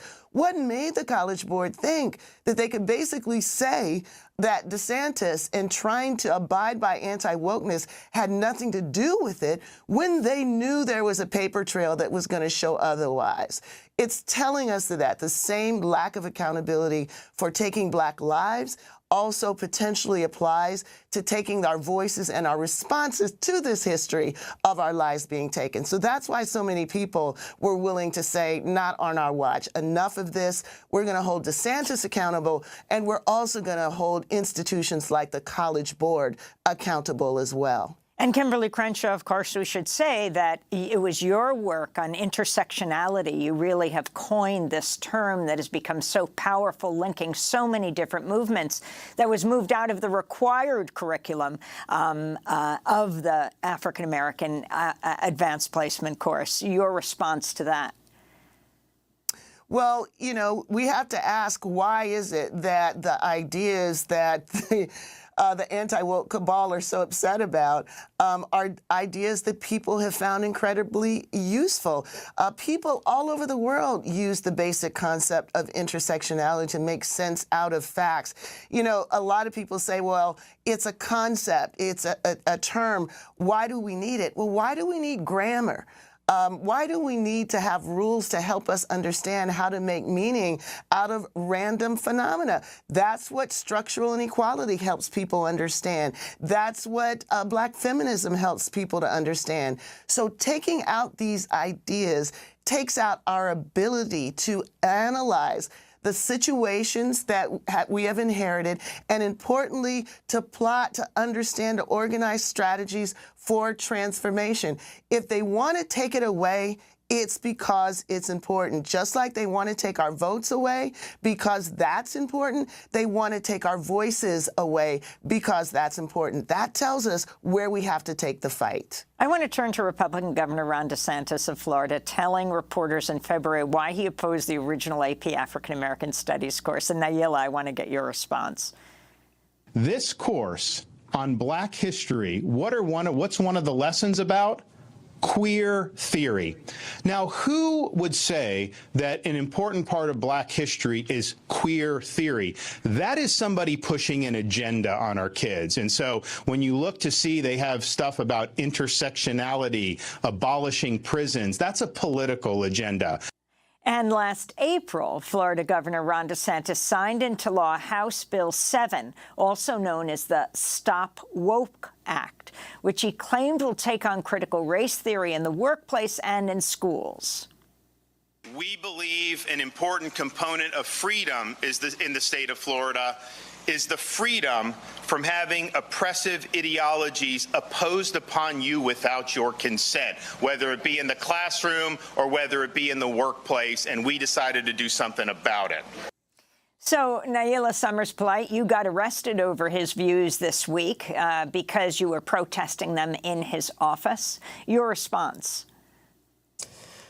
I mean, I think it should tell us what kind of man Ron DeSantis is. He's unabashedly hateful. He is doing his very best to split us into silos. I mean, it's like he's never heard of Bayard Rustin. It's like he's never heard of... This is talking about Tim Pool. Maybe after he's done with it. I don't want to stream snipe Lance or Matt Bender, but so many Black queer pioneers like Marsha P. Johnson. I mean, he thinks it makes it easier to pick us off if we are fighting in silos. So really what we were doing in his office on Wednesday was we were made up of all the kinds of people he's been attacking. We were queer, we are Black, we are immigrants, we are people who need abortions. We're teachers and union members. And so we're not going to let him split us up or silo us off. What Dr. Crenshaw was saying about intersectionality is exactly it. Like, we need a multiracial movement to beat people like Ron DeSantis and the Greg Abbotts and the Sarah Huckabee Sanders, all these sort of new Confederate anti-woke people. So, yeah. This is what he's doing on his trek to the White House. He's spewing this kind of nonsense, and you know, we've got to fight back against it. We've got to come together and really resist this kind of rhetoric. And Dr. Crenshaw, do you think people are taking what is happening across the country, what the Missouri legislature voting that they might defund the libraries, Llano County, Texas, saying when a judge said you have to keep the books on the shelves, saying we'll just shut down our library system? How many books are now being taken off the shelves across this country? Do you think progressive forces, perhaps the majority of people in this country, are taking this seriously enough? Well, Amy, I think they finally are. I mean, one thing we know is that the majority really is on our side. Americans don't like censorship. They don't like the idea that there's certain things that they're told that they're not able to read. And they especially don't like being told that they're doing this, or they're being told because they're fighting indoctrination. There's indoctrination at foot in saying that these are ideas that are so dangerous, so divisive to the republic, that the autocrats can dictate whether we can engage them. Look, the whole point of academic freedom, the whole point of education is to present material for people to engage in, to develop critical thinking about the world in which they live. Yet the DeSantises and the anti-woke cabal have the exact opposite orientation. Look, I have no worries whatsoever about people being exposed to ideas that are critical of intersectionality or of critical race theory or of structural racism. I know the ideas are strong and powerful enough to survive debate, but when the response to ideas that they don't like, including democracy itself, is to try... They don't really have an argument against intersectionality either, right? They just don't understand it. They call it CRT. They tell Americans it's the devil, and people buy into it. The few people that have any idea what's being talked about, right? The few people that aren't just like CRT bad are people that are thinking of it in terms of like, well, you know, they're like telling all the kids that white people are evil. Like, it's not true. Try to suppress these. And yeah, CRT, if you don't know already, is a class in law school that most people who don't go to law school don't take, right? Actual CRT is not anything that's being taught in schools, but they are literally taking American history, the true history, anytime it's like uncomfortable for white people, and saying this is CRT, this is bad. Ideas, well, that's when we have a problem. And I think now many Americans are waking up to it.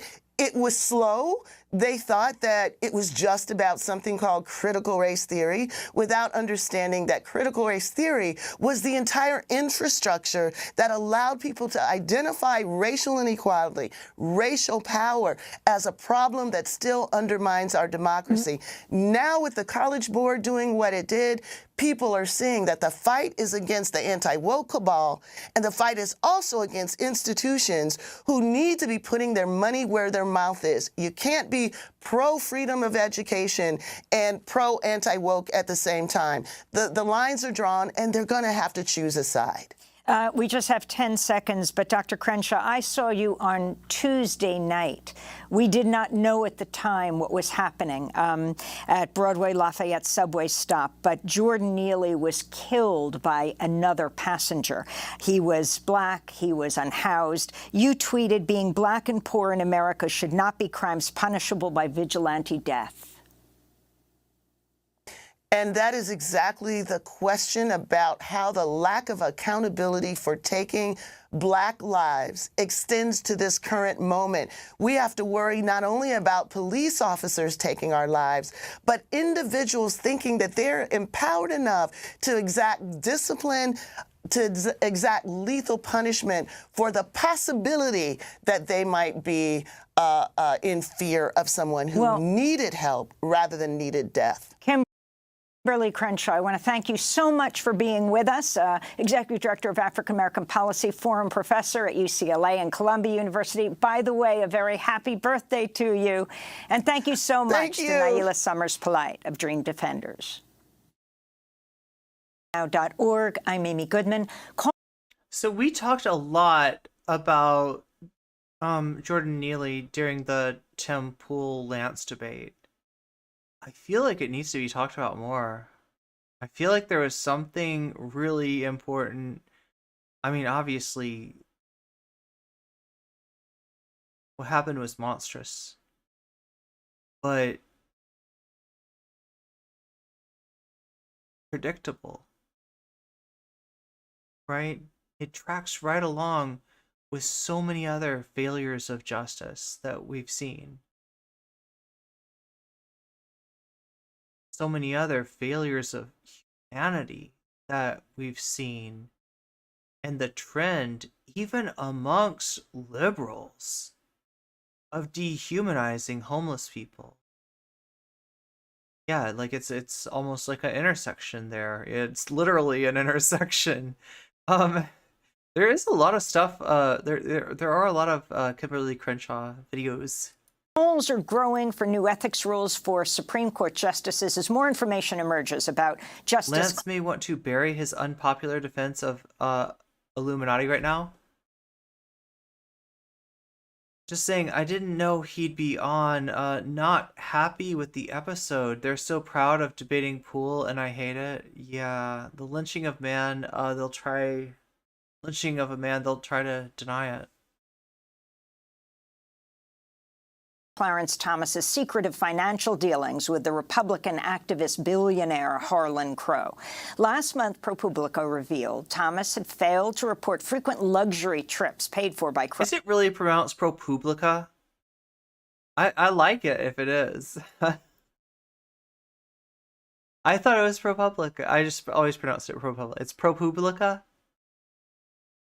It's like a Publius or something? I talked to my mom about it, and she thought the guy was a hero for stopping a violent person. It's so weird. It's so weird to talk to somebody that reads something into the situation that is just like literally not there. But yeah, unfortunately, she's not the only one. I told her what happened. That's not what happened. She didn't believe it. Yeah, they'll only. It's like only. That's the only narrative a lot of people will accept. Including trips aboard. It's almost like you say, homeless person, Marine, what happened? And they are never going to answer that question. The Marine, victimized the homeless man. Crow's private yacht and jet. Thomas also failed to disclose he'd sold property to Crow, including a... Have you heard of this? I mean, I don't know. I always end up hearing about studies and people cite them as examples, and then I find out that the study's not what I thought it was, right? But there's one study I always heard about where they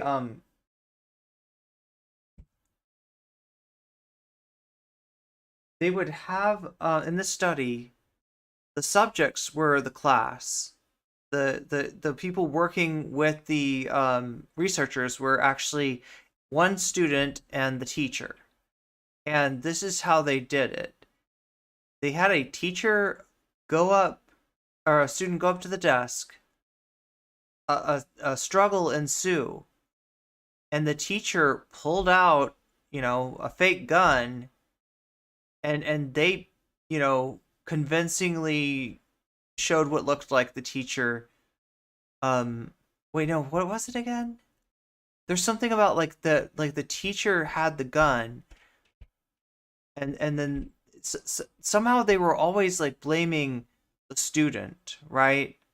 Even though they set this up specifically so that the teacher was was the one who did something, to the student, and people could not see that. That was literally happening in front of their eyes. They were testing that out, but something about the role of the two characters and what they were acting out led people to believe to always say that the student was the one who had brought I don't know. Now that I think about that, I don't think they would ever do that study right, pretend that there's a gun in school. It's I think this is a very old study from back before there were so many school shootings. I wonder how Clarence Thomas's mom feels about all this. Can't imagine she's happy her son is taking bribes from a Nazi sympathizer. Yeah, he feels It feels trapped because she's living, in the home that guy, Harlan Crow bought, home where Thomas's mother now lives rent-free. In addition, Crow paid for the private school tuition for Thomas's grandnephew, including a year at Hidden Lake Academy in Georgia, where the tuition is over $6,000 a month. Also, the Washington Post has reported conservative judicial activist Leonard Leo arranged for the Judicial Education Project to secretly pay Thomas's. And hopefully they'll talk about this, but at this point, it's not just Justice Thomas. It is a lot of the court, a lot of the conservative members. In fact, there was something about Sotomayor, wasn't there? There's an ethics problem on the court, right? Wife Ginny Thomas, $80,000 for consulting work over a decade ago without mentioning her name. Months later, the nonprofit filed an amicus brief in the landmark case Shelby County versus Holder, in which Clarence Thomas cast the deciding 5-4 vote that gutted the Voting Rights Act of 1965. Despite these revelations, Supreme Court Chief Justice John Roberts has... And that is actually a big deal, right? The Supreme Court has done so many bad things that it's like kind of hard to keep up with all of their crappy rulings. But yeah, that's overturning the Voting Rights Act, the Voting Rights Act, and the idea of it was that like civil rights are achieved, like the rationale for the Voting Rights Act going in the first place is no longer relevant. That, I think, is what the decision was. Refused calls to issue new ethics rules for justices. And then we've got the case of his wife getting over $10 million for being a headhunter for elite firms. This is Chief Justice Roberts' wife. And these law firms often have cases before the Supreme Court. We're joined now by Dahlia Lithwick, who covers so the much courts and the conflict law of for interest. Slate and hosts the podcast Amicus. Her recent book is titled Lady Justice, Women, the Law, and the Battle to Save America. Joining us from Seattle, where she spoke at the Crosscut Ideas Festival. Dahlia, thanks for joining us again on Democracy Now! Can you respond to this avalanche of information, starting with Justice Thomas, but not ending with him? It's such an amazing story, Amy, and it is really, in some sense, surprising to me that a story that I thought would be a one-day story when we heard the super yacht story and the travel story has turned into weeks of sustained focus as investigative reporters for a whole bunch of outlets essentially say, but that's not all. And I think you're quite right. The capstone of it, in some sense, were the stories at the very end of last week, both about Harlan Crow paying for Clarence Thomas's grandnephew's tuition, never ever disclosed, despite the fact that Justice Thomas earlier in his career had disclosed that he was getting his tuition paid for. So he knew this required disclosure. And then in some sense, the thermonuclear story that came last Thursday night that, as you said, Leonard Leo, who is sort of the front man for a whole bunch of groups that have worked to take over the court, was quite literally directing Kellyanne Conway to put money in Ginny Thomas's pocket and included a note that said, quote, no mention of Ginny, of course. He knew this was wrong. Nobody disputes it's wrong. Now what we're really doing is haggling about the price. I want to go to Senate Judiciary Chair Dick Durbin, interviewed on CNN by Jake Tapper Sunday. So because of the separation of powers, I believe, you're not willing to subpoena the Chief Justice, John Roberts. You've indicated that it's unlikely you're going to be able to pass any legislation that would impose an ethics code on the court. And you've said you don't think the Justice Department should investigate Justice Thomas's actions. So in essence, aren't you kind of throwing up your hands and saying the Supreme Court isn't really accountable to anybody but themselves? There's nothing you can do, even though you're the chairman of the Senate Judiciary Committee? Not at all, Jake. Let me just tell you the bottom line is this. Everything is on the table. Day after day, week after week, more and more disclosures about Justice Thomas. We cannot ignore them. The thing we're going to do first, obviously, is to gather the evidence, the information that we need to draw our conclusions. I'm not ruling out anything.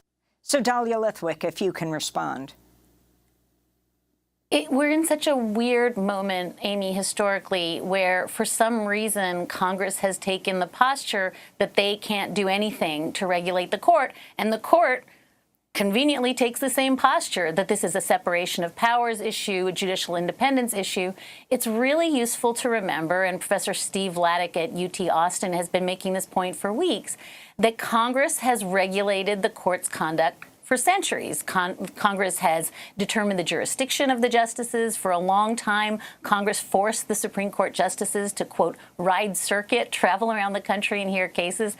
Congress has set the number of seats on the court. So the notion that Congress has no business intervening with how the judiciary works, because that would be a separation of powers conflict, is simply wrong. And I think what you were hearing there from Senator Durbin is an understanding that now is not the time to stand back and let the court say more or less what you talked about in your last segment. The judiciary is a monarchy. It cannot be regulated by anyone other than itself.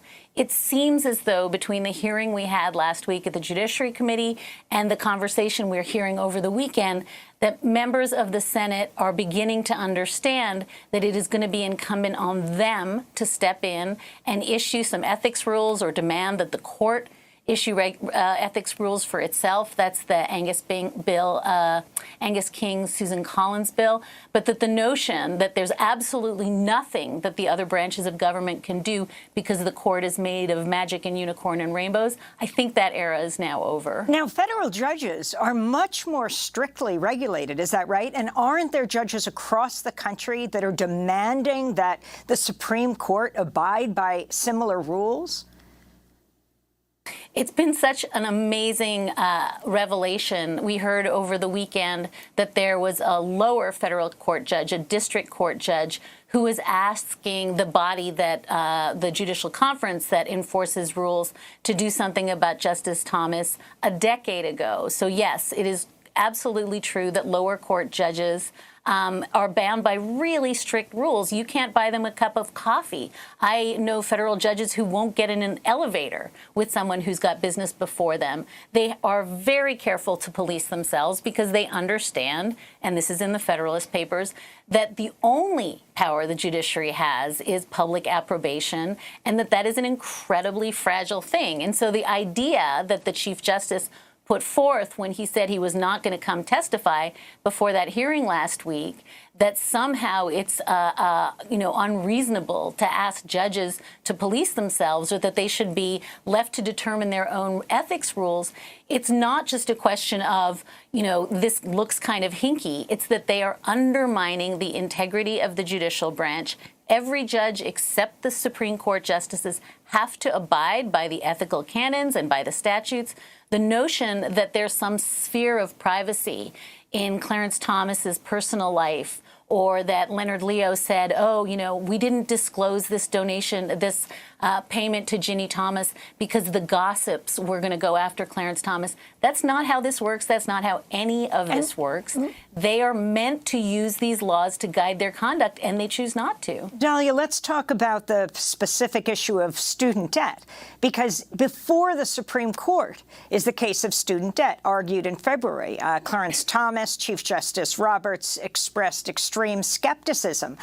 Even this week, the debt ceiling issue could stop all kind of student loan forgiveness. So it's extremely significant that Clarence Thomas had his grandnephew, who he treated as a son, they sort of adopted early on, this Republican activist billionaire paying over $6,000 a month. Are we talking about crossing a line between civil and criminal liability here? It's really difficult to know what Harlan Crow could be on the hook for, Amy. I certainly think we are crossing the line between ethical rules and corruption. And it's worth noting right here that the Supreme Court has been one of the largest players in changing the definition of what corruption is, demanding that we talk in terms of quid pro quo corruption, which is a really narrow definition. That's the Supreme Court's doctrine in recent decades. But I think under your question, there is this question of how is it possible that Clarence Thomas is ruling on the loan forgiveness case, that Harlan Crow's wife gives to an organization, the Manhattan Institute, that has an amicus brief in that case. And that, as you say, the argument seems to be personal charity for me, so my grandnephew can go to a fancy private school, but not for thee, all of you who need debt relief. So this is really like a layer cake of misconduct. And at every single layer of the cake, it is astonishing that Justice Clarence Thomas, who clearly has vested interests in every level, does not recuse. I want to ask you one last question, not related to this court, but it's a very... Anybody in chat who's familiar? I haven't kept up with the case as closely as I should have. But I'm wondering, is like, how close, like, so my understanding is that it's likely to be decided that the student loan relief is illegitimate, likely to be overturned by the court, right? But I wonder how close it is. Like, would recusing a few of these clown-ass compromised justices, would that change the ruling by chance? I'm worried they're going to make an example of Thomas like he's just a bad apple, and then the rest of these assholes are just going to keep doing unethical stuff. I don't know if they'll even do that. Very sensitive question about Senator Dianne Feinstein. There is very little discussion right now in the media of her mental condition. The idea that we're talking about she has a case of shingles and people are ruthless if they're saying she should resign. Of course, if she just had shingles, that would be a ridiculous demand. But this issue of her mental competence, and why I'm including this in this discussion, she sits on the Senate Judiciary Committee, and because of her absence, Democrats have not been able to approve judges. Can you respond? Last year, there was a whole discussion. Have they really still not taken care of that? I kind of thought they would. Even in the media, the San Francisco Chronicle last year talked about an unnamed lawmaker, California lawmaker, who expect to have a deep policy discussion with Dianne Feinstein. Instead, the lawmaker said they had to reintroduce themselves to Feinstein multiple times during interaction that lasted several hours. And that Congress member said she was an intellectual and political force not that long ago, and that's why my encounter with her was so jarring, because there was no trace of that. You have Nancy Pelosi accusing Ro Khanna of being sexist for saying that she should step down. But are we looking at a level of mental deterioration that is paralyzing the Democrats in the Senate? Should she step down? It's such an echo of the Ruth Bader Ginsburg conversation that we were having a few years ago. This question of how does somebody determine for themselves, as objectively as they can, that they should step down because they're imperiling the very institution they purport to love. I can't claim to have any insider information on Senator Feinstein's cognitive state. I read the same articles you did. Rebecca Traister had a phenomenal piece last year making some of these same claims. I think I would say what I think deeply on this issue is to cloud it up with questions of ageism or sexism or questions of, attacks on the senator is to really, I think, obscure the fact that, as you said, as a result of blue slips, as a result of the filibuster, as a result of her current condition, we're not getting judges confirmed as quickly as we can. She issued a statement last week saying they're going along at a fast clip, but they're really, in some ways, we're not getting judges confirmed at rates that we need to see. And it seems to me that that's a moment for soul searching above and beyond competency to say, how am I hampering this institution from doing the essential work of government? Dahlia Lithwick, I want to thank you for being with us, covering the courts and the law for Slate, hosts the podcast Amicus.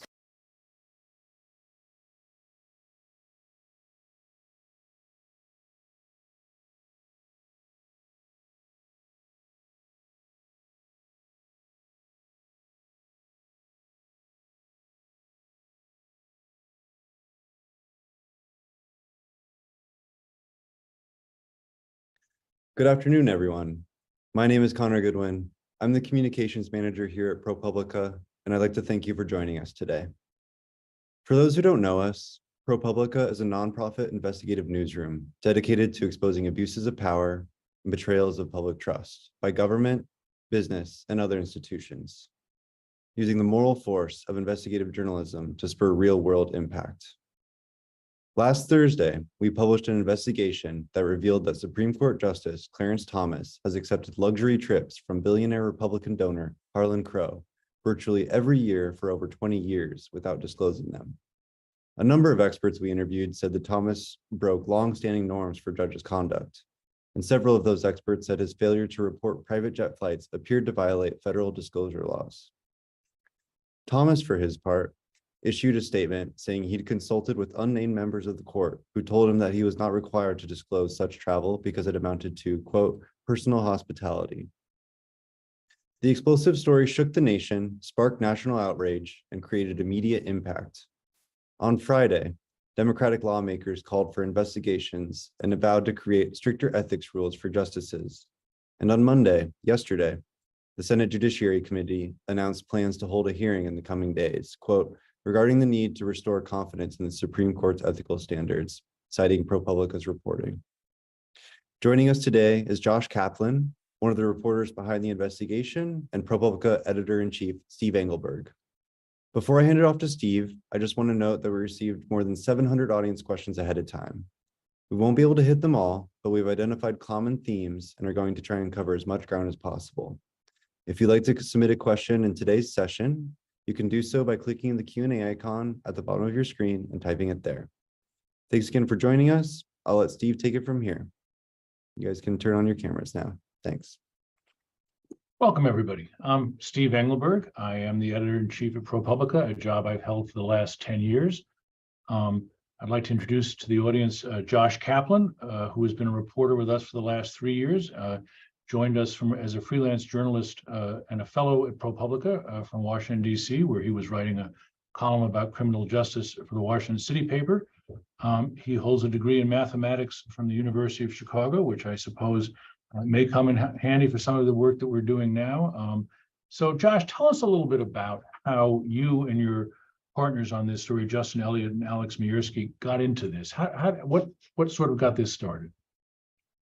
Yeah, so we, towards the end of last year, Justin and I, we're starting to think about ways we could cover the judiciary, and we were casting, frankly, probably too wide of a net. We were looking at all sorts of stories at once, and we were filing records requests and combing through documents, and there was one flight we found that caught our eye.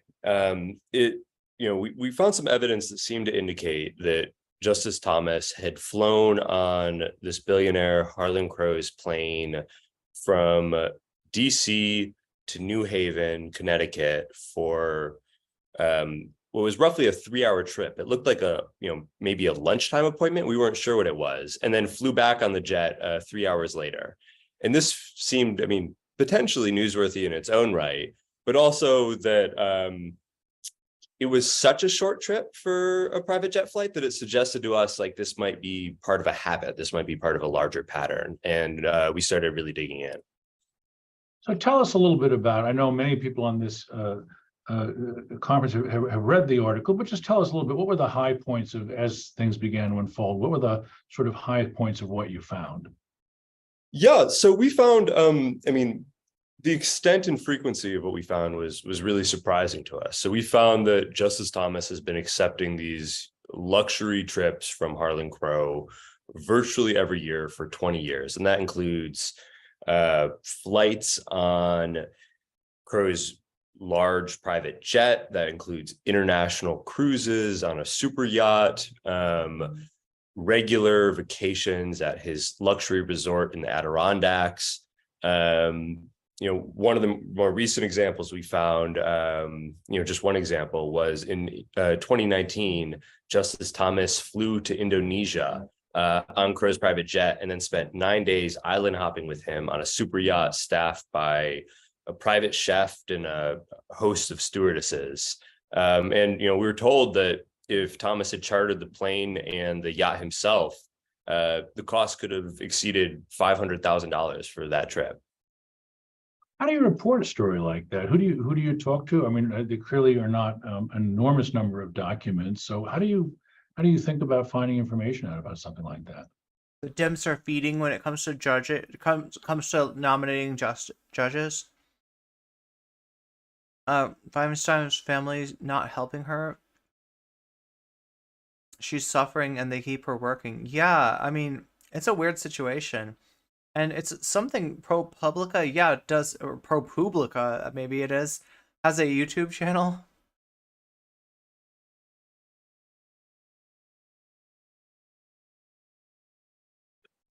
Yeah, I mean, kind of the remarkable, something I hadn't fully appreciated until we were deep into this, is that to live this luxuriously, you have a lot of people involved in kind of mundane aspects of your life. You know, if I was to take you on United Air and we rented rooms in a nice hotel in Paris, it'd be really hard to find. But Crow has staff on his yacht. Crow has, he has staff at his private resort. He has all sorts of staff involved in coordinating, different aspects of his life. And so we just started making calls, and we, had a spreadsheet of a few hundred names, and, talked to dozens of people from, the staff on his yacht to members of the Bohemian Grove to, an Indonesian scuba diving instructor who spent time on Crow's yacht while Thomas was there. Fascinating. And I'm sure people talk to people, so word gets around. And then there were some social media things I gather that proved helpful. Yes. We, once we would, had some inkling that Thomas might have gone to, X location around X time, we started scrubbing through all sorts of social media. I mean, or another instance was, we were staring at a photo we had of Harlan Crow in Indonesia, and we noticed that Harlan Crow was wearing a polo shirt that had the logo of his yacht and then said Indonesia, summer 2019 or something like that. And we're like, does he make shirts for all of the trips? And we asked some people we've been talking to, and they're like, yeah, he often does. And so we went down this rabbit hole of trying to find as many photos of Clarence Thomas as we could, and ultimately, found a photo of him wearing one of these shirts at what seemed like a tech conference maybe, but it said Greek Islands, March 2007, which was a trip we didn't know anything about until then. Fascinating. I guess in the modern world, it's hard to move around without people noticing you or photographing you, particularly if you're famous. So you go at some point, you do your reporting, you look at the official disclosure forms that every justice files, and you start looking for these trips. Are they there? None of them were. None of the trips we found were disclosed by Justice Thomas. So that raised an interesting question. I know with ProPublica, we have a policy we're very proud of, that we notify people well before a story comes out what we're going to say. We call it a no surprises letter. We don't want anyone to ever be surprised by what they read about themselves, or frankly, anything that's important to them or their friends. So we do that as a matter of course. So you and your colleagues sent a no surprises letter to Thomas, asking him to explain this. What did he say back? Well, so before we published, we sent him detailed questions and followed up repeatedly, and he didn't respond to us. After we published, he released a statement, which is actually fairly rare for Justice Thomas, in which he said that Crow was a dear friend of his, and he said that early in his career he'd asked some of his colleagues about the disclosure rules, and they'd suggested to him that because Crow was a friend and he didn't have business directly before the court, that this was okay and that he didn't need to disclose it. So sort of like a kind of hospitality exemption, right? If you have a college friend and you go stay in their house for the weekend, you don't have to disclose the value of that stay. Right, and there's a personal hospitality exemption in the law. In the disclosure law, which is a ethics law that was passed after Watergate, requires Supreme Court justices and many other government officials to disclose most gifts. It appears Thomas might have been referencing that, But after we released this statement, we went to 7 different ethics law experts, including former ethics lawyers for Congress and for the White House. And all of them told us that the law clearly required that he disclose things like these private jet flights, and that if he is arguing that they were exempt from disclosure because they were personal hospitality, that he's incorrect on what the law requires. Well, let me ask you a question. Neither one of us, neither you nor I, Josh, are constitutional lawyers, nor would we play them on TV. But I mean, this is a law passed by the legislative branch and signed by the president. I mean, so how does one branch tell another branch what to do? Does this law really apply to the Supreme Court, as far as we know?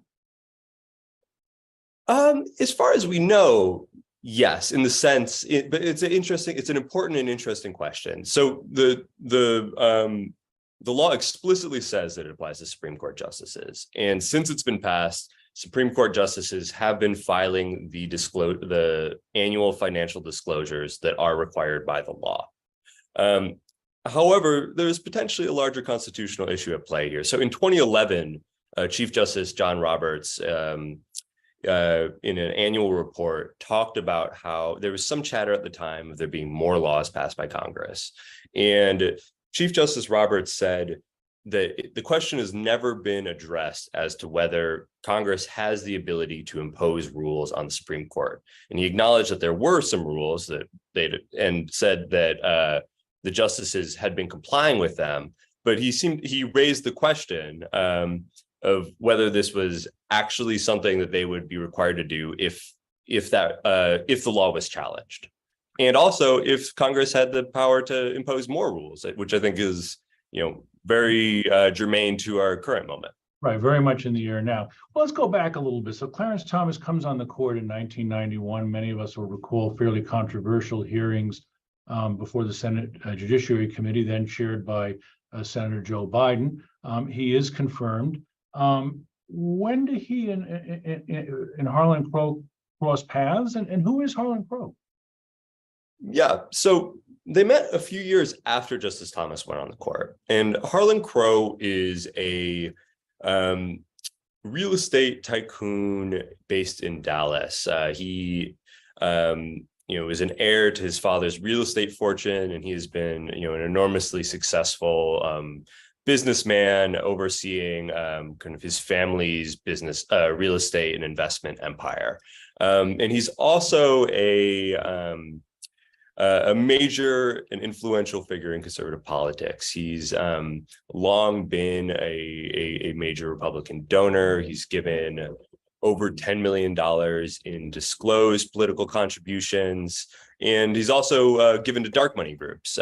Exactly how much and exactly to who, is not fully known. It's dark money. What we do know is that he has given millions of dollars to ideological efforts to shape the law and the judiciary and move them further to the right. So, but they just happen to have hit it off really well. Like, it's complete coincidence, right? Donated to that I think many people on this call will know is the Federalist Society. He also sits on the boards of major pro-business think tanks that have scholars that advance specific conservative legal theories and who occasionally file amicus briefs with the Supreme Court. So you mentioned the 2011 and John Roberts, Chief Justice Roberts, writing this paper that was sort of circulated at the time in regard to questions. I mean, in fact, weren't some of those questions also at that point in 2011 being raised by what had been revealed about Thomas in that year? Yes. So, I mean, Roberts does not specifically, he does not mention Thomas in this writing, but a lot of court observers think that's what he was responding to. So in 2011, the New York Times and Politico had a series of articles that were kind of the first real revelations of the close ties between Justice Thomas and Harlan Crow. Politico had reported that Crow had given I believe a $500,000 donation to a Tea Party group that Thomas's wife had founded, and which also paid her $120,000 salary. And then the Times went through disclosures that he had disclosed but had never really been put in one place or examined or made sense of, and also revealed that he had that Crow had given $500,000, I think, $500,000 to fund what was essentially a pet project of Thomas's, to create a museum in the town he grew up in. That's fascinating. So, in one way, this was really on the sort of public record. That's not good. A while ago. I got pretty damaged disclosure there. Statements contained some information that became controversial.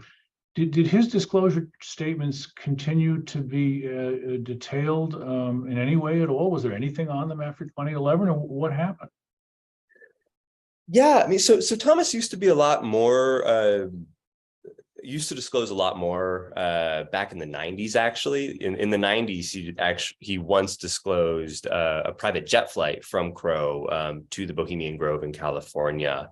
And when these disclosures would get released to the public, newspapers would write about it. And by around 2000, 2004-ish, he, for the most part, stopped disclosing things. He, I think recently, just like in the last 5-7 years, disclosed a gift, like a physical gift from Crow. It was, I believe, a bust of Frederick Douglass.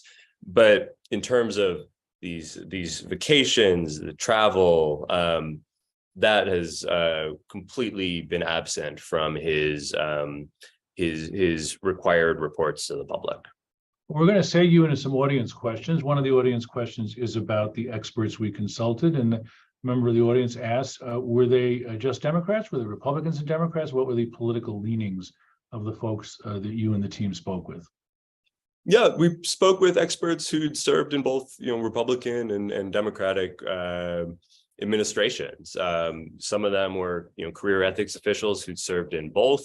One, for instance, was George W. Bush's, the White House's chief ethics lawyer during the Bush administration. So we tried to ask as wide a variety of people as we could, who also had the kind of experience to have be in a place to have thought carefully about the law and understand it rigorously. One thing I want to just go back to for a moment on sort of the ethical, constructs around this. We've talked a lot about the post-Watergate federal law that requires all federal officials at a certain level to disclose aspects of their personal business and so on. What about judges? Are judges covered by anything, and how does that work? Yeah, so judges are covered by the same disclosure laws. They also have another document, it's called the Judiciary's Code of Conduct, and this covers every federal judge below the Supreme Court. And there are some kind of specific practical rules or principles that are laid out around questions like recusal. When must a judge recuse themselves from a case? And there's also, this is where a lot of the lofty, broader ethical norms and standards for the judiciary are articulated. So there's a lot of language in there requiring judges to, for instance, avoid even the appearance of impropriety, and to conduct themselves at all times in a way that promotes public confidence in their integrity and their independence. And this is, an enforceable document that there's an administrative apparatus within the judiciary that can take disciplinary action if a judge is found to have violated the code. It explicitly does not apply to the Supreme Court. However, the Supreme Court, Roberts has said that the justices do consult this document for guidance. He isn't saying that this is irrelevant to their behavior. Yeah, now we get a very interesting question from an audience member who was listening to a podcast put out by our colleagues at Slate, who notes that correctly that the travel policy for high-level judges, although not the Supreme Court, was changed shortly before the release of the ProPublica article, and the Chief Justice John Roberts sits on the board that sets the policy. And the question is, why was that not, and has that not been a big story? And I will remind 50, we're almost up to 60 likes. Can we hit 60 likes on YouTube? listeners, just before we get into that, I can't tell if being chief ethics lawyer makes you the absolute worst or the absolute best at your job. For W, yeah. Remember that this document, even if Roberts is involved, these policies do not apply to the Supreme Court. So this is the Judicial Conference changing rules for all the judges except the Supreme Court. But talk a little bit about why wasn't that a big deal at the time? We're talking about the changes in the financial disclosure rules. Yeah, and maybe you could go a little bit into what changed, because it did seem, I think coincidentally, as if the people making the new rules might have anticipated this, because the rules specifically address travel questions. So what did they change, and why wasn't that much of a story at the time? Yeah, I mean, there was some coverage of it. I mean, and I should say these financial disclosure guidelines do apply to justices because they are required to file financial disclosures. It's a bit of a separate thing from the ethical, the broader ethical codes that apply to lower court judges. And what this update did is, made explicit things that had basically laid out more specific scenarios as to when disclosure is required and when disclosure isn't. And there was some genuine ambiguity in the judiciary until this update happened around questions like, corporate ownership. If I go to a resort that, if I'm a justice and I go to a resort that you own, how do I determine if this is something that I have to disclose or something that, because you're the one that's offering it to me and you own the resort, I can go there for free and not let the public know about it. And so clarify questions like that. But also I think there's been some things lost in translation around this update. All the ethics law experts we talked to did say that transportation has clearly always been required for judges, for judges and justices to disclose it. And that includes private jet flights or cruises on a yacht.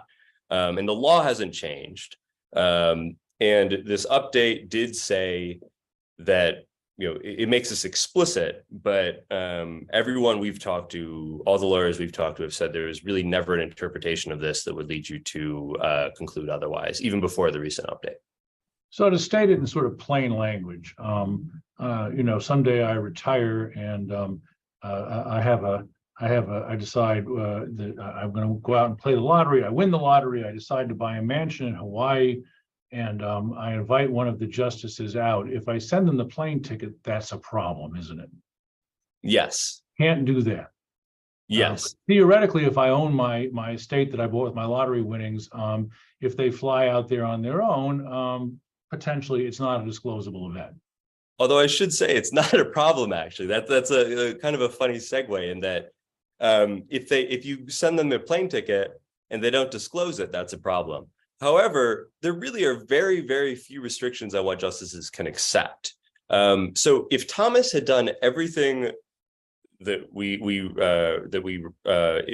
if Thomas's vacations were exactly the same, he went on these extremely extravagant, very regular trips around the world, flying on a private jet, going on a super yacht, staying at a luxury resort, and he disclosed all of it, this would be completely within the guidelines of the rules and laws governing Supreme Court justices.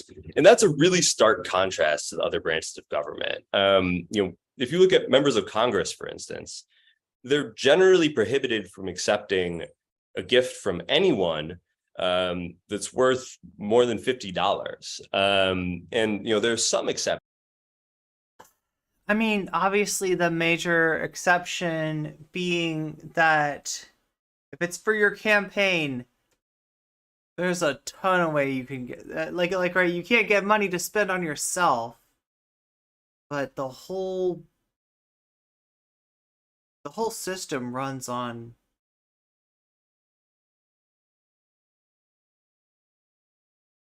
runs, on PAC money and lobbying money. But to take a trip like this, even from a close personal friend, bribes, they'd need to get formal pre-approval from an ethics committee. Well, and in fact, this came up in your reporting, didn't it? We have published in the story, for those who have seen it, a photorealist painting of Clarence Thomas at Harlan Crow's Adirondacks resort, and it's a really quite realistic painting of 5 people sitting around. One of those people is a former Thomas law clerk. Yeah, I thought it was a photograph when I first saw it. Paletta, I'm sorry, Mark Paletta. And Mr. Paletta, you interviewed him about all this. What did he do when he was offered? He was at the time working in the White House, right? What did he do when he was offered the chance to visit this for free? Yeah, so we had an email exchange with Mr. Paletta, actually about he was also on the Indonesia trip. He was there with Justice Thomas, and we got his financial disclosure because he was at the time a lawyer in the Trump administration, and he hadn't disclosed it. So we went to him and asked him why, and he told us that when Crow invited him on this trip, he went to his agency's ethics council, and they told him that he would need to reimburse Mr. Crow for this, and so he did. So that's pretty clear. It's an executive branch official. He can't accept a gift from somebody who might have business before the federal government. He has to pay for it himself. Is there any real purpose? I mean, I think one of the things we try to think hard about at ProPublica is, why do people do the things they do? It helps us, I think, write sympathetically and effectively about them. Is there a good reason why the Supreme Court would have a different set of rules that you've come across in your reporting? Why is it this way?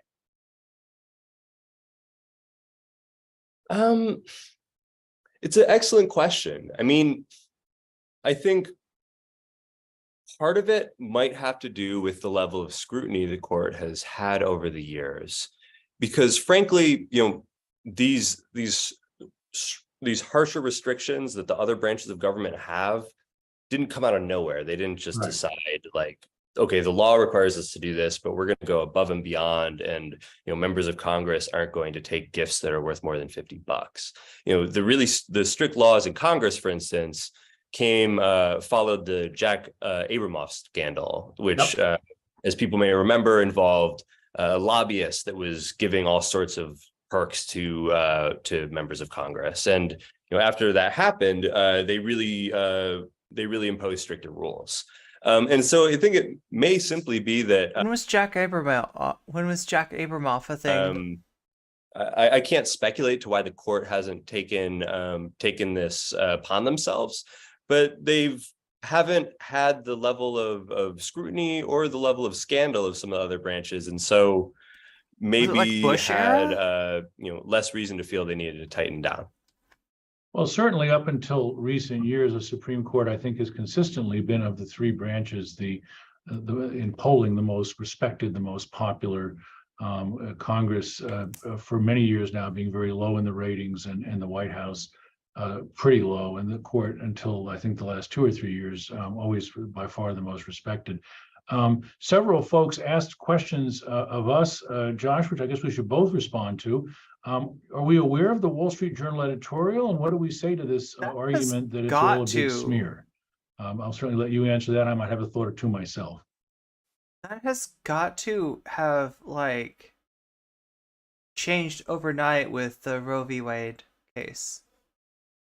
We thought these were really important facts to get before the public, and that they would help inform the public conversation about the Supreme Court and what we should expect of justice's conduct. And I think it has sparked that conversation. I mean, to the notion that it's a politically motivated. I mean, I would like to emphasize that for me and Justin and Alex, that was we didn't go out looking for what we could find on Justice Thomas. We went out looking for, started researching Supreme Court justices, and we found that a lot of these gifts for Thomas, and so we went in that direction. And we're still very much interested in the topic, and we're going to keep reporting. I should say that if anyone on this call happens to have any information we should know about any justice, we would be extremely, extremely eager to hear from you.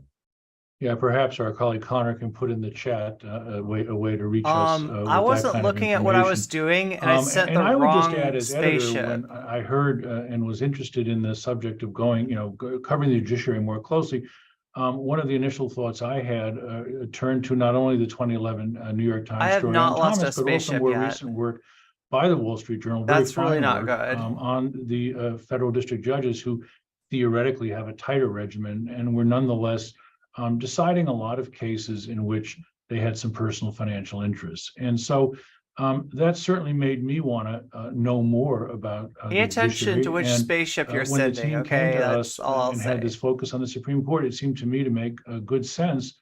Number one, it's the highest court in the land. And number two, from a journalistic perspective, it seemed to have been a little bit less examined of late. And so that's what motivated us. This was not, people, I've seen the tweets and so on about, I've seen actually some interesting tweets on both sides. On the right, there are people who said, well, this is clearly aimed at Thomas, who's a leader of originalism, and ProPublica is trying to take that down, which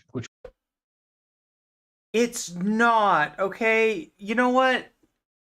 You can call Justice Thomas the leader of, like, the one true legal philosophy if you want to, but it doesn't fucking matter. Originalism is a load of bull. This is the idea that we, the enlightened Federalist Society justices, we are gonna go according to the intent of we are the ones who know what the founding fathers would have wanted. It is metaphysics. And that, by metaphysics, I mean bullshit. By metaphysics, I mean garbage. I mean inductive rationale for what they accuse the other side of, which is judicial activism. It's literally like, we think that this thing called judicial activism happened, and all the cases that right wingers do not like, those were BS. And normally the court kind of moves along the way that it's been going. If precedent gets set, precedent stays. Like, right? And there's like a little bit of interpretation of like the spirit of the law or whatever, right? But stare decisis as upheld. That was a question, I think, in the Justice Roberts confirmation. Will you uphold stare decisis? And Justice Roberts was unambiguously in the affirmative. Stare decisis is just, we're going to stick with our precedent, right? We're not going to overturn precedent. It was, Justice Roberts, granted, it's not one of the worst ones on the court. But yeah, the court has been absolutely engineered to be this bad through unsavory means at best, and corrupt means if we're being real. This originalism shit, it pisses me off. They were lying the whole time. They were accusing the other side of that which they intended to do, and I'm sure that they justify it by telling themselves that, those liberal justices, they were judicial activists, and we're just being judicial activists to get them back. But oh my God, this could be like this is what shakes the faith in government. Clearly, this kind has of nothing to do with anything in our coverage. And then some other people, frankly, saying on the left, well, would ProPublica cover this if the names were George Soros and Elena Kagan? And let me assure you, we will. So again, I would love to write that story. Yes, if anyone on this call knows anything about anybody, on any side of the Supreme Court that has been in arrangements like this is, we think, worthy of putting before the public in a very factual way. And that's what we tried to. The tone of the story was to try to be as factual as possible. I had an interesting question here, Josh. And you have already in your relatively young career done a lot of really fascinating things, Josh. worked on a quite amazing story on our departure from Afghanistan, interviewing soldiers who survived the blast on one of the last days of the war in Kabul. So you've already had your share of big stories, but one of the people on this call asked, Josh, what was it like for you as a journalist, a person working on this story? When did it get excited? When did you know you were exciting? When did you know you were onto a big scoop that would make a stir? Oh, this is good. Did your editors make you double check certain facts? Oh, they didn't have to. We quadruple checked all the facts in our story. But yes, I mean, you could see why, right? I mean, it was a really satisfying reporting process because we kind of had this continual stream of new stuff coming in. Hey, you're going after one of the most powerful people in the country in a Supreme Court justice, right? They will make you pay. B, there is a whole side of the political sphere that will eat you for lunch if your reporting is in any way impeachable. I mean, we already talked about, what did they say, the Washington Post editorial that accused them of, I don't know. What are you trying to say? Like that this stuff isn't a problem? And things we had to ultimately leave on the cutting room floor. I mean, it was, early on we were looking a lot at Camp Topridge and learning how often, Thomas had been going there and what it was like and what happened while he was there.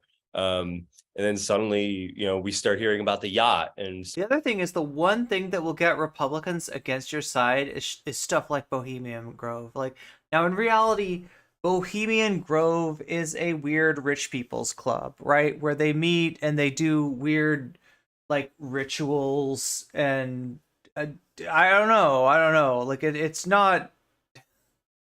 It sounds really bad. It's perfect thing for conspiracy theorists, right? Alex Jones famously snuck into Bohemian Grove to try to expose the globalists and everything. And I mean, look, are powerful people up to sussy shit? Yeah. Is it all going down in Bohemian Grove? Probably not. It's just don't they like get naked or something? Isn't it like a nudist thing? Or I don't know. It is a legitimately weird thing that they do every year in Bohemian Grove, but the real corruption is right in front of our faces. It is not hidden away. Start digging in on that side. So I don't think there was like any one moment.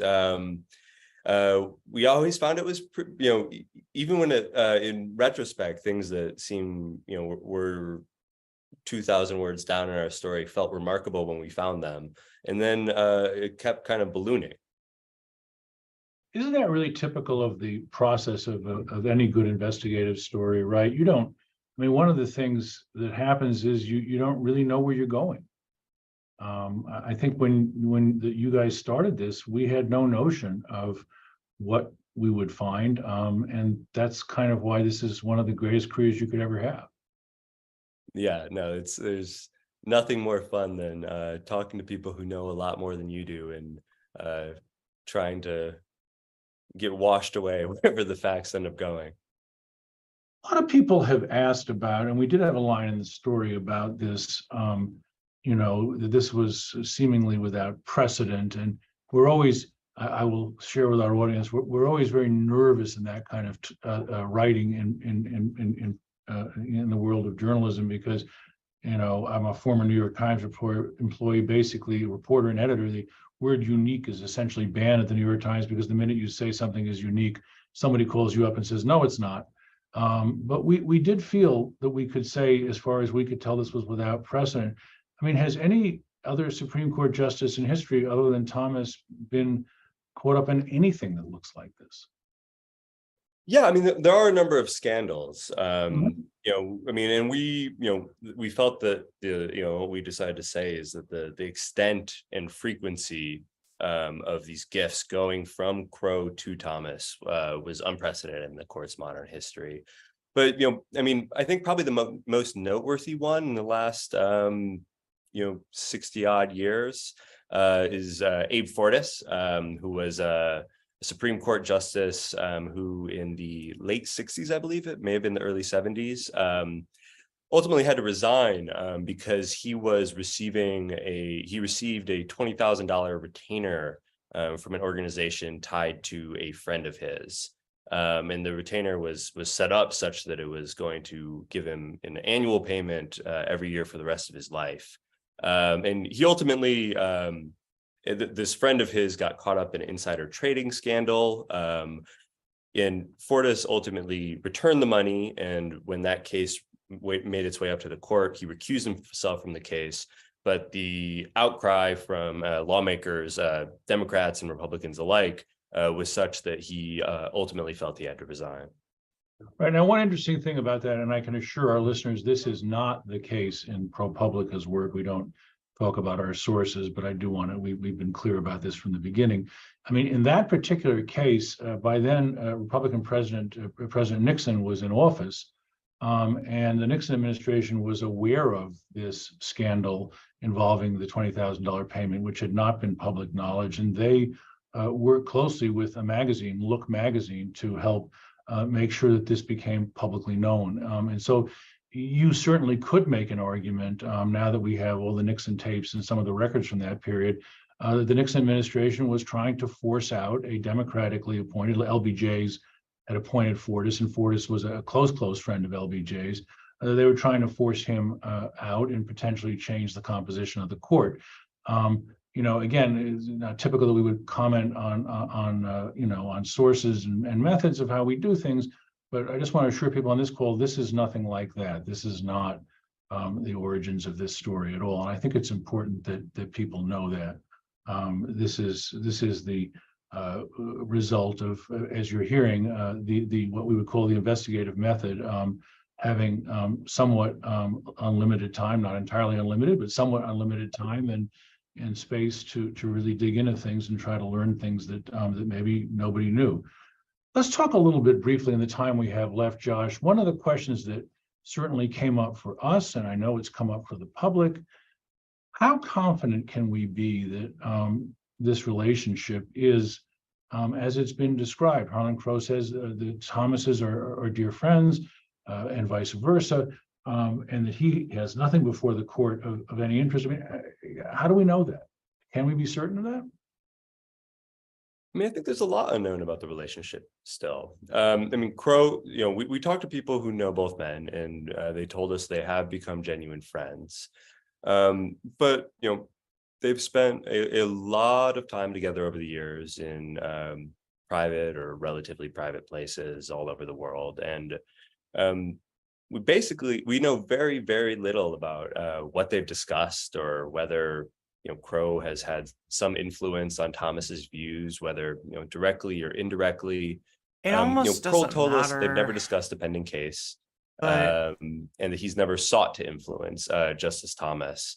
But I mean, I think this, a lot of the, you talk to political scientists, they'll tell you about, how the people you associate with and spend time with have, inevitably have an influence on your views. And I think this broader question of how this relationship, or if this relationship that spans decades has impacted Thomas is very much still a live one.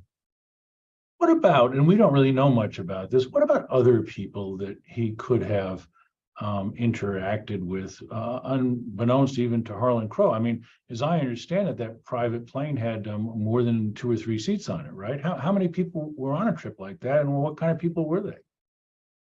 Yeah, I mean, Crow not only has this access to Justice Thomas, but that access extends to kind of anyone else he chooses to invite along on these trips. And so, Topridge is kind of the easiest example to look at. It's this resort that is guests don't pay, it's invitation only.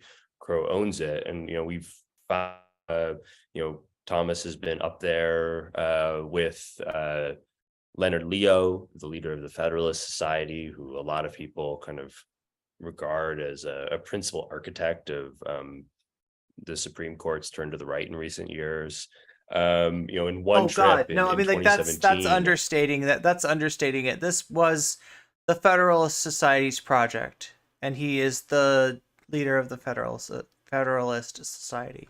We learned Thomas's other guests that week included, They're doing the journalist thing where they're like, well, some would say that, you know what I mean? It's like, that's executives at Verizon and PricewaterhouseCoopers, which is the accounting giant, major Republican donors, one of the leaders of the American Enterprise Institute, influential conservative think tank. So we certainly don't have a full picture of who all has joined these trips over the years, but and we have no evidence that anything untoward happened with those with these other people. Crow told us that to his knowledge, no one's tried to lobby or influence Thomas, and they wouldn't invite anyone who he thought might. But I think it's a really interesting question of who is in this milieu, and what is the impact of that on Thomas been? Right. I mean, in a sense, unless, which I don't expect would happen, that Thomas or the court were to disclose more details about who was on these trips and so on, it's going to be pretty hard to know whether somebody who was in proximity to the justice had a case. I mean, we should point out that there are many, thousands, tens of thousands of court cases filed all over the country, and I think the Supreme Court grants cert in about 200. So it's I am small, so close, chat, to reaching level 10 in this game. That is the ultimate goal of this promotion, right? If a few of you can reach level 10, more questions. That helps me out immensely. Now, me reaching level 10 doesn't really mean much of anything, right? They don't care how good I do. They care how good you do. January 6th about her role. But I'm about to prove that it is possible. Sending even emails to state legislators about the election outcomes. Does Ginny Thomas typically go with Clarence Thomas on these trips? Does he go by himself, or what do we know about that? For most of the ones that I guess we don't have a full picture, but yes, she often is on these trips with Justice Thomas. She was in Indonesia. She's been at Topbridge with him. There's a kind of a long history of Thomas and his wife and Harlan Crow and his wife all traveling together to places around the world. Which, is not surprising. I mean, no, not surprising at all. Clearly, the justices' calendar is such that they do work very hard for a period of the year, and then there's a period of the year where things are a little quieter. So I can understand that he and his wife would take these trips. So we're gonna thank everybody for all their questions. This has really been they've been flooding in here, and I've been trying to deal with them as quickly as we can and as broadly as we can. I did want to sort of close with a little question. Just you're new to this, but it is a question I think that everybody has wondered about. We saw the Democrats in the Senate, Dick Durbin in particular, putting out a statement saying that they expected that they would want to legislate about this, that there may be, coming from the Congress, a Supreme Court code of ethics that might have some enforcement mechanisms. I don't know, an ethics officer maybe. What do you think? Is that possible? Do you think that's going to happen, or is that no confidence in really Dick Durbin kind of to do that? I don't know. I mean, there's been some talk. There've been bills floated about this for a while now, and this certainly is the most momentum and concerted action I've seen toward imposing new rules on the court in a long time. You have people like Dick Durbin, vowing to act and calling this reporting a call to action. So far, nothing there's been no real concrete steps in that direction. They've also demanded that Justice Roberts investigate, lawmakers have, whether or not whether or not he intends to do so is still unclear. So, I mean, there've been various kind of controversies around the court for a long time now, and there haven't been major ethical reforms since the late 70s. But I think it remains to be seen. Yeah, I mean, I'll maybe close out here and just say that, somebody who's started off very early in his career covering the Supreme Court for the Dallas Morning News and being a sort of great fan of it, I am skeptical that they will accept this, but I think one of the things we all know about journalists is that they're really terrible predictors of the future.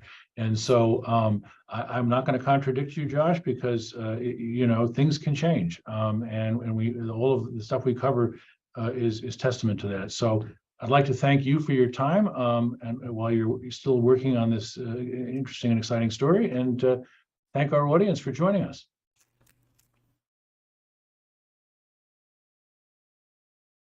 Oh my God. Well,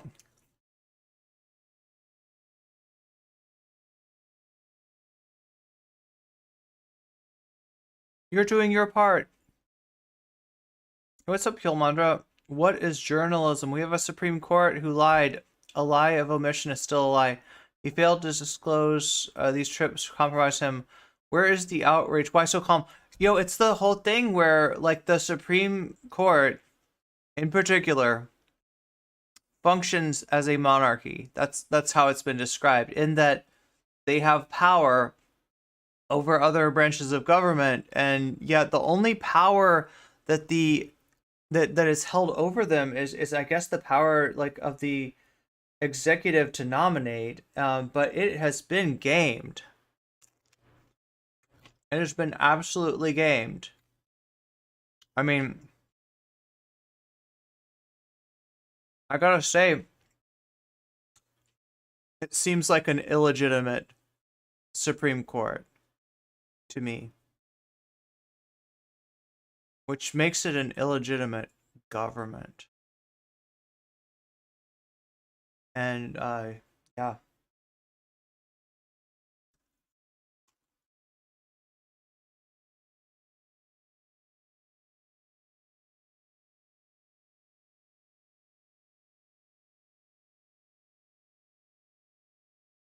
In the past, there has been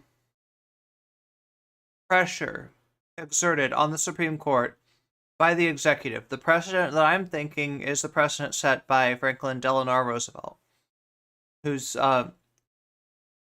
New Deal programs were put into peril and struck down by the Supreme Court. The way that situation was resolved is that FDR started talking about opening up the court for more justices, putting more justices on the court. And with that pressure brought to bear, you had a change in how they operated, right? I don't know. It'd be something like that. But yeah, I mean, like, outrage can do something. Maybe. The Republicans will absolutely demagogue that, though, and say, you're threatening the Supreme Court. Nyeh.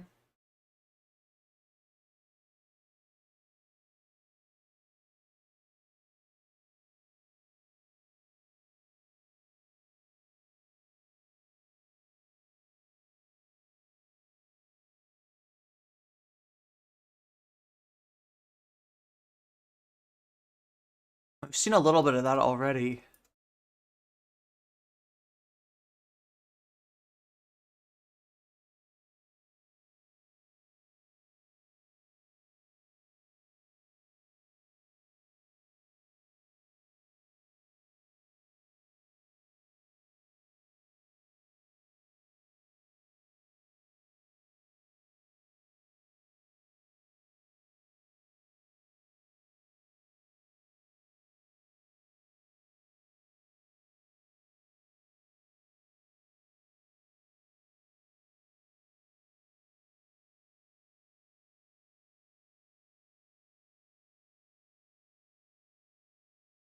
Biden should have made adding new justices to the Supreme Court a priority as soon as he took office. Didn't and never will. They somehow think that it's still wise not to rock the boat as it's sinking.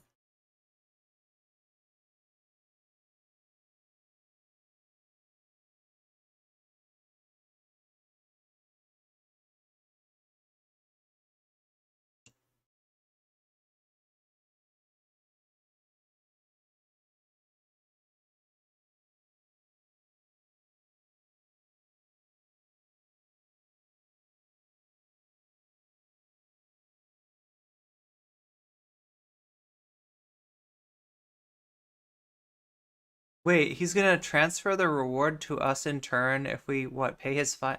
This sounds like a little bit like, sounds a little sus.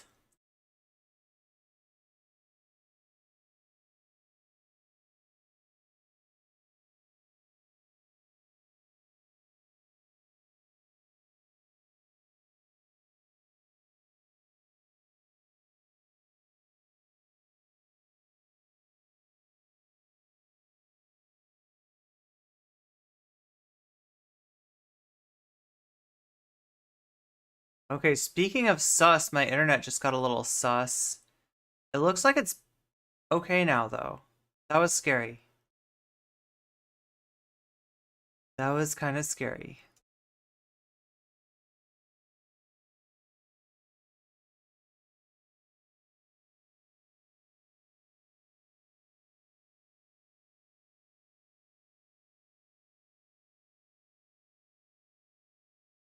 Is everybody okay? Is the stream okay? Am I okay? After Roe v. Wade was overturned, he definitely should have. It's so frustrating. Yeah, it's, I mean, this was something that was, like, never supposed to happen. That wasn't planned for, and it was so predictable, right? They stole a Supreme Court justice right in front of everybody's eyes, and the Democrats just sat there. And they're so bound to this. Some of these Senate things, like, right, there's no actual rule in place. It's like whoever gets the Senate that term sets the rules, but there's like a precedent. There's like a custom in the Senate, and the Democrats are like, we shall never break the custom. And the Republicans, as soon as they get a chance to break the custom to get something that they want, they do that. They do that shit.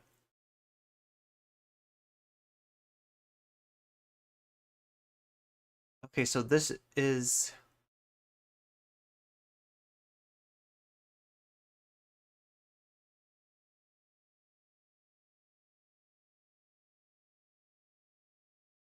Thank goodness this is a tritanium vine and not a...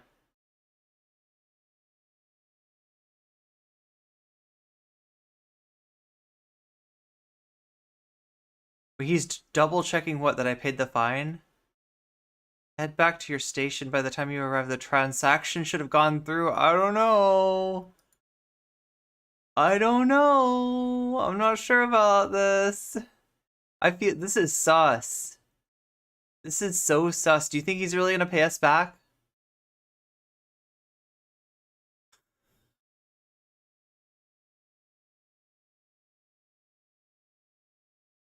Go back to your system, and by the time you get there, your money will be in the bank. I mean, that is kind of how, like, missions work. Like, complete task, get money. But in real life, it's somebody who's like, yo, the check is in the mail. He's all saying like, I gotta double check on that. I gotta make sure. Are you sure you paid the fine? He's like, yeah, I was right there, dude. Yeah, we paid the fine. The fine is paid. Always get the money up front. I think so. I think that's the smart thing to do. We're about to leave. If this works, though, we are about to reach level 10.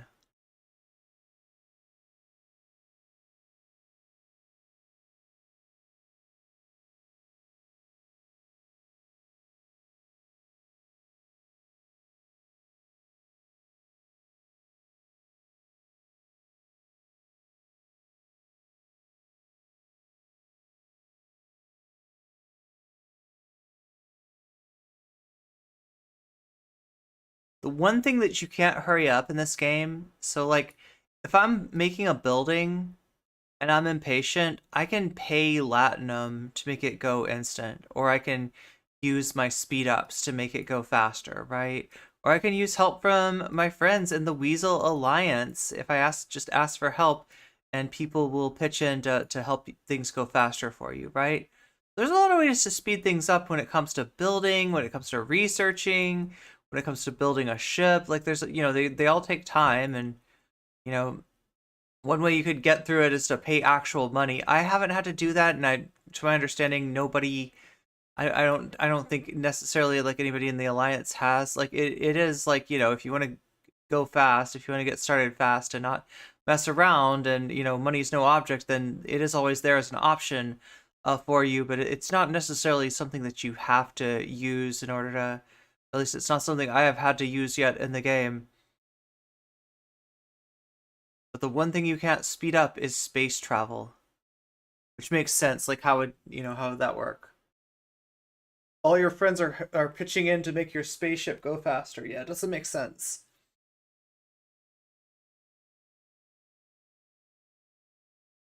I can see the transaction. What did he say? Oh, there we go. That's it. That's what we needed. Now we upgrade. Oh no! Level 10. Somebody told me this was level 15.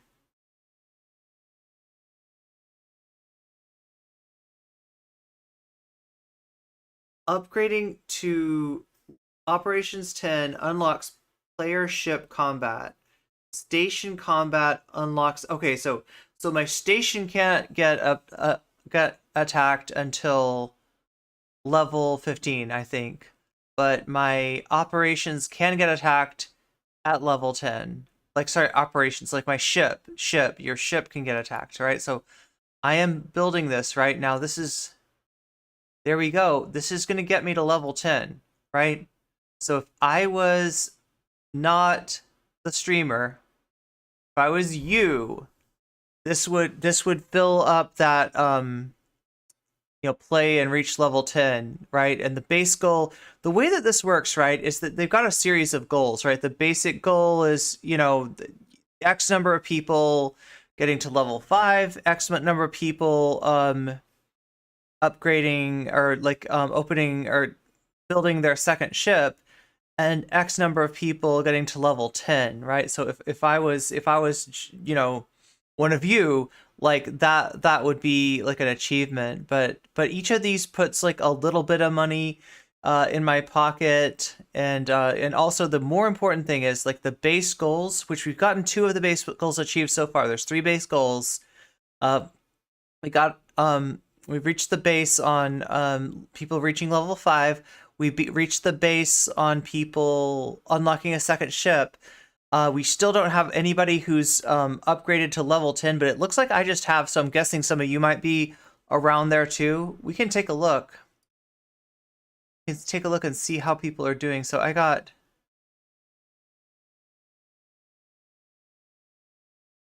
only 10-minute speed ups and 5-minute speed ups.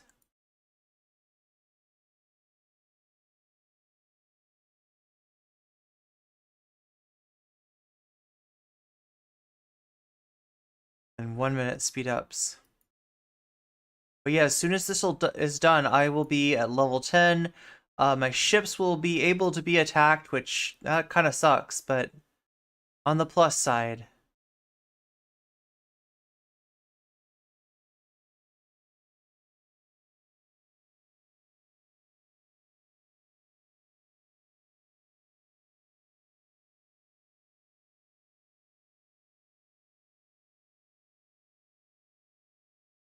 Here you go, ship is repaired.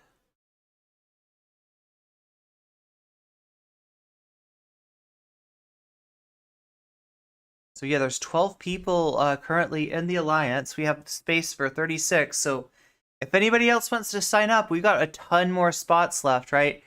If you want to see what that looks like, if you want to check out this game, the game that I am playing right now, the game that I am being sponsored, I think I can get to level 10 like tomorrow. Yeah, well, I mean, it's going to be like 7 hours from now for me, unless I can figure out a way to speed it up. But if you want to join us and get started, even getting to like level 5 helps me out. And that's something you can do in what, Yolkio, how long did it take you to get to level 5? For me, I think it was like less than 2 hours. It was pretty quick, right? So your progress is really fast at first, as with many games, and then afterwards, every level that you advance is a little bit more of a struggle.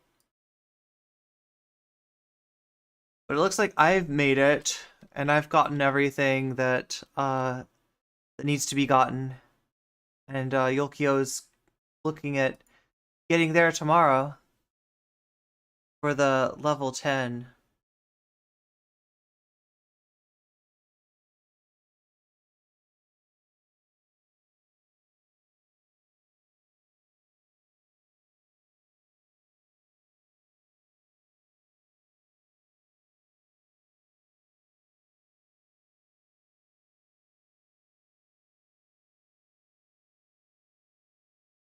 And there's definitely some people that have been on a whole bunch.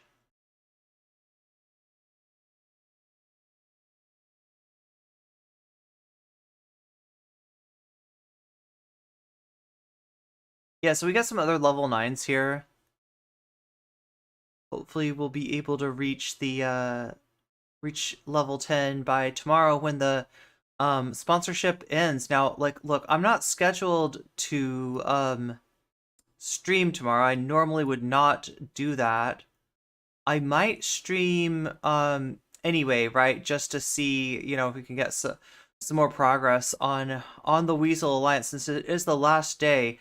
Also, I need to really make sure that I'm getting the credit that I need for actually having done now 2 2-hour streams to promote it. I don't know what's going on with that. I'll talk to the sponsorship people. Yeah, they don't realize, they don't seem to get that I've done 2 so far.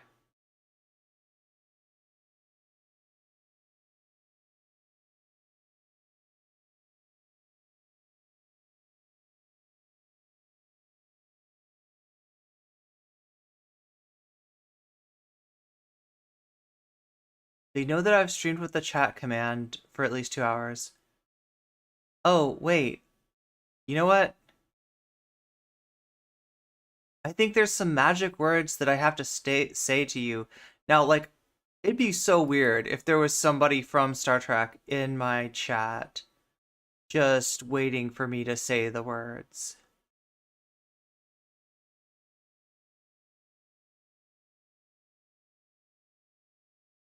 Oh yeah, there's also a QR code.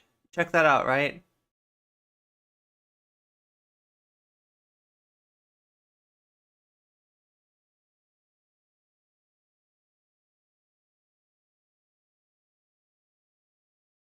Wait, so you can scan the QR code using your mobile device. Wait, I'm not sure how this works. You click the link and then you scan the QR code? What, does that like prove that you're watching the stream, I guess?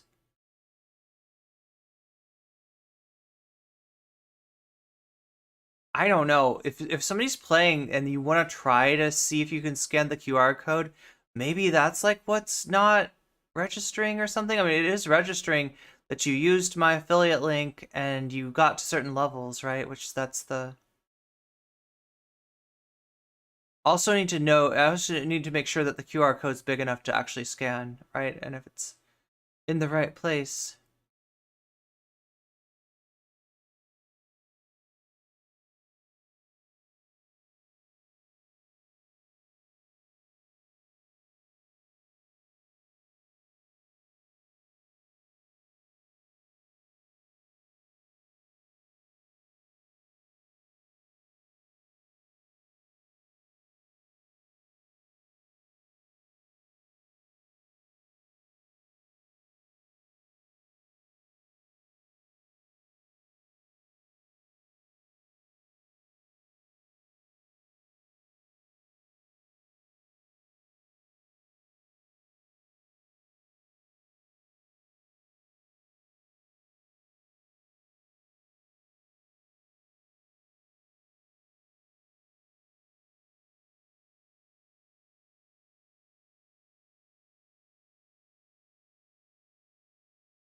Oh, hey, here's some tips. All right, so if anybody's listening from the Star Trek sponsorship, I'm gonna go ahead and give out the tips now, right?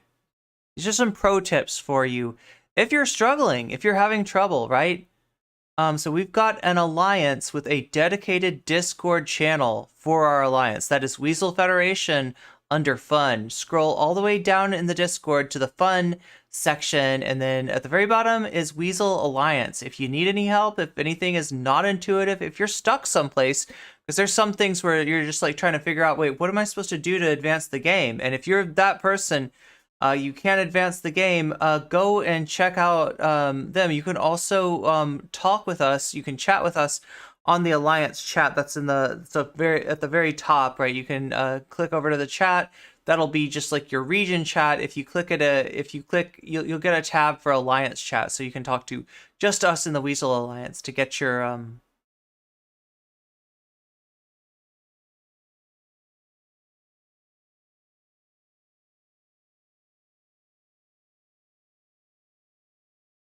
So the way that you're gonna unlock your second ship, right?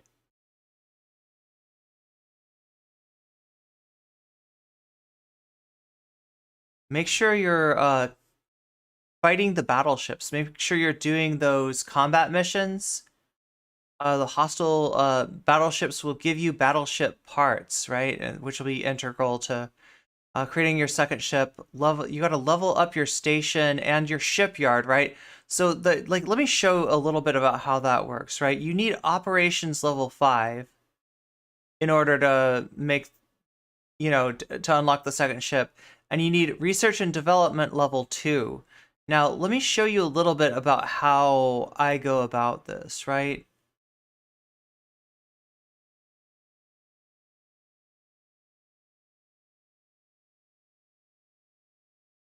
Let's look at something like the shipyard. See if we could, no, that's not ship construction, just like the shipyard. So click on the shipyard. Now look at this, right? I'm level 9 of 60. 60 levels for this thing. You can click here to build a ship, right? Requirements not met. I'm seeing, I don't know if you can see it from where, or if I'm covering it up, right? But right under me, I'm seeing this requirements not met. Operations level 10, right? I'm about to get that, right? So if I come here because I need to upgrade the shipyard for some reason, right? Like building a second ship, you might need to upgrade your shipyard. You'll see requirements not met, and I'm seeing operations. I click on operations, and it takes me to operations. Now, I'm already building this. It's like 7 hours and 13 minutes out. But, if I hadn't started it yet, then I could do that, right? All I have to do is get it to operations level 10. Now, on research and development, we also need to get it to level 10. You click this.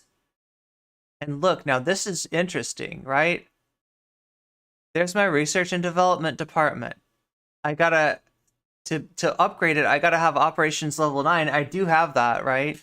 But I also have to have academy level 9, which I don't, and titanium warehouse level 9. So let's click on titanium warehouse. Like if we needed to upgrade the shipyard right now for something, right?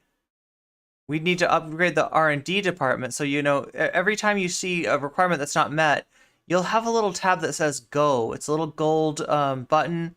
It says go. And that will take you to whatever that is, whatever objective you need to complete in order to advance that structure. So if it's a little hard figuring out the tech tree, what you need to unlock to build what, that's the key to it, right? So I'm going to click right now, Titanium Warehouse. It takes me to my Titanium Warehouse, surprisingly enough, right? And look at this again, requirements not made. Titanium generator B needs to be level 9. Titanium generator A needs to be level 9, right? So I'm going to click on this and look at that. I can upgrade. Now, if I want to go super fast, right, and I've got some latinum laying around, I can instantaneously get that just by clicking, and I don't have to use resources, right? So say I didn't have any par steel, I could just click this instant and use latinum. Somehow that makes everything better, even if you don't have the resources, right? I'm gonna click upgrade instead. Oh nope, I can't look because I'm like, okay, so there's the thing. There's the thing. So if you, like I said, if you are impatient. And let's say, like, right now I'm building my operations, so I can't actually start building the titanium production facility, right? As long as the operation is going. But look at this, start building, unlock. If I click on this, it'll give me the option to pay some money to be able to queue up 2 things at once. If I'm really impatient, that's one, and I don't care about money, that's one way I could do it. This is real world money though. Here, let's take a look. Let's just make sure I'm not talking BS. Yeah, look, so there's a reward pack that you could get for, that's real world money. If it says dollars on it, that's real world money. Here's, yeah, these are offers, right? So this is the paid part, right?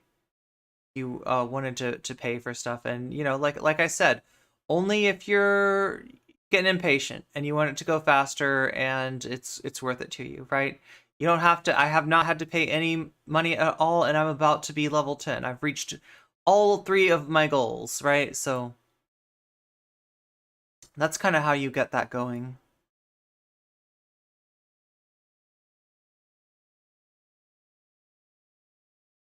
We're gonna get some more Starfleet people with us, all right? So that's the recruit. Now, you're not necessarily getting new people when you're recruiting. Like, we already have Shev Akria. He's already on our crew.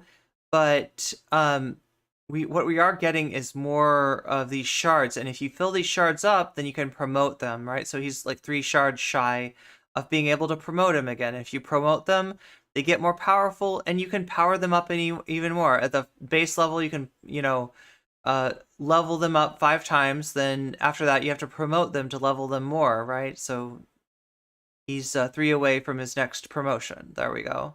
And this is Geordie LaForge. Yeah, so we got another Geordie, meaning that we got another command shard, or yeah, one of these shards, right? Once it gets up to 15, we can promote Geordie again. Domitia. Right, so now on Domitia, you see there's this lock and key symbol. What does that mean? That means we don't have her as crew yet. We got to get her like 6 times in one of these random chests in order to have her. So somebody said earlier, it's like you get fractions of your officers. Yeah, kind of how it is, right? But yeah, we got to get her 4 more times, and then she'll join our crew, right? And then you also get officer XP. This is what you use to level your officers up and to promote your officers, and probably a few other things too that I'm forgetting. But yeah, that's what we got on that pull. 3 officers, and since this is a standard pull, none of these are like super rare. These are just kind of normal. Oh, look at that. There's like Federation recruit. Interesting. Okay. So yeah, these are more expensive, right? This is the same, but you get, you know, basically a better set of possibilities there. Got Klingon recruit. These are Klingons. Right now, I've gotten some of these in like loot chests, right? You don't necessarily have to use these like oh, interesting. That's green. Okay, so these are like special credits for like, yeah, Romulans, Klingons, and Federation. And those are the 3 factions, right? It's interesting how this works, right?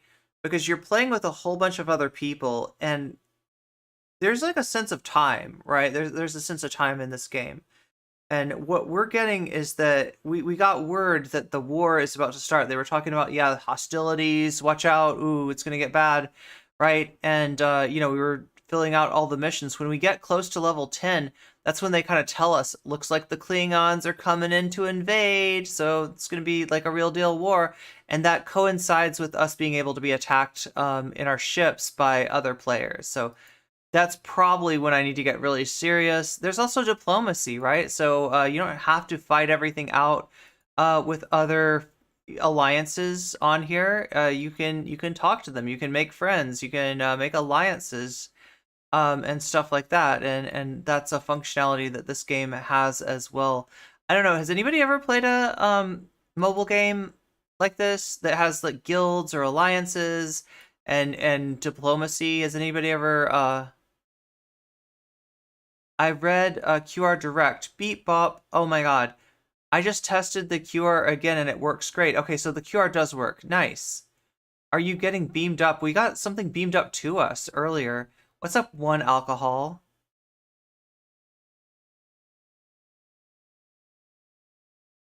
You popped in here back in 2020? Oh, that's really sweet of you. Thank you for dropping by. Yeah. So we're sort of at the end of the stream, or towards the end of the stream, right? I'm covered all the content that I wanted to do. Now this is the sponsorship that we're doing. This is Star Trek Fleet Commander. And it's a mobile game that I am playing. I am just about to get to level 10. So that's the goal, the ultimate goal, level 10. If you can get there, that helps me out immensely, right?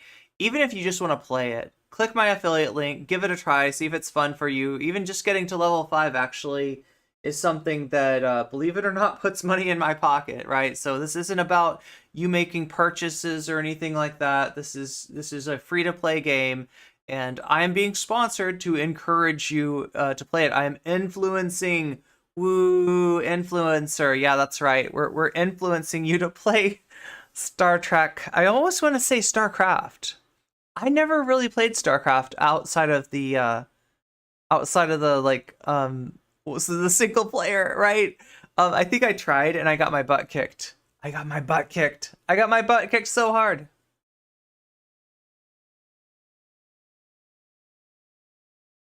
By Destiny, yeah, I played against Destiny. No, just kidding. No, I was just playing like, you know, I don't remember what it was, like Brass or something. How does the rankings? Do you remember? There's a rankings thing. Anyway, I mean, this is a little bit like StarCraft in terms of building, making. We're not really making units. We're making ships. Tech trees. That is the similarity, right? And then missions and stuff. And yeah, let's see. Yeah, we're like 7 hours away of getting to level 10. So if I can do it, you can probably do it too. We have our Weasel Alliance here.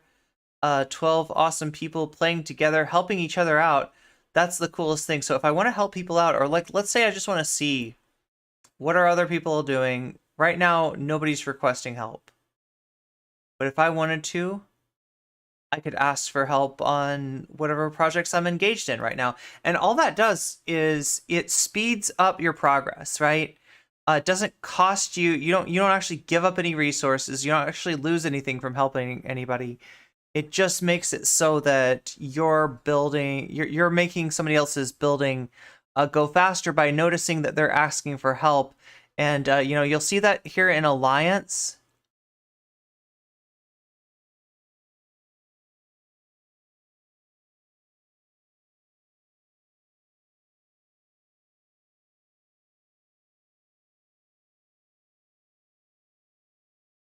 And you'll also see that, let's see. Well, so right here, where I'm circling, if you can see that, that's where that would show up. It's a little handshake icon.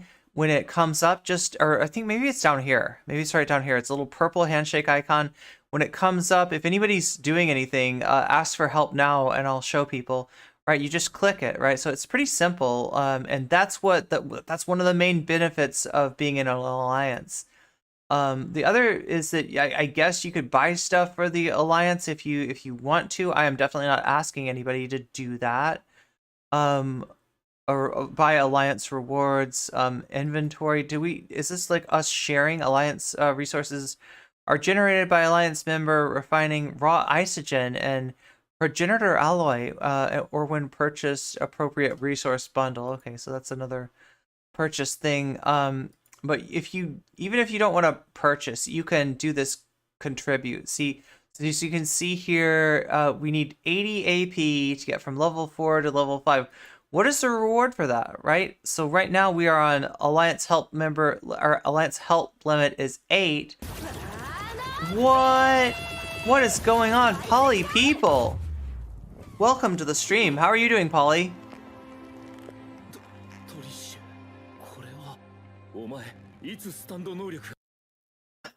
Thank you for activating my stand.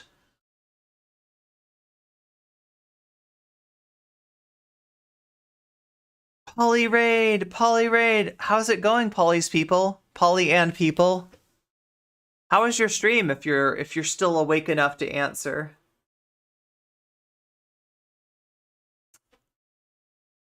So yeah, you caught me in the midst of playing Star Trek Fleet Commander. It's a mobile game that I am being sponsored to play, but believe it or not, I only have to play this thing for 2 hours, right? I ended up playing it for significantly more than 2 hours. Because it's actually fun. It's cool to play. And I am almost at the part where, you know, I'm like 6 or 7 hours off from having like gotten to level 10.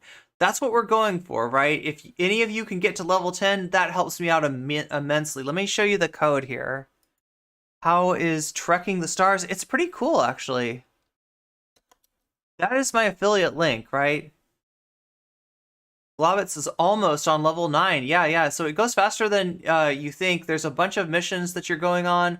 There's combat. There's mining. I've got my base here. You're looking at my base right now. Let me show you around the base.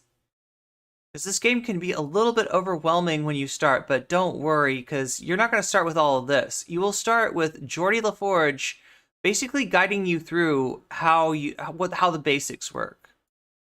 So, you know, like it's, you know, this is Star Trek Fleet Command. There's a bunch of familiar faces. If you're into Star Trek, you will recognize the characters from Star Trek. And the first one you meet is Geordi LaForge. He just kind of shows you all the ropes of how stuff works and how you do stuff. And you go from the basics, right? He takes you from the basics, and he'll take you all the way until he says it's time to join an alliance, right?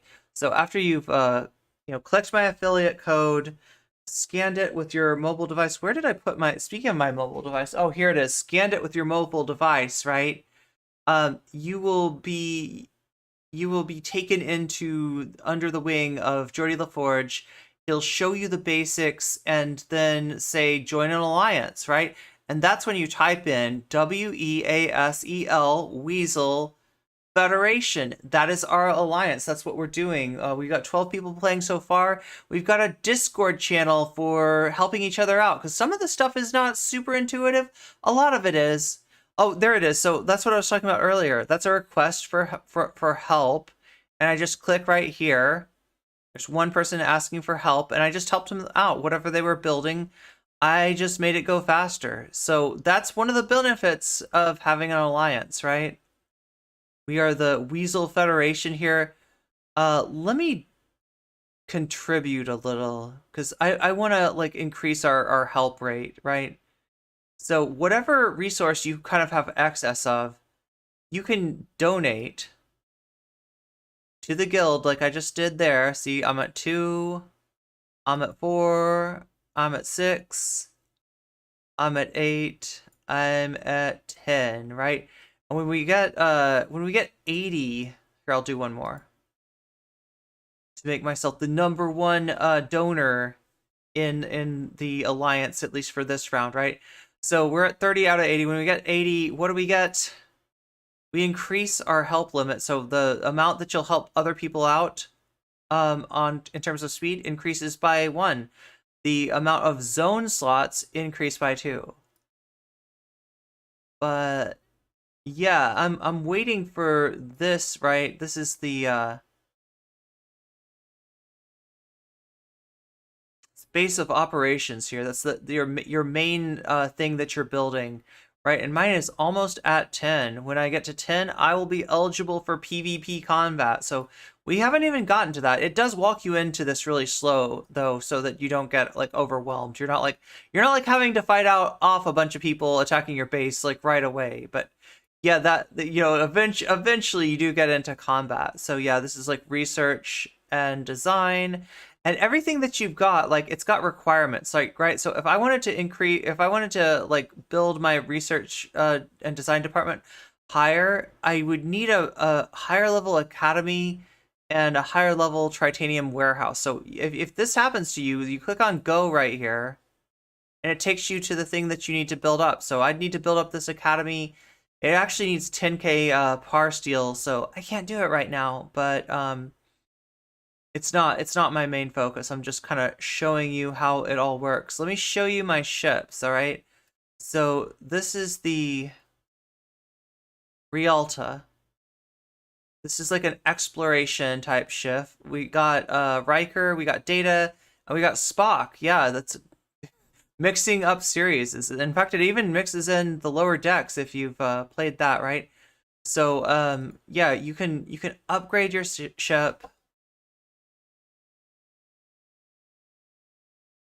and level it up just like that, and all the stats go up. Shield health, hull health, both go up, right? You can add weapons, pulsed phaser, add warp engines, add a shield, right, for each level. And you could also assign officers. Now your officers are interesting, right, because they all buff you in like different ways. Like right here, we've got a slot open here, right? And we've got some officers that are not assigned yet. Like, is Scotty assigned?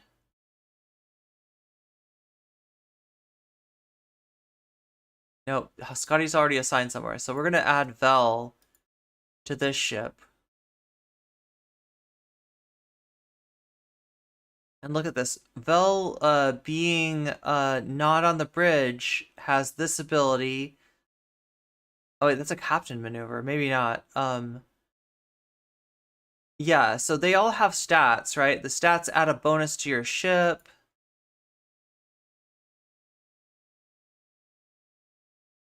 And, you know, they're all, you can level all these people up to make your ship stronger, right?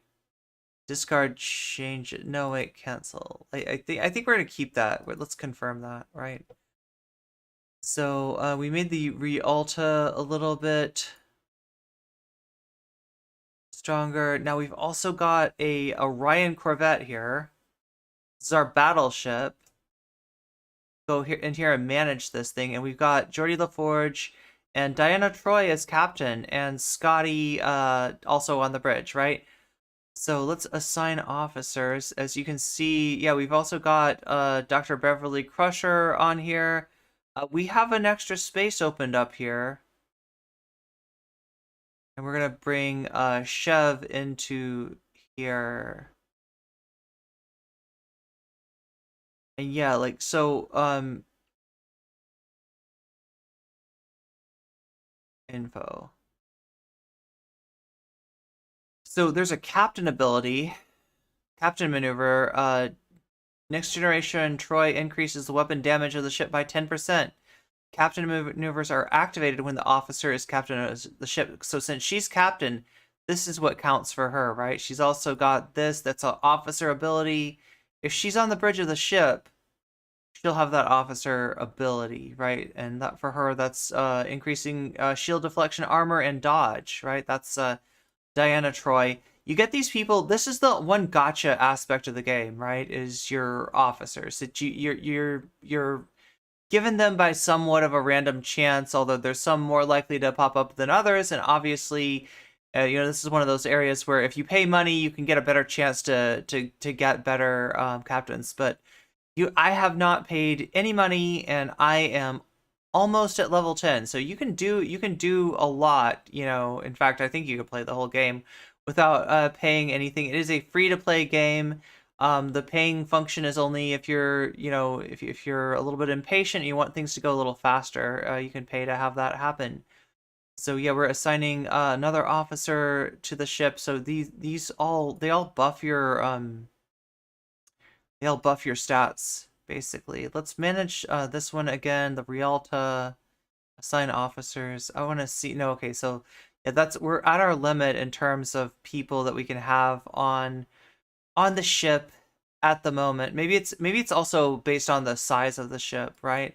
That's an exploration vessel. The other one is the battle vessel. speaking of battle vessels, right? Let me show you the missions. This is Space Age Prospector. So if you want to play along with us, right? It's simple. I'm going to hit STAR star, and that's the affiliate code. That's the affiliate link. So you can click on that. You can use your mobile device on my QR code, and once you've clicked that, you will be playing the game and go through the tutorials with Jordy, and when you get a chance, join the Weasel Alliance, and we will all help each other out, because this turns out to be a slightly addictive game. I mean, not in a bad way. I can take it or leave it, but here we go. Speaking of addictive, we got missions here. This one is for mining. Okay, so that's the one ship I haven't staffed yet. We got a mining ship. I probably need some more crew before I can do much of that. But let's try out some combat, since combat is really fun. So there's a hostile captain. Let's go over and say hi to the hostile captain. Oh wait, no. Recall. That's really important. Okay, so what I just did was I almost sent my exploration vessel out to fight a very hard battle. Instead, I'm going to send my battleship with Diana Troy. This is the flagship, this is the strong ship right here. We're going to send that out to fight the hostile captain. It's funny though, it says they're a hostile captain, and yet they're just kind of sitting here. Like, you'd think the hostile captain would come to you and be like, hey, I want to fight you. I'm the hostile captain. Grr. No, he's so hostile that he's just sitting there doing nothing. And you go and fight him. But yeah, this is how the combat missions go. It gives you, a chance to fight all these different, like, Rigelian destroyers, these, like, random hostiles. That was kind of a boss. Defeated the hostile ship commander. Keep it up and you'll make a name for yourself in the sector, right? So we get rewarded. We get a reward, and that is dilithium crystals, a speed up. These are super great, right? So that's 10 minutes. So anything that you're building that takes, like, let's say, I don't know, let's say it takes 15 minutes.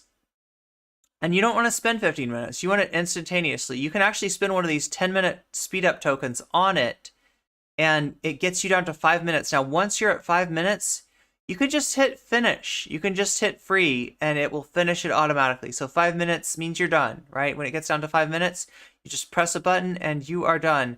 So yeah, dilithium crystals, a speed up, and now this is an officer for our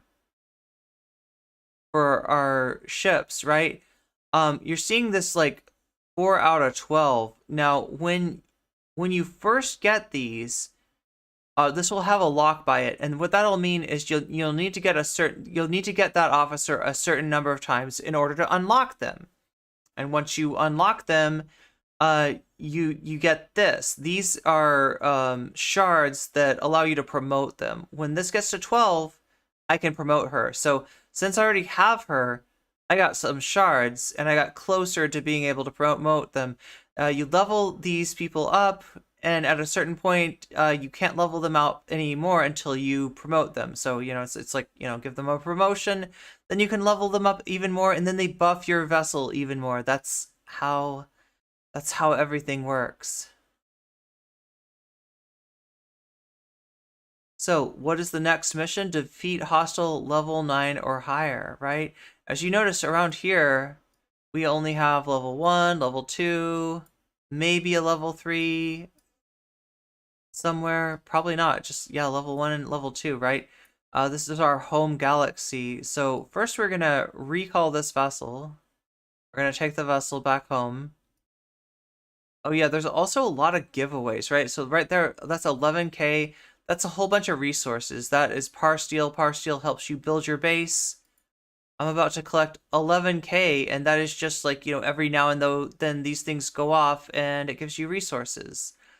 Okay, so, yeah, since we're damaged, I can hit repair, and look at that. I hit free, Boom, instantaneously repaired. It was under 5 minutes, so that means it's instantaneous, right? Instant gratification. So,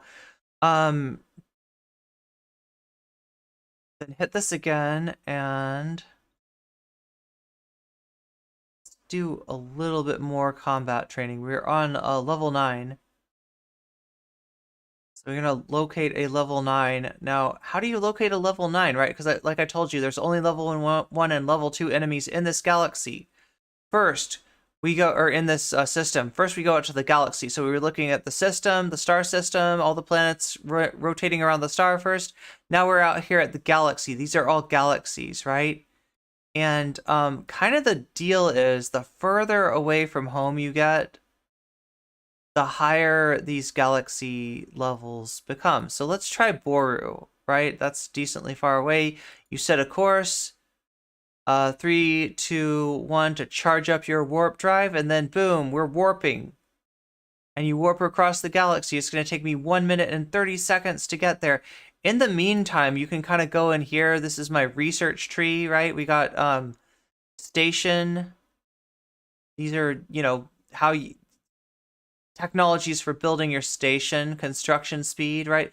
Some of these, like just like the other things, they have requirements, right? So I'd have to build these buildings up, but you can just click go to get to those if you wanna do that, right? So it shows you what you need to build that, and then if you need something else, it sort of takes you there. So like partial fusion, for instance, we've got enough to make that. There we go. And you can ask for help. That's asking your alliance for help. Other people in the Weasel Federation will see your call for help, and they will assist you, right? So that's station. We've also got combat, hull density, battle tactics, unlocking ships. Grade 2 ship research. Interesting. Oh. Maybe I should have done this. This is interesting. Yeah. Blueprints for the Fendra, Taurus, and Tala. So there's tons of ships you can build. Shield modulation, defensive tactics, reinforced bulkheads, shield efficiency. You know, these are all just kind of buffs that you're building up to. Yeah, are we still waiting that? Okay, so this is about to get to the galaxy that it's going to. And then you click locate in order to, yep, that's right, locate. Okay, so like I said, we're looking for hostiles that are like level 9. And I'm seeing 6 and 7s. There we go, helping a teammate. Awesome. There's an 8. Oh, we're almost there. Yeah, I don't know. So this might be that this galaxy does not contain level 9s. Now there's also other players here, other player bases, right? Eventually, you'll be able to attack those. Some of those anyway, if they're high enough level. You can attack them. There is noob protection. I am still under noob protection for a little while longer. So yeah, what we found here was there wasn't bad enough enemies. So I gotta go, there. That's where we found some really strong enemies. So we're gonna go check out Genia. See, these are all like star systems. Thank you, Yokio, for helping me with the Parsdale, technology there. So if I go around here, like right, everywhere you see a little person, that's a Weasel Federation Alliance member. So as you can see, we are everywhere, right?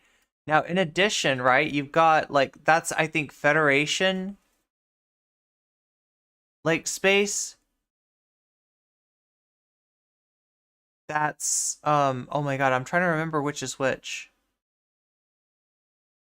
There's Federation, there's Romulan, and there's Klingon.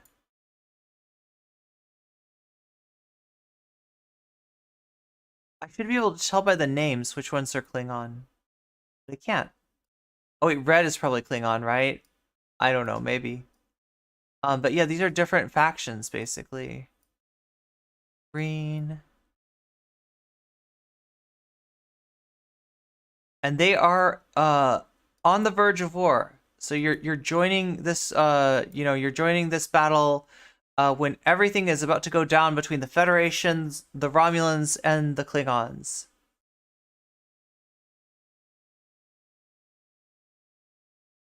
So once again, my ship is just a little bit out. It's 20 seconds out from where it's going. We're going to help our friends again. And there's kind of like always something going on here, right? So if you're stuck where you're building something like I am building, one thing that's going to take 6 hours and 30 minutes, another thing that's going to take about an hour, right? I don't have to wait around though while I do that. I'm able to, yeah, there we go, locate. So I'm sending out my my battleship to do some battle. And yeah, indeed, we got to take down these. So it'll tell you what difficulty the enemy that you're about to encounter is. This is a normal difficulty enemy. So we attack this level 10. And the only requirement for us is basically level 9 or above, right? Okay. So yeah, there we go. Combat training rookie for level 9 complete. And each time you complete a mission, you get some rewards. There's dilithium crystals and a one step closer to unlocking another crew member. So now they want me to defeat 3 level 9 or higher. I see level 8. There we go. Level 9 right there. Easy. That is a good one to attack. So yeah, always look and see what difficulty level, because the level, like, you know, level 9, level 8 doesn't always tell you the full story. Generally, your lower levels will be super easy, right? If they're level 1, level 2, that's not a hard fight. But do take care and make sure you know which ship you're fighting with, because it's easy to accidentally click over here. That's my exploration ship. If I was to attack a level 9 with my exploration ship, I would probably lose.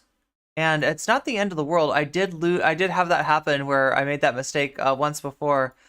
And you just kind of, you do get set back some points here, but you just repair your ship and move on. It's not that big of a deal.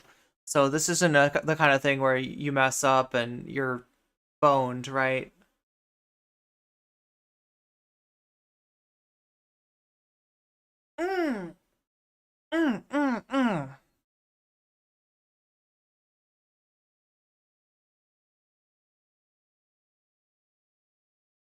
Oh, you couldn't find bigger enemies? Yeah, you got to go out further away. Generally, the further away you go from your base, the bigger the enemies get, the harder the enemies get. Who's the real hostile captain, right? They should call him passive-aggressive captain. He just sits there. Yeah, he just sits there and gets mad. He's like, why are you not coming over to fight me? I'm the hostile captain. I am the hostile captain. We are in your walls. You can have one ship mining while adventuring with the other. Yeah, now notice with the mining stuff, right? That's the one where immediately you can get attacked, right? Because you're mining, you're collecting resources. You're not the only one who wants resources. So from my understanding of it, you either mine way out where there's no competition, there's nobody who wants to go and get your resources, or you mine with your battleship maybe hanging out there, maybe, you know, kind of orbiting nearby, right, to make sure that nobody comes by and takes your stuff. Because that would really suck. But yeah, the mining is the first place you can kind of be attacked at. Now, I haven't attacked anyone who's mining, right? I wonder how that works. But I am, 6.5 hours away from being level 10. Once I get to level 10, my ships will be attackable. So I'm going to make sure to park my ships at the base tonight just so we don't get attacked. That would suck. And there we go. There's another level 9. Shooting them with photon torpedoes and blowing them up. Combat 9 soldier complete, right? So now we beat 3 enemies. And we got a whole bunch of officer XP, a nice amount of dilithium crystal, and looks like we actually unlocked Talon. So we got a new crew member out of that. Nice. Now we're looking for that hostile captain. Defeat hostile captain. And just a little clue about the hostile captain. The hostile captain is going to be back at your home galaxy.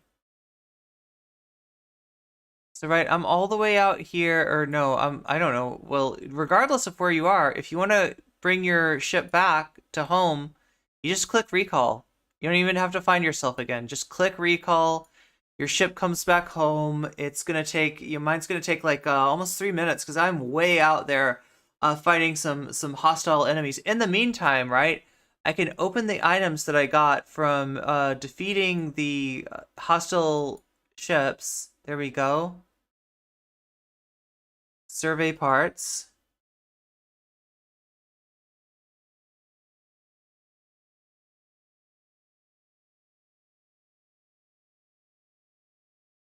And looks like I got a new officer. So there she is, Tlon.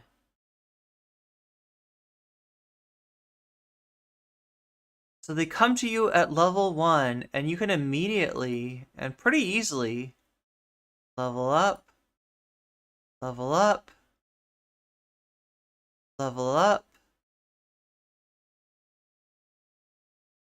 Pretty easily level them up to 5. Now here's where you kind of gotta wait, right? Because like if I go here and I try to promote, I can't. I gotta collect more shards in order to promote. Now I get these shards by essentially getting her again. So in your recruiting, or in your missions, you'll get other personnel. You're not necessarily getting them. You're getting portions of them, right? Once they're on your crew, now she's here, I'm filling up her shards gauge. When I fill up her shards gauge to 8, I can promote her. So that's what you're working towards. So everybody here I have gotten up to level 5, right? Level 5. Now Riker and Diana Troy are leveled a little bit higher. And I'm pretty sure they're my 2 captains, so I can level Riker up. Riker's at 7, now he's at 8. He can do the Riker maneuver, and he can do the Riker lean. This is the captain maneuver. When he's captain, he can do this. He increases the damage of the first shot of the ship by 10% for the first round. The Riker lean. This is just him being on the bridge. Next generation Riker increases the attack ability of all officers of the ship by 8%. Right, so buffs everybody else when he's on the bridge. Buff him up to level 9, and there we go, level 10. So he's maxed out until we get him some more shards, right? But yeah, look at that. Now he's our strongest, right? He's on our B ship, but he's the strongest person we got. There's Diana Troy, and again, we're still waiting on more shards for her. So yeah, you can see here we don't have anybody that's ready to promote just yet. And the next thing to do would be to start. Because it was so oh my god, here, but now there are you scared me. Communists invading radicals. Carlos Cabral, thank you for the follow. Right, so if you're just joining me, this is not like what I usually cover. I'm a politics streamer. I'm a just chatting streamer. But I've been graced with a sponsorship from Star Trek Fleet Commander, and that's what we're playing tonight, right? If you want to check it out, press ! That'll get you the affiliate link. And then you'll want to use your mobile device to scan the QR code in order to play the game. And this is what we are. A bunch of us are playing. We got like 12 people in an alliance. That might have increased. I'm not sure. But yeah, that you'll get to join the alliance. Like, you'll start off and you'll get just like an orientation from Geordie LaForge. And then at that point, yeah, we got 12 out of 36. We still have room. So if you want to play with us, there is still room. Just click on the affiliate link and the QR code. And then once you get, once Jordy is like, you can join an alliance, search Weasel Federation. Now, if you don't find that, that means you're on a different server. All right, let me collect this loot right here. That would mean that you're on like a different server, right? Now, if you find yourself in that situation, go over here, click on the like, you know, crates icon, and right next to chests, you should find a free server transfer. You click on that free server transfer and you transfer to US-097. That's our server. And once you transfer to there, you will be able to join the Weasel Federation. What does that mean? What are the benefits to this membership, you ask? Glad you asked, right? The benefits are that the Weasel Federation, in addition to being a really cool, chill place to hang out, we will help you build your stuff faster. So you're building something, it takes an hour, and you ask for help, and then all of a sudden, boom, boom, boom, boom, a whole bunch of people hit it, and whatever you were doing gets built way faster. So that's a benefit. There's also a benefit of just being able to tap people's knowledge. So right there, that's what I'm talking about. Somebody's asking for help. I hit help. That gives them the help. And yeah, so we're repairing our vessel right now. Now, anything that you're building that's under 5 minutes, you can just hit free. No cost to you. You can instantaneously get it done. So I just got full repairs on my ship instantaneously. Now remember when I said there's a hostile captain passively, aggressively waiting for us? Let's take a look in the system. And sure enough,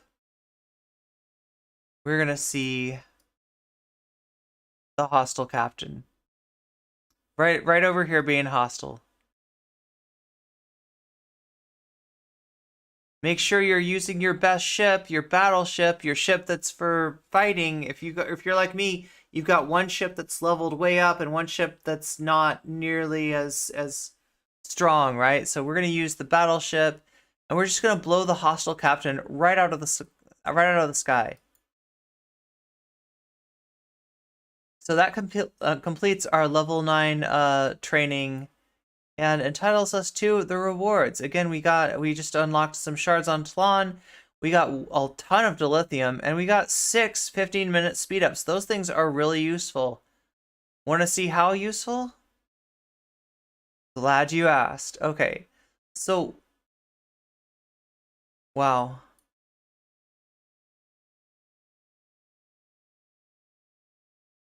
So these are speed ups. Now, obviously, we don't have an 8-hour, a 3-hour, or 1 hour. We could buy them using Latinum if we wanted to, right? Again, this is all in-game currency. None of this is anything that I've paid for, right? We've got 25 10-minute speed ups, 26 5-minute speed ups, a bunch of 3-minute speed ups, and 1-minute speed ups. So like right here, our construction on our base is basically 6 hours out. Now, if I'm impatient and I want it to be like it's 6 hours 19 minutes, what if I want it to be 6 hours and 4 minutes? I click on 15-minute speed up, and right away 15 minutes goes away. So that gets me closer to my goal. If I had more of these like 3 hours, 1 hour, 8-hour speed ups, then that would speed it up even more. And you get these things, right? You get these things in crates and for completing missions, for all kinds of stuff, right?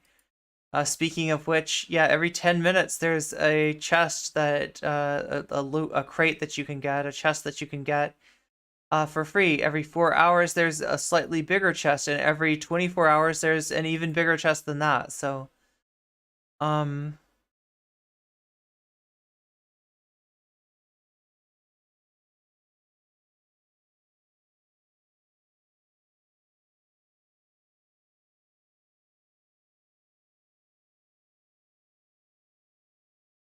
So when you're not building stuff, or when you're in the midst of building stuff and you're waiting for it to get built, you can go and fulfill missions, right?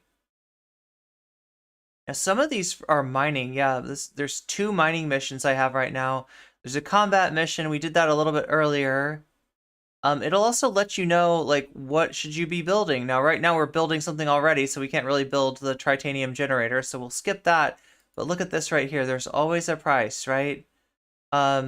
Destroyed Molderon's ship. So we're gonna locate that ship first. There it is. And as you can see, this is in Iridia. That's a different system than we're in right now. So we go out to our galaxy map, like a galaxy brain. Oh, we need to like recall the vessel. And this will be a very quick recall. Right, 7 seconds. Recalling just pulls the vessel back to your home base, wherever it is, right? So now that it's recalled,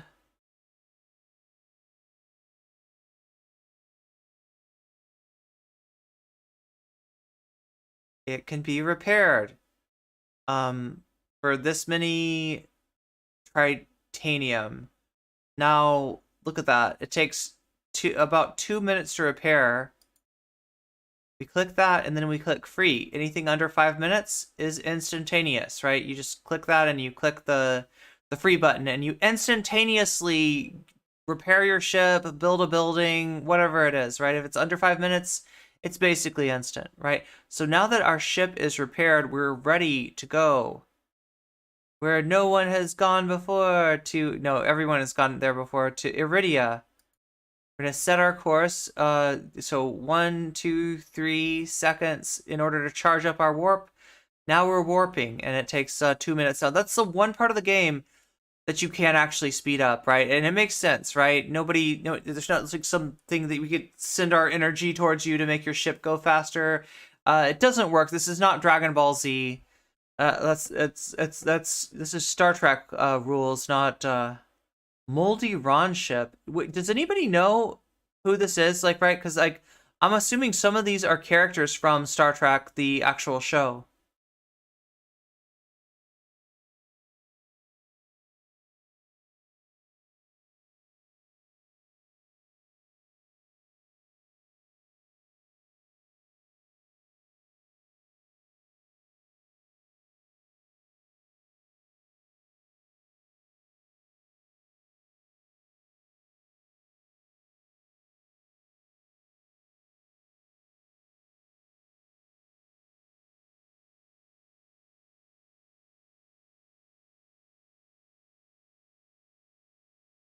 Now, while this is warping, we can take a look at our other ship, manage this ship.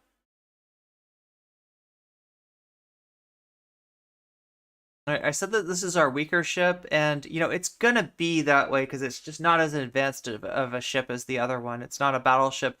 This is for, like, exploration. So, yeah, level up. We can't do that right now. We need more of these ship experience stuff.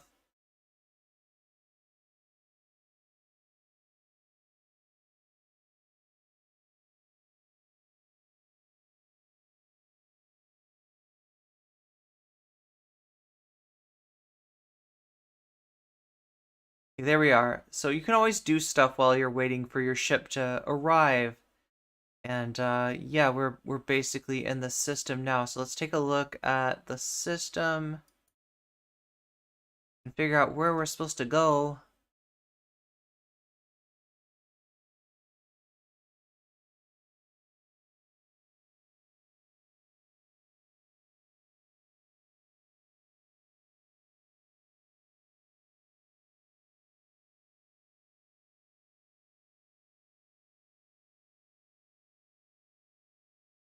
Here we go. There's Molderon's, so as soon as we arrive officially in the galaxy,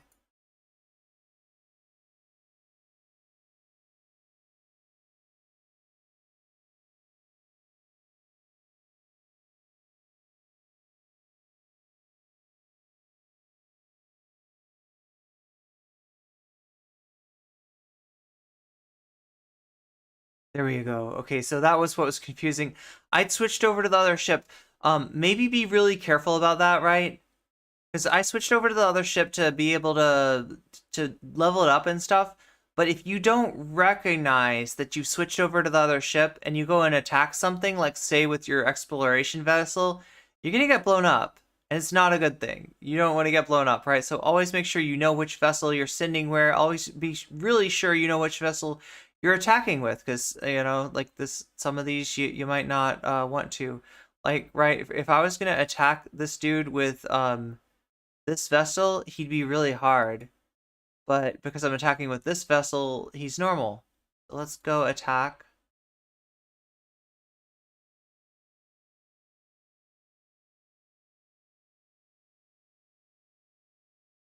And these are your missions, right?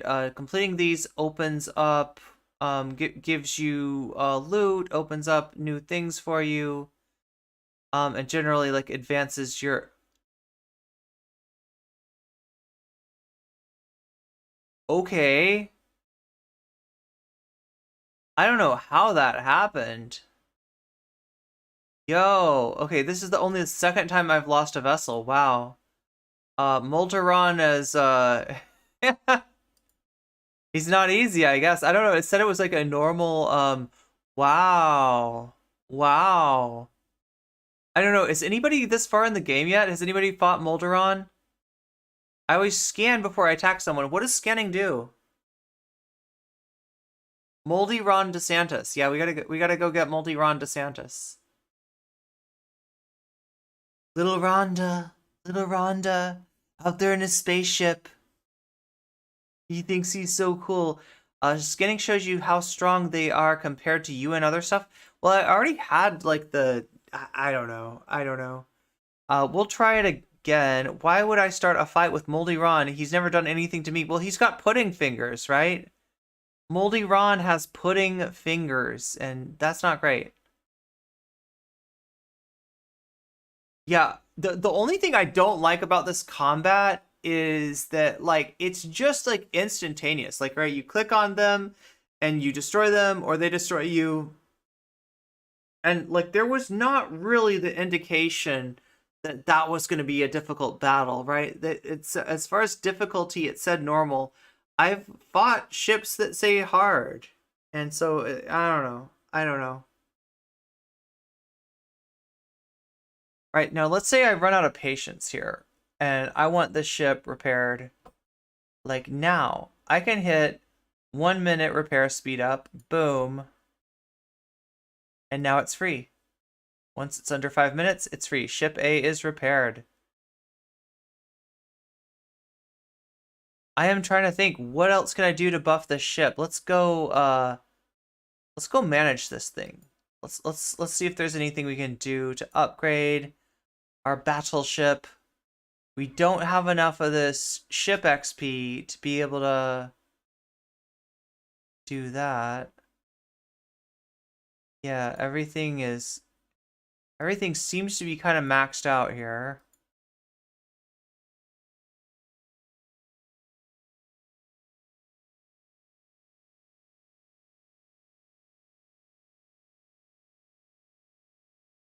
So we could try to get more of that that ship XP, right? And there's lots of missions, like, so if this becomes like a thing where like you can't get this mission right now, you just can't defeat Moldy Ron, probably the thing to do would be to get more ship XP and improve your ship.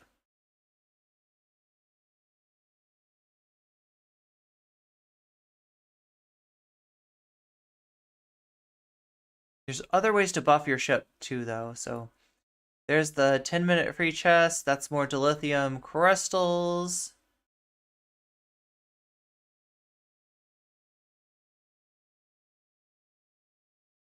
Let's take a look at our research. Right now we're doing partial fusion.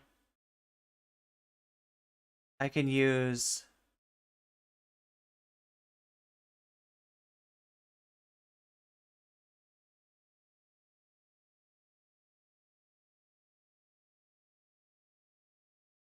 a 15-minute, a 10-minute, then 1 minute, 1 minute, right? And then now that gives me only like a minute to wait, right? And then we're gonna increase that after that, our par steel production will be increased, which basically helps us build faster. But what we really want to do once that gets done, and here, let me show you. Let's take it back to the base.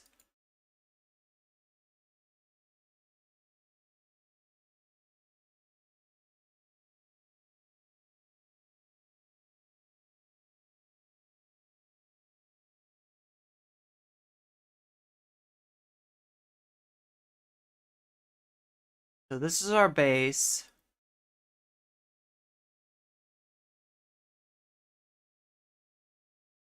Got these resources coming up.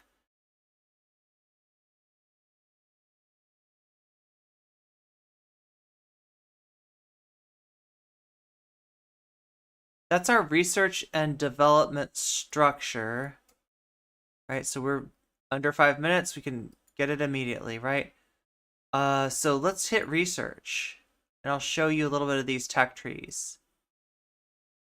So the one that's interesting to me, having just lost like the second time I've ever lost in a star battle, like a spaceship battle, right?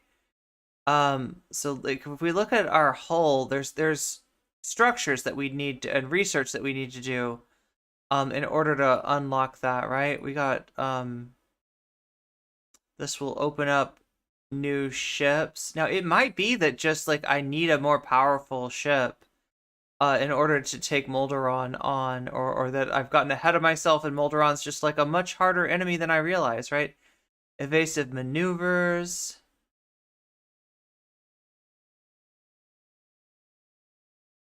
Reinforced bulkheads.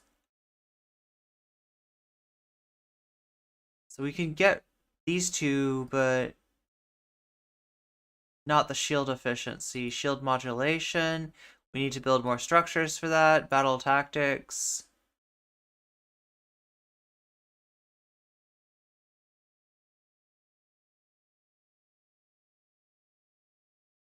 And defensive tactics.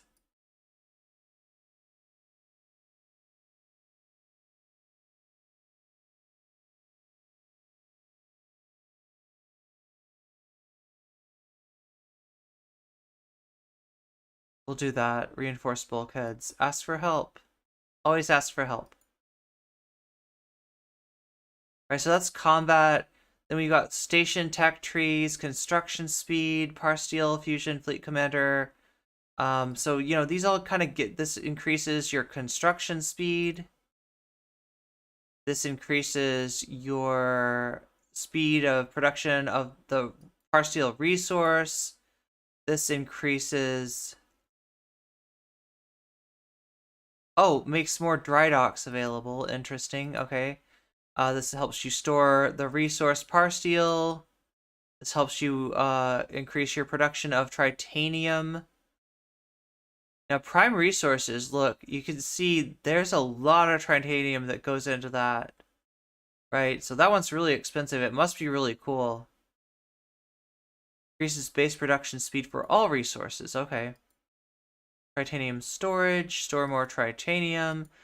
Assembly line, base ship construction speed is increased. So yeah, builds your ship faster. And then like right here, that's a ship that I've already unlocked. That's the Fortune, right? That's the mining ship. We got repair diagnostics, increases base repair speed for all ships. You want to repair stuff faster, you click that. We got shuttle bay and astronautics. We've unlocked those.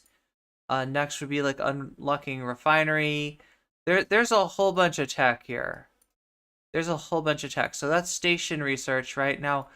Some of these things we have not unlocked. They take a lot. They take, you know, some structures in order to unlock, right? So that's galaxy resources, warp technology, prime officers, par steel miner, crystal miner. Like there's all these survey warp, right? There's all the stuff that we can unlock on the galaxy. Research, away team shuttlecraft, away team landing gear, uncommon assignments, special assignments, enviro suits, right? Oh, look at that. I didn't realize it, but there is something that I could make right now. Now, I don't have the resources in order to get this, but this is Shuttlecraft Mark 1 frame.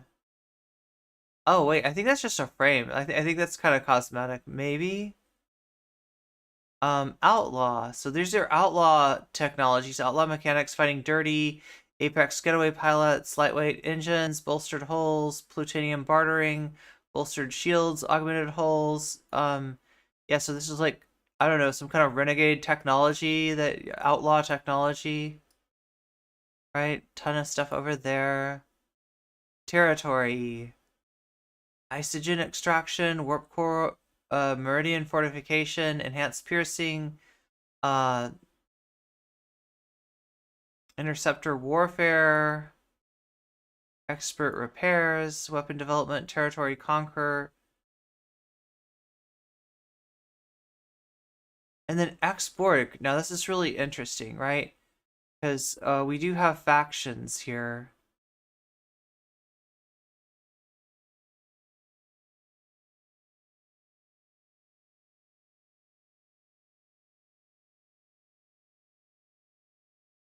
Factions are Federation, Klingon, Romulan, Augment. I forget what Augment are. Relics of a long time ago. Oh, wait. Yes. So they're like humans, but like not like Federation humans, basically. Rogue, this is like Harry Mudd's faction, I guess. Bajoran, the Bajorans, and ex-Borg, right? People that were part of the Borg, got away from the Borg, and now they are trying to live their lives.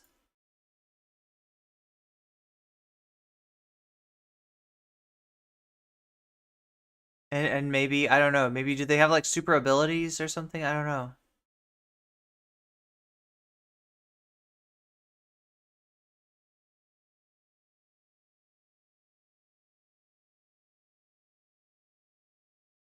This is so weird though, because like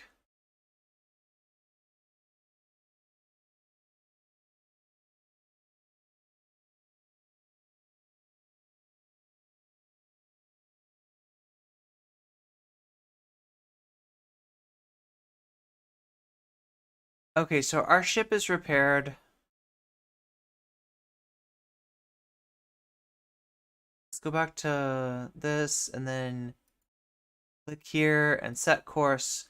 Now this time I'm going to do what Zara said, and I'm going to scan the vessel. We're going to scan the vessel, see if that gives us any insight.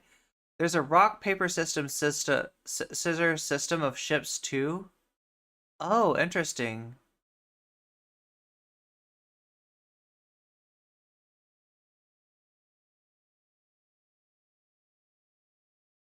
That explains where the mold came from, exactly. Exactly.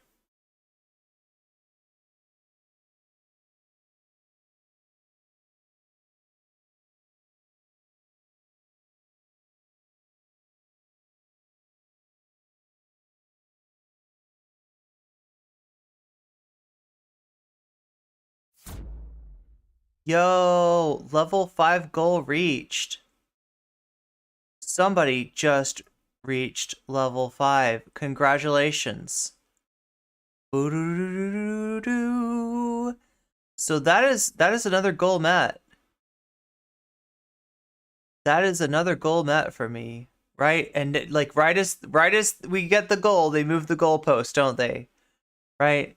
So that's pretty cool. Now the real one I'm hoping for is we get at least 2 people that can get to level 10, right? 2 people other than me. Now I'm definitely getting to level 10. It sounds like there's a few people that are close enough to level 10 because we've only got tomorrow for this promotion. Today's Tuesday, tomorrow's Wednesday. That's when the promotion ends, right? I want to make sure that I at least reach the base level of the sponsorship of what I'm supposed to get to, because that is that is going to make it more likely that Star Trek will sponsor me in the future. So, or I don't know, just like sponsorships in general, right? It's a good thing to fulfill all the base requirements, right? But they're not just base requirements. It's basically, you know, there's one level of pay meeting the base requirements, and the more people that achieve these things, right, the more I get paid. So you're helping me out, and you're actually not even...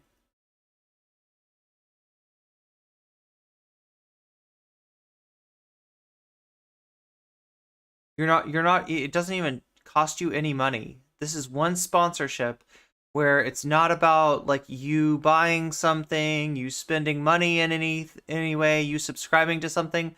All I'm asking you to do is try out this free-to-play mobile game, Star Trek Fleet Command, which actually turns out to be a lot of fun. We've got 12 people from the community so far that have tried it out and joined the Weasel Alliance. We may have some more you know, coming that they haven't, they just haven't gotten to the part where they join the Alliance yet, right? And I'm actually learning a little bit about Star Trek too. A little bit. It's piquing my interest, right? I know about, oh, there we go, ship XP. I was just saying how I needed some more of that. We're gonna go view system. We're gonna find that Molderon guy. That Molderon. Let's scan him. Let's not attack. Okay.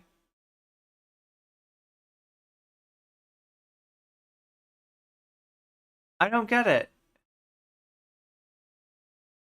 So I have twice the hull strength, over twice the hull strength, over twice the like getting closer to 3 times the shield strength, but my strength is slightly lower. Okay, so is this what people were telling me about? Like, what does that mean?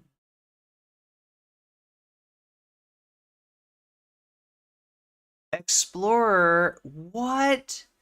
Seriously?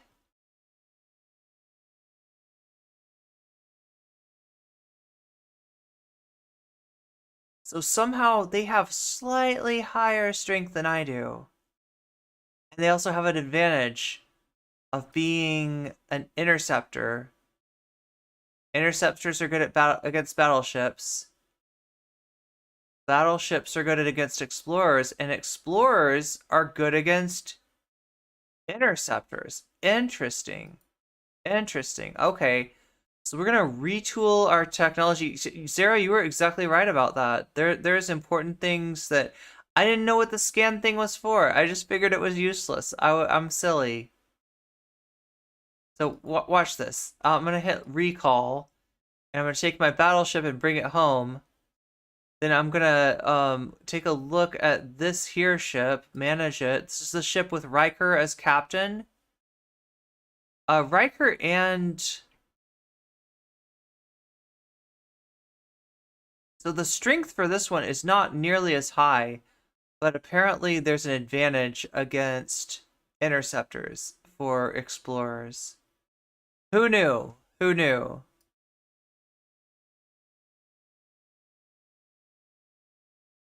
See if we can upgrade the ship at all. We can. We can upgrade the ship. There we go. Upgrade it, get it some more strength. Boom.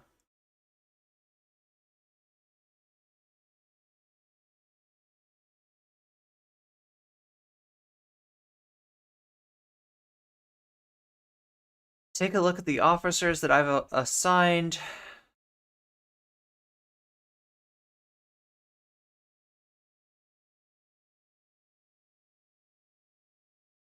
I don't know, what's the other thing I could do? So, my 2 strongest are Troy and Riker. Riker's actually a little bit stronger than Troy now. So if I put all my strongest personnel on this ship, maybe that should That should make it better. I can also look at like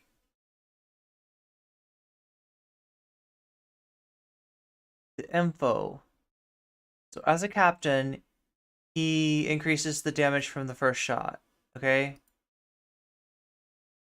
As a captain, she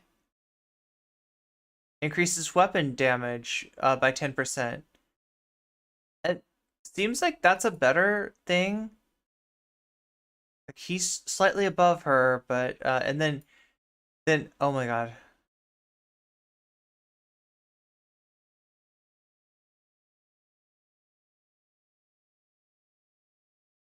Oh, I see. And there's like a connection. There's a 5+% connection. I don't know. Is that just like how well do these people get along together?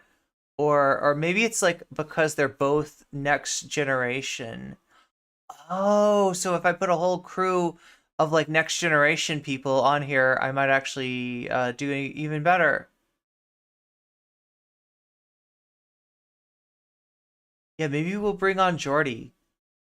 We'll let Spock go on the other ship, and we'll bring on Geordi LaForge.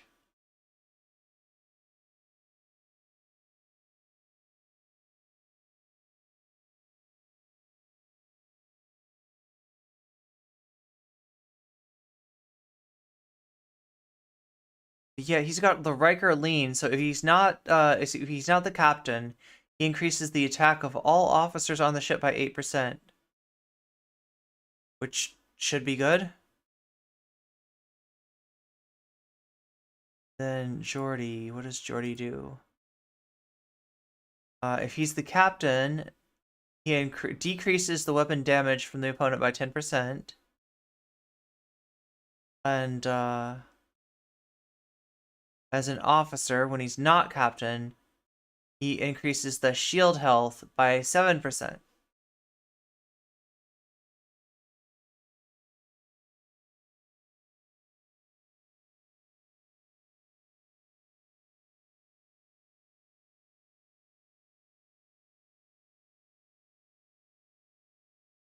Okay, so both of our ships are home. I'm so glad that Zara let me know that scanning is actually important.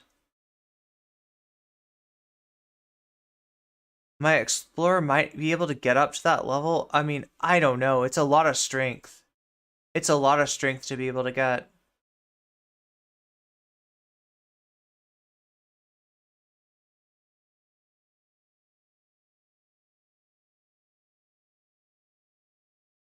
Parsteel. Oh, wow, that's a lot of parsteel, titanium, and dilithium.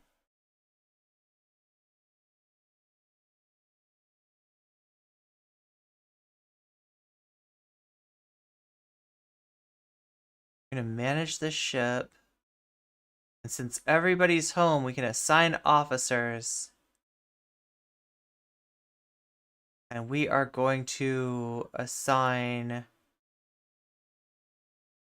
Next Generation Troy. Oh, look at that. Yeah, having all Next Generation people on there has like a special effect. Now, I think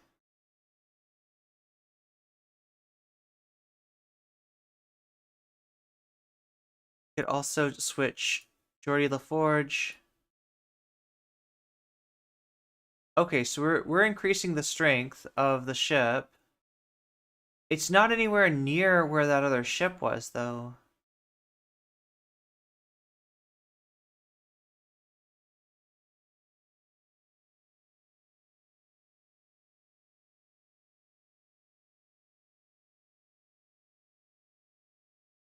So there's officer presets. Okay, so the captain will determine the maneuver, right? So the first thing they've got is a maneuver and the synergy of the group. Officers from the same synergy group. Okay, so synergy groups are like Next Generation, I think. Boost the captain's maneuver. Different classes also increase the boost. Bridge officers also determine active abilities used during the battle or mining. Crew officers increased bonus to attack, defense, and health. Sometimes may add a below deck ability when they are assigned to the lower deck. Literally lower decks, right? Lower decks. So we're gonna confirm. Let's take it.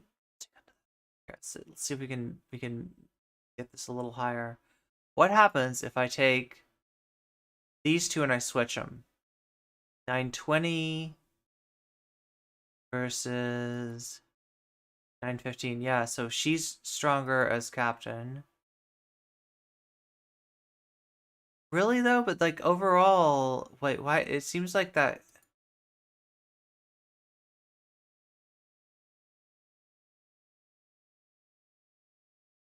There's no way that like switching them would be better.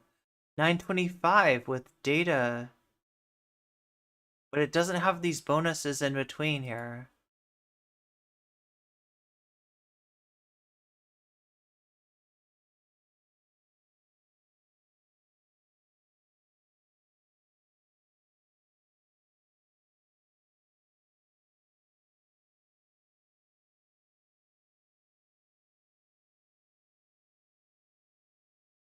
$921.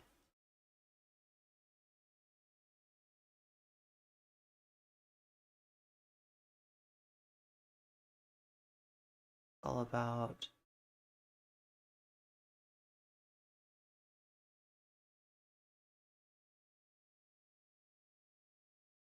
I don't know, that seems like about as strong as we can get it. Upgrade the ship, we don't really have enough. So what we need to do is get more ship experience, right? And when you're looking for stuff like that, right? Obviously there are loot boxes that you can claim. They come available like all the time. Like right now there's a 10-minute chest that you can get every 10 minutes. That's tritanium. That's not really what we need there. We're looking for ship experience or officer experience or something like that. Now this one has no captains, so we gotta assign officers here.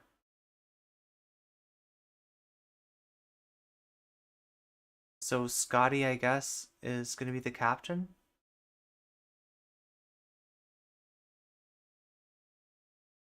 I mean, another time.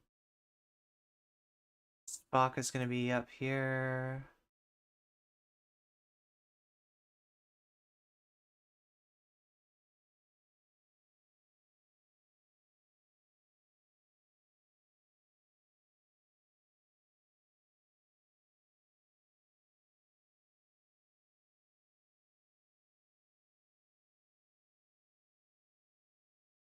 Okay, that's for mining.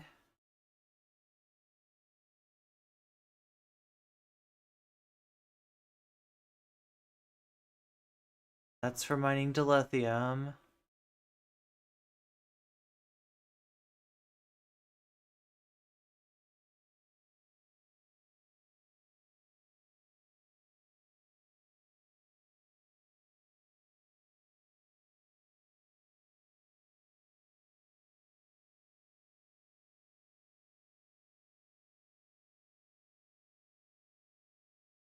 I don't even know what that ability is.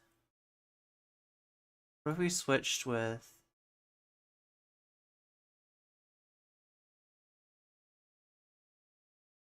Yo! Oh wait, that's... Yeah, I was like, why is the strength so much higher? That's our stronger vessel. It makes sense that it would be higher.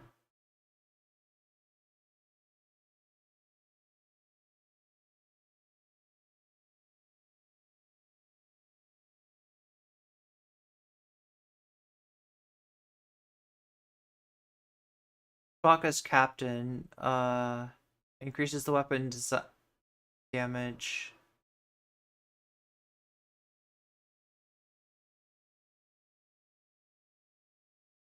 I don't know. That's what we'll go with for now. I don't really know who to assign to what for this. But yeah, like I was saying, if we want to increase our ship's performance, we need more officer experience. So we get that from opening a another 4-hour chest. We're gonna have to wait for a while to do that. The other way is through missions, right? So now we can't go any further with this one because that means fighting Molderon, and that proved to be a little of a problem. Now this is the Findra, which would potentially give us some more rare personnel. That could be cool, but they take a long time to level up, so not really what we're looking for here. Nest Egg is a mining mission. It gives us some personnel, and what the heck is that? Cargo crate. It would give us a cargo crate, right? Not sure what cargo crates really get for you. We can't really upgrade the Titanium. This one is a mining one. Now we do get some ship experience from that one, but not very much. What is that? Survey part?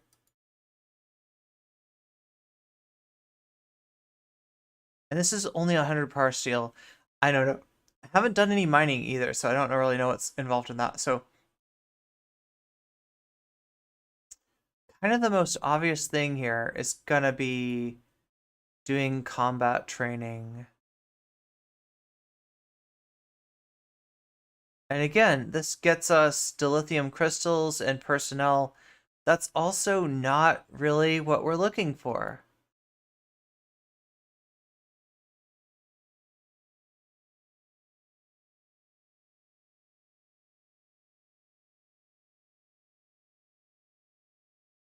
You can take a look at our officers again.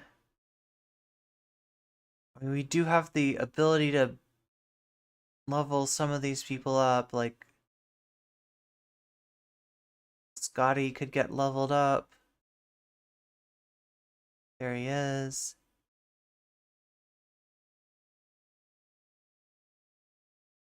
I think we're gonna have the most results from leveling like everybody that is on.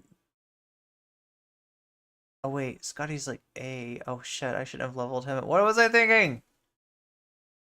Jordy, that's who I want to level up. Level up Jordy.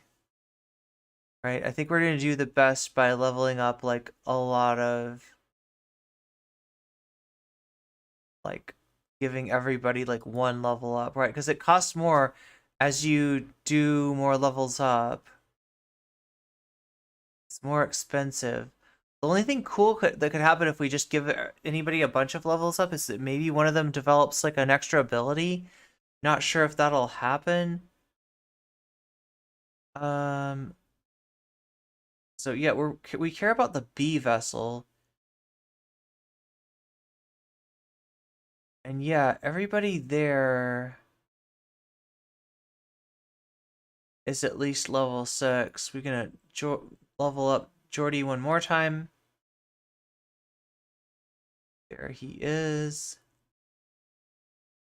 All right, so leveling up the officers should help our strength a little bit. Please, no, God, I need the personnel experience. We got a lot of par steel now.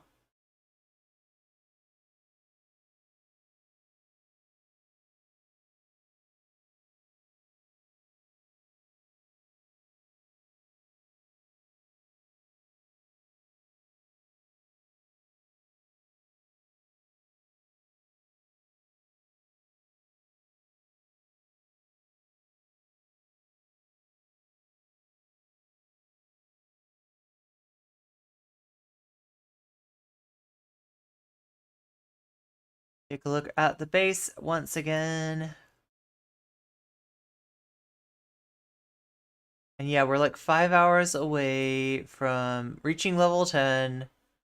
Yeah, everything is home, so that's good, right? We don't want to leave any of our vessels away from home. Now, my understanding is that until I reach level 15, nobody can attack my base, right? My base is safe. My ships are on my base, so I'm guessing the ship should be safe as well, hopefully.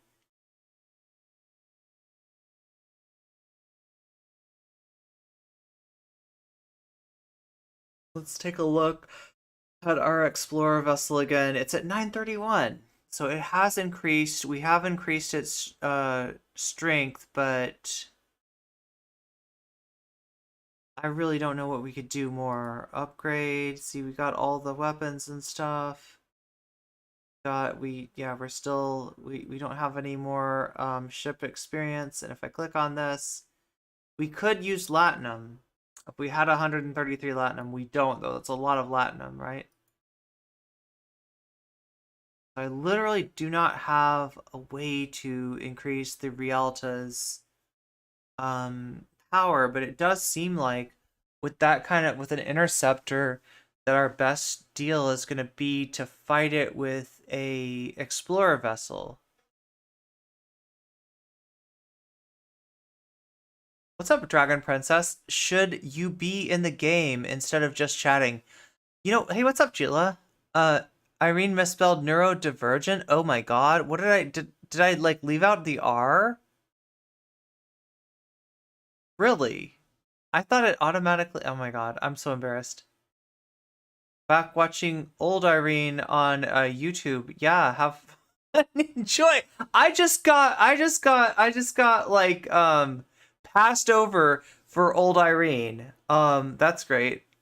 But I want to know, Sheila, is it blue hair Irene? That's what I want to know.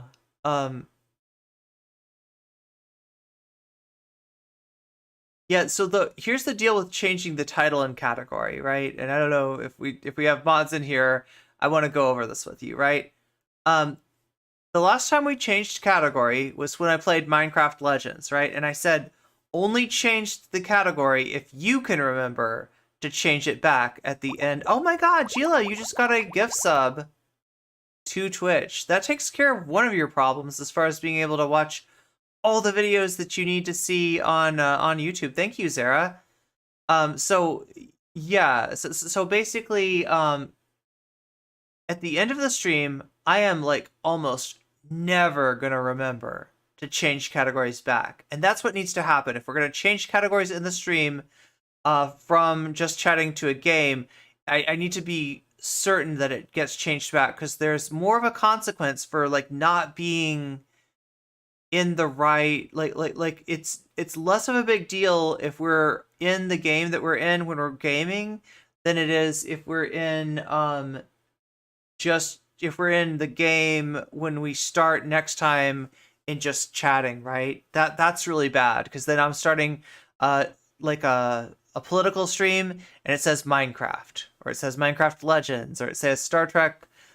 So I'm thinking that it might just be easier, since like the end of the stream, it's hard for anybody to remember.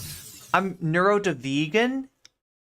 Oh my god, an officer has reached level 5. Congratulations. Congratulations. Congratulations. Congratulations. Congratulations. Congratulations. Congratulations. That's pretty cool. Does it really say neurodivegan? You're so tired. It is pretty late. It is very, very late. But yeah, for anybody who's not started out this yet, I will give you once more the affiliate link. There it is. That's the affiliate link. Click on that. Scan the and if you have to go back to this VOD to do it, you can do it, right? You can even scan it, I think, on YouTube, right? So if you don't have a sub, that's okay. Go find this VOD or any VOD that I'm playing. Well, no, it'll have to be this VOD, and scan the code, the QR code, and that'll get you started playing.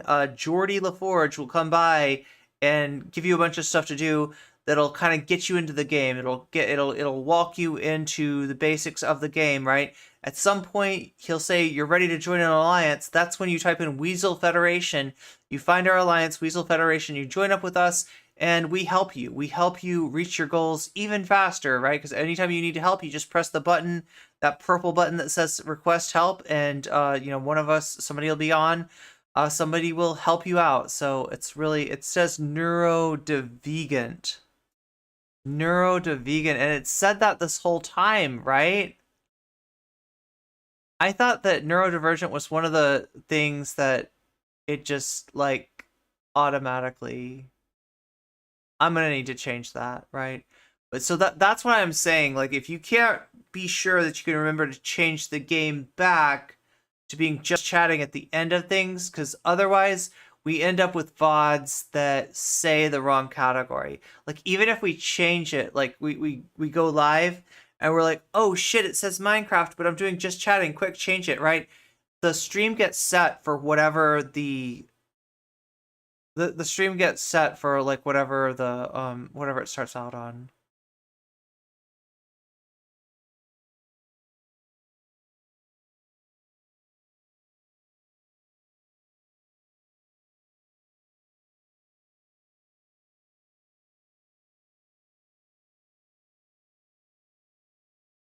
Okay, so yeah, I'll be doing a tweet tomorrow morning. I gotta remember to do my sponsored post. That's important.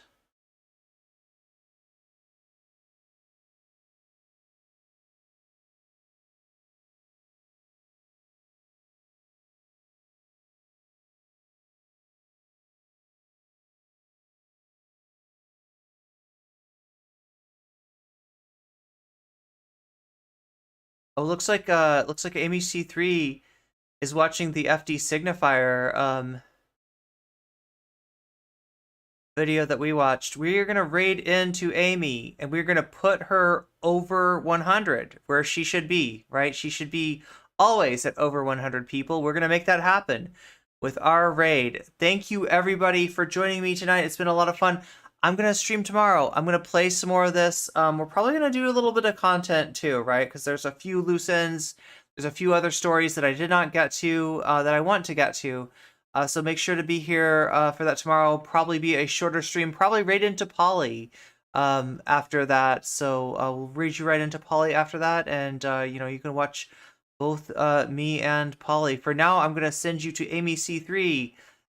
Give Amy my love, and yeah, if you still need help getting started on the game, we've got informations, right? You can find it in announcements, right? I give an announcement post that gives a pretty detailed explanation of how you get started in the game, including the affiliate code. I should probably also put the QR code in there too. I'll try to do that. I'm going to be making a post tomorrow, be going over that on Twitter, so you can do that from that. And we'll also be playing this tomorrow, so you guys still got some time to get into this game. And yeah, anytime somebody crosses that threshold, reaches level 5, oh my god, we just raided into Amy's. Anyway, good night everybody. Meow.